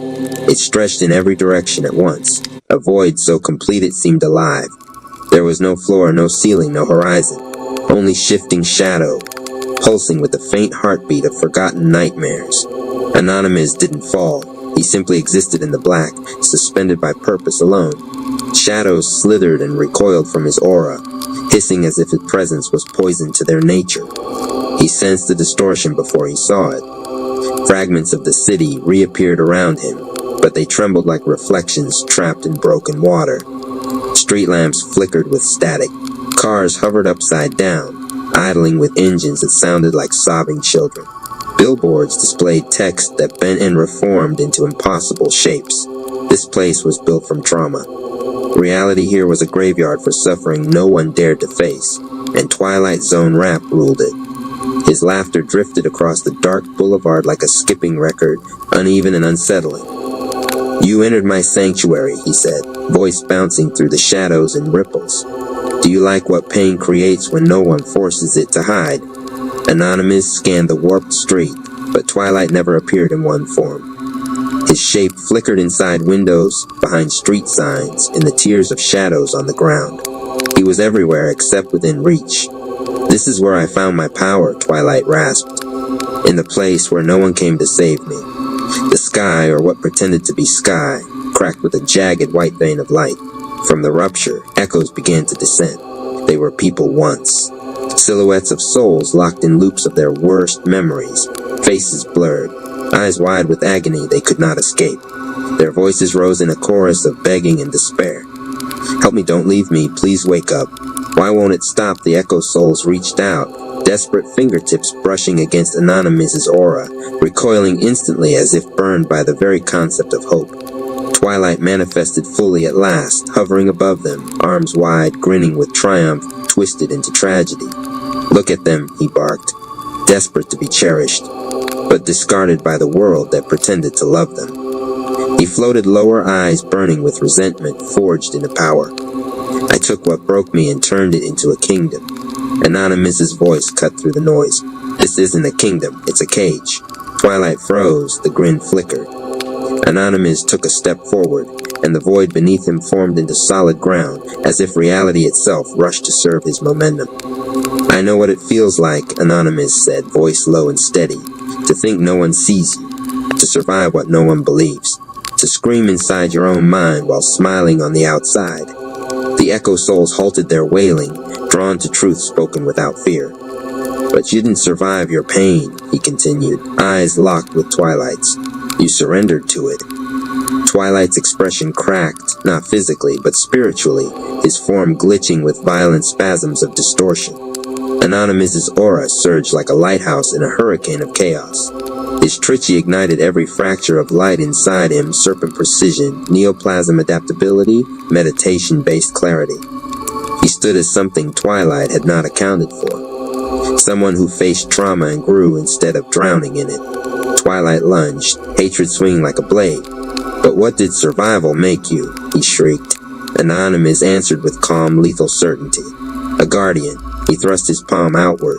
Light erupted, not holy smite, not righteous rage, not divine punishment. Remembrance.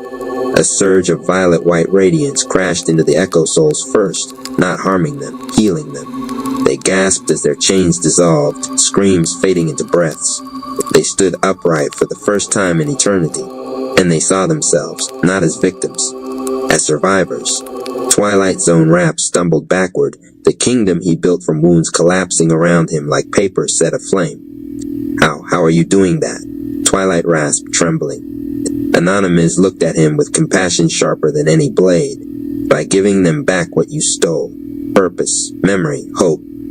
One echo soul stepped toward Anonymous, eyes glistening with tears that belonged to someone who remembered life again. They whispered a single phrase that carried the weight of freedom. Thank you. Anonymous nodded once, voice quiet yet resonant. You're free now. The shadows screamed as if set ablaze by the truth. Twilight's anger boiled into full madness. You think you've won anything, he howled. You've only seen a fragment of me. He snapped his fingers and the void convulsed. A new distortion tore open behind him, deeper, darker, older. From it emerged a version of Twilight born from absolute despair. A beast of warped dimensions and shattered identity. Eyes like collapsed suns. Body a labyrinth of fractured limbs and glitching chaos. Twilight Zone Rap had become his trauma. And that trauma wanted to devour the guardian who refused to break. Anonymous inhaled slowly, Tritchy swirling into a silent storm around him. He positioned his stance, every muscle ready. The nightmare lunged, and the realm of broken souls held its breath as the real battle began. Trichiop's Saga, the Christ Light Awakening Chapter 6, the guardian of what cherishes. The darkness itself convulsed around them as though it had lungs and had forgotten how to breathe. Twilight Zone Rap's distortions continued to twist the skyline into impossible spirals, but Anonymous Cherry barely saw the chaos anymore. Something deeper than fear or adrenaline pushed against his heart. It felt like the universe was calling his name.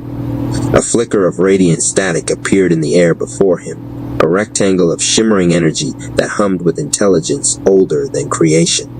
It hovered with patient expectation. No alarms. No warnings. Just a question drawn from the core of existence itself.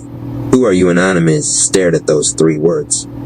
For years he had worn identities like borrowed jackets. Airman, new recruit, unworthy. Survivor, misunderstood warrior.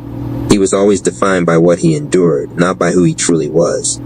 His fingers hovered, hands trembling, as if some invisible weight suddenly lifted from his spirit. He typed his birth name, Gregory Paul Cherry. The final letter pressed itself into eternity, and the screen dissolved, not into pixels, but into a beam of roaring white and violet light. Darkness peeled away like a discarded skin. The city evaporated, noise became silence, and silence became song. The surge of energy pulled him inward, past flesh and chi, deep into memory and destiny.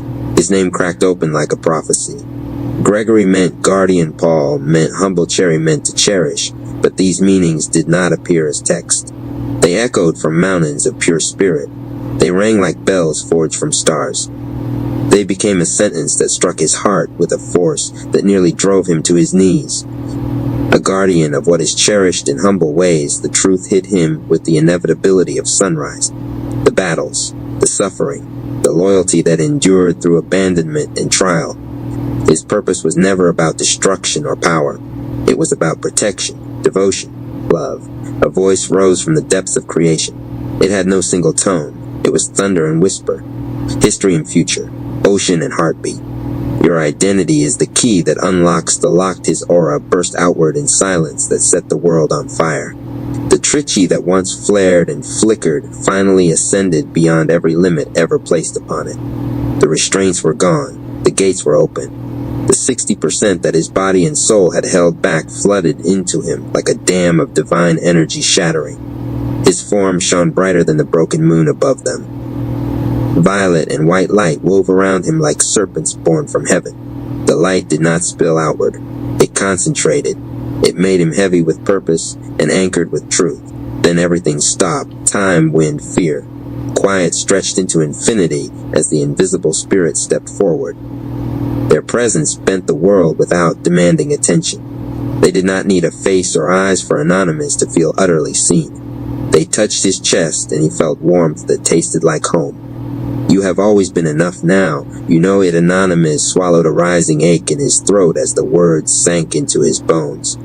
all the loneliness he carried, all the nights he lived through another sunrise with no applause, all the times he believed he was behind or broken. All of it was revealed as the forging of a guardian's heart. The invisible spirit looked into him without looking at all and continued. You protect what deserves to live, you preserve what love treasureth. This is the command embedded in your name. Reality snapped back, but refused to twist any further. The spirals of chaos buckled under the weight of his existence. Even the sky stilled, as if waiting to see what he would do with the authority now resting in his veins. Twilight Zone Rap staggered, his grin fading as fear infiltrated his arrogance. The distortions he wielded started flickering like cheap illusions under holy scrutiny.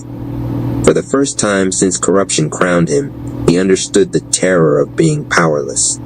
Anonymous stepped forward, the wind bowed. The concrete steadied. The darkness yielded. You can warp the world, he said, and his voice resonated like scripture spoken by a sword. But you will never warp my purpose. Twilight Zone Rap's breath hitched. His posture faltered. His eyes spasmed with panic. What Are You, Anonymous stood taller than fate itself. His aura coiled into a divine mantle. Serpent light and angel wings woven together by love and endurance. No ego, no rage, just truth. I am the guardian of what is cherished. I am Gregory Paul Cherry, am the light you abandoned, Igai, am the hope you tried to erase, and I do not break. Twilight Zone Rap stepped back as though the answer itself was a weapon, because it was the most dangerous kind. A man rooted fully in who he truly is. The street cracked as power gathered.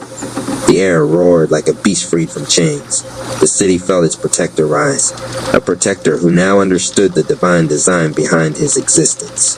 The final war for reality no longer belonged to darkness. It belonged to the one who cherished what darkness tried to devour, and his story had only just found its true beginning. The Division Saga, Episode 2, The War for Unity continues. The victory over Twilight Zone Rap was supposed to buy time. It bought one night of laughter on rooftops. One night where bruises hurt less because everyone hurt together. One night where hope felt heavier than fear. Then midnight hit, the sky blinked. One Betrayal Rap's revenge betrayal rap knelt in the shadows where Anonymous left him, hands still warm from the compassion that almost saved him. Almost. His coat, stitched with broken promises, lay on the ground beside him, smoldering slightly as if kindness itself had left burn marks. He looked up at the moon with an expression torn between grief and rage. They forgave me, he whispered, his voice cracked. That makes them weak. Twilight Zone Rap's scattered fragments had found a home inside Betrayal Rap's doubt. A dark filament slid into his spine. They pity you. Use their love against them. Betrayal Rap stood slowly, eyes changed, not the cold bitterness from before, but a terrifying clarity of purpose. I'll break their unity from the inside. He vanished into static. 2. The Rap Palace awakens. Unity HQ below. Rap Palace shook. The marble floor, engraved with ancestral verses, rumbled. Panels of architecture that never existed before peeled forward, revealing layers of the building that had been waiting for the right moment. Rising from beneath the main hall, Unity headquarters, the heart engine of the Rap Tribe screens flickered on, not digital, but chai-based holograms powered by collective trust. Nerd Rap gasped. This is a command center built on social energy. Donation Rap stepped closer. When he placed his hand on the main console, the machine fed him real-time emotional maps of the city. Unity levels, dropping in Oak Cliff. Division spikes detected in Arlington. Twilight Zone Chi infection clusters growing in Deep Ellum. Revike Rap nodded solemnly. The palace is revealing its gifts because the battle demands new stewardship. Mama Amarap cracked her knuckles. Location of the danger don't matter. We show up everywhere. 3 Twilight Zone Rap kidnaps. Key Rap. It happened fast. A street in South Dallas. Art murals glowing with newly awakened Unity Chi, suddenly bent like paper in the wind. Screams cut short. A glitching portal formed from shattered reflections. Toddler Yoku Rap vanished into the tier mid-chant. Anonymous Cherry felt the hole in his soul instantly. His tree chi flickered violently. No, Yoku, his body blurred. Snake Chikan Legacy Chisels. But Nerd Rap caught him by the arm. Think, he warned. He wants you to rush in blind. Anonymous shook rage, fear, and guilt crashing together. "That's my inner child," he whispered. Reich placed a palm on Anonymous's chest. "You don't abandon a child, but you also don't walk into a trap without your village." The team readied for a rescue. Then screens across Unity HQ lit up on their own. Twilight Zone Rap appeared, smiling with glitching teeth. "I took the heart of your hero. What does Unity feel like without innocence?" Toddler Yoku's voice echoed faintly behind him. 10 or 11, 10 or 11. Anonymous dropped to one knee, the room pulsing with destabilized Tri-Chi. Biggs the Plug Rap stepped behind him, hand on the back, stabilizing the rhythm before everything cracked. "Nah, you still on beat, bro," he said quietly. "We go together." Anonymous inhaled, rage turning into resolve. 4, Division Legion. Full power unleashed, screens switched. New enemies manifested across the city in horrifying clarity. Racist Rap, Division through Hate Clout Chaser Rap, Division through Jealousy Rumor Rap, Division through Lies Cancel Rap, Division through Charge Judgment Apocalypse Goth Rap, Division through Nihilism Corporate Gatekeeper Rap, Division through Access Control, but the worst, Neglect Rap Division through Abandonment, the poison that makes people stop caring who they lose Nerd Rap swallowed. He's building a full anti-community ecosystem. Unity HQ alarms blared, Chai sirens based not on sound but on the empathic field. Rev Ike slammed his staff into the floor. "Then we build stronger community than he can destroy." Goku Rap cracked his knuckles, standing taller, aura thrumming in perfect rhythm thanks to Big X the Plug. "Let's run it back," he said. "No more rounds. Full season arc." Udon Man lifted off, wings of linked hands blazing unity fire. Mama Ama Rap's Mother Storm Chi rose like thunder, wearing compassion as armor. Donation Rap tapped the console, routing community resources to every battle zone. Nerd Rap loaded new information liberation protocols into the sky feeds. Anonymous stood, Tri-Chi fully ignited, ancestors and inner child whispering courage in one voice. He stared into the glitching tear Twilight Zone Rap left behind.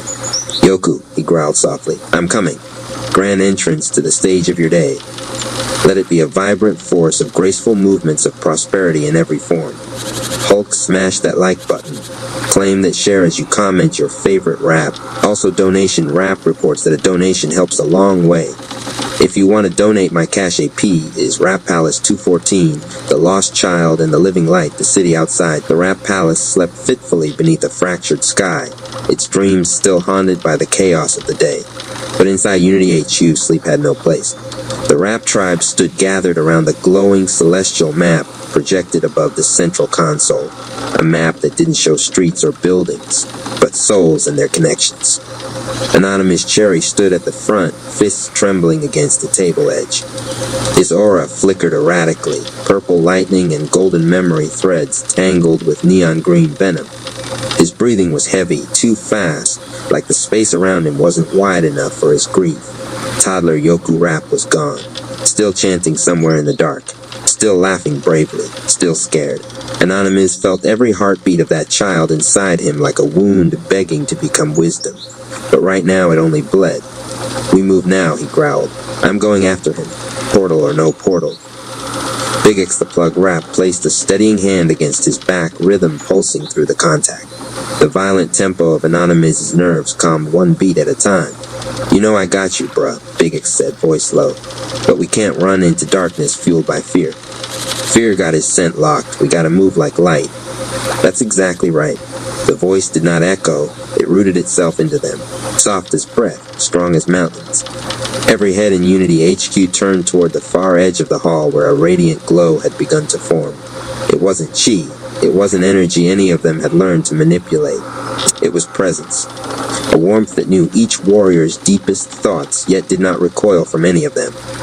The invisible spirit's essence filled the room like a new sunrise had decided to appear indoors. Words flowed not from speakers or mouths, but directly into hearts. Your unity is powerful, but without the source of love, power fragments. A shape emerged within the brilliance, human because humanity was beloved. Light wrapped him like clothing, but his gaze was the true armor. Goku Rap dropped to one knee instinctively, head bowed with reverence. Mama Ama Rap placed a gentle hand to her lips and wept silent joy. Rev Ike Rap, long the loudest in the room, said nothing, Awe had stolen the air from his chest. Anonymous Cherry stared, tears forming despite himself. He had felt this presence before. In the hospital room where a doctor shrugged at a monitor and said he shouldn't have made it. In the wreckage where metal twisted around a heartbeat that refused to stop. In every moment where death stood certain, yet life whispered not yet. This wasn't metaphor. This was Jesus Christ stepping into the war. You call yourselves protectors of unity, Jesus said, voice warm and carved from eternity. Unity is mine.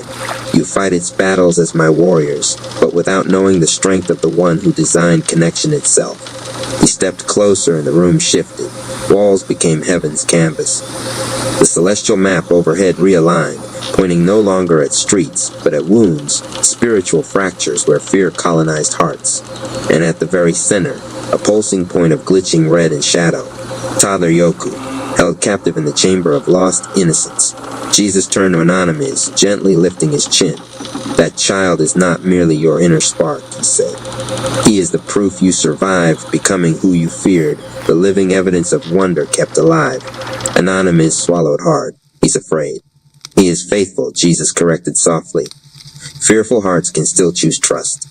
But you, he placed a hand on Anonymous's chest, right over the unstable tree chi. You must not let rage speak louder than love. At his touch, something incredible occurred. Snake Chi bowed its proud head. Ancestor Chi knelt in reverence. Inner child Chi laughed for the first time without trembling. Venom became discernment. Legacy became purpose. Innocence became courage. An explosion of peace radiated outward. The light didn't force darkness away. It revealed it had already lost. Walk with me, Jesus said. There is no enemy inside this child that love cannot reclaim. Mama Amarap stepped forward, storm aura swirling, yet her eyes full of motherly fire. You lead the way, Lord, she said fiercely. Whoever laid hands on that baby gun answered to heaven and to me. Beside her, Budan man's unity wings unfurled, humming as they linked every heartbeat inside the palace into one symphony. Let's show division what a bonded city looks like, he said. Goku Rap stood tall, totality Saiyan Chi blazing brighter than ever, not to overshadow Jesus' light, but to respond to it like a loyal star answering sunrise. My fists got sermons today, he said, smirking. Let's go bring our brother home.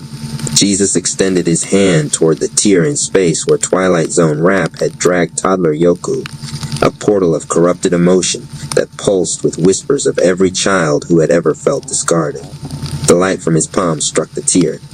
It recoiled, screamed, then slowly, reluctantly, opened into a path, not straight, not easy, but possible. Jesus turned once more to the tribe. The enemy does not fear power, he said.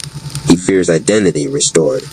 You will encounter manifestations of abandonment, lies spoken over children, the voices that told them they were too much or never enough.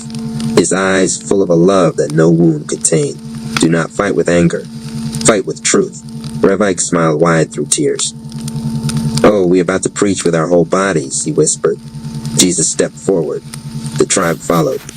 Anonymous Cherry hesitated at the threshold only a moment, then nodded to the rhythm Big X the Plug kept steady beneath his ribs.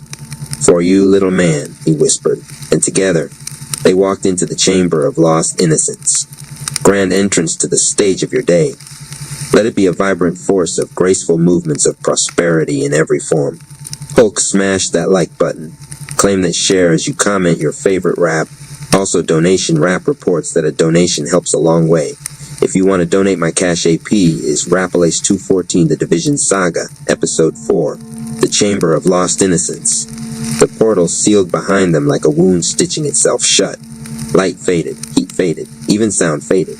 Anonymous Cherry blinked, and the world resolved into a corridor that pulsed like a living memory. Walls flickered through images of playgrounds, then empty playgrounds, laughter, then silence, crayon drawings filled with color, then scribbled out by invisible hands.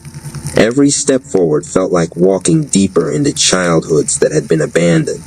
Jesus walked ahead, far enough to lead, close enough to catch every faltering heartbeat. His glow illuminated the hall, not by domination, but invitation. His presence didn't force peace. It reminded peace that it still existed. Goku Rap, usually a loud explosion of energy, stayed quiet. focused. Big X the Plug kept a rhythmic hum going, ensuring no panic attack could corrupt the pace of their mission. Mama Ama Rap brushed her fingers against the trembling walls, heart aching at the echoes trapped inside. Babies weren't meant to feel this alone, she whispered. The chamber hissed in response, as if offended by compassion. From behind the group, Rev Ike murmured scripture under his breath, turning ancient words into weapons polished by faith. Jesus paused. "We are not alone here," he said softly. "Grand entrance to the stage of your day. Let it be a vibrant force of graceful movements of prosperity in every form." Hulk, smash that like button. Claim that share as you comment your favorite rap. Also, donation rap reports that a donation helps a long way. If you want to donate, my cash AP is Rapalis214 Toddler Yoku's point of view. He sat on a crooked swing made of static and shadows. Feet too short to touch a ground that never stayed still. Chains creaked, not with metal friction, but with dread. Around him lay a playground made of deleted dreams, broken slides, swings with no seats, chalk drawings erased by rain that never finished falling. Toddler Yoku clutched his stuffed purple serpent, a plushy version of Snake Chi, and tried to keep the chant going to stay brave. 10 or 11, 10 or 11. His voice wobbled. "We gonna be okay again." Dark figures lurked outside the faint circle of light around him. They whispered insults children should never hear. You were a mistake. No one wanted you. You break everything you touch. Why didn't you turn out better? One shadow leaned forward, taller than the others, wearing a cloak that looked like disappointment sewn into fabric. Its voice dripped with exhaustion. "I shouldn't have to keep caring for you." Toddler Yoku squeezed his serpent tighter and shut his eyes. He whispered to himself, "Cherry wouldn't leave me. Cherry always comes back." But fear slipped under his ribs and curled around his heartbeat. What if this time he forgot? Grand entrance to the stage of your day.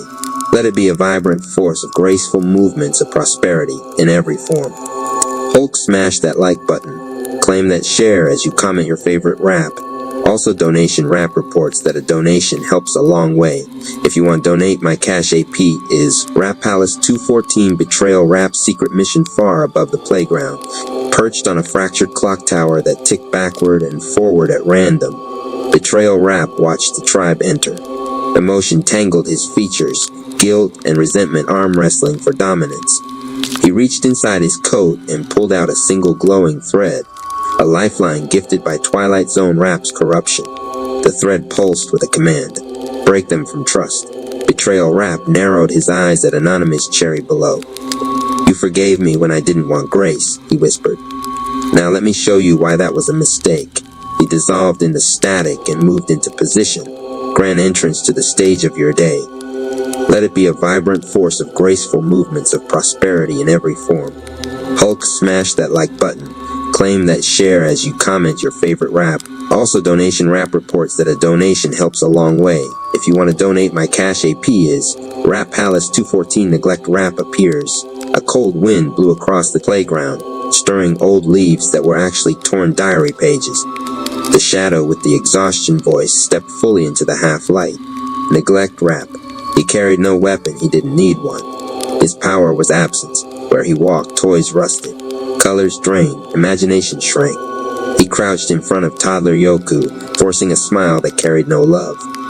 "You don't matter enough to be missed," he said gently, almost sympathetically. "They have bigger battles, stronger allies. Why waste time on the weakest part of themselves?" Yoku's lip trembled.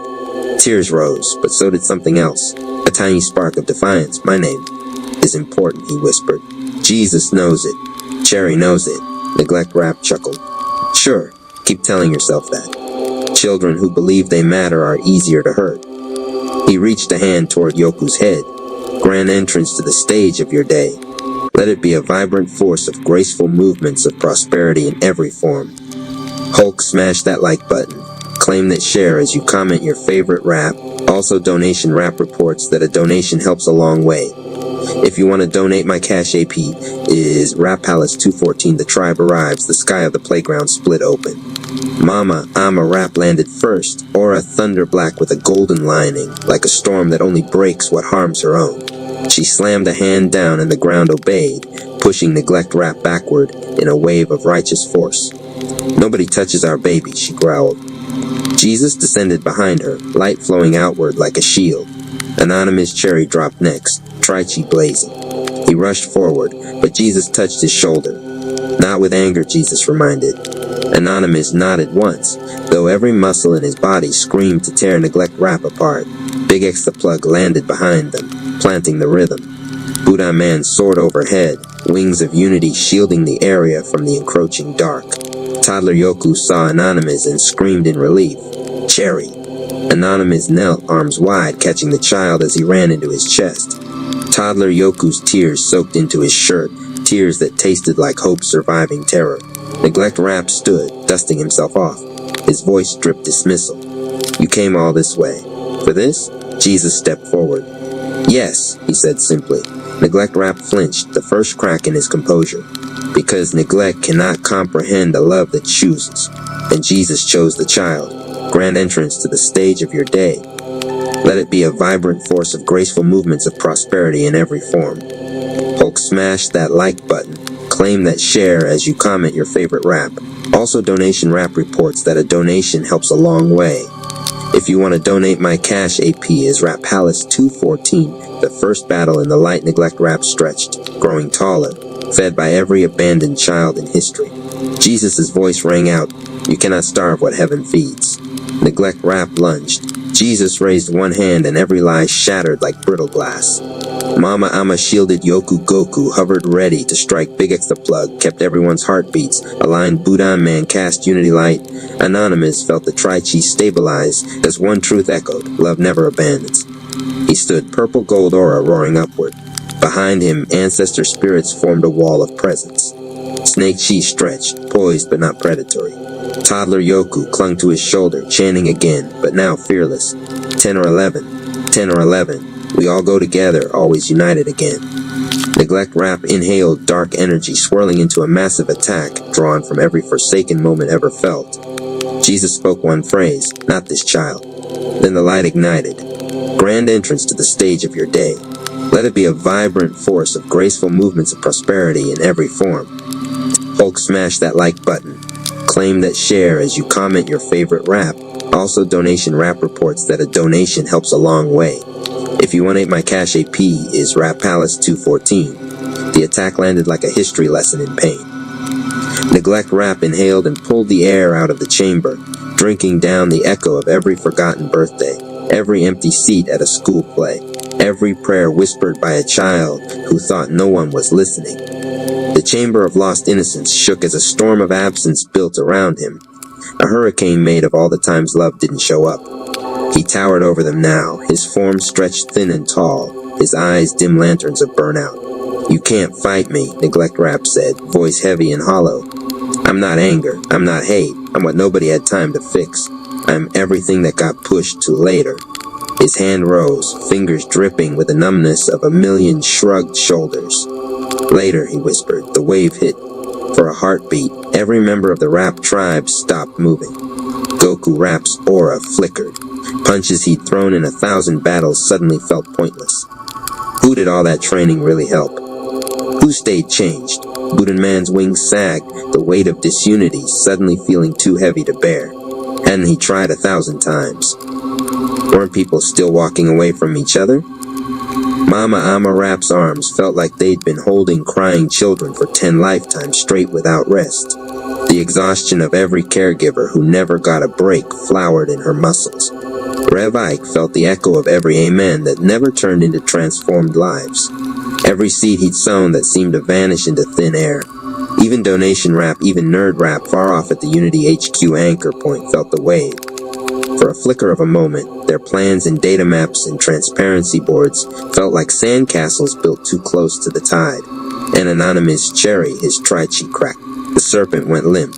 His ancestors' hands felt faint. Inner child shrank. Maybe they didn't need him as much as he thought. Maybe all this power and all this growth was just noise in a world that would keep breaking anyway. Maybe every near death he survived was a glitch, not a purpose. He looked down. Toddler Yoku's arms were around his neck. The child's little fingers dug into his shirt like anchors. Yoku's voice shook, but he forced the chant out anyway. 10 or 11. 10 or 11. We all go together. We all go together. The words trembled like a match in a windstorm, but they did not go out. Jesus stepped between the wave and the child. The tide of numbness hit him like smoke hitting a mountain. It broke. It passed. It went nowhere. He didn't even blink. Later, Jesus repeated softly. That is the lie. Neglect Rap flinched. Jesus' eyes softened, but his presence hardened like steel. The lie that you can love tomorrow what you refuse to care for today. The lie that forgetting is neutral. The lie that turning away is just being busy. He turned slightly, sweeping his gaze over the tribe. Look at me, he said gently. They did. In that gaze, every maybe later they had ever believed was brought into the light. The calls they hadn't returned, the apologies they hadn't made, the small kindnesses they'd assumed someone else would do, the times they'd told their own hearts, I'll heal when I get time. He didn't use it to condemn them. He used it to tell the truth. Love is not an emotion you visit, Jesus said. Love is a life you walk in. When you abandon yourselves, when you abandon your own inner child, your own hurt, you leave doors open for him. Neglect Rap twitched as the finger pointed back at him. I don't need to be loved, Neglect snapped. I am what happens when love fails. I'm not a person, I'm fallout. I am what remains. Jesus stepped closer. You are what happens, he agreed, when love is never invited into the womb. He extended his hand, not in attack, but in an offer. You weren't born this way. Neglect Rap recoiled, cloak twitching. Don't start that with me. I remember nobody came. Toddler Yoku, cheek pressed against Anonymous's neck, looked up with watery eyes. Somebody came now, he said softly. Neglect's eyes flickered. The chamber groaned and shifted. The warped playground stuttered between broken and whole. For a moment, they all saw the truth. Neglect Rap wasn't a proud villain standing tall in power. He was a boy in a doorway, watching a car drive away without him. He was a teenager sitting alone on a graduation day with nobody in the stands. He was a grown man on a hospital bed with a silent phone on the tray. He was emptiness that had been given a name and a body and told to fend for himself. Jesus' face was full of sorrow. I was there, he said. Neglect spat. Liar. I was there in every person who felt the urge to call you and didn't, Jesus said. I was there in every teacher who wanted to encourage you, but stayed quiet from their own fear. I was there in the hands that wanted to hold yours and hesitated. Then you failed, Neglect hissed, stepping forward. His aura flared, the pressure of a lifetime of unmet needs weaponized. Because they didn't. I don't care who wanted to. They didn't come. And I learned something. People don't stay. The air thickened. The tribe's knees trembled. The weight of that premise, people don't stay, pulled at their bones like gravity doubling. Anonymous recognized it. He carried it for years. Every time someone left. Every time someone broke a promise. Every time he wondered if his survival really mattered to anybody long term. He almost dropped under it again. Almost. Then a memory surged, not the car wreck, not the hospital. Earlier, he was 7. Body small, asthma rough in his lungs, lying in a dark bedroom lit only by the glow slipping under the crack of the door from the hallway. Adults yelled in the other room, words like knives. Threats thrown and never followed through. Yet the sound scratched him anyway. He lay curled in the bed, heart beating so fast he thought it would rip out. He whispered into the dark, God, it's too loud. I'm scared. Don't leave me, okay? There had been no booming voice, no glowing figure, no miracle knock at the door. Just a warmth in the corner of the room. The feeling that the shadows weren't empty. The slow impression of a hand resting on his back, though no one had walked in. His heartbeat slowed. The yelling faded into the background. He had fallen asleep to that unseen comfort. Now, standing in the chamber, he realized he had never been alone that night. Love didn't fail, Anonymous said, voice low. Neglect turned his head sharply. Anonymous took a step forward, toddler Yoku still clinging to him. I thought it did, he confessed. I thought nobody came. I thought nobody cared. But every time I made it through a night, I shouldn't have survived. Every time my lungs kept working when they could have quit. It wasn't because nobody was with me. He looked at Jesus. It was because you never left. The words hit the space like a bell. I never left, Jesus affirmed quietly. Not then, not now. He lifted both hands. Light poured out. It didn't blast Neglect Rap back. It didn't tear him apart. It revealed. The chamber of lost innocence peeled open, layer by layer, like the inside of an onion made of memories. Toddler Yoku's fear space dissolved, revealing that beneath the broken playground was a room filled with invisible hands, invisible arms, invisible weeping faces that had always wanted to show up but didn't know how. The tribe saw it. The missed connections. The almosts. The I should call him. The I should say something. The I'll check in on her. Tomorrow. We are not here to excuse neglect, Jesus said. We are here to show that even there love did not disappear. It was ignored. It was resisted. It was misunderstood. But I was there, waiting to be chosen. Neglect Rap screamed. Then you should have forced them. Jesus' eyes burned with a fire that did not consume his gentleness. I am love, he replied, not control. He lowered his hands, and the light softened to something bearable. Love is the weapon, he said, not fear, not guilt, not revenge. Love is the weapon that surrenders without abandoning, that dies rather than force, that rises again to keep offering. He stepped closer to neglect. You are what happens when love is rejected so long that hurt decides to live alone. I am what happens when hurt finally lets love in. Neglect staggered. The cloak slipped. Underneath, just for a second, they saw the boy again. He whispered, they didn't come. Jesus nodded once, and that broke my heart too. The words landed with the weight of a universe. You weren't the only one abandoned, Jesus said. Every time they left you, they left me standing beside you, unwanted. Neglect trembled. The chamber shook. A crack ripped through the sky above them, through which Twilight Zone Rap's face briefly appeared, distorted with rage. That's enough, he snarled. He belongs to me. They all do. You don't get to rescue the parts people threw away. He reached an arm in, trying to hook neglect with a chain of shimmering code, and that's when Betrayal Rap made his move. He arrived in silence behind the tribe, eyes dark, movements calculated.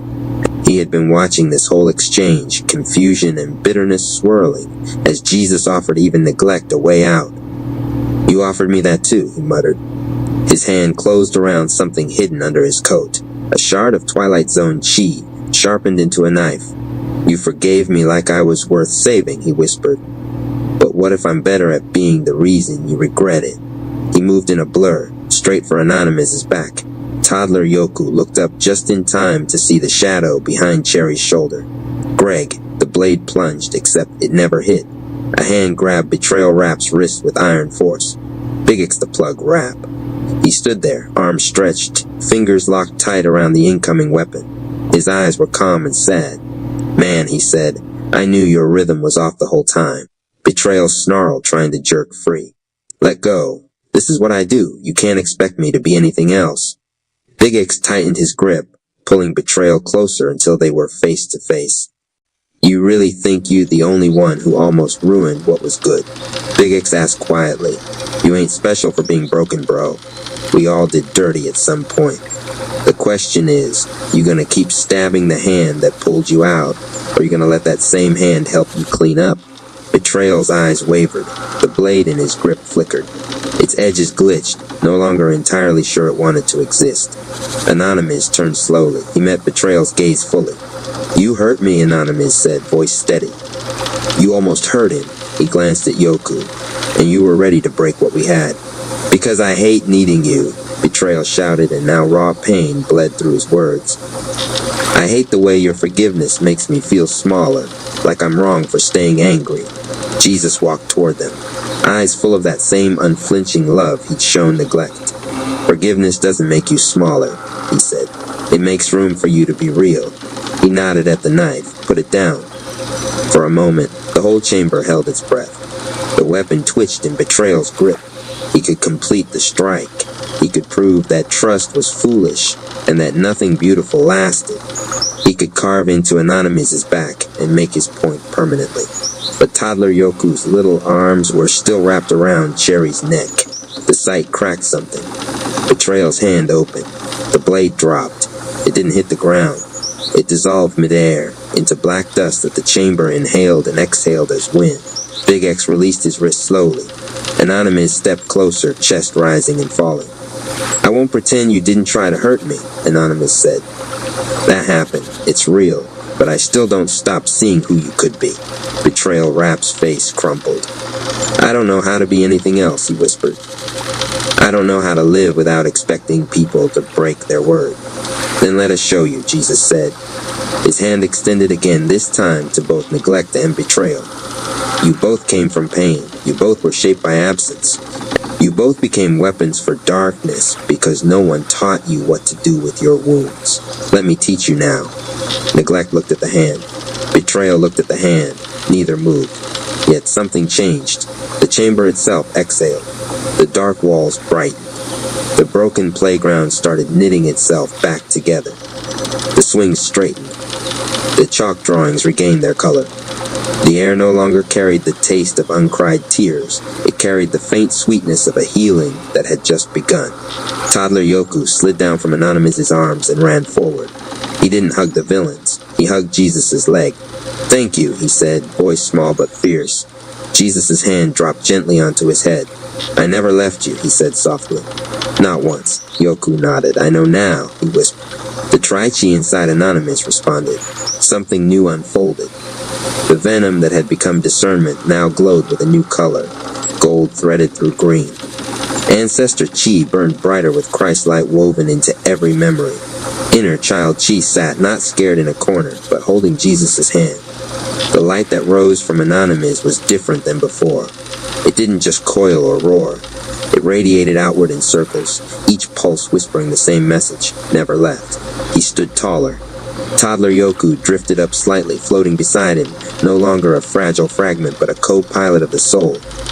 The invisible spirit's voice swept through the chamber, through the palace, through the city. Anonymous Cherry. Tri-Chi miracle has entered covenant light. Love is now your weapon. He didn't feel invincible.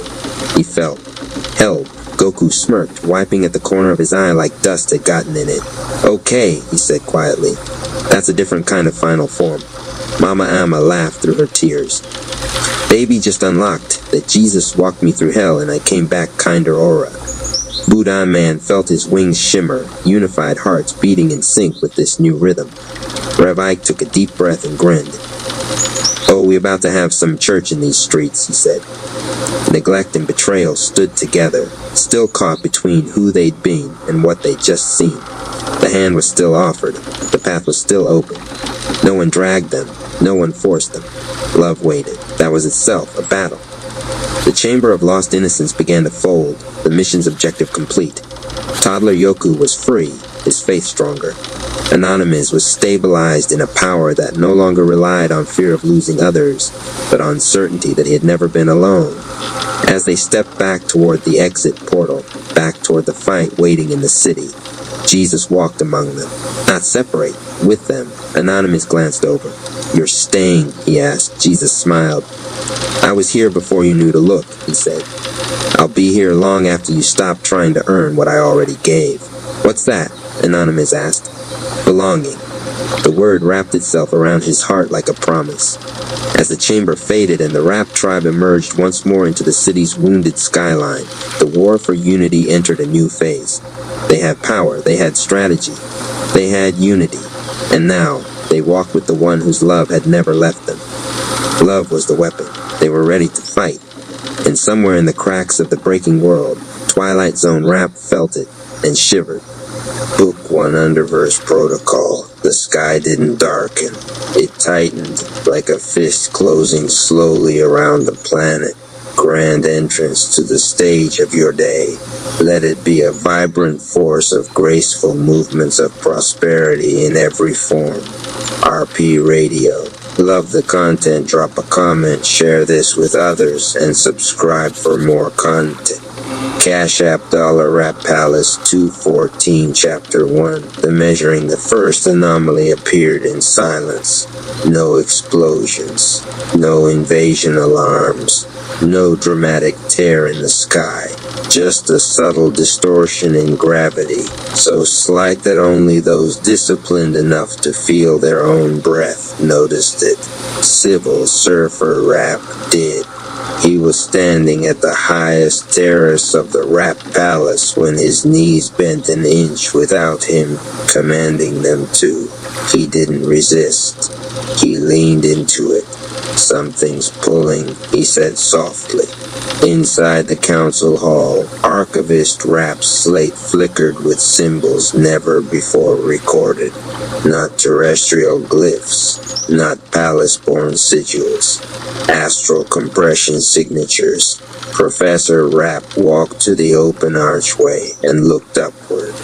The stars were still there, but they were dimmer, not obscured, absorbed. We're not being attacked, he said quietly. We're being evaluated. Grand entrance to the stage of your day. Let it be a vibrant force of graceful movements of prosperity in every form. RP Radio. Love the content, drop a comment, share this with others, and subscribe for more content. Cash App Dollar Rap Palace 214 miles above Earth's atmosphere. A vessel existed between light and absence.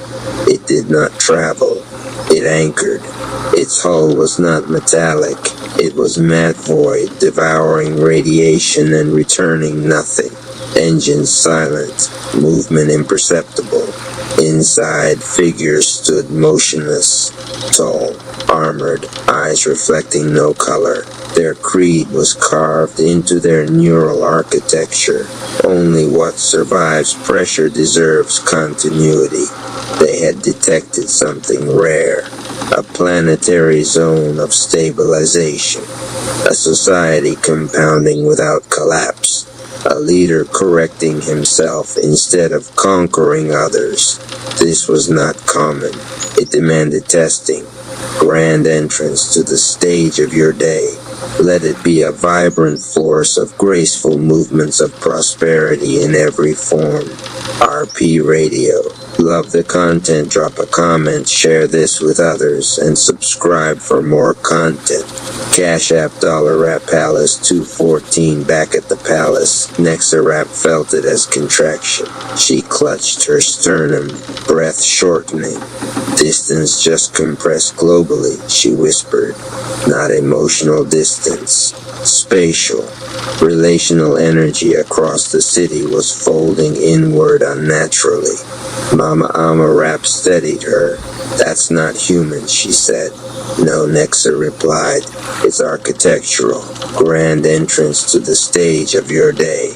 Let it be a vibrant force of graceful movements of prosperity in every form. RP Radio. Love the content, drop a comment, share this with others, and subscribe for more content. Cash App Dollar Rap Palace 214. The black sun phased into visibility at noon. It did not block light. It bent it. A sphere of absolute density hovered high above the horizon, casting no shadow yet distorting everything beneath it. Panic spread instantly across the city. Phones failed. Compasses spun. Birds fell silent mid-flight. The Underverse had arrived. Grand entrance to the stage of your day. Let it be a vibrant force of graceful movements of prosperity in every form. RP Radio. Love the content, drop a comment, share this with others, and subscribe for more content. Cash App Dollar Rap Palace 214. The first emissary did not descend in flames. It stepped downward through gravity, like it was stepping downstairs. When its boots touched stone at the palace gate, frost formed instantly around the contact points. Not ice.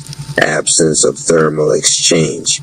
It looked at Anonymous Cherry without hostility, without urgency. Identify command authority. Its voice was gravitational, less heard than felt. Anonymous stepped forward. We govern through discipline, he replied. The emissary tilted its head. Discipline is unstable under existential compression. Professor Rapp whispered behind him, they're not conquerors. Archivist Rapp finished the thought. They're auditors. Grand entrance to the stage of your day. Let it be a vibrant force of graceful movements of prosperity in every form. RP Radio. Love the content, drop a comment, share this with others, and subscribe for more content. Cash App Dollar Rap Palace 214 without warning. The suppression field activated. Gravity tripled. The entire terrace cracked. Windows shattered outward. Citizens dropped to their knees across the city as lungs struggled under invisible weight.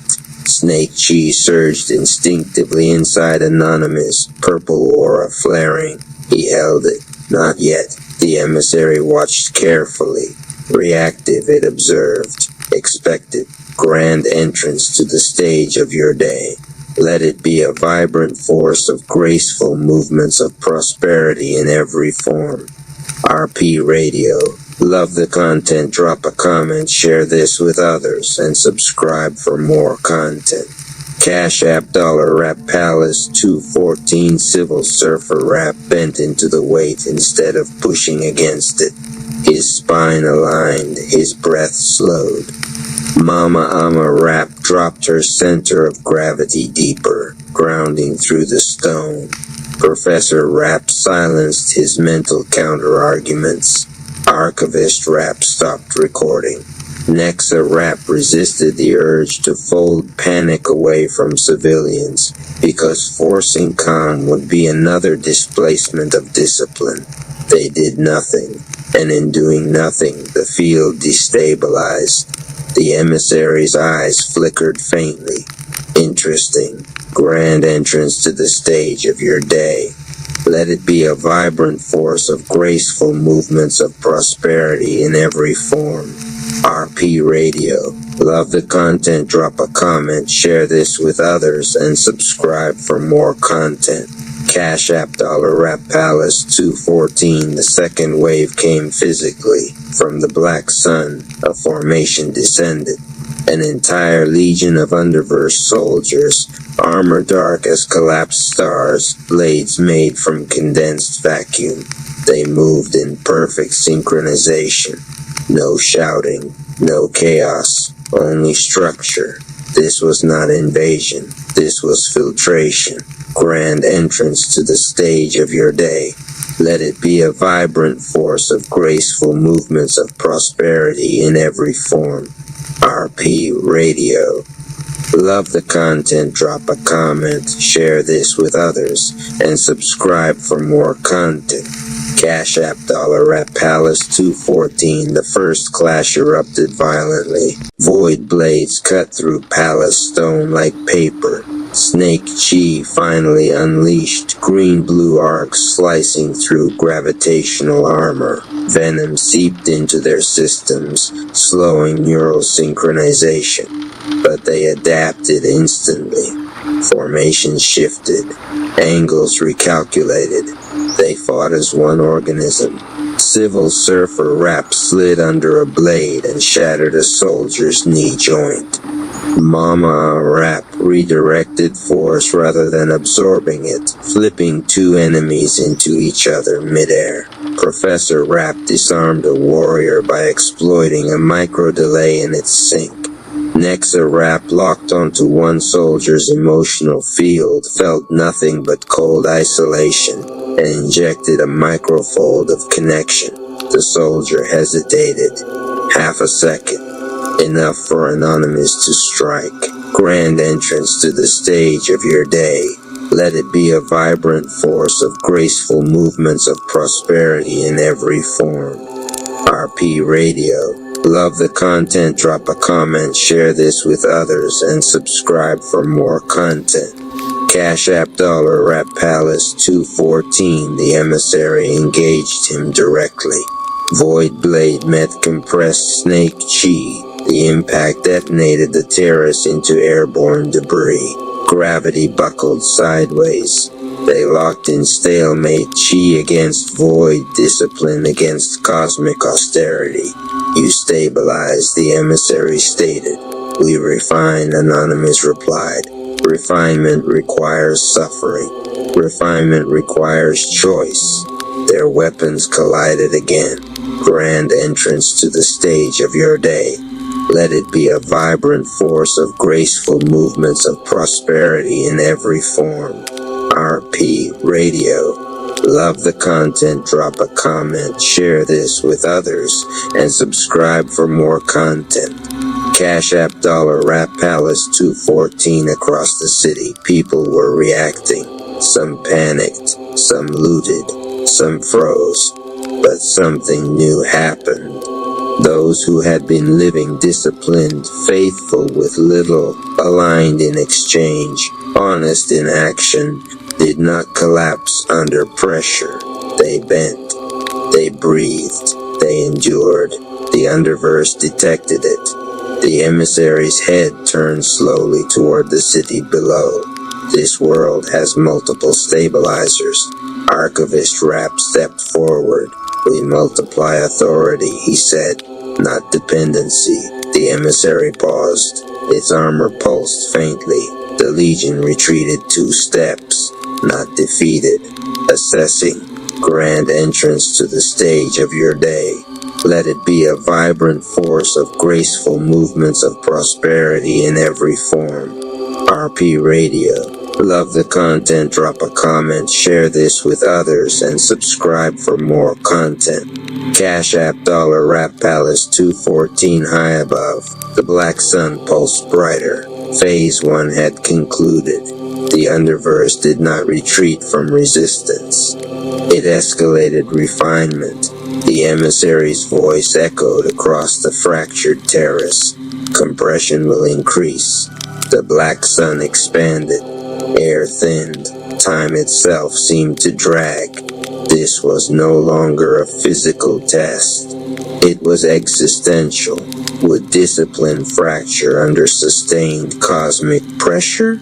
Would alignment survive prolonged darkness? Would stewardship hold when relief did not come quickly? Anonymous steadied his breath. Hold, he said calmly to the inner circle. No panic, no overreach, no premature attack. Just hold. The Legion lifted back into the sky. The black sun remained, watching, testing, waiting. The Underverse protocol had begun, and this was only the opening measurement. The book that wouldn't let go. The book didn't look like prophecy. It looked like something you could lose under a couch, something you could stack under mail, something you could forget about until the day your spirit decided it was done being patient. Alicia had handed it over like it wasn't heavy, like it was just a recommendation. Read this, she'd said, simple, casual, almost careless. But the way her eyes held yours said the sentence had a second layer. Like she was really saying, this might wake you up. This might ruin your comfort. This might make you honest. You opened it late, not because you didn't care, because you did. Because caring too much can feel like fear. You opened it when the house got quiet and the world stopped performing. When the night clock ticked like it had something to confess. And then it happened. Page after page, the words grabbed your memory by the collar. Not in a dramatic way, worse, quietly. Like a hand on the back of your neck. Like truth leaning in close enough that you couldn't pretend you didn't hear it. It wasn't just history. It wasn't just lessons. It was a mirror. You started seeing your own life inside the gaps between paragraphs. Your own city inside the spaces between names. Your own people inside the footsteps of people you'd never met but somehow recognized. The stories weren't old. They were living. They were walking around inside your chest. And somewhere around the part where the book started talking about building with what you have, starting where you are, you felt your throat tighten. Because you knew. You knew you'd been waiting for a perfect moment that was never coming. Waiting for money to appear like manna. Waiting for the world to approve your calling. Waiting for a sign. while ignoring the fact that the sign had been repeating itself for years. It came out of you as a whisper first, like your spirit testing the truth before it said it out loud. I have to turn my stories into shows. Your mouth went dry after that, like the air itself had become holy and demanded respect. Then the next sentence appeared, not like an idea but like a command, or start back doing podcasts. You sat there staring at the book, then staring at nothing, then staring at the ceiling as if God had written instructions into your drywall. You weren't thinking about trends. You weren't thinking about followers. You weren't thinking about algorithms. You were thinking about witness. Because there was a difference between knowing history and honoring it. A difference between a city existing and a city remembering who it is. A difference between faith as a word and faith as a weapon of love. Dallas, in your mind, stopped being a skyline and became an archive. Not the tourist version of an archive. The real one. The kind with blood in the margins. A past you could feel under your feet if you stood still long enough. A past that was not ashamed of its scars, because scars meant it survived. And you realized something that hit you so clean it made you sit up straighter. Dallas didn't just have a past. Dallas had a responsibility.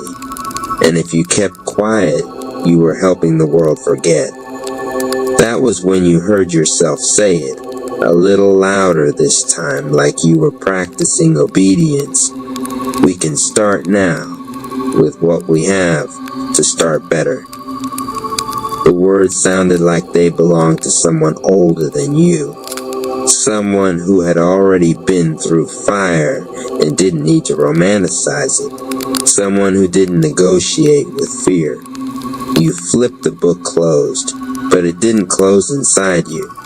It stayed open behind your ribs. And as the night deepened, the idea stopped being a thought and became a saga.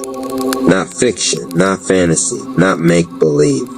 A living series, a broadcast made of faith. A testimony made of love. You didn't know how it would look yet. But you knew you were done hiding it. And that was the moment the story stopped being something you read and started being something you were chosen to write. Chapter 2, Dallas. The city that remembers in silence morning didn't feel like morning. It felt like a continuation of the night's revelation, like the sun rose only because God wanted to see what you'd do next. You drove through Dallas like you'd never been there before. Same streets, same signs, same traffic lights. But everything felt louder, not in sound, in meaning. The city wasn't just a place to live anymore. It was a living testimony with pages hidden in concrete. You started noticing things you used to ignore. The way certain corners felt heavy. The way some buildings looked like they were still holding secrets. The way some neighborhoods carried pride and pain like twins that refused to separate. Dallas had a history the world rarely respected. Not because it didn't matter, because it was inconvenient. Because powerful people loved simple narratives. Winners, losers, good, bad. But Dallas was a complicated witness. Dallas was a city that kept going even when it didn't get credit. A city that had seen people build families out of nothing but prayer and stubbornness. A city that had been underestimated so many times it learned to use underestimation as fuel. And you thought about how the world watches. How leaders make decisions on screens and maps without feeling the heartbeat of the streets. How the United Nations talks about development like it's a concept, not a child going to sleep hungry. How politicians talk about the future like it's a slogan, not a commitment. And in the middle of that thought, your heart did something strange. It didn't get angry, it got determined. Because you weren't trying to scream at power. You weren't trying to prove anything with ego. You were trying to testify. You wanted the world, yes, even presidents and diplomats and global organizations, to look at Dallas and understand something deeper than economics. That Dallas had faith people couldn't measure. That Dallas had love people couldn't buy. That Dallas had a past that deserved dignity and a future that deserved investment, starting with the investment of belief. You parked somewhere you didn't even remember choosing, and you just sat there with your hands on the steering wheel. Then you spoke it, not to the dashboard, but to heaven. I want to show them that Dallas chose a better future with faith. And the sentence wasn't political. It was spiritual, because the real truth wasn't that Dallas needed to impress the world. The truth was that Dallas needed to remember itself. And you realized this saga wasn't just for outsiders. It was for the people who lived here and forgot their own power. For the folks who survived and never got a microphone. For the families who prayed while the city slept. For the young ones who believed the future belonged to everybody else. You pictured a show, your show, not polished, not fake, but honest. A podcast where history wasn't just recited, it was felt. Where stories weren't content, they were covenants. Where the past wasn't used for guilt, it was used for guidance. Then something else hit you, a truth you couldn't dodge. You couldn't do this alone, because this wasn't a solo performance. This was a movement. You glanced at your phone and felt it like a weight, not of pressure, but of purpose. You started thinking about your team, your family, the people who believed in you even when your own confidence had a crack in it. The ones who have been waiting for you to stop playing small. And you said it out loud, letting the city hear it. I can't do this alone. That was the moment Dallas stopped being scenery. It became a stage, not for ego, for faith in motion. And you finally understood why you couldn't shake the feeling. Because Jesus doesn't just walk in churches. He walks through real decisions. He walks through community. He walks through love that refuses to die. And if you were willing, he'd walk through your voice too. Chapter 3. The calling goes public. You didn't schedule the meeting like it was some corporate strategy session. It felt more like gathering the family before a storm, not because you were afraid, but because you were finally honest about the weather. You sent the messages, you made the calls. Some people answered on the first ring like they were waiting. Others called back a little later with a tone that said, "All right, what's going on?" The kind of tone people use when they love you, but also know you can be intense when you get inspired. By the time evening arrived, the room was full. Not just bodies, energy. The kind of energy that comes when people can sense something bigger than a conversation is about to happen. A couple folks had notebooks. Somebody brought snacks like it was a family function. Somebody else just leaned on the wall with arms folded, skeptical but present, which is its own kind of loyalty. You stood there and felt the pressure in your chest again. That holy tightness like your heart was trying to become a microphone. And before you could talk yourself out of it, you said it. I've been reading that book Alicia told me about. Heads nodded. A few faces changed like they recognized the seriousness behind your casual words. And wow, that one word carried everything. It carried the late night pages, the realization the conviction, the feeling of being watched by God, not in a scary way, but in a calling you up way. You walked a little, like you needed movement to keep your spirit from overflowing. I have to turn my stories into shows, or start back doing podcasts. A pause, not silence, attention. Then you continued, and the words started coming out like they'd been waiting behind a gate. Talking about history, talking about how we can start now with what we got to build better. I want Dallas to be seen right, not as a stereotype, not as a headline, as a testimony. Somebody finally spoke. So what you saying? Like a series? You nodded slowly. A saga. That word landed different. Like you weren't talking about a project, you were talking about a mission. A few people shifted in their seats. You could feel it, the weight of the idea, the excitement, the uncertainty. You didn't blame them. Big visions make people nervous because big visions demand big responsibility. Then you said the part that made the room go still.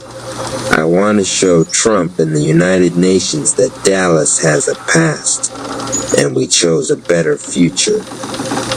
A couple eyes widened like they heard the scale and realized you weren't playing. But you kept going, because you weren't saying it for shock value. You were saying it because it was true. With faith, with devotion to the divine, to fulfill His word through our faith. Somebody whispered, "That's heavy." You nodded. "It is." Then you softened because you didn't want fear to be the loudest voice in the room. I'm not trying to fight nobody. I'm trying to testify. I'm trying to build something that shows the world what it looks like when a city decides not to fold. You looked around at them, your people, your team, your family, your support system. And I can't do it alone. That's when the room changed. Not dramatically, but spiritually. A woman near the back said you never was alone. You just been carrying it like you was. Somebody else laughed quietly, but it wasn't a joke laugh. It was a relief laugh, the kind that says, finally. You said it. Then one of your people, one of the quiet ones, spoke up. So what we do first? And the question didn't feel like business. It felt like obedience. You took a breath, and the plan came like it had been written already. We start with what we have. You pointed to the corner where a mic sat unused like a tool that had been waiting for purpose. We start with that. You pointed to the phone cameras in everyone's pockets. We start with that. You pointed to the room itself. We start with us. And that's when it hit you, clear as a bell. This wasn't about equipment. This was about alignment. And the alignment was happening right now. The saga wasn't coming. The saga had already started. Because the moment you spoke the truth publicly, it stopped being a private dream. It became a shared assignment. And in that room, full of imperfect people and real love, something holy stood up. Not as a ghost, as a presence, like Jesus himself was walking between chairs, nodding like, yeah, that's it, now do it. Chapter 4, the world watches, but heaven leads. The first recording didn't sound perfect. It wasn't supposed to. Perfection is a luxury for people who don't understand urgency. You set up the mic, check levels. The room got quiet like a church before the first note. Somebody hit record, and that red dot felt like a spotlight on your soul. You stared at it for a second too long, like the dot was asking, are you ready to be accountable to your own message?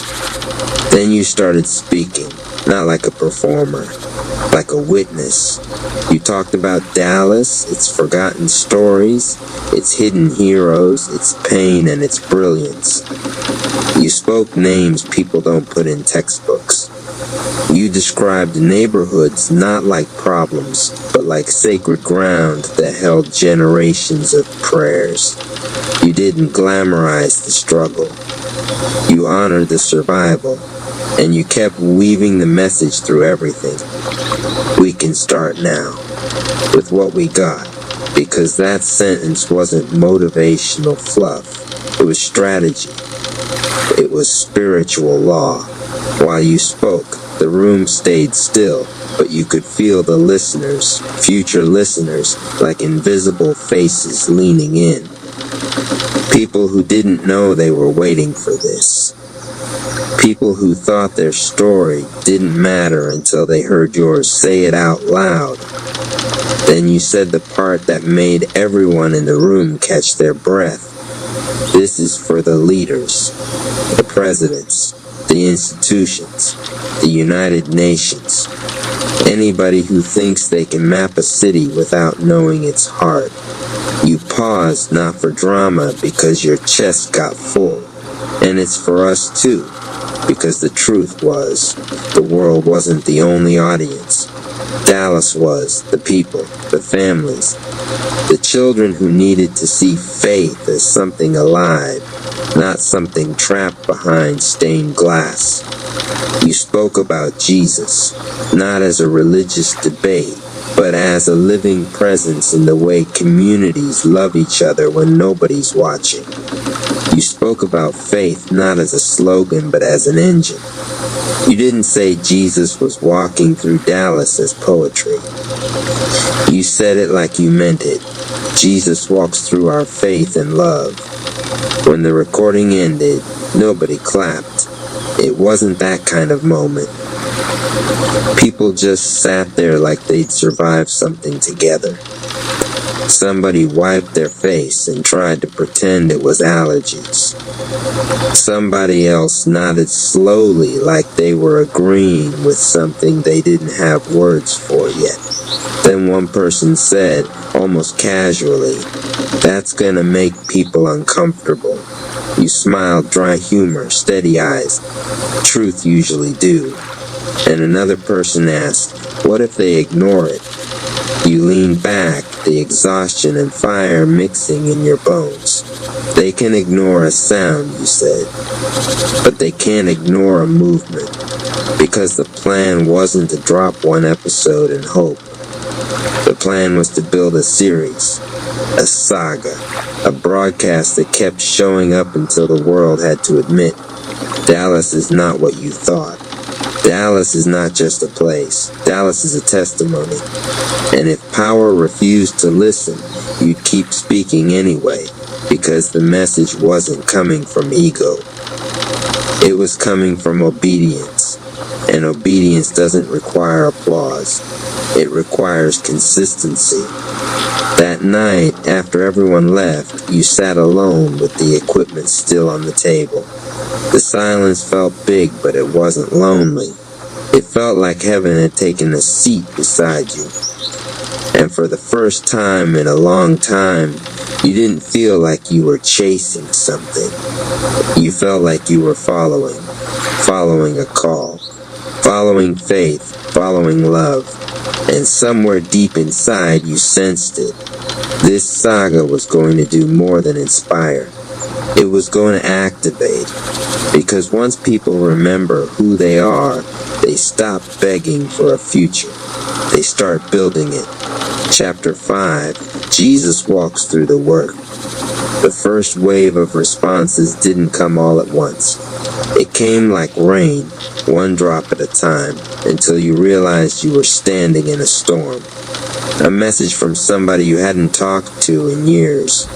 I heard the episode. I needed that. A comment from a stranger. I didn't know Dallas had that kind of history. Thank you for saying it like that. A voice note from someone you knew was struggling. I've been feeling like my life don't mean nothing. But when you said we can start with what we got, I felt like I could breathe again. You listen to those messages alone at first, because sometimes blessing feels too heavy to carry in public. The more messages came, the more you realized what was happening. The saga wasn't just telling people about Dallas. It was reminding people they still had power. Not power like politicians, power like builders, power like believers, power like people who decide to stop waiting. Your team got busier. Somebody started mapping out episodes. Somebody else pulled old photos and records. Somebody reached out to elders, historians, community voices that never got a platform. Your family checked in, protected but proud. And in the middle of all that motion, you remembered the sentence that started everything. I can't do this alone. And you laughed a little, not because it was funny, but because God had answered so fast it felt like a plot twist. You weren't alone. You never were. You had a team. You had family. And yes, you had you guys, that invisible support that shows up in ideas, drafts, edits, late night conversations, and the strange feeling that the right words arrive right when you need them. But more than that, you had the presence. Because as the work grew, you started noticing small things that couldn't be coincidence. A guest canceling last minute, only for a better guest to appear. A technical issue forcing you to re-record, only for the second recording to carry more power. A moment you almost quit, then a message arriving that sounded like God speaking through someone else's phone. And you realized Jesus wasn't walking through your faith as a metaphor. He was walking through the work, through the planning, through the conversations, through the patience, through the love that kept the project pure. People started calling it a movement. You didn't correct them, because it wasn't hype, it was evidence. And when the team asked what the next step was, bigger cameras, bigger guests, bigger reach, you didn't rush. You remembered the law that the book woke up inside you. Start now. With what you have, to start better. So you set the next recording date. You prayed before it, not a showy prayer, a real one. God, keep this clean. Keep this aligned. Let this bless who it's supposed to bless. Let this remind people you're still here. And as you stood in that quiet moment before the mic turned on again, you felt the same holy tightness from the first night. Only now it didn't feel like pressure. It felt like partnership. And you understood what this saga really was. Not a battle against leaders. Not a performance for the world. But a living testimony that Dallas can choose a better future on purpose, through faith, love, and organized action. The red record light came on. You leaned in. And with the calm confidence of someone who finally stopped waiting, you spoke the opening words of the next chapter, your voice steady, your spirit awake. Welcome back. This is Dallas. This is history. This is hope. And this is what it looks like when Jesus walks through our faith and love. And somewhere unseen but undeniable, the city listened. The world leaned in. Heaven smiled. And the saga continued. Toddler Yoku vs. the Spore Minions 3000% a Rap Palace novella. For Rap Family Training Records only. Chapter 1. The chant awakens. The Spore Time Chamber was never quiet. Even at rest, it breathed. The floor was a pulse. The walls were memory. The air was full of glittering spores, drifting like lazy snow in slow motion. Each one humming a little song that only warriors could hear once their chi got high enough. Normally, that song was gentle, supportive, training speed. Not today. Today the hum was wrong. Today the hum had teeth. Anonymous Cherry felt it first. His eyes narrowed and his aura flickered that familiar violet edge that meant his instincts were waking up. "Something's off," he said low. Civil Surfer Rap tilted his head, squinting like the air owed him money. "Yeah, the chamber feels loud. Like Twilight Zone Rap's been in here pressing buttons he ain't supposed to touch." Mama Ama Rap said, not even pretending she disagreed. "I told y'all. Every time that man says trust the process, somebody loses eyebrows." In front of them, sitting in the middle of the chamber floor, was the smallest warrior in the entire Rap family, Toddler Yoku. He was wearing a onesie that said "property of my own destiny" and no shoes. Just fuzzy socks with tiny lightning bolts on the soles. He was wobble sitting, belly sticking out, hair poofed up in pure defiance of physics, cheeks full of stored cosmic information, staring into space like he was watching invisible cartoons projected from another dimension. Except he wasn't just staring, he was chanting, soft at first, then louder. "Will it be 10 or 11? Will it be 10 or 11? Anonymous tried not to smile. "Oh no," Civil Surfer groaned. No, he's powering up." And then it happened. All the spores on the ground, thousands of them, glossy little marble-sized mushroom cores growing out of the chamber floor, cracked open at once like eggs hatching under a lightning storm. They didn't just pop, they screamed into existence. Bodies unfolded from them, spore minions. Usually these things were low-tier chamber mobs, training toys, practice targets, soft as pillows and dumb as shoelaces. You could bop them on the forehead, and they would fall over apologizing. Not these. These spore minions were shredded. Too tall, too fast, too sharp. Too many eyes, and way too confident. Their mushroom caps had serrated edges that hissed and steamed. Their limbs stretched and recoiled like slingshots. Their aura pressure hit the chamber like a siren, making the lights bruise purple and green. A warning rippled across the chamber from nowhere in Twilight Zone Rap's voice, dripping smug. "Spore combat trial, difficulty override. Multiplier set to 3000%. Have a beautiful last session, Rap Tribe." Mama Ama Rap's eyes went cold. "Oh, I'm whooping him later." Civil Surfer's jaw actually dropped. 3000%. He juiced the spores past their hard cap. They're not supposed to even exist like this. That's illegal, Chai. I'm calling HR. "We are HR," Anonymous muttered. The spore minions all turned to face the Rap family at once, and the sound they made when they locked eyes was like metal being scrubbed against bone in a blender. The chamber shook. Toddler Yoku did not. He just blinked. Then he pointed one sticky finger at the entire monster army like he was counting ducklings at the park. And he asked calmly like it was manners, 10 or 11? The air cracked. Everybody, Civil Surfer, Mama Ama, even Anonymous, staggered back a half step. Not because of fear, because they felt that. Because the chamber felt that. Because the universe felt that. Under Toddler Yoku, the floor lit up with a circle of pulsing violet-white chi, blinking to his little rhythm like a heartbeat. The chamber responded to him.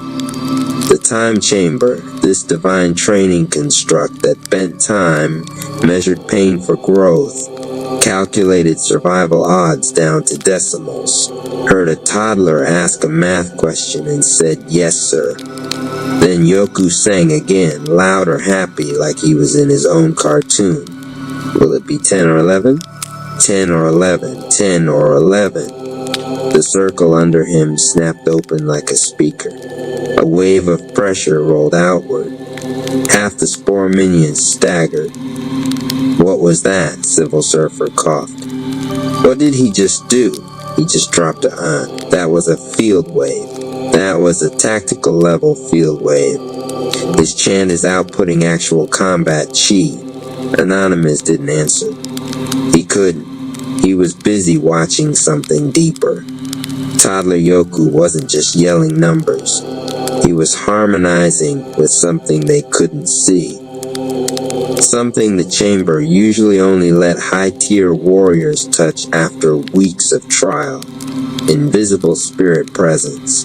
The soul current beneath all training. The source the chamber borrowed from when it tested you. It was flowing through a baby. Mama Amarap folded her arms. That boy's not just cute, he's calibrated. The spore minions lunged. They came in one living wave, fast enough to leave after images, fast enough to warp sound, fast enough to make the air shatter around their claws. Anonymous slid forward, aura blooming purple with the thin green edge of snake chi whispering around it. Civil Surfer snapped into stance, palms up, body low, grin sharp. Let's surf fungus. Mama Ama flicked her wrist and her healing aura braided into a barrier shimmer in front of Yoku, firm like a mother's "don't touch my child," and holy like altar light, and Toddler Yoku. Toddler Yoku stood up. He shouldn't have been able to. His legs were still in that baby wobbly phase where balance is a theory.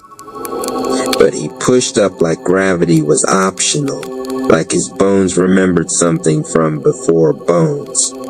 His eyes went wide and bright and shining, not normal baby shiny chai shiny. He inhaled big, and then he screamed his vowels. Aye, ee, ooh, ooh, ee, ah, ooh, ooh. The sound wasn't sound anymore. The sound hit like an earthquake made of joy. The whole front line of spore minions, monsters juiced to 3,000% by Twilight Zone Rap on purpose to break the Rap family, froze mid-attack, glitching like lagging code, then blew backward like they'd been slapped by a god made of alphabet. They didn't die. No, they got humble. They hit the walls and slid down in a pile of steaming mushroom limbs, twitching. Civil Surfer's mouth was open. He just foul blasted them. Anonymous let out one slow breath. No, that wasn't just a blast. He could feel it now with that deep warrior sense. That wasn't just power, that was alignment. Toddler Yoku had synced his chant to the chamber's pulse, then dragged the chamber's pulse into his family's rhythm. He made the entire environment fight on their side. At 1-year-old with a counting song, Mama Amma smiled without humor. Twilight Zone Rap really thought we were gonna fold to some mushrooms. On the far wall, a spore minion tried to stand back up. Toddler Yoku pointed at it with maximum baby authority and just said, "Sit." It sat. It didn't even argue. Anonymous felt something in his chest loosen, like something old pain had been carrying for years just let go. He understood. This wasn't about numbers. It wasn't even about the spore minions.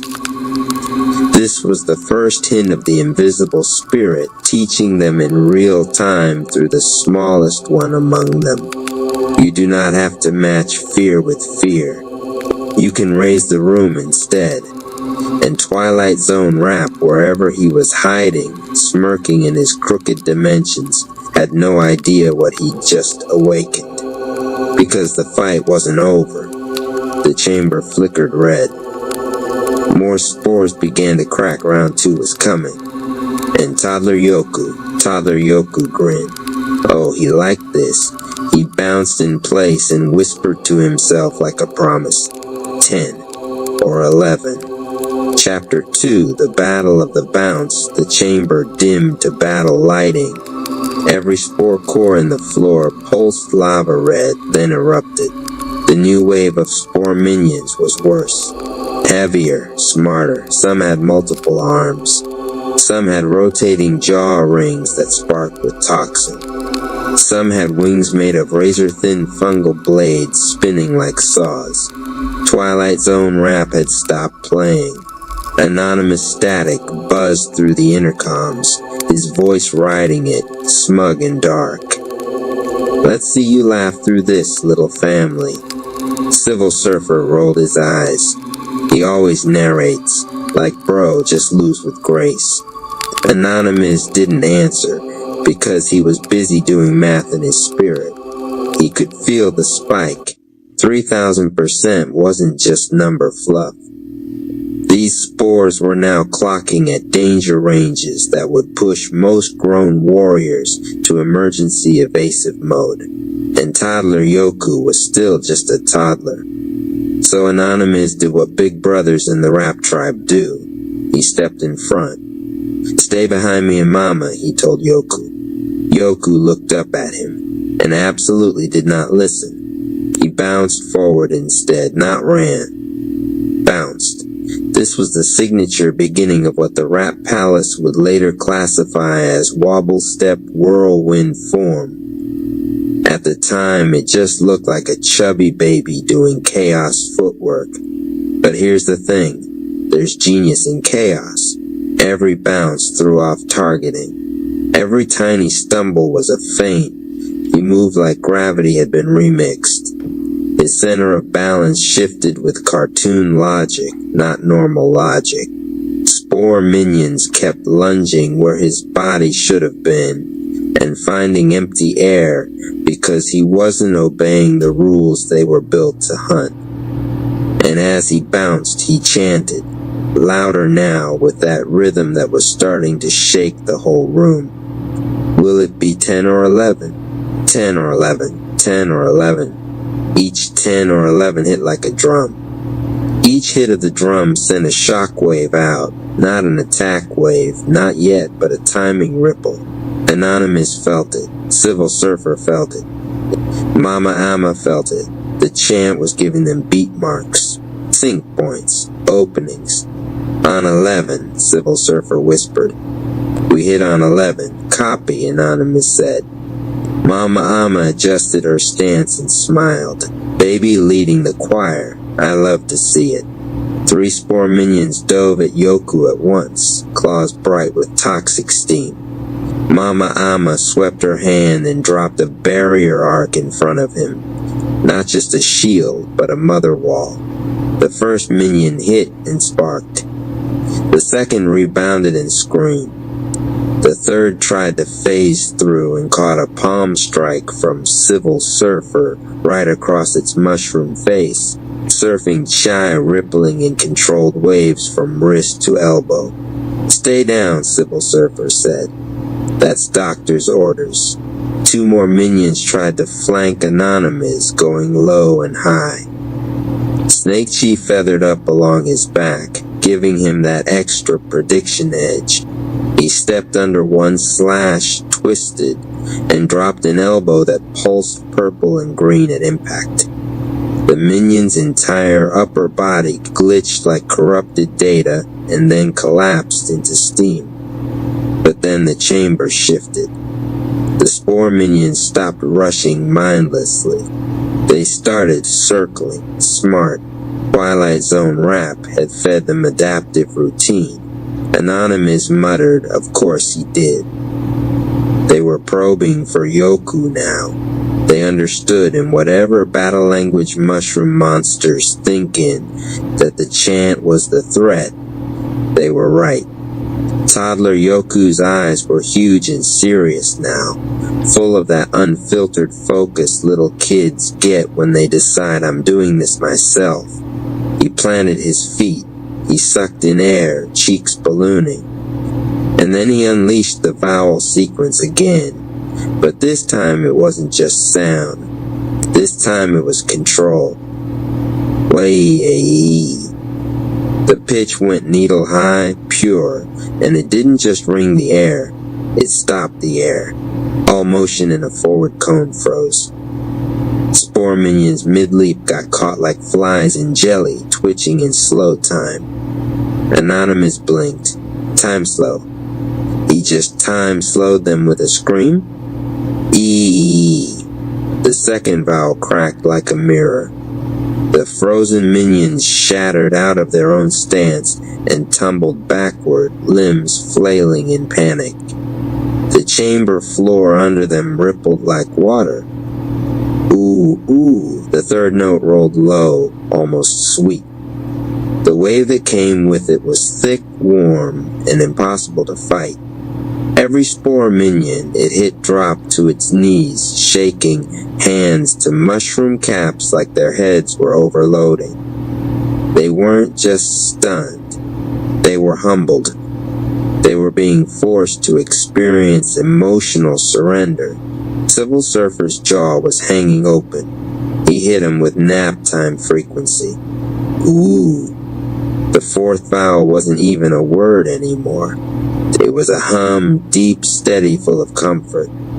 The minions touched by it fell all the way down, face first, surrendered. Their auras flickered from blood-red hostile to soft dim orange, like embers in ash. Mama Ama stared, stunned, hand over her own chest. Oh, that's healing.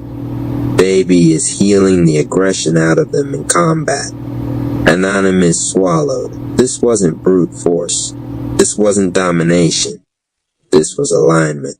This was, you do not belong to darkness, so get out of darkness. This was invisible spirit work through a toddler. Twilight Zone Rap must have been watching, because the chamber lights spiked, furious, and every single remaining spore minion, and there were still dozens, suddenly ignited with a dark, glitching aura. Their forms twisted, their eyes rolled black. Their chi signatures went from dangerous to catastrophic. They were being forced past even the 3,000% override, pushed into break state. This wasn't training anymore. This was break you mode. The chamber itself groaned. Anonymous felt rage punch through him. He's overriding the chamber's safety caps. He's trying to crush us here and call it lesson. Mama's voice went flat. He's not touching my family. Civil Surfer cracked his neck. Then we ended. Toddler Yoku stood in the center of the storm, tiny, breathing hard, but not scared. Not crying, not overwhelmed, centered.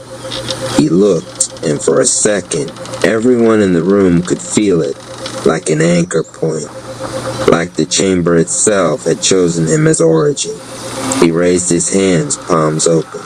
Not fists, open, and he chanted softer now like a lullaby, 10 or 11. 10 or 11, 10 or 11. The chamber answered. Light woke up under their feet. Not normal light, not aura light, not ki light, not chi sparks.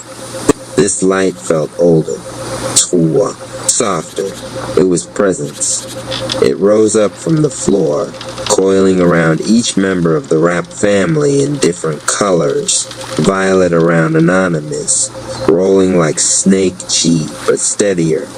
Silver blue around Civil Surfer, liquid and smooth like tide water under moonlight. Warm golden rose around Mama Ama, cradling and fierce, and around Toddler Yoku. Around Toddler Yoku, the light wasn't a color. It was a sound. It was the hum of "You are safe." The spore minions roared and lunged all at once, wild and desperate, and the Rap family moved together. Anonymous snapped forward first, aura exploding into a spiraling strike that looked like a serpent made of lightning and incense. Civil Surfer flowed around him, catching two minions mid-charge and redirecting them into each other like he was bodyboarding on their momentum. Mama Amma stepped through and with one open palm sent a pulse of golden force that didn't break bones. It broke hate. Minions hit by it dropped and shook like addicts sweating poison. And Toddler Yoku bounced. He bounced, spun, and slapped both his hands together over his head like he was smashing two imaginary blocks and yelled at top toddler volume. Ah! The shockwave that erupted out of that clap was the last straw. It wasn't violent. It wasn't bloody. It wasn't me. It was absolute. Every remaining spore minion hit by it shut down. Not dead, not erased, released. Their bodies unraveled back into spores, and the spores drifted gently to the floor, dim and harmless, like spent candles. Then silence, thick holy breathing. The chamber lights slowly cooled back from violent red to warm neutral. The air smelled like fresh rain after anger leaves the house. Civil Surfer dragged a hand down his face. So, do we clap for him or do we start paying him? Mama Amma scooped Yoku up and kissed his forehead, which by this point was glowing like a tiny sun. We hydrate him and we get this baby a snack. Anonymous wasn't laughing. He was looking around. He could feel it now. Deep. Something had changed. Not just in the chamber, in them. Toddler Yoku had pulled them into sync, not with fear, not with hype, not with rage, but with trust. They had just fought together, in full alignment with the invisible spirit. That wasn't training anymore. That was calling. And that meant Twilight Zone Rap had a problem. Because you can overpower a fighter. You cannot overpower a calling. Chapter 3, Alignment of the Invisible Spirit outside the walls of the Spore Time Chamber. Twilight bent sideways. Reality didn't sit still in Twilight Zone Rap's reach. It swayed like a hallway in a dream, like a car drifting at night between lanes that don't exist yet. Streetlights bent into spirals. Shadows had conversations with each other. Color leaked out of things and then bled back in too bright. Twilight Zone Rap stood in that knot place, one hand hovering over a control panel made of broken mirrors and stolen possibilities. His smile wasn't kind, he had been sure. Absolutely sure. 3,000% overclock on the spore minions. Safety caps removed. Aggression multipliers unchained. Chamber stress test pushed into lethal territory, disguised as lesson. Classic Twilight Zone play. Break the family in training so you don't have to face them in open war.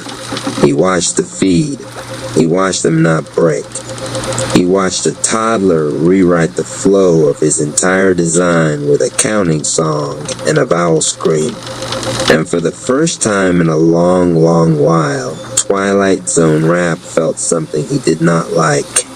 He felt doubt. Inside the chamber, Toddler Yoku was chewing on his own sleeve, half dozing against Mama Amma's collarbone. His aura had dropped to a sleepy flicker, like candlelight after a birthday wish. Anonymous crouched next to them, still alert. Civil Surfer was pacing, popping joints like a cat cooling down after a sprint. Report, Civil Surfer said, pretending to be official. Damage? Trauma? Missing eyebrows? Boy, hush, Mama Amma said warmly. I'm serious, Civil Surfer continued. That wasn't normal chamber behavior. If he's overriding caps, he's gonna try it again, and next time. There won't be a next time like that, Anonymous said. Something in his voice made both of them look. He wasn't angry, even though he had every right to be. He wasn't hyped, which was even stranger. He was centered, clear. Violet light curled around his fingers like respectful smoke. This wasn't Twilight tried to break us, Anonymous said slowly. That's what he thinks it was, but that's not what happened. Go on, Mama Amma said low. Anonymous nodded. This was a reveal, Civil Surfer frowned. Of what? Of how we're supposed to fight from now on. They waited. Anonymous touched the chamber floor with his fingertips.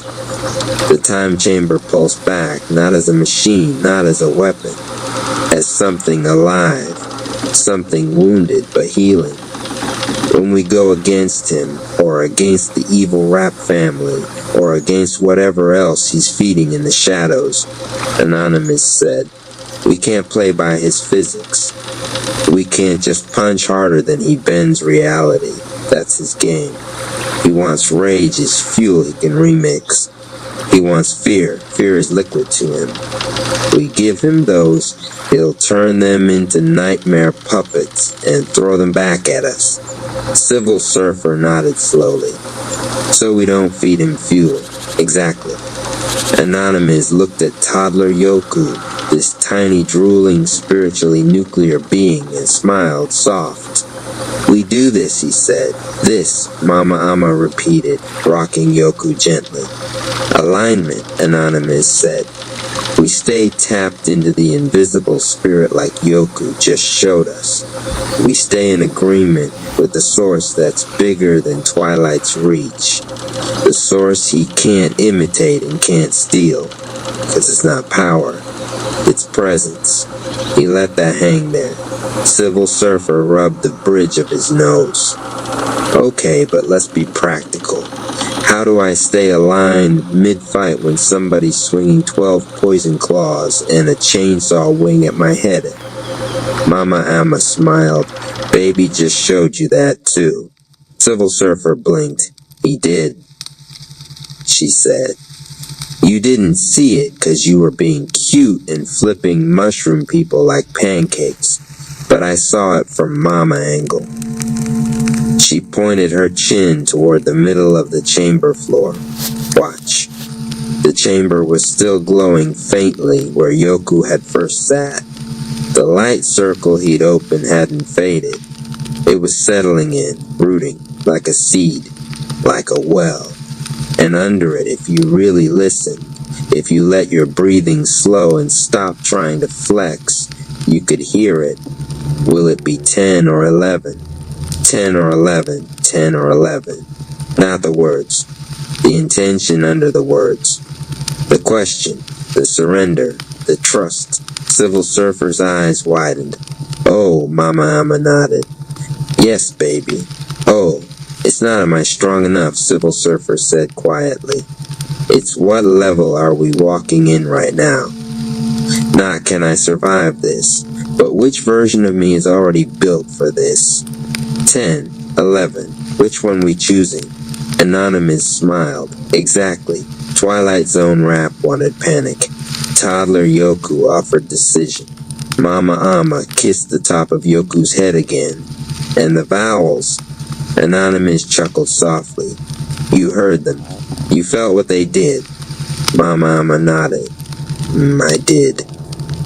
Civil Surfer held up fingers. Counting off like this was a team meeting and not a holy download. At times slow.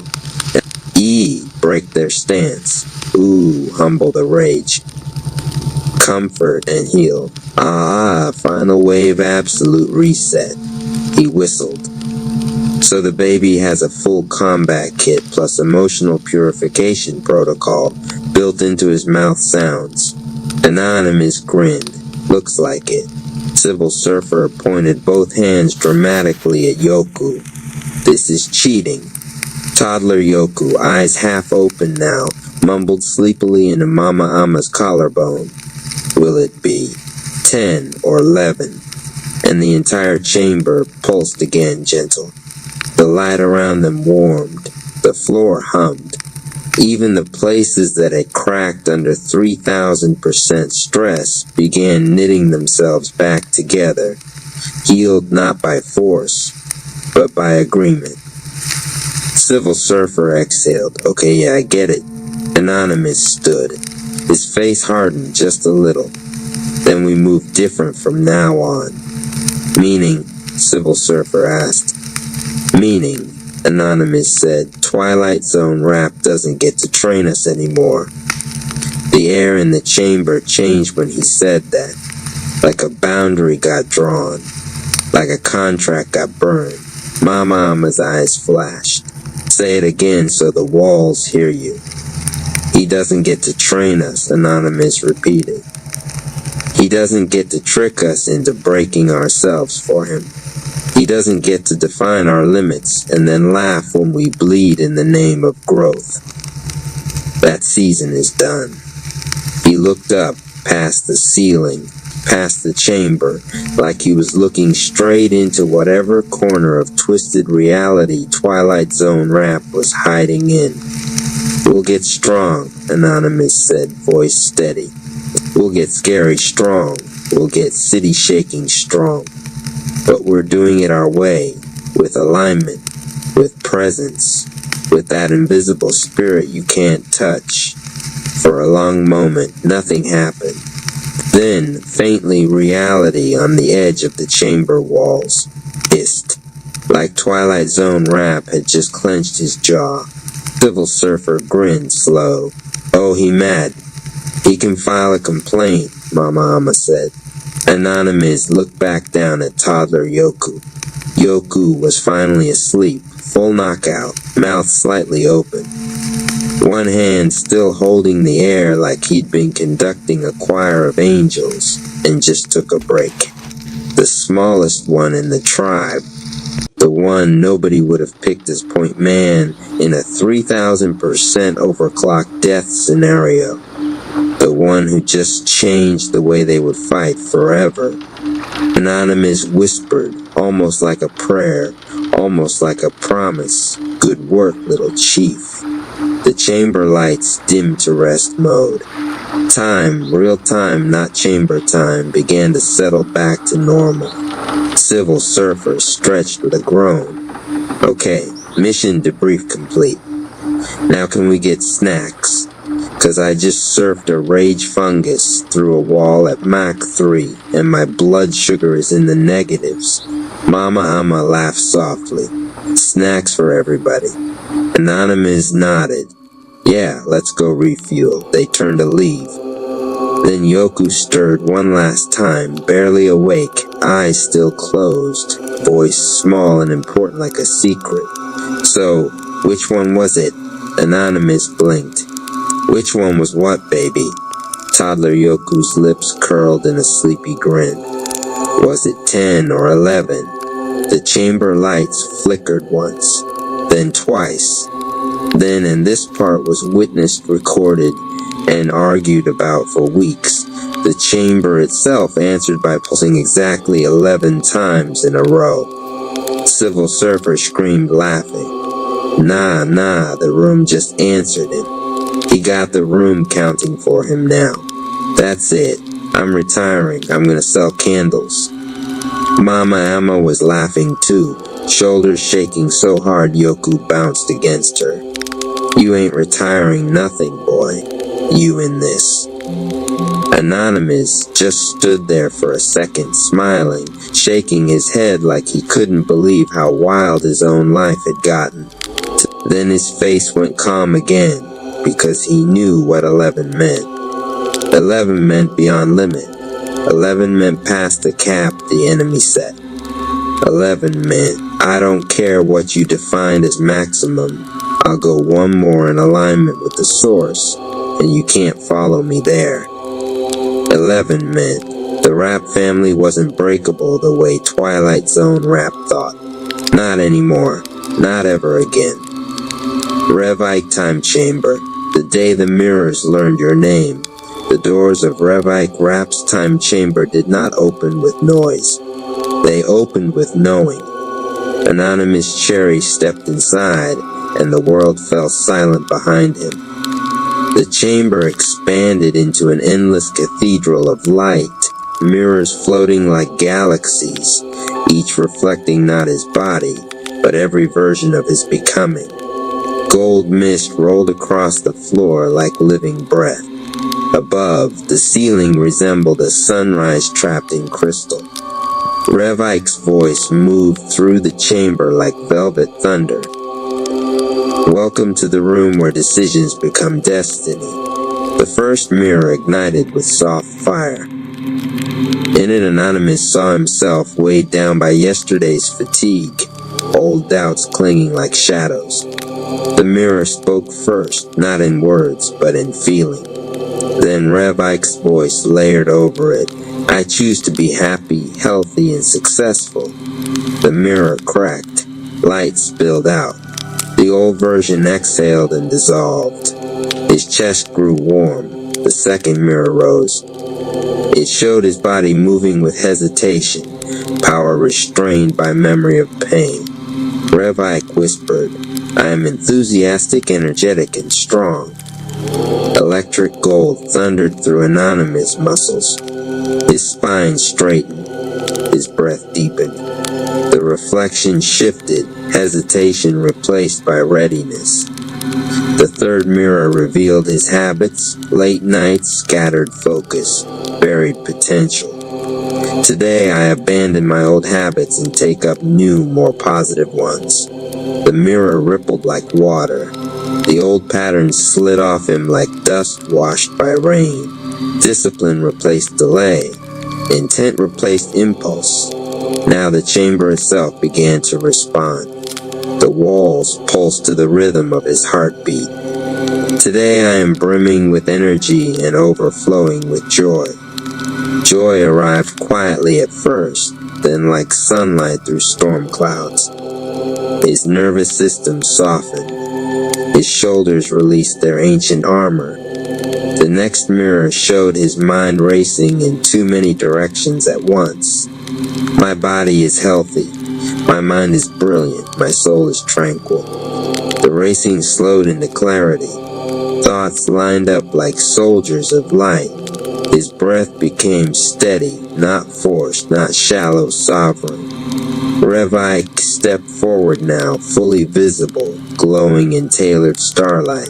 Say it with me now, not as hope, but as fact. I wake up today with strength in my heart and clarity in my mind. The chamber vibrated in agreement. Mirror after mirror activated, each one a doorway. Each affirmation not just spoken, but installed into the architecture of his being. I love myself unconditionally. The armor of self-judgment fell off. I am beautiful, and so is the world. The environment brightened as if hearing him the first time. Abundance is my true state of being. I accept it fully and joyously. Gold currents surged through the floor into his feet, into his bloodstream, into his future. I have control over my thoughts, feelings, and choices. The final illusion of helplessness shattered. Now the chamber shifted. The mirrors turned inward, forming a ring around his heart. I am the architect of my life. A blueprint of light unfolded in the air, his past, present, and unfolding future redesigning themselves in real time. I am superior to negative thoughts and low actions.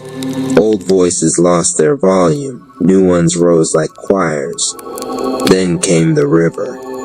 A silver river poured through the center of the time chamber and through his chest without harming him. A river of compassion washes away my anger and replaces it with love.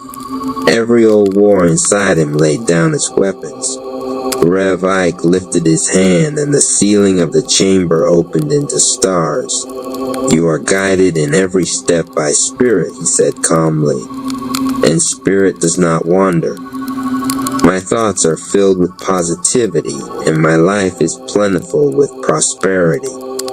The stars rearrange themselves into pathways. My ability to conquer my challenges is limitless. My potential to succeed is infinite. Time itself leaned forward to listen. Then the final mirrors activated, the future mirrors. He saw himself helping families, building empires, creating music, wealth, education, healing, opportunity. He saw a generation standing on platforms he had not yet built, but now would. My future is an ideal projection of what I envision now. The universe nodded. My efforts are supported by the universe. My dreams manifest into reality before my eyes. Reality adjusted its posture. Revike smiled, slow, knowing eternal. Now speak the seal of your identity, he said. An anonymous cherry, standing fully lit in the center of the time chamber, declared, I am at peace with all that has happened, is happening, and will happen. My nature is divine. I am a spiritual being. My life is just beginning. The mirrors did not reflect him anymore. They bowed.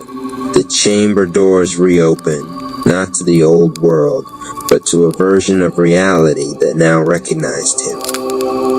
Revike's final words followed him out like a benediction stitched into time. You did not enter this chamber to become worthy. You entered to remember that you already were. And with that, the time chamber went quiet again, waiting for the next soul ready to choose itself. Chapter 1. The light that never left the Rap tribe assembled the way seasoned warriors do when they have learned that noise is unnecessary. No banners snapped in the wind. No dramatic thunder announced destiny. The air simply was, and in that stillness stood Jesus Rap, calm, unhurried, wearing the expression of someone who already knew how this would end, and wasn't the least bit impressed by panic. The invisible spirit hovered not above them, but through them, subtle as breath, stubborn as truth. If the tribe expected a revelation, they would be disappointed. Nothing new arrived. Nothing descended. What revealed itself instead was mildly inconvenient. The light had never left, and the only thing missing had been their memory of it. Anonymous Cherry noticed this first, mostly because his body stopped bracing for impact. His muscles, long accustomed to preparing for betrayal, curses, or surprise stupidity, relaxed in protest, as if offended they'd been summoned for nothing. The evil eye that had once followed him like an unpaid bill attempted to peer inward and promptly slipped, unable to find a surface that matched its frequency. It was less a dramatic failure and more an awkward social misstep, like showing up to a fight where everyone else had already moved on and left snacks behind. Jesus Rap didn't raise his voice. He didn't need to. Before we do anything impressive, he said, hands loosely at his sides, let's acknowledge something simple. He paused, letting the silence stretch just long enough to make impatience uncomfortable. You've been protected this entire time. You just kept calling it luck.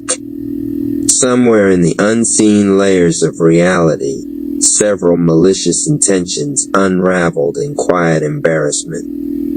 From the invisible spirit's perspective, the scene was almost humorous.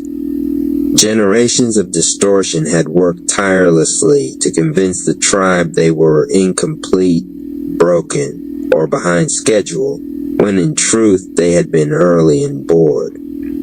Light does that, it waits. Darkness rushes. And rushing, as the spirit noted dryly, was how most things tripped over themselves.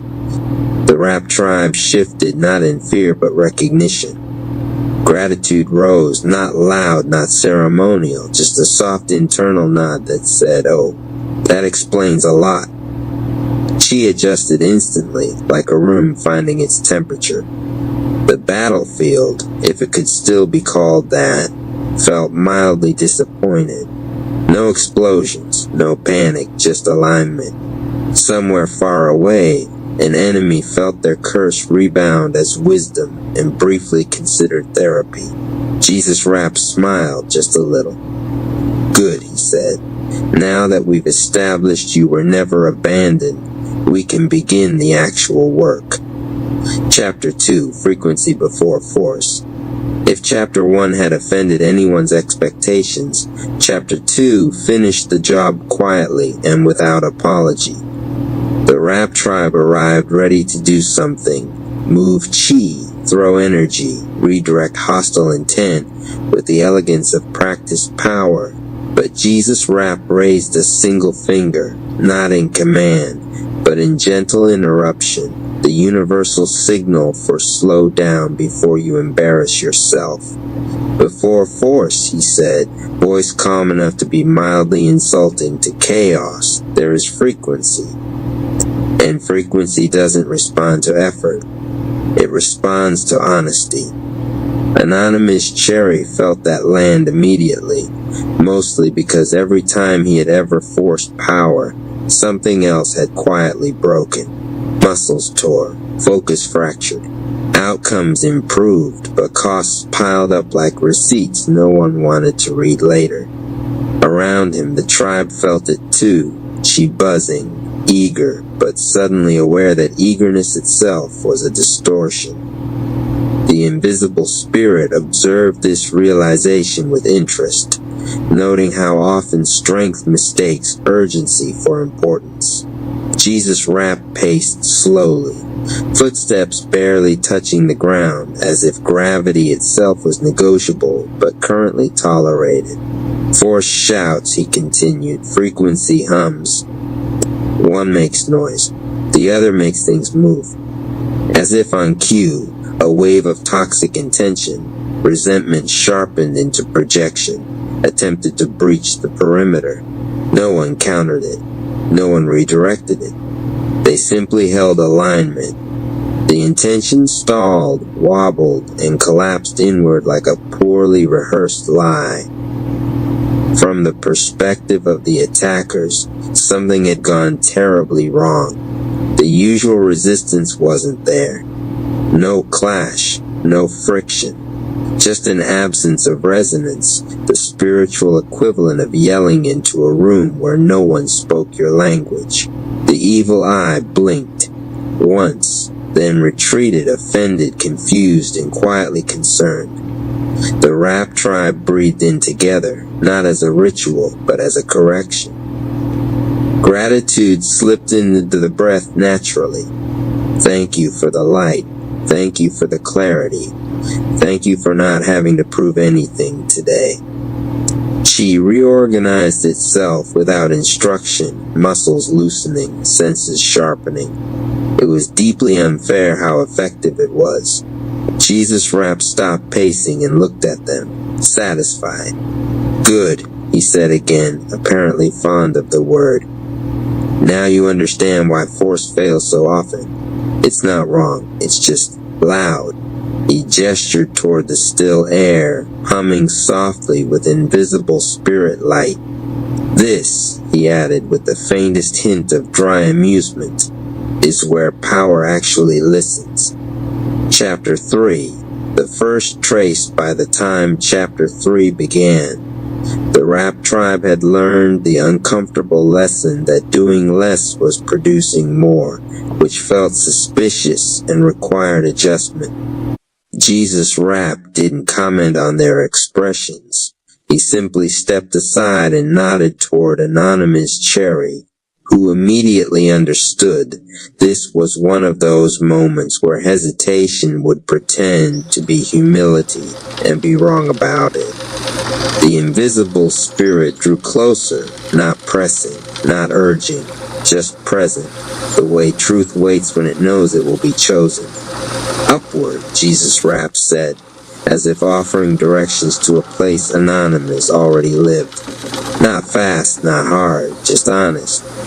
Anonymous lifted his hand and traced the first motion into the air. One deliberate line rising, violet white, clean as a thought that hasn't been argued with yet. The chi responded instantly, not surging, not flaring, but aligning, stacking itself neatly along his spine, as though relieved to finally be told the truth about its purpose. From the invisible spirit's view, several long-standing energetic knots unraveled at once. embarrassed they'd gone unnoticed for so long. Somewhere beyond sight, an evil eye attempt locked onto the familiar old coordinates where Anonymous used to react. It arrived on schedule and found nothing waiting for it. The energy slid past him, confused, brushed against the rising trace, and was gently redirected upward and out, like a complaint forwarded to a department that no longer existed. No recoil, no backlash, just a quiet administrative correction in the laws of intention. The Rap Tribe watched closely, sensing something subtle but decisive had shifted. This wasn't an attack. This wasn't defense. This was positioning. Gratitude surfaced again. Instinctively this time, thank you for the light. Thank you for the timing. Thank you for not letting us learn this the hard way anymore. The moment gratitude locked in, the trace stabilized, embedding itself into Anonymous's nervous system as a reflex rather than a technique. Jesus Rap allowed himself the smallest smile, the kind that suggests the lesson worked and no further commentary was required. That, he said, dry as desert air, is what happens when you stop swinging at shadows and simply stand where the light already knows your name. Chapter 4. Distance is a suggestion. By Chapter 4, it had become clear that the battlefield was having an identity crisis. No one was advancing, no one was retreating, and yet conflict was steadily losing its relevance. Jesus Rap observed this with the calm patience of someone who had watched distance be misused for centuries and was now mildly entertained by how quickly it was being exposed as optional. You keep thinking harm travels, he said, not unkindly. It doesn't. It tunes. From the vantage of the invisible spirit, the scene widened far beyond what human senses usually bother to process. Intentions formed in distant rooms, behind clenched jaws and glowing screens, coalescing into toxic projections aimed precisely where the Rap Tribe used to be. The distance involved was impressive on paper and meaningless in practice. Frequency crossed the gap instantly, only to find no compatible surface waiting on the other side. It was like trying to dock a ship in water that had decided to be air today. Anonymous Cherry felt the incoming pressure before he perceived any threat, which was new. His body responded not with tension, but correction, subtle posture shifts, breath settling, spine tall without effort. The first trace remained active, humming upward like a quiet antenna aligned with truth. When the hostile intent arrived, it didn't strike. It drifted, lost cohesion, and gently unraveled, its energy redirected into neutral ground, where it could no longer pretend to be purposeful. The Rap Tribe exchanged brief glances, the kind that say, "Did you feel that too?" without wasting time on confirmation. Gratitude followed, again faster than thought, not as celebration but acknowledgement. Thank you for the light. Thank you for the warning that didn't scare us. Thank you for the clarity that arrived before the problem did. The invisible spirit registered the frequency shift and adjusted reality accordingly, because that is what it does when alignment makes its job easier.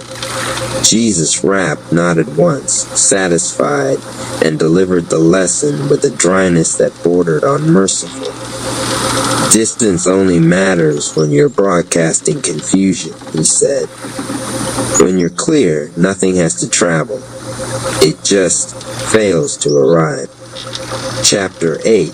The background that thought it was the main event. while the rap tribe continued their training with the kind of calm that unsettles predators. Twilight Zone Rap Sensei was very busy elsewhere doing what he did best, overcomplicating the wrong problem. From deep within his distortion chambers, he multiplied the mushroom raps and training monsters not by strategy, but by obsession, scaling them 2 times infinity, multiplied again by 27. Because if something had once failed loudly, the logical response was clearly to make it louder, stranger, and spiritually noisier. Force thickened, shadows duplicated, the environment warped under the weight of its own theatrics. It looked impressive. It felt catastrophic. It was, unbeknownst to him, already late. Back in the chamber, no alarm sounded. No one stopped breathing. The invisible spirit registered the escalation the way a mathematician notices a child adding extra zeros to feel powerful. God's plan did not accelerate to match chaos. It absorbed it into timing. Every multiplication in Twilight Zone Rap's domain quietly increased the contrast needed for the lesson to land cleanly. Every monster spawned added pressure that refined, not broke, the alignment forming in the rap tribe. Opposition was unknowingly participating in curriculum design. Anonymous Cherry felt the background chin like distant weather, noticeable, informative, not personal. His chai did not spike, it adjusted. The Reiki flow held steady, gratitude keeping the channels clean. Jesus Rap observed without comment, because explaining divine irony too early tends to ruin it. Goku Rap simply nodded once, recognizing the pattern. When darkness panics, light consolidates. Somewhere between realms, the mushroom raps roared, multiplied, trained, and sharpened themselves, convinced they were preparing for dominance. What they were actually doing was generating data, pressure points, frequencies, weaknesses that the invisible spirit calmly logged for later use. God's plan does not interrupt chaos. It lets it finish its sentence. By the time Twilight Zone Rap Sensei finished his calculations, satisfied that no force could survive what he had unleashed, the rap tribe was still breathing, still aligned, still practicing redirects and Reiki forms as if nothing urgent had happened, which from the only perspective that mattered was exactly true. Chapter 9, Pressure Without Panic. By the time the background escalation reached its absurd crescendo, mushroom spores multiplying into architectures of teeth, training monsters folding into themselves like bad ideas with muscles, the rap tribe had already moved past the stage where numbers impressed them. Pressure arrived anyway, rolling in not as a strike but as a field, thickening the space between breaths, testing whether alignment had been memorized or embodied. This was the part where most warriors discovered the difference too late. Anonymous Cherry felt it first in his joints, then his gut, then nowhere at all. The absence was the signal. His body didn't tighten. His mind didn't narrate danger. The Reiki flow held, steady and warm gratitude circulating like a quiet current beneath thought. Somewhere deep in the nervous system, an old reflex reached for panic and found no handles left to grab. Jesus Rap watched without intervening, because this was no longer instruction, it was confirmation. Goku Rap shifted his stance slightly, not to prepare for impact, but to mirror stability, reinforcing the frequency without a word. The invisible spirit widened the field just enough to let the incoming distortion reveal itself fully, like turning up the lights so lies had to stand on their own. The pressure pressed. Nothing broke. Far away, Twilight Zone Rap Sensei sensed resistance, or rather the lack of the kind he understood. His multiplied forces strained forward, expecting fear, chaos, reaction. Instead, their intent thinned, stretched, and began to lose definition, like ink dropped into water that refused to stay angry. The monsters, trained to overwhelm, found themselves overqualified for irrelevance. Inside the chamber, the Rap Tribe continued their forms. Slow, precise, almost disrespectfully calm. Redirects happened without drama. Reiki adjustments corrected micro-imbalances before they could escalate. Each breath quietly answered the question being asked by the universe. Can you stay present when nothing explodes? God's plan moved forward exactly as designed, without spectacle, without hurry, while chaos exhausted itself trying to be noticed. Chapter 10. When chaos realizes it is not the teacher by Chapter 10, something subtle but devastating occurred in the background of reality. Chaos began to sense that it was no longer directing the lesson. Twilight Zone Rap Sensei watched his multiplied forces churn and surge, yet each escalation produced diminishing returns, like shouting into a canyon that had learned how to absorb sound.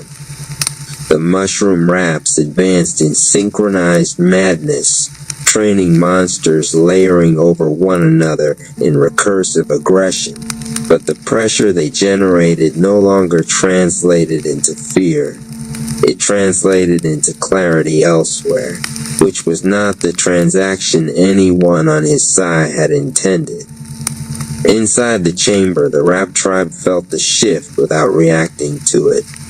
Their movements grew quieter, more economical, as if excess motion had finally admitted it was unnecessary. Anonymous Cherry adjusted his stance by a fraction, breath deep and unforced. Reiki flow threading through his palms and spine like a calm conversation that didn't need to be recorded. Each redirect happened before threat fully formed, not because of speed, but because alignment now preceded intention. Pressure arrived and found itself immediately repurposed. Jesus Rap observed with an expression that carried both compassion and dry inevitability. This was always the moment chaos misunderstood, the point where effort kept increasing while influence dropped to zero. When force forgets why it exists, he said quietly, not to instruct but to witness, it keeps working long after the lesson has moved on.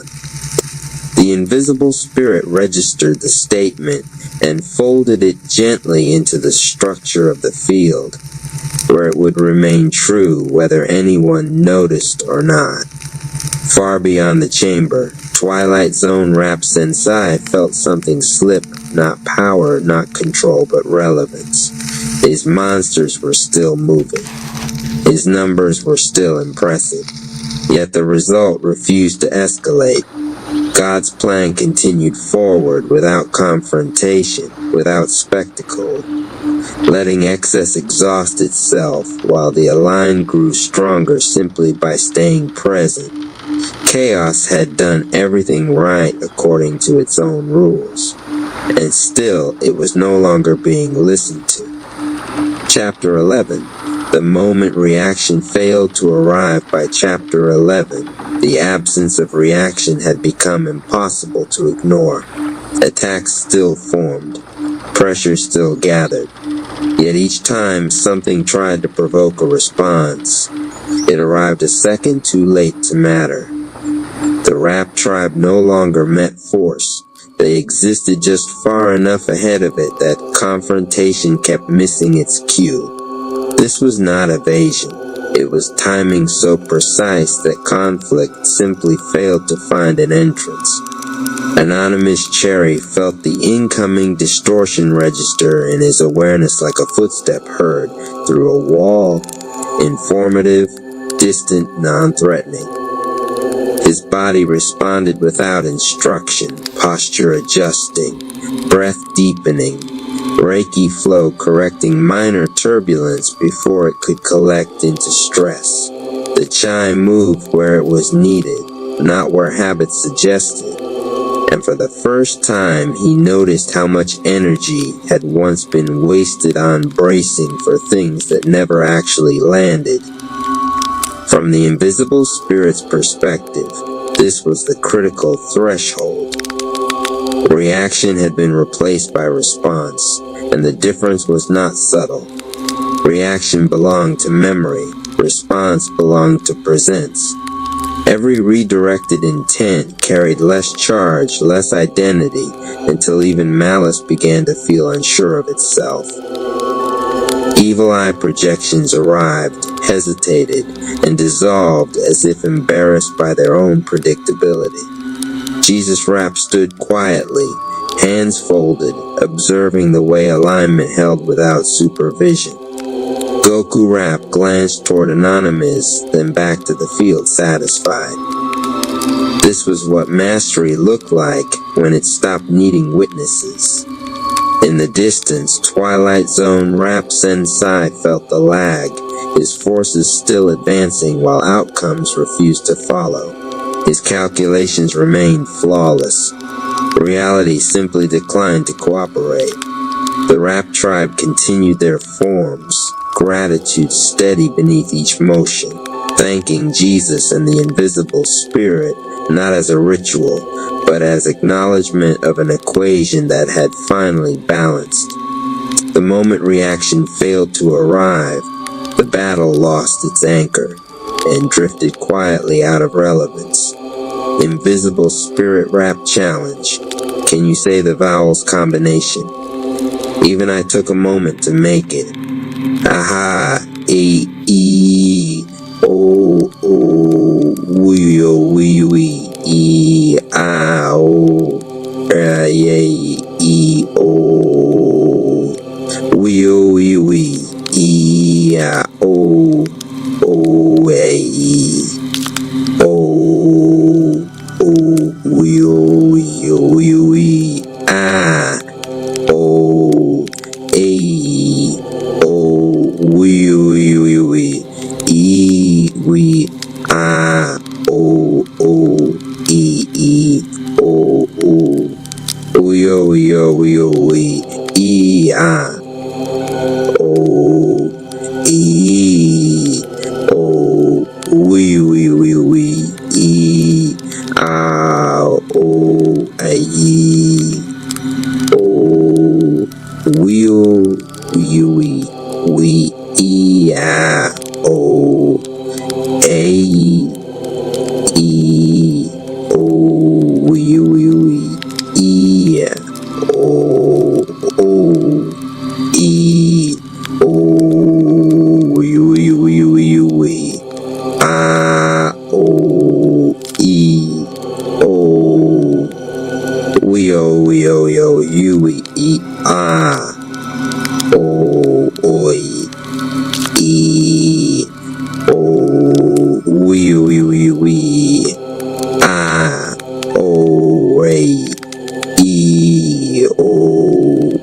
E, O, wee, A, O, A, E, O, wee, A, O, K, E, O, E, A, O, I, O, wee, E, A, O, A,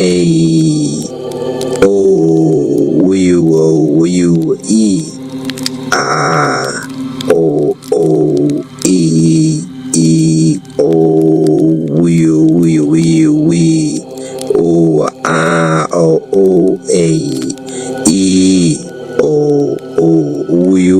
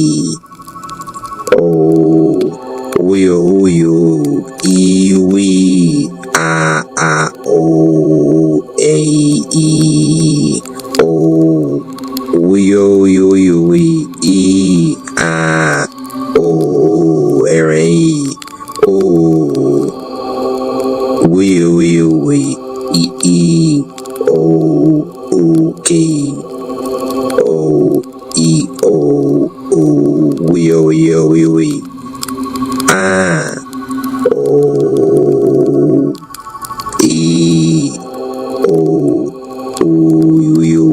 we ah o a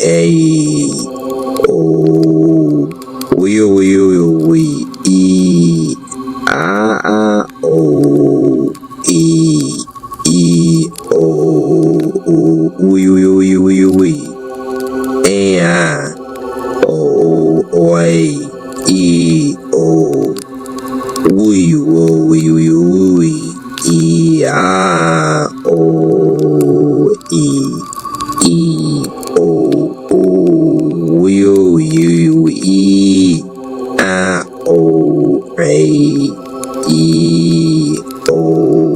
o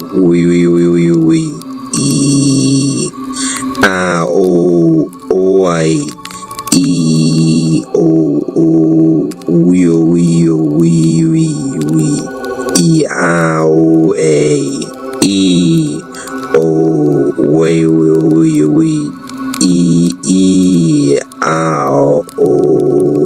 e a o e o we e a o a e o we o e o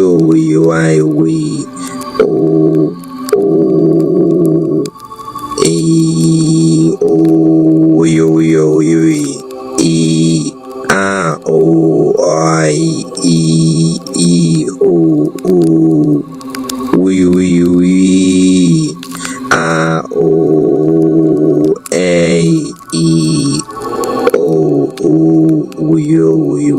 e o we a o a e o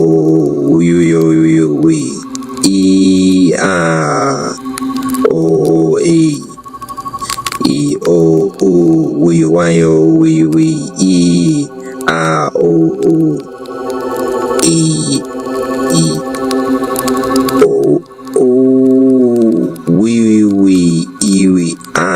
e a o e o we a o a o we e a o a e o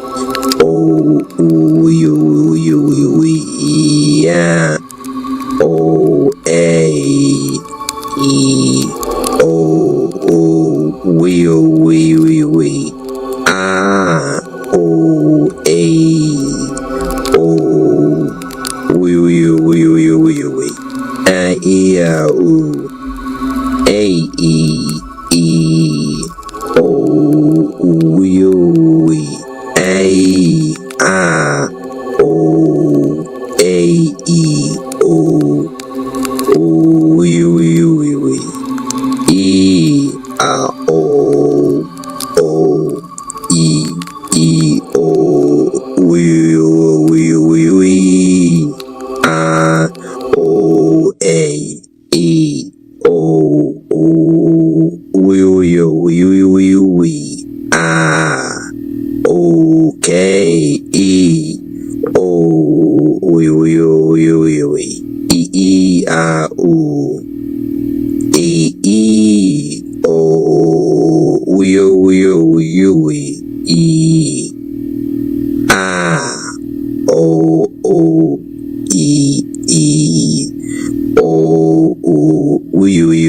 we e a o a e o we a o a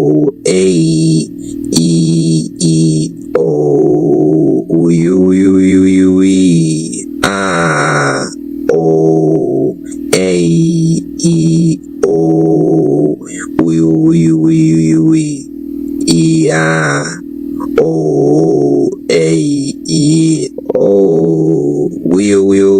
we e a o a o we e a o a e o we e a o a e o Y, we, I, O, A, E, O, we, E, I, O, A, O, we, I, O, A, E, O, we, E, I, O, A, E, O, we, A, O, A, E, O, we, I, O, A, E, O, we, E, I, O, E, U, O, we, E, I, O, E, O, we, E, I, O, A, E, O, we, I, O, K, A, E, O, we, I, O, gray, E, O, we, E, I, O, A, E, O, we, I, O, K, E, O, we, E, I, O, A, E, O, we, E, I, O, A, O, we, A,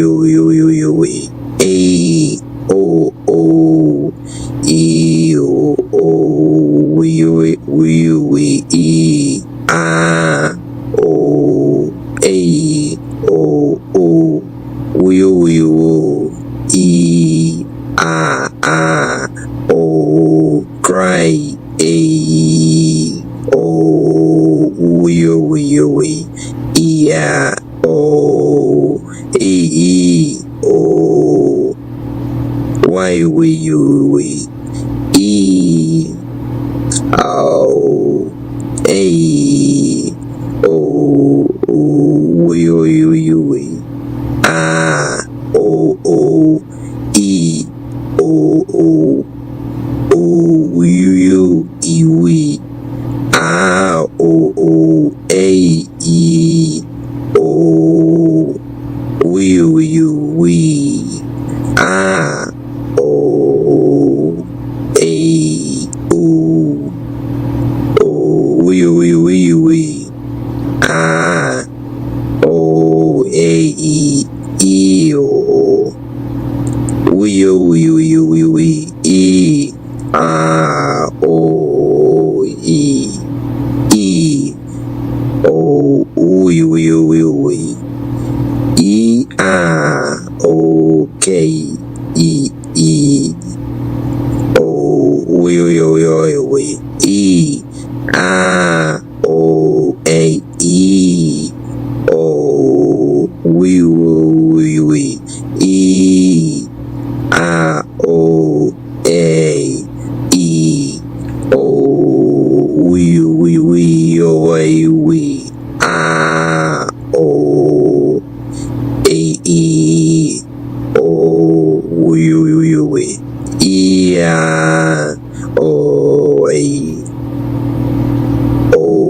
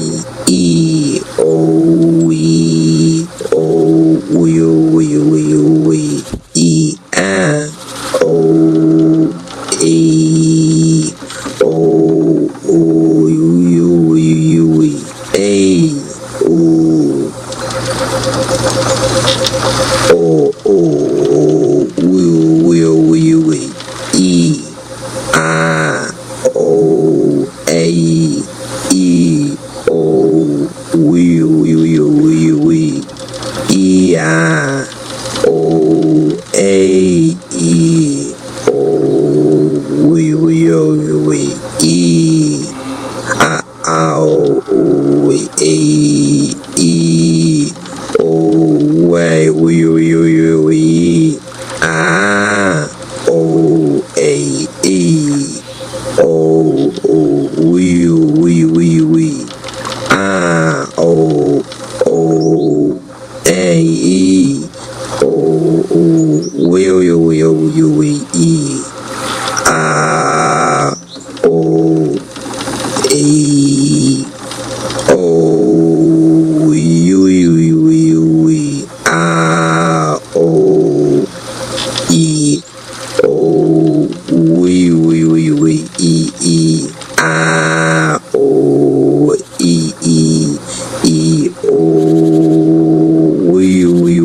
we, e, ah, oh, go, e, oh, we, e, ah, oh, right, e, oh, we, e, ah, oh, org, e, oh, we, e, oh,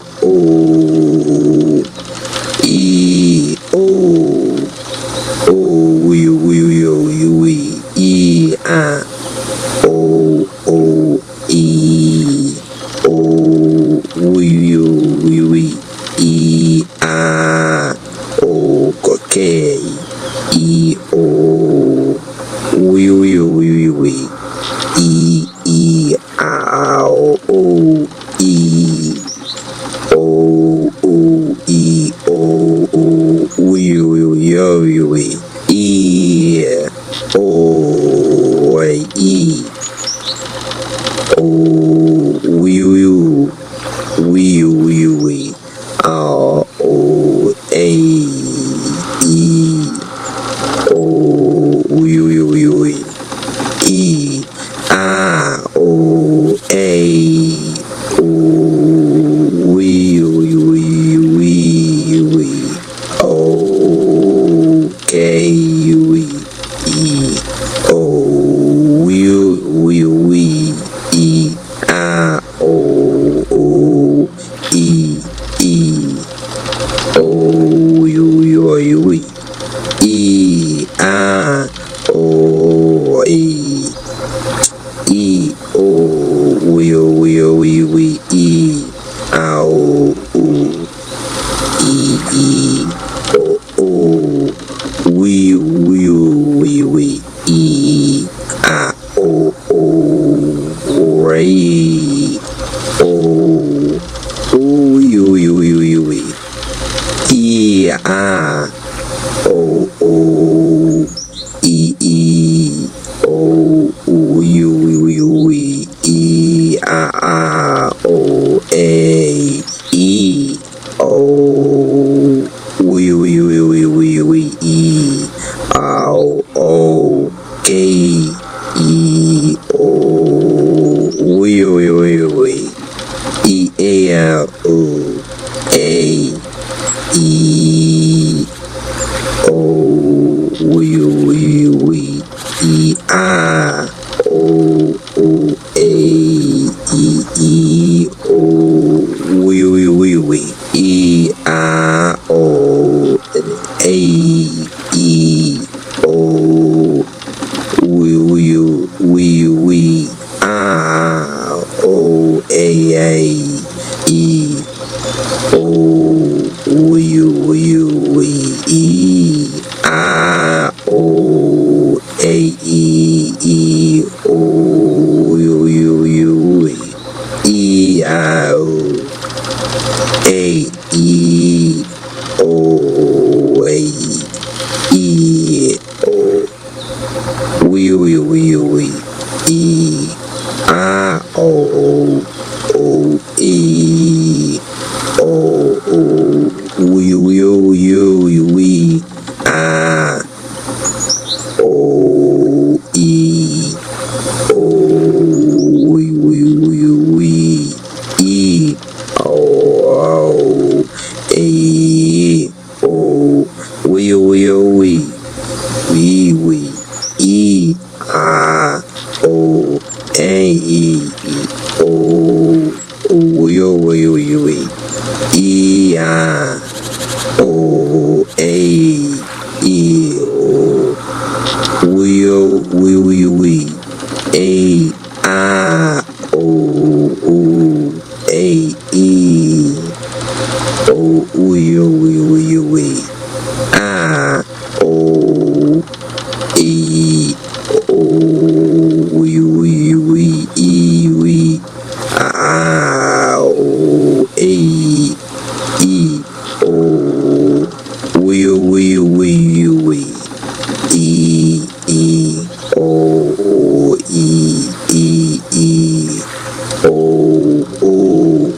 O we E O A O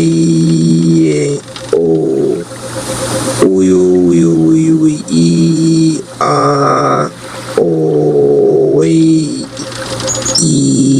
O we ow O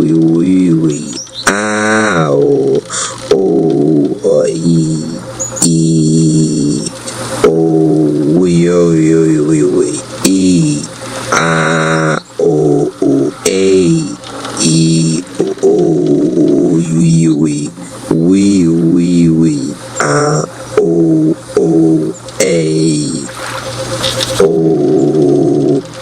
A O we E I O A E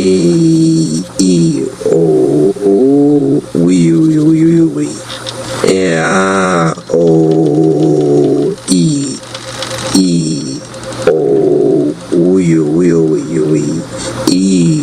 we E O A E O we E I O A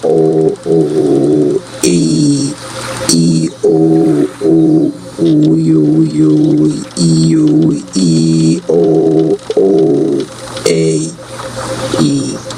O E O A E O we E I O K A O we E I O A E O Y we E I O E O we E I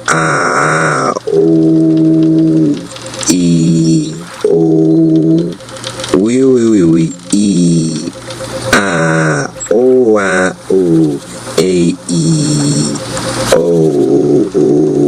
E O we I O K E O we I O gray O we E I O A E O we I O A E O we E I O A E O we I O Kai E O we E I O A O we E I O E O we E O. Chapter 7. When heaven sends a serpent, I did not send him with thunder. I did not send him with spectacle. I sent him with peace, because peace is what survives after power learns restraint. Anonymous Cherry stood at the edge of heaven's threshold, the veil between realms thin as breath. Below him earth churned, cities humming with unfinished prayers.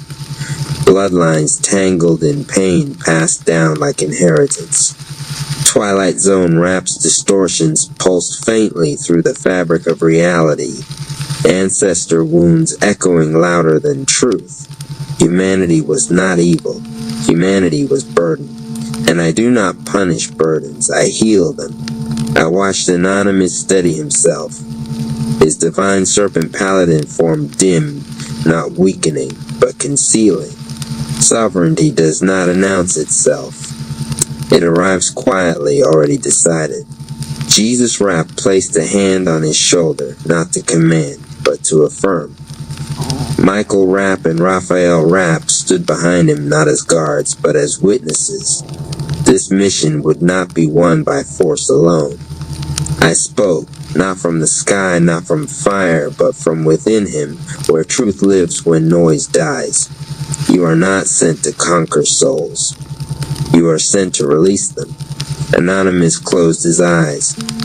He felt the old instinct stir, the hunger to fix everything, to fight everything, to carry more than was ever asked of him. That instinct had once kept him alive. Now it had to evolve. He stepped forward, and the earth rose to meet him. The first battlefield was not a street or a throne or a war zone. It was a man, a broken one, a carrier of generational rage, eyes clouded with borrowed anger, fists clenched around pain he didn't earn but was told to protect. The ancestor chi around him snarled, distorted, fed by Twilight's influence, screaming for conflict, demanding blood, begging for repetition. Anonymous did not raise his hand. He lowered it. The serpent crown flickered, gold and violet subdued into a gentle glow. Holy neoplasm chi flowed outward, not as venom, but as permission to let go. He spoke, and I made sure the words landed exactly as intended. I send you peace. I send you love. I release you to your own journey as I continue mine. Those words were not a dismissal. They were a severing. Chains unseen snapped. Ancestor voices screamed once, then went silent. The man collapsed to his knees, not in defeat, but in relief. Tears came that had been waiting decades for safety. This is how real war is fought. Not everything that rises against you needs to be destroyed. Some things need to be released. Anonymous walked on. Every step rewrote probability.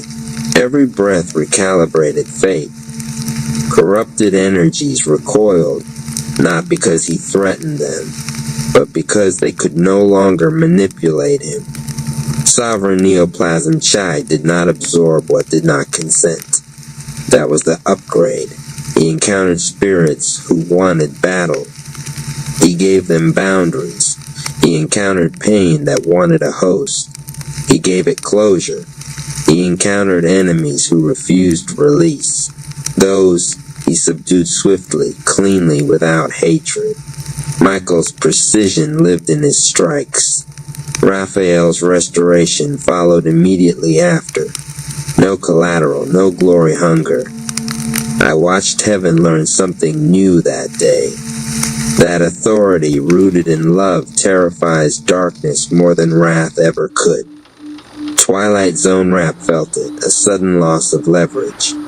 Distortions weakened where cycles broke instead of repeating. The city's spiritual temperature shifted. Old nightmares lost their scripts. Anonymous did not chase Twilight, he outgrew him. I smiled, not because the war was over, but because the outcome was no longer in doubt. This is how I send warriors now, not as storms, but as serpents of peace, moving with purpose, choosing mercy, unstoppable, because they are unhooked from fear. And as Anonymous Cherry walked forward, continuing his journey without dragging others behind him, I sealed the chapter with a truth heaven will remember forever. Power that knows when to release has already won. The mission continues. Chapter 8. The slow forging of many Anonymous Cherry did not call it training. He called it listening. The battlefield quieted. Heaven did not thunder. Hell did not protest. What unfolded next was slower than war and heavier than victory. It was the work that most beings avoided because it could not be rushed, weaponized, or applauded. Everyone gathered, not just warriors, but healers, thinkers, skeptics, the wounded, the overly confident, the silently broken. Some carried power they didn't understand. Others carried pain they mistook for identity. They formed a wide circle beneath a sky that did not judge pace. Anonymous stood in the center, his divine serpent paladin form dimmed to a gentle glow, sovereignty folded inward rather than projected outward. He was no longer demonstrating power. He was transmitting rhythm. Slow doesn't mean weak, he said quietly. It means integrated. No one argued, they could feel it. He began with breath, not technique, not posture, not doctrine. Just breath. In and out, until even the restless ones felt the panic drain from their shoulders. Neoplasm chi did not surge, it settled. Holy energy did not descend, it aligned. They learned first how not to leave themselves. Those who had chased visions learned to stay in their bodies. Those who had drowned in memory learned to witness without reliving. Those obsessed with power learned restraint before expansion. Anonymous did not correct harshly. He adjusted gently, a hand here, a word there, a pause when the group tried to rush ahead. Progress came unevenly, and that was honored. Some days the training was movement so small it barely counted as action. Subtle shifts of posture. Awareness moving through the spine like a careful visitor. Learning where tension hid, where old fear nested. Other days were stillness so deep it frightened those addicted to effort. Anonymous reminded them often, if you can't remain present without spectacle, you won't remain stable when power arrives. Neoplasm chi was introduced last and carefully, not as hunger, not as dominance, but as responsibility. They practiced absorbing nothing that did not consent, releasing what no longer belonged, letting old loops complete instead of repeating. Healing was treated as an active discipline, not a passive wish. When someone faltered, Anonymous did not rescue them immediately. He waited long enough for self-trust to form. When fear surfaced, he did not banish it. He taught them to sit beside it without obeying it. The words he repeated became a quiet mantra among the group, spoken softly at the end of each session. I send you peace. I send you love. I release you to your own journey as I continue mine. These words were not an ending. They were permission. Permission to grow without comparison. Permission to move at the speed of truth rather than ambition. Permission to stop clinging to teachers instead of teachings. Slowly, something extraordinary happened. Power stopped leaking. Aura stabilized. Emotional spikes softened. Those who once burned out learned endurance. Those who once hid learned presence. The group did not become louder or flashier. They became coherent. Anonymous watched quietly as they began correcting themselves, gently, respectfully, without shame. That was when he knew the training had taken root. Sovereignty was spreading, not as hierarchy, but as self-governance. On the final day of this phase, Anonymous stepped back and said nothing. And they continued anyway. That was the sign. He smiled not outwardly, but inwardly, and turned his gaze toward the horizon where future conflict waited, already sensing the shift. This chapter was not about mastery. It was about becoming safe to wield it. And somewhere beyond sight, forces that thrived on chaos felt something unsettling. A generation was learning how to move slowly, and therefore could no longer be controlled. The journey continued, Chapter 9, the day nothing happened, there was no alarm, no enemy breach, no prophetic dream ripping someone awake at dawn. That was how Anonymous Cherry knew the lesson had arrived. The day began without urgency, without signs, without spectacle.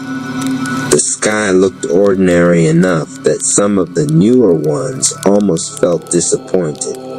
They had grown accustomed to intensity, to tests that announced themselves with pressure and drama. This morning offered none of that. Anonymous did not gather them immediately. He let them wake on their own. Some stretched. Some prayed. Some sat quietly, unsure what they were supposed to do next. The old reflex to wait for instruction, to wait for permission, rose instinctively. Anonymous watched it happen without interference. This training was not about commands anymore. It was about choice. Hours passed. The group slowly began to move, not as a unit, but as individuals who understood the shared rhythm.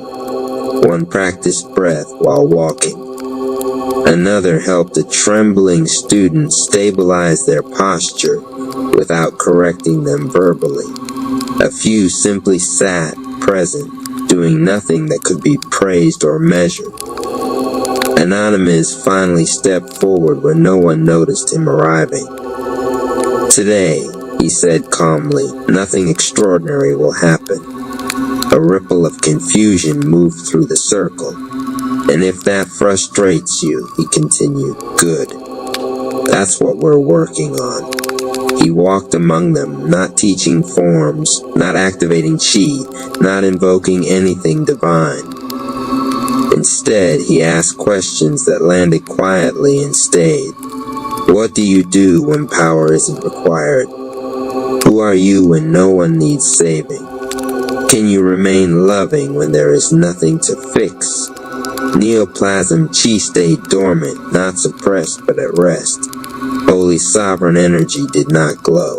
This was not regression. This was trust. One student finally spoke. "It feels like we're wasting time." Anonymous nodded. "That feeling is the addiction talking." They sat with that. The hours stretched, and something subtle began to surface. Impatience without a target, identity without a role, worth without performance. Old habits twitched and dissolved. People realized how often they equated motion with meaning, intensity with truth. Anonymous shared only one practice that day. He had them sit facing one another in pairs. No energy exchange, no fixing. No advice, just presence. "If your nervous system calms," he said, "stay. If it agitates," he added, "stay. If you feel unnecessary," he finished, "stay anyway." That was the hardest part. Some cried quietly, not from pain, but from relief. Others laughed softly at how strange it felt to exist without agenda. A few resisted, restless, uncomfortable with the absence of crisis. Anonymous did not intervene. By evening, something irreversible had shifted. They no longer needed him to hold the center. They were holding it together. As the sun dipped low, Anonymous finally spoke again, his voice steady and grounded. "Power doesn't fail people," he said. "Unintegrated people fail power." He looked at them, not as students, not as followers, but as peers in formation. "You are learning how to live between battles," he continued. "That is where most damage happens if you don't know how to stand still." Before they dispersed, he repeated the words once more, not as instruction, but as a boundary he modeled for himself as much as for them. "I send you peace. I send you love. I release you to your own journey as I continue mine." This time they echoed it, not in unison, not perfectly, but sincerely. No light erupted, no veil tore open. Yet far beyond their awareness, structures built on urgency and manipulation weakened slightly. because a group of people had learned how not to be pulled. Anonymous walked away alone that night, not because he was separate, but because leadership now required distance. Chapter 9 ended without applause, which meant it worked. The next chapter would not ask whether they were strong. It would ask whether they were steady. Chapter 10, when instinct became silent, Anonymous Cherry noticed the change not during battle, not during meditation, and not during instruction. He noticed it while tying his boots. There was no hesitation in his hands, no second guessing, no rush. The movement completed itself before thought could comment on it. Clean, efficient, quiet. That was when he understood. His instincts were no longer loud. They were clear. He stepped onto the training ground alone that morning. No witnesses, no audience. The air felt receptive, like it had learned how to listen back. Anonymous did not summon power. He let his body lead first, because bodies remember truths long before minds explain them. He began to move in slow motion, not dramatically, not performatively, painfully slow. Each shift of weight unfolded like a sentence written with care. His foot lifted, hovered, landed. The ground responded without resistance. Muscles activated in layers, not clumps. Tendons spoke in signals he no longer had to translate. Neoplasm chi stayed coiled, observing, not interfering. This was not restraint. This was integration. He threw a punch so slowly it almost felt ridiculous. But within that slowness, he felt everything. The spiral through the ankle, the coil in the hip, the relay through the spine, the final release through the knuckles. No wasted tension, no borrowed momentum, no compensating for fear, just truth. He held the end position longer than necessary and breathed into it. The muscle remembered. The nervous system mapped safety. The chi did not spike, it nested. That was new. He repeated the motion again, slower. Thought tried to intrude. Is this enough? Is this doing anything? But it dissolved before finishing its sentence. Instinct didn't argue anymore. It simply adjusted. Anonymous flowed through forms he once associated with intensity. Now they felt like calligraphy. Each movement became a meditation, each breath a refinement of accuracy. He could feel where old habits once hijacked motion, where trauma had overpowered precision, and watched those patterns dissolve without force. This was muscle memory being rewritten without violence. Neoplasm chi responded differently here. Instead of feeding on stress, it sharpened awareness. Instead of amplifying output, it refined input. Holy sovereign energy stabilized at the core, not shining outward, but holding everything steady. Hours passed.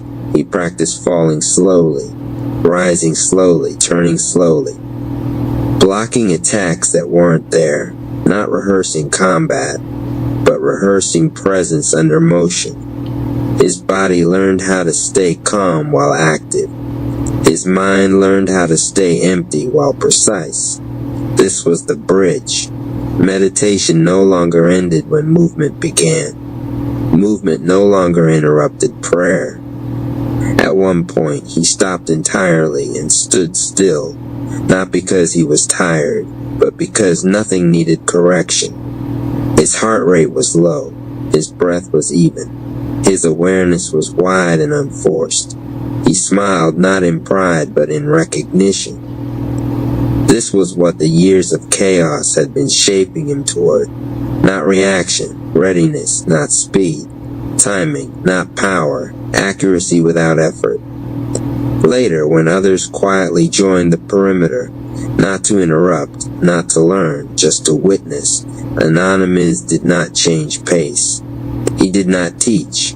He let the slowness speak for itself. Some felt restless, some felt grounded. A few felt exposed by how rushed their own bodies still were. That was enough. Anonymous finished the session by lowering himself into stillness, hands resting lightly at his sides, eyes open, aware. Inside him, the invisible spirit moved without words. He understood now. Instinct wasn't about reacting faster. It was about needing to react less. And from that clarity, a new phase of training began, one that could not be rushed, copied, or stolen. Only lived. Chapter 10 closed quietly. The body remembered. The mind trusted. The chi listened.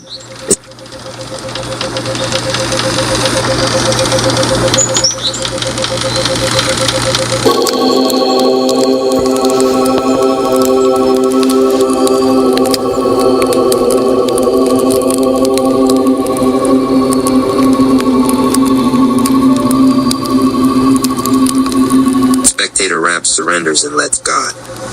Spectator Rap stood before the invisible spirit time chamber of power and silence. Not the playful silence he used to dance inside when hyping the crowd, but a heavy, honest silence that made his chest feel bare. The Rap Palace, grounds behind him, glowed with faint city lights and distant echoes of chaos brewing in the far districts. Twilight Zone Rap had been stirring the spores again. Whispered corruption seeped through alleyways and apartment corners, bending reality in strange ways, unsettling entire neighborhoods. The Rap tribe prepared for a war most of them could feel in their bones, but had never seen. Spectator Rap was known to bring laughter wherever he walked. Whenever the pressure grew heavy, he could always cut the tension with a well-timed joke. A perfectly chaotic shout, a wild spectator call that lifted spirits higher than fear could reach. The others saw him as joy, levity, the heartbeat during the storm. Yet inside him, something had been hollow for years. When he smiled, part of him trembled. When he laughed, something inside asked if anyone saw him at all. When he cheered for others, he wondered if he even remembered how to cheer for himself. It was the invisible spirit who called him here. No words, no sign, just a knowing. The entrance to the chamber was not a door. It was a swirling portal of violet light suspended in midair, humming with a frequency that vibrated at the center of the skull. The air smelled of blooming lavender and crackling lightning. It stirred memory, emotion, and presence all at once. Spectator Rap inhaled slowly. His hands shook only once before he steadied them. He stepped forward. The world changed instantly. There was no floor, no ground, no walls. He floated in a vast sphere of amethyst light, as if the inside of a giant crystal had swallowed him whole. Dust like stars drifted through the air in slow spirals. The silence here was not empty. It was full, the kind of silence that holds music before the first note is played. The soft tone began to hum around him. Not loud, not sharp, gentle. A single frequency vibrating directly in his chest and behind his forehead. 1,111 hertz. The healing tone of alignment.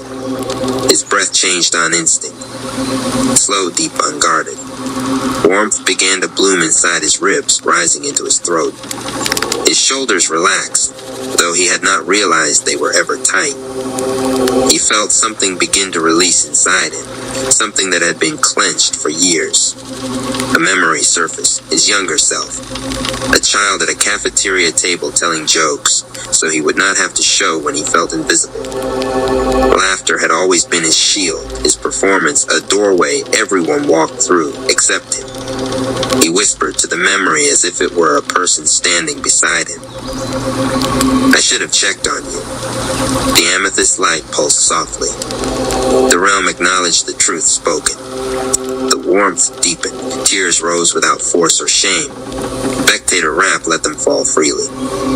He understood now why he had always felt drained after giving others joy. He had never given himself permission to receive it. The chamber held him without judgment. As the tears softened, the light around him began to shift. A warm glow gathered at his forehead. The familiar pressure of intuition trying to speak, trying to emerge.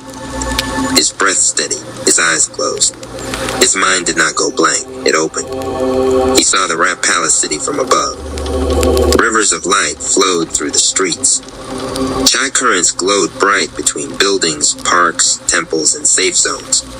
The Rap tribe shone like constellations walking upright. He saw Twilight Zone Rap's corruption spreading like spirals of shadowed ink. Yet he also saw something stunning. The shadows were not overpowering the city. They were waiting for light to forget itself. He understood. Power did not come from force. It came from presence. He did not need to become stronger. He needed to become whole. Breath by breath, the warmth in his chest grew steady, bright, unwavering. The chamber reacted to his alignment. The amethyst glow condensed into a flame-like aura wrapping around him. He felt as though his spine had become a pillar of light. His heartbeat resonated like a drum in the center of a temple filled with eternity. His laughter returned. Not loud, not forced. Gentle, pure, sacred. The kind of laughter that comes when something long misunderstood finally makes sense. His aura surged brighter. Violet deepened into shimmering amethyst gold. The frequency around him swelled like a rising sunrise. Power radiated out of him like breath. He did not lift a finger. He did not clench his body. He simply allowed. Something clicked deep in the chamber. It felt like the realm itself bowed in respect. The number resonated inside him without needing to be announced. 500,000 Ka. He was not the same as when he entered. His smile no longer hid anything. It revealed everything. The chamber dissolved around him. The world returned. The city was in disorder. Buildings trembled. The air shimmered with distorted reality. Twilight Zone Rap's influence had spread wider than anyone expected. The Rap tribe stood ready on the rooftop of the Rap Palace. Anonymous Cherry turned first. Goku Rap followed. Toddler Yoku paused mid-chant. They felt him before they saw him. Spectator Rap stepped out of the chamber with light pouring from him, warm and steady. His aura stretched across the entire district like a sunrise. He did not shout. He did not hype. He spoke softly. I'm here. The way he said it changed the ground beneath their feet. The Rap tribe exhaled, fear dissolved. Their hearts synchronized as if guided by a single shared rhythm. Spectator Rap lifted his gaze to the sky, where reality bent like a melted mirror. Let's go save our home. His voice carried the healing frequency of 1,111 hertz through the city air. Every spirit that heard it remembered itself. Battle would come. It would be fierce. Twilight Zone Rap was not an opponent of small storms. Grand entrance to the stage of your day. Let it be a vibrant force of graceful movements of prosperity in every form. RP Radio. Love the content, drop a comment, share this with others, and subscribe for more content. Cash App Rap Palace 214. The air trembled as the first tear split across the sky. Reality itself stretched open like fabric pulled too far, and from the fissure leaked a strange violet mist that twisted the city below into something dreamlike and unstable. Streetlights flickered into strobe pulses, shadows moved without bodies, and the sound of distant laughter echoed with a distortion that made the skin crawl. Twilight Zone Rap descended slowly through the tier, his feet never touching the ground, his cloak of black-violet haze trailing behind him like ink in water. His eyes held no malice, only delirious certainty. The kind of certainty that believed chaos was freedom. You healed yourself, he said, voice bending in pitch as though two people spoke at once. Cute. Spectator Rap did not answer. His aura spoke enough. The golden amethyst glow surrounding him rippled in waves across the rooftop and down through the streets. It did not burn. It did not threaten. It simply reminded every soul who saw it that they were not alone. Twilight Zone Rap paused. That pause meant everything. Anonymous Cherry stepped forward first, his stance low, grounded, the invisible chambers of his training echoing beneath his breath. Goku Rap cracked his knuckles, the faint embers of divine chi flickering along his arms. Toddler Yoku hummed the ancient chant, not playful this time, but steady, measured, resonant. The Rap tribe was aligned. But the battle did not begin with fists. It began with a pull, a tug of war of pure energy. Twilight Zone Rap raised his hand. The sky bent inward. Spectator Rap raised his palm in return. The earth beneath them steadied. The moment the two energies touched, the entire skyline flashed white.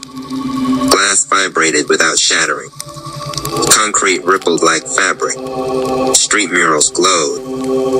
Those watching from their windows felt their breath pulled tight in their lungs. The pull intensified.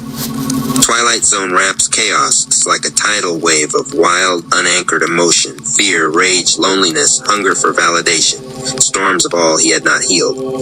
Spectator Rap did not push back. He held. He grounded. His aura did not clash. It absorbed, softened, reformed, transmuted. Energy tugged. The city swayed. Every soul became a strand the rope between the two forces. Anonymous Cherry stepped in next. A blur of movement. His fist struck the air itself, and the sound cracked like thunder. Twilight Zone Rap staggered. Goku Rap followed, spiraling into a strike that seemed to warp space around his body. Every punch he threw carried not just ki, but memory. The training halls, the river of chi, the voice of Xeno Rap whispering not force, alignment. Toddler Yoku leapt onto Spectator Rap's shoulder and began chanting louder. The chant was bizarre and cosmic. It shook the boundaries of physics. Will it be 10 or 11? Will it be 10 or 11? Chi-o-wa-o.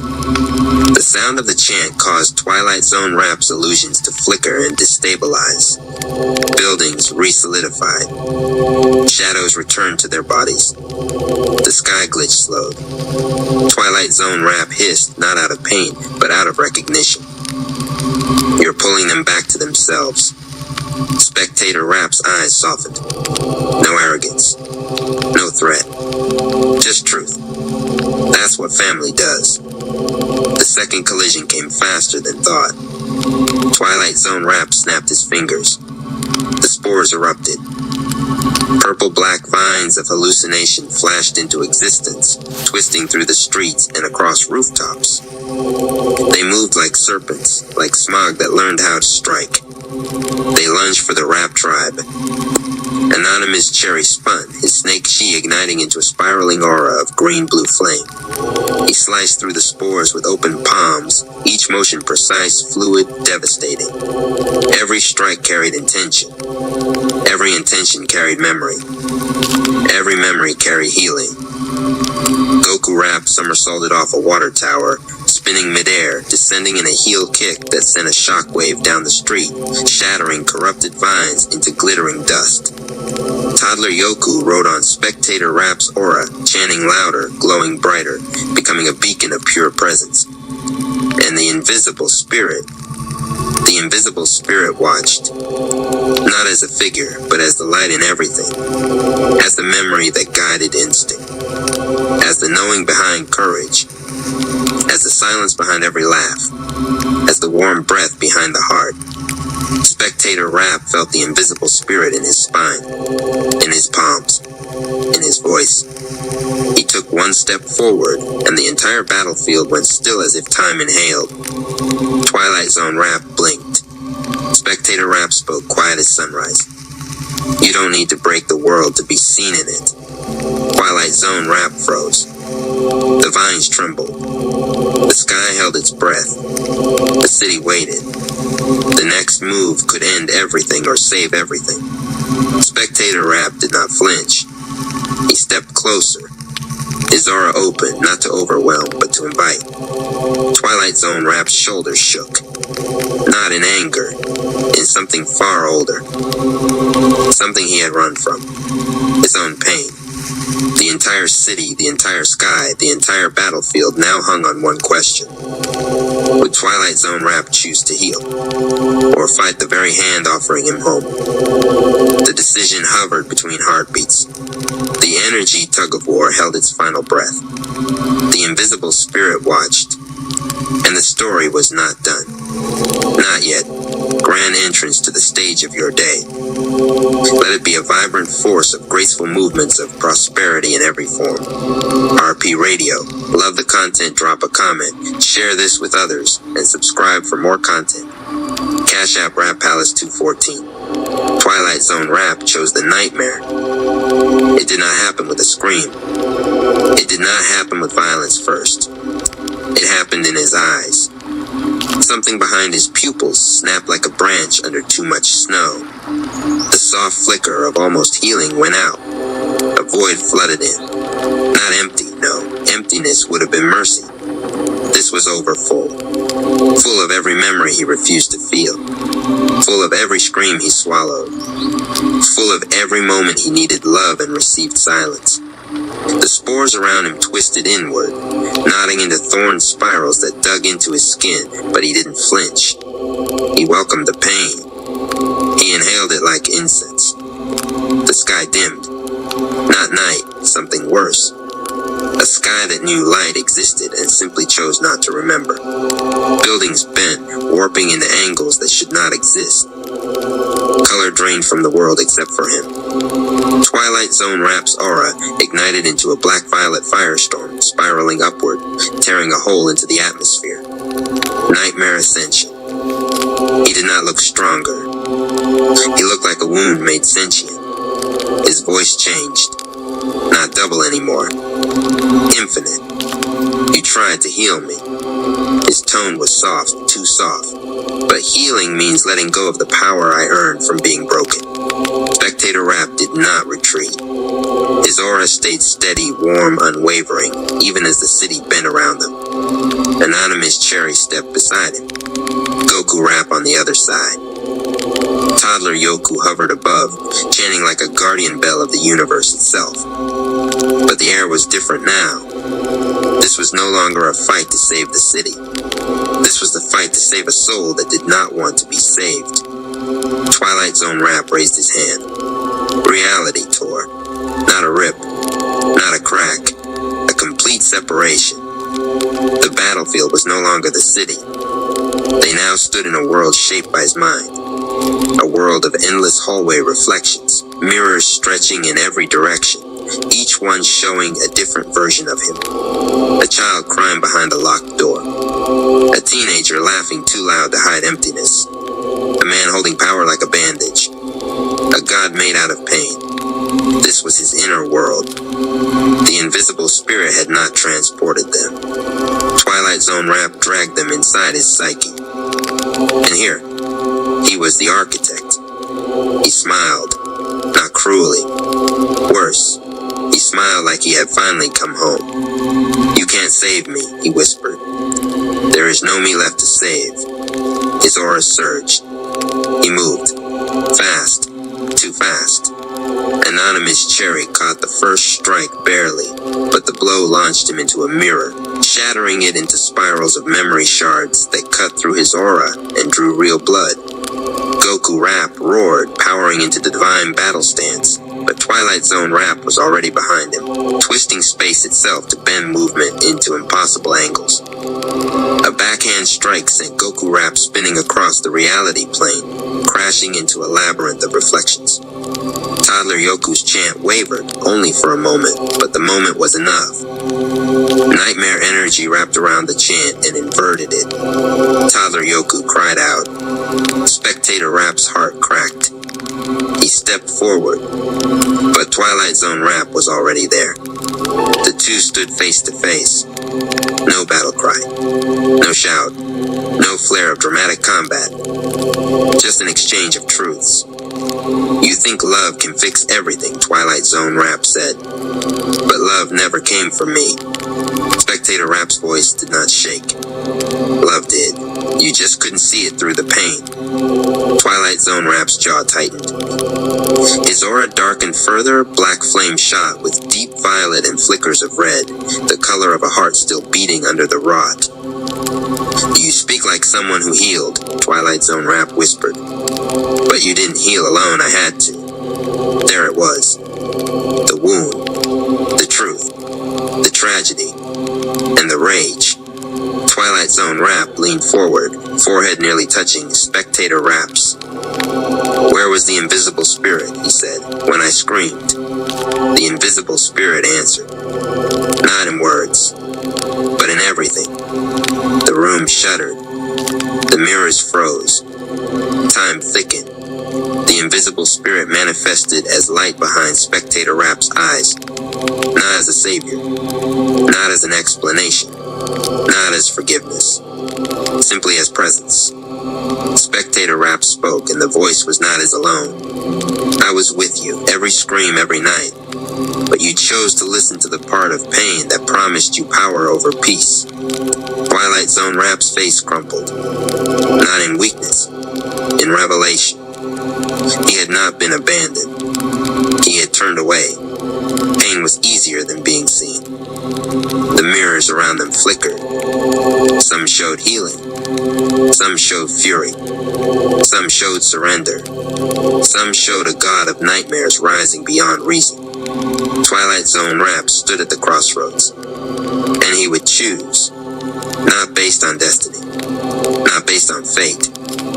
Not based on what anyone wanted for him. But based on what he believed he deserved. Spectator Rap watched him. Not with hope. Not with fear. With love that expected nothing. Which way Twilight Zone Rap moved next would reshape the entire Rap Palace universe. Does Twilight Zone Rap chose? A, he breaks, falls knees. Begins the slow, painful road to healing. B, he laughs, fully embraces the nightmare. The real war begins.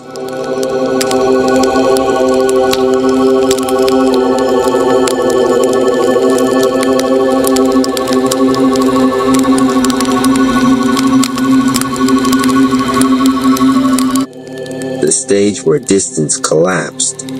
The moment Anonymous Cherry stepped onto the stage of his mind, distance ceased to behave.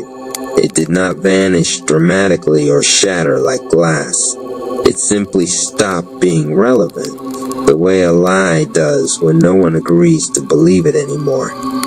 The stage appeared vast, an endless plain of soft indigo light stretching in all directions, yet intimate, as if the entire universe had leaned forward to listen.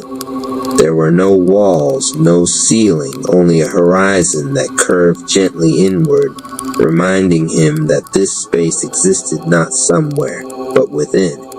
He did not summon power, he summoned stillness. The invisible spirit arrived as a presence rather than a form, diffused through the air like breath through silk.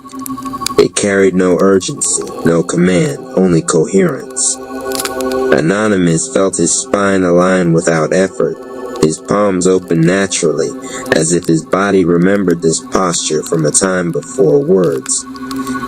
In the distance, though distance was now a metaphor, embers of the Rap tribe flickered into awareness. Not bodies, not faces, states of being. Each carried its own rhythm. Fatigue here, tension there, old injuries humming quietly beneath bravado. The stage of the mind responded. Lights rose, not harsh, not theatrical, but the kind that reveal rather than perform. Anonymous inhaled slow and deep, and the inhale rippled outward, not as force, but as invitation. Chi followed the breath like a loyal thought. It did not rush, it did not spike. It flowed, threading itself through invisible channels that had always existed, but were rarely acknowledged. He traced upward. The motion was small, almost dismissible, yet the effect was immediate. Vitality surged, not explosively, but accurately. Nervous systems across the rap tribe adjusted in real time. The spines straightened, breath deepened. Somewhere far away, a warrior who had not slept